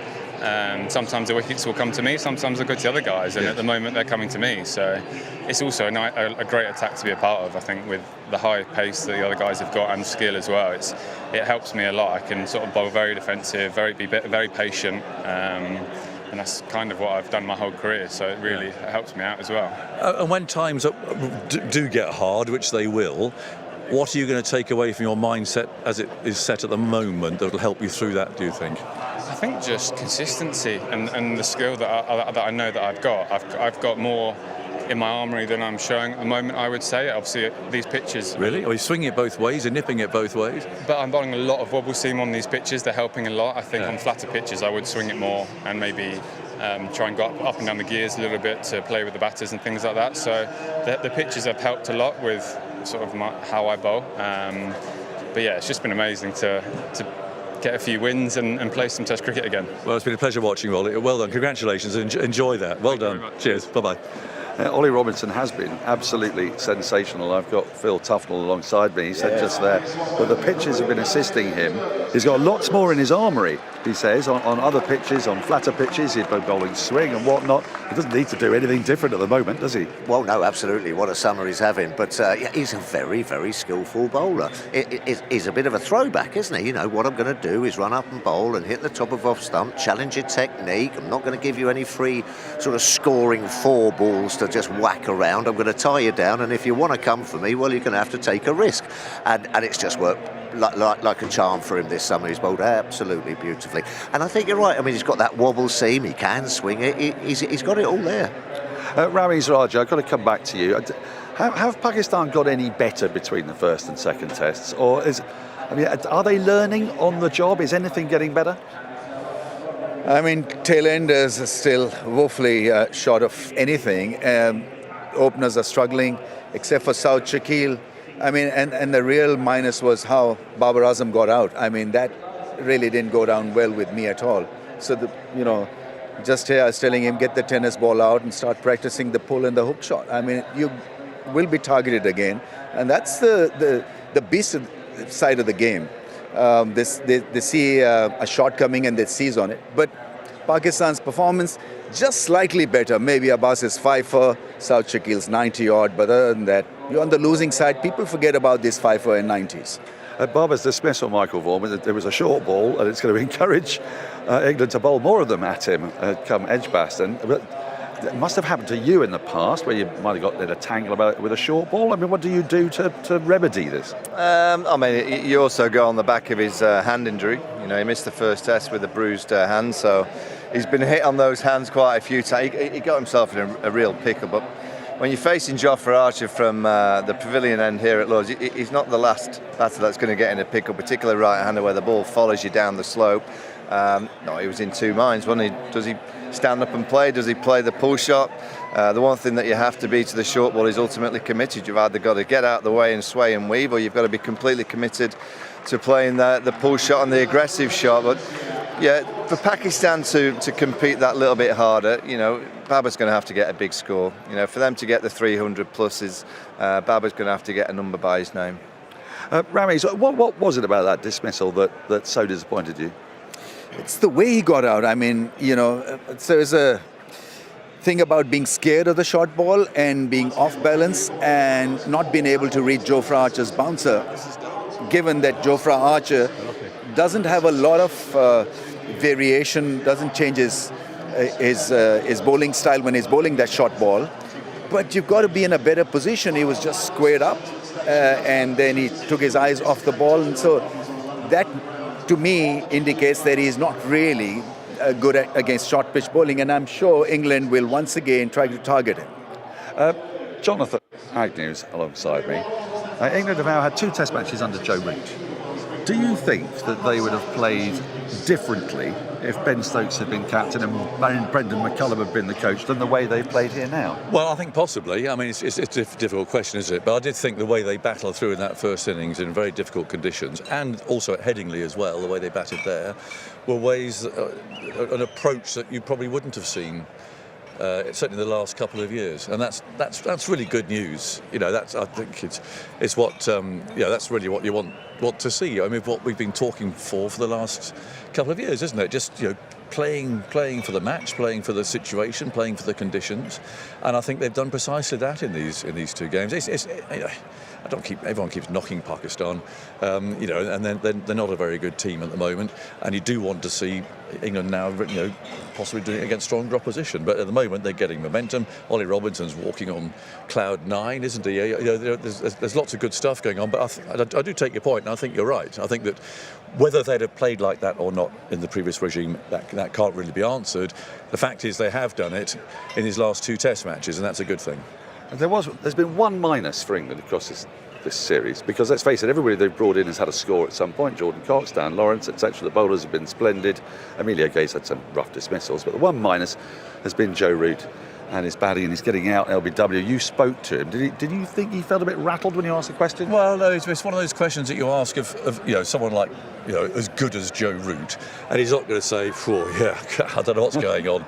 I can't get bat on ball. He's not going to say that. He's going to come up with the thousands of runs that he's scored. As he said, I've got so many runs. 14,000 runs. I'm a decent batsman, and so. Yeah, he's not going to allow himself to get negative thoughts about it. However, we've all seen Joe Root. We know how hard he works, and you can bet your life that he'll be doing what he can to try and prevent from, 9 LBWs in the last 7 tests. So it's 7 in his last 9 innings, and one of the others was a run out. I mean, it's a high number, which goes entirely against the way that he has played his whole career. So inevitably, he's going to get more of it. But he's right, the pitches have helped. They have helped that little bit of nibble and the wicketkeeper standing up. It has been a bowler's summer, but it'll be gnawing away at him a bit, certainly, because we're now talking about it. Yeah, and I don't quite know what the solution is. We have discussed this on previous podcasts. He's got another Test match to go. If he gets out LBW twice again at Edgbaston, then are we sort of like really sounding the alarm bell, Michael? Oh, he'll work it out. I mean, he's always overcome problems, and I'm pretty sure he'll overcome this one. It is an issue because it's happening on a regular basis, but he's had issues in the past that he's managed to come back from, so no question he'll be fine in time. It'll just be possibly in South Africa where it might not happen as much. The bouncier pitches, they've got quite a pacey attack. I can't think that they've got too many bowlers with the keeper stood up. Maybe they'll bring one in because of that. If I was playing against England, I'd certainly want at least one bowler in my attack that would produce this tactic, because I think it's causing a few problems, obviously, within the England batting line. I think the one trepidation that I have, Dan, from obviously the victories, the first 2 victories of this summer, the one at Lords was a problem, and then the one at Headingley, there was a problem. 3rd time lucky for the England team. They've won a game. Just stay in, have a nice quiet one. He's having a quiet night. Have a quiet one. I don't want to be picking up the papers tomorrow morning or mid-afternoon on social media and seeing a few clicks. Won a good series, but just have a quiet night. Now, Ramiz, we started to talk about this, then Barbara Azam came and chatted to us. What have Pakistan got to do? They've got a little bit of time off. They've got because it's not until a week on Wednesday, but it's been so dismal, and they've got 2 bright sparks have come out of this: Mohamed Abbas and Saad Shakil. But they're going to have to find a different method, and they have to do it very quickly, aren't they? Or else this could be really horrific. And if they lose a 3rd one by a big margin, that's going to be big alarm bells. So they've got problems on 2 tiers: emotional and technical, right? So first thing that needs to be looked at is social media. Not really need anything in this little gap. Go and practice hard. Just think about the game. Just think about winning. Just get in there with your minds around cricket. And obviously, talk about cricket. That is such an important aspect. I think you've got to have intelligent people around you. Maybe seek help from outside. Get a Michael Vaughan in there, for example, in one of those team meetings, a betting expert, or get a bowler there, Stuart Broad, to tell them, where to bowl, how to get it better. Because I remember once we were having a tough time during the 92 World Cup, and Imran summoned in Viv Richards just before the Australian game.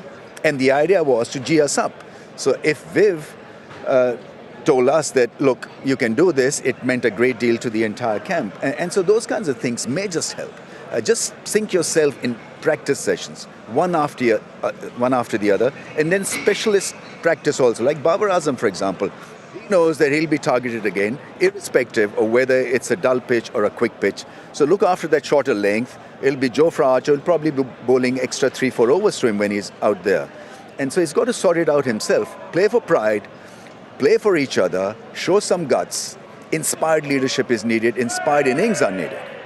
Are there any changes as well, though? Because, ordinarily in a situation like this, you end up at the 2-0 down. There are squad members here. There's the opportunity here to get some experience in English conditions. And with some youngsters maybe in that squad, do they roll up the flagpole and do the SOS? Don't think so. I think Imam will not be fit. I don't think he'll make it for the third test match. So Salman Ali Agha is your best option. He's played about 30-40 test matches. He's got a bit of experience. He's a good slip catcher as well. So use him again and get him cracking. I think it's important that they sort of gee each other. In such a situation, you can only help yourself. Nobody is coming from the aisles really to sort stuff out for you, or the cricket board or the administration. It's you, the players, who need to up the ante.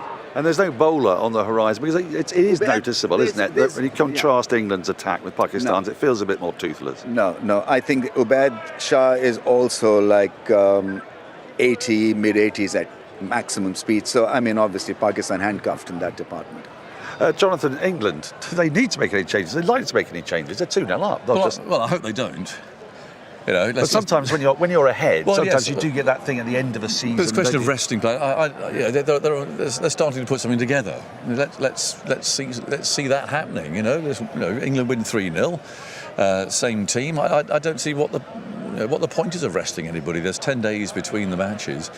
I don't know. Maybe that's old school to be like that. But I'd just much rather them get a team together and stick with that team. It's a brilliant attack. So no one like Sonny Baker or Sam Cook. Why? Why? Well, I don't like giving test caps away. You earn the right to play, and for these fellas, they've got to get used to bowling together. They're doing it very well so far. Joe Root's got to get used to captaining this attack together. It's his first choice attack. Well, play it. Well, look, Australia have been playing Hazelwood, Stark, Cummins and Lyon as a foursome time and time again, haven't they? Away. No, so the strange thing is they've only just alighted upon this particular menu, if you like, or the ingredients. And there we are already asking questions about whether anybody should be rested. But it does feel that somehow, almost by accident, England have got together four very contrasting seam bowlers that could be the blueprint for how they play, not just this last test of summer, but out in South Africa and when they play Australia next summer. Yes, medium pace of high quality, very tall Ollie, obviously, and difficult to pick. And then you've got pace and then determination, and the batting is clicking as well. So why change when things are working? I suppose one other area of slight concern would be Emilio Gay. But he got a massive endorsement from Joe Root there. He did. He said that third job was worth 70. So I don't think you can get much more of an endorsement than that. And he got a ball that virtually went underground. So they've picked him out. They could have picked one or two others, but they've gone for him. He looks the part to me. I don't know if he's someone who'll play 50 or 60 tests. I don't know, but it would be wrong to bin him now. I think he should play the next test and probably start in South Africa and see how he goes, because they do need to see him on harder pitches against faster bowling than he's been facing so far. Batters have been struggling all over the world. We've seen it in Australia. The Sheffield Shield, I don't think anyone's averaging over 37. But it doesn't feel like this can be good for Test cricket ultimately, because England are playing a lot of their Test matches on these surfaces where players aren't getting used to building long innings. Now, they're going to come up at some point, England's players, on flatter decks. They exist around the world. And there is, again, I'm sort of trying to find negatives on a day when England have won the series, a 2-0 up with 1 to go. But there is something a little bit unsatisfying about these very low-scoring matches on these very, very challenging pitches. It's a trend we're seeing in other parts of the world as well, but it's not going to be everywhere. When England play in South Africa, I imagine the pitches will be really quite different.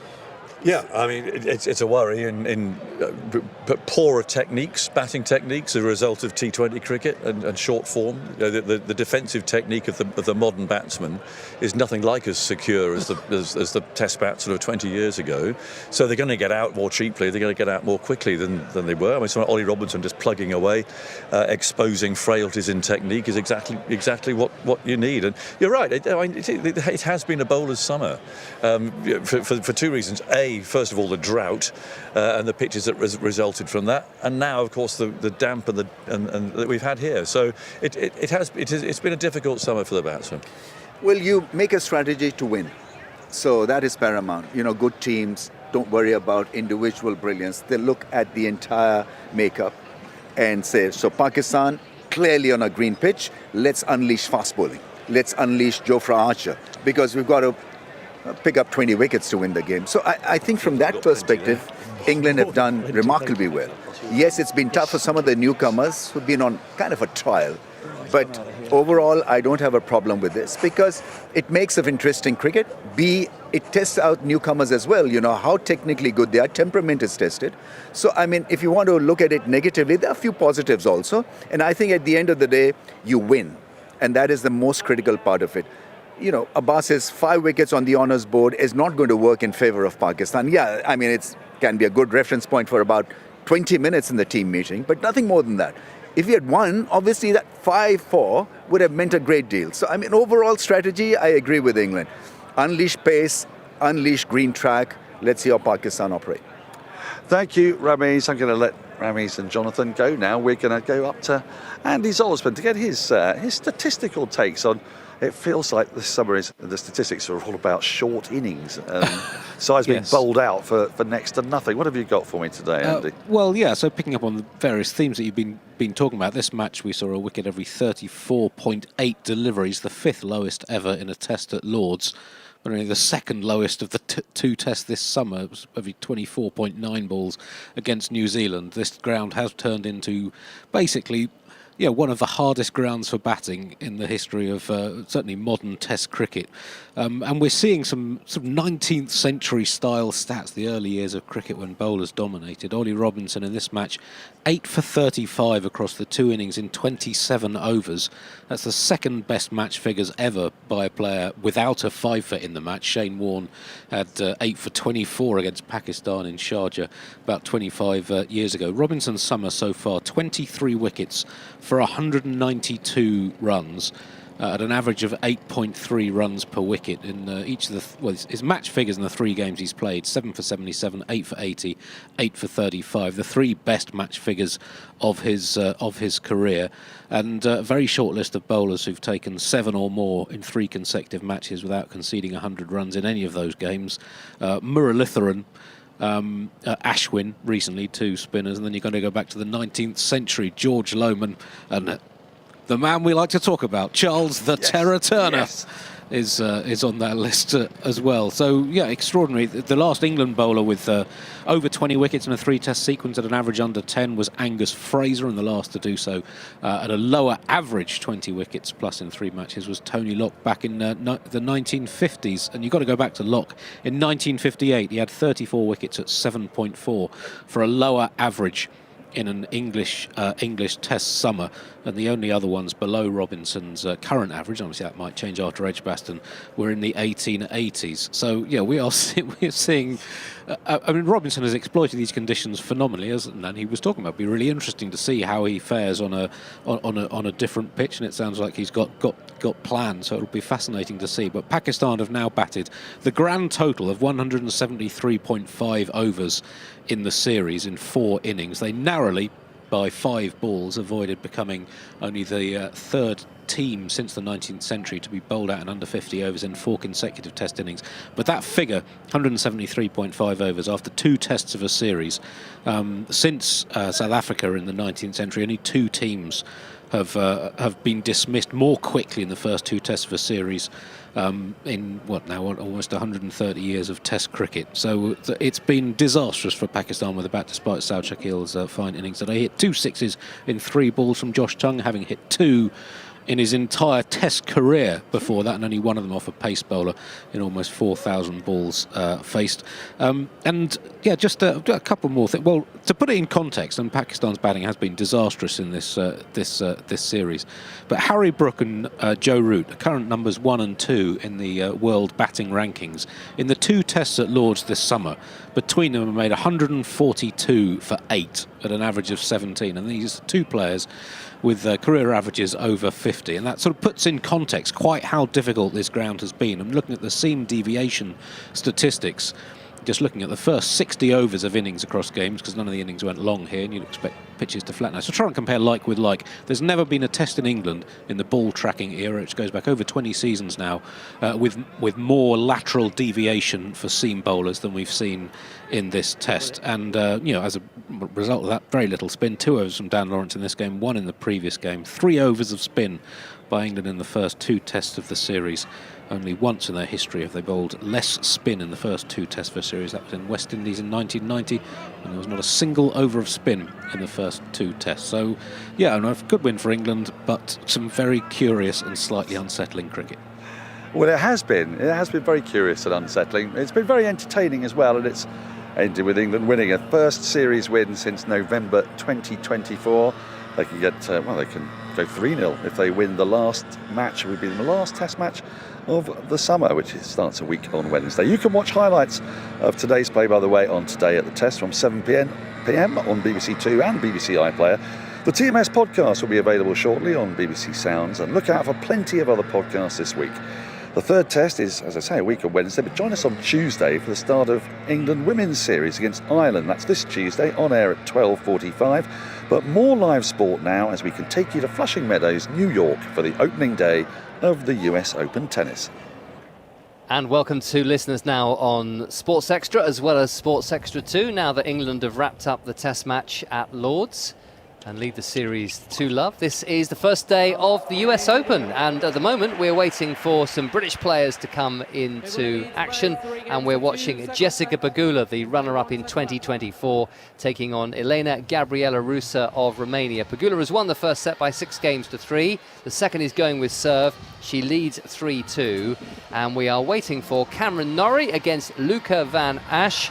Norrie is the 29th seed. Asch is just outside the seedings as the world number 40, and that will be followed on court 5 by our final commentary match of the day, which is Katie Boulter against the American wildcard Carol Young-Soo Lee, but also later Toby Samuel, the British qualifier, and Jacob Fernley, lucky loser who lost in qualifying but then benefited from another player withdrawing through injury and got into the draw, plus in the night session in the early hours UK time, Novak Djokovic and Venus Williams at the age of 46, trying to end this run of 14 consecutive singles defeats. And we are up high in the Arthur Ashe Stadium on a predominantly cloudy and increasingly muggy opening day.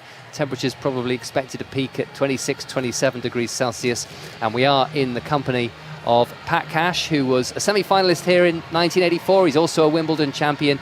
And Katie Smith also here alongside me, Russell Fuller. And Pat has just been talking about his ballet days, and I was going to remind you about Jan Choinski, the British player, who's also got a ballet background because his parents were both ballet dancers. In fact, they met as ballet dancers. A Polish dad, an English mum, met in Germany and ended up setting up their own ballet school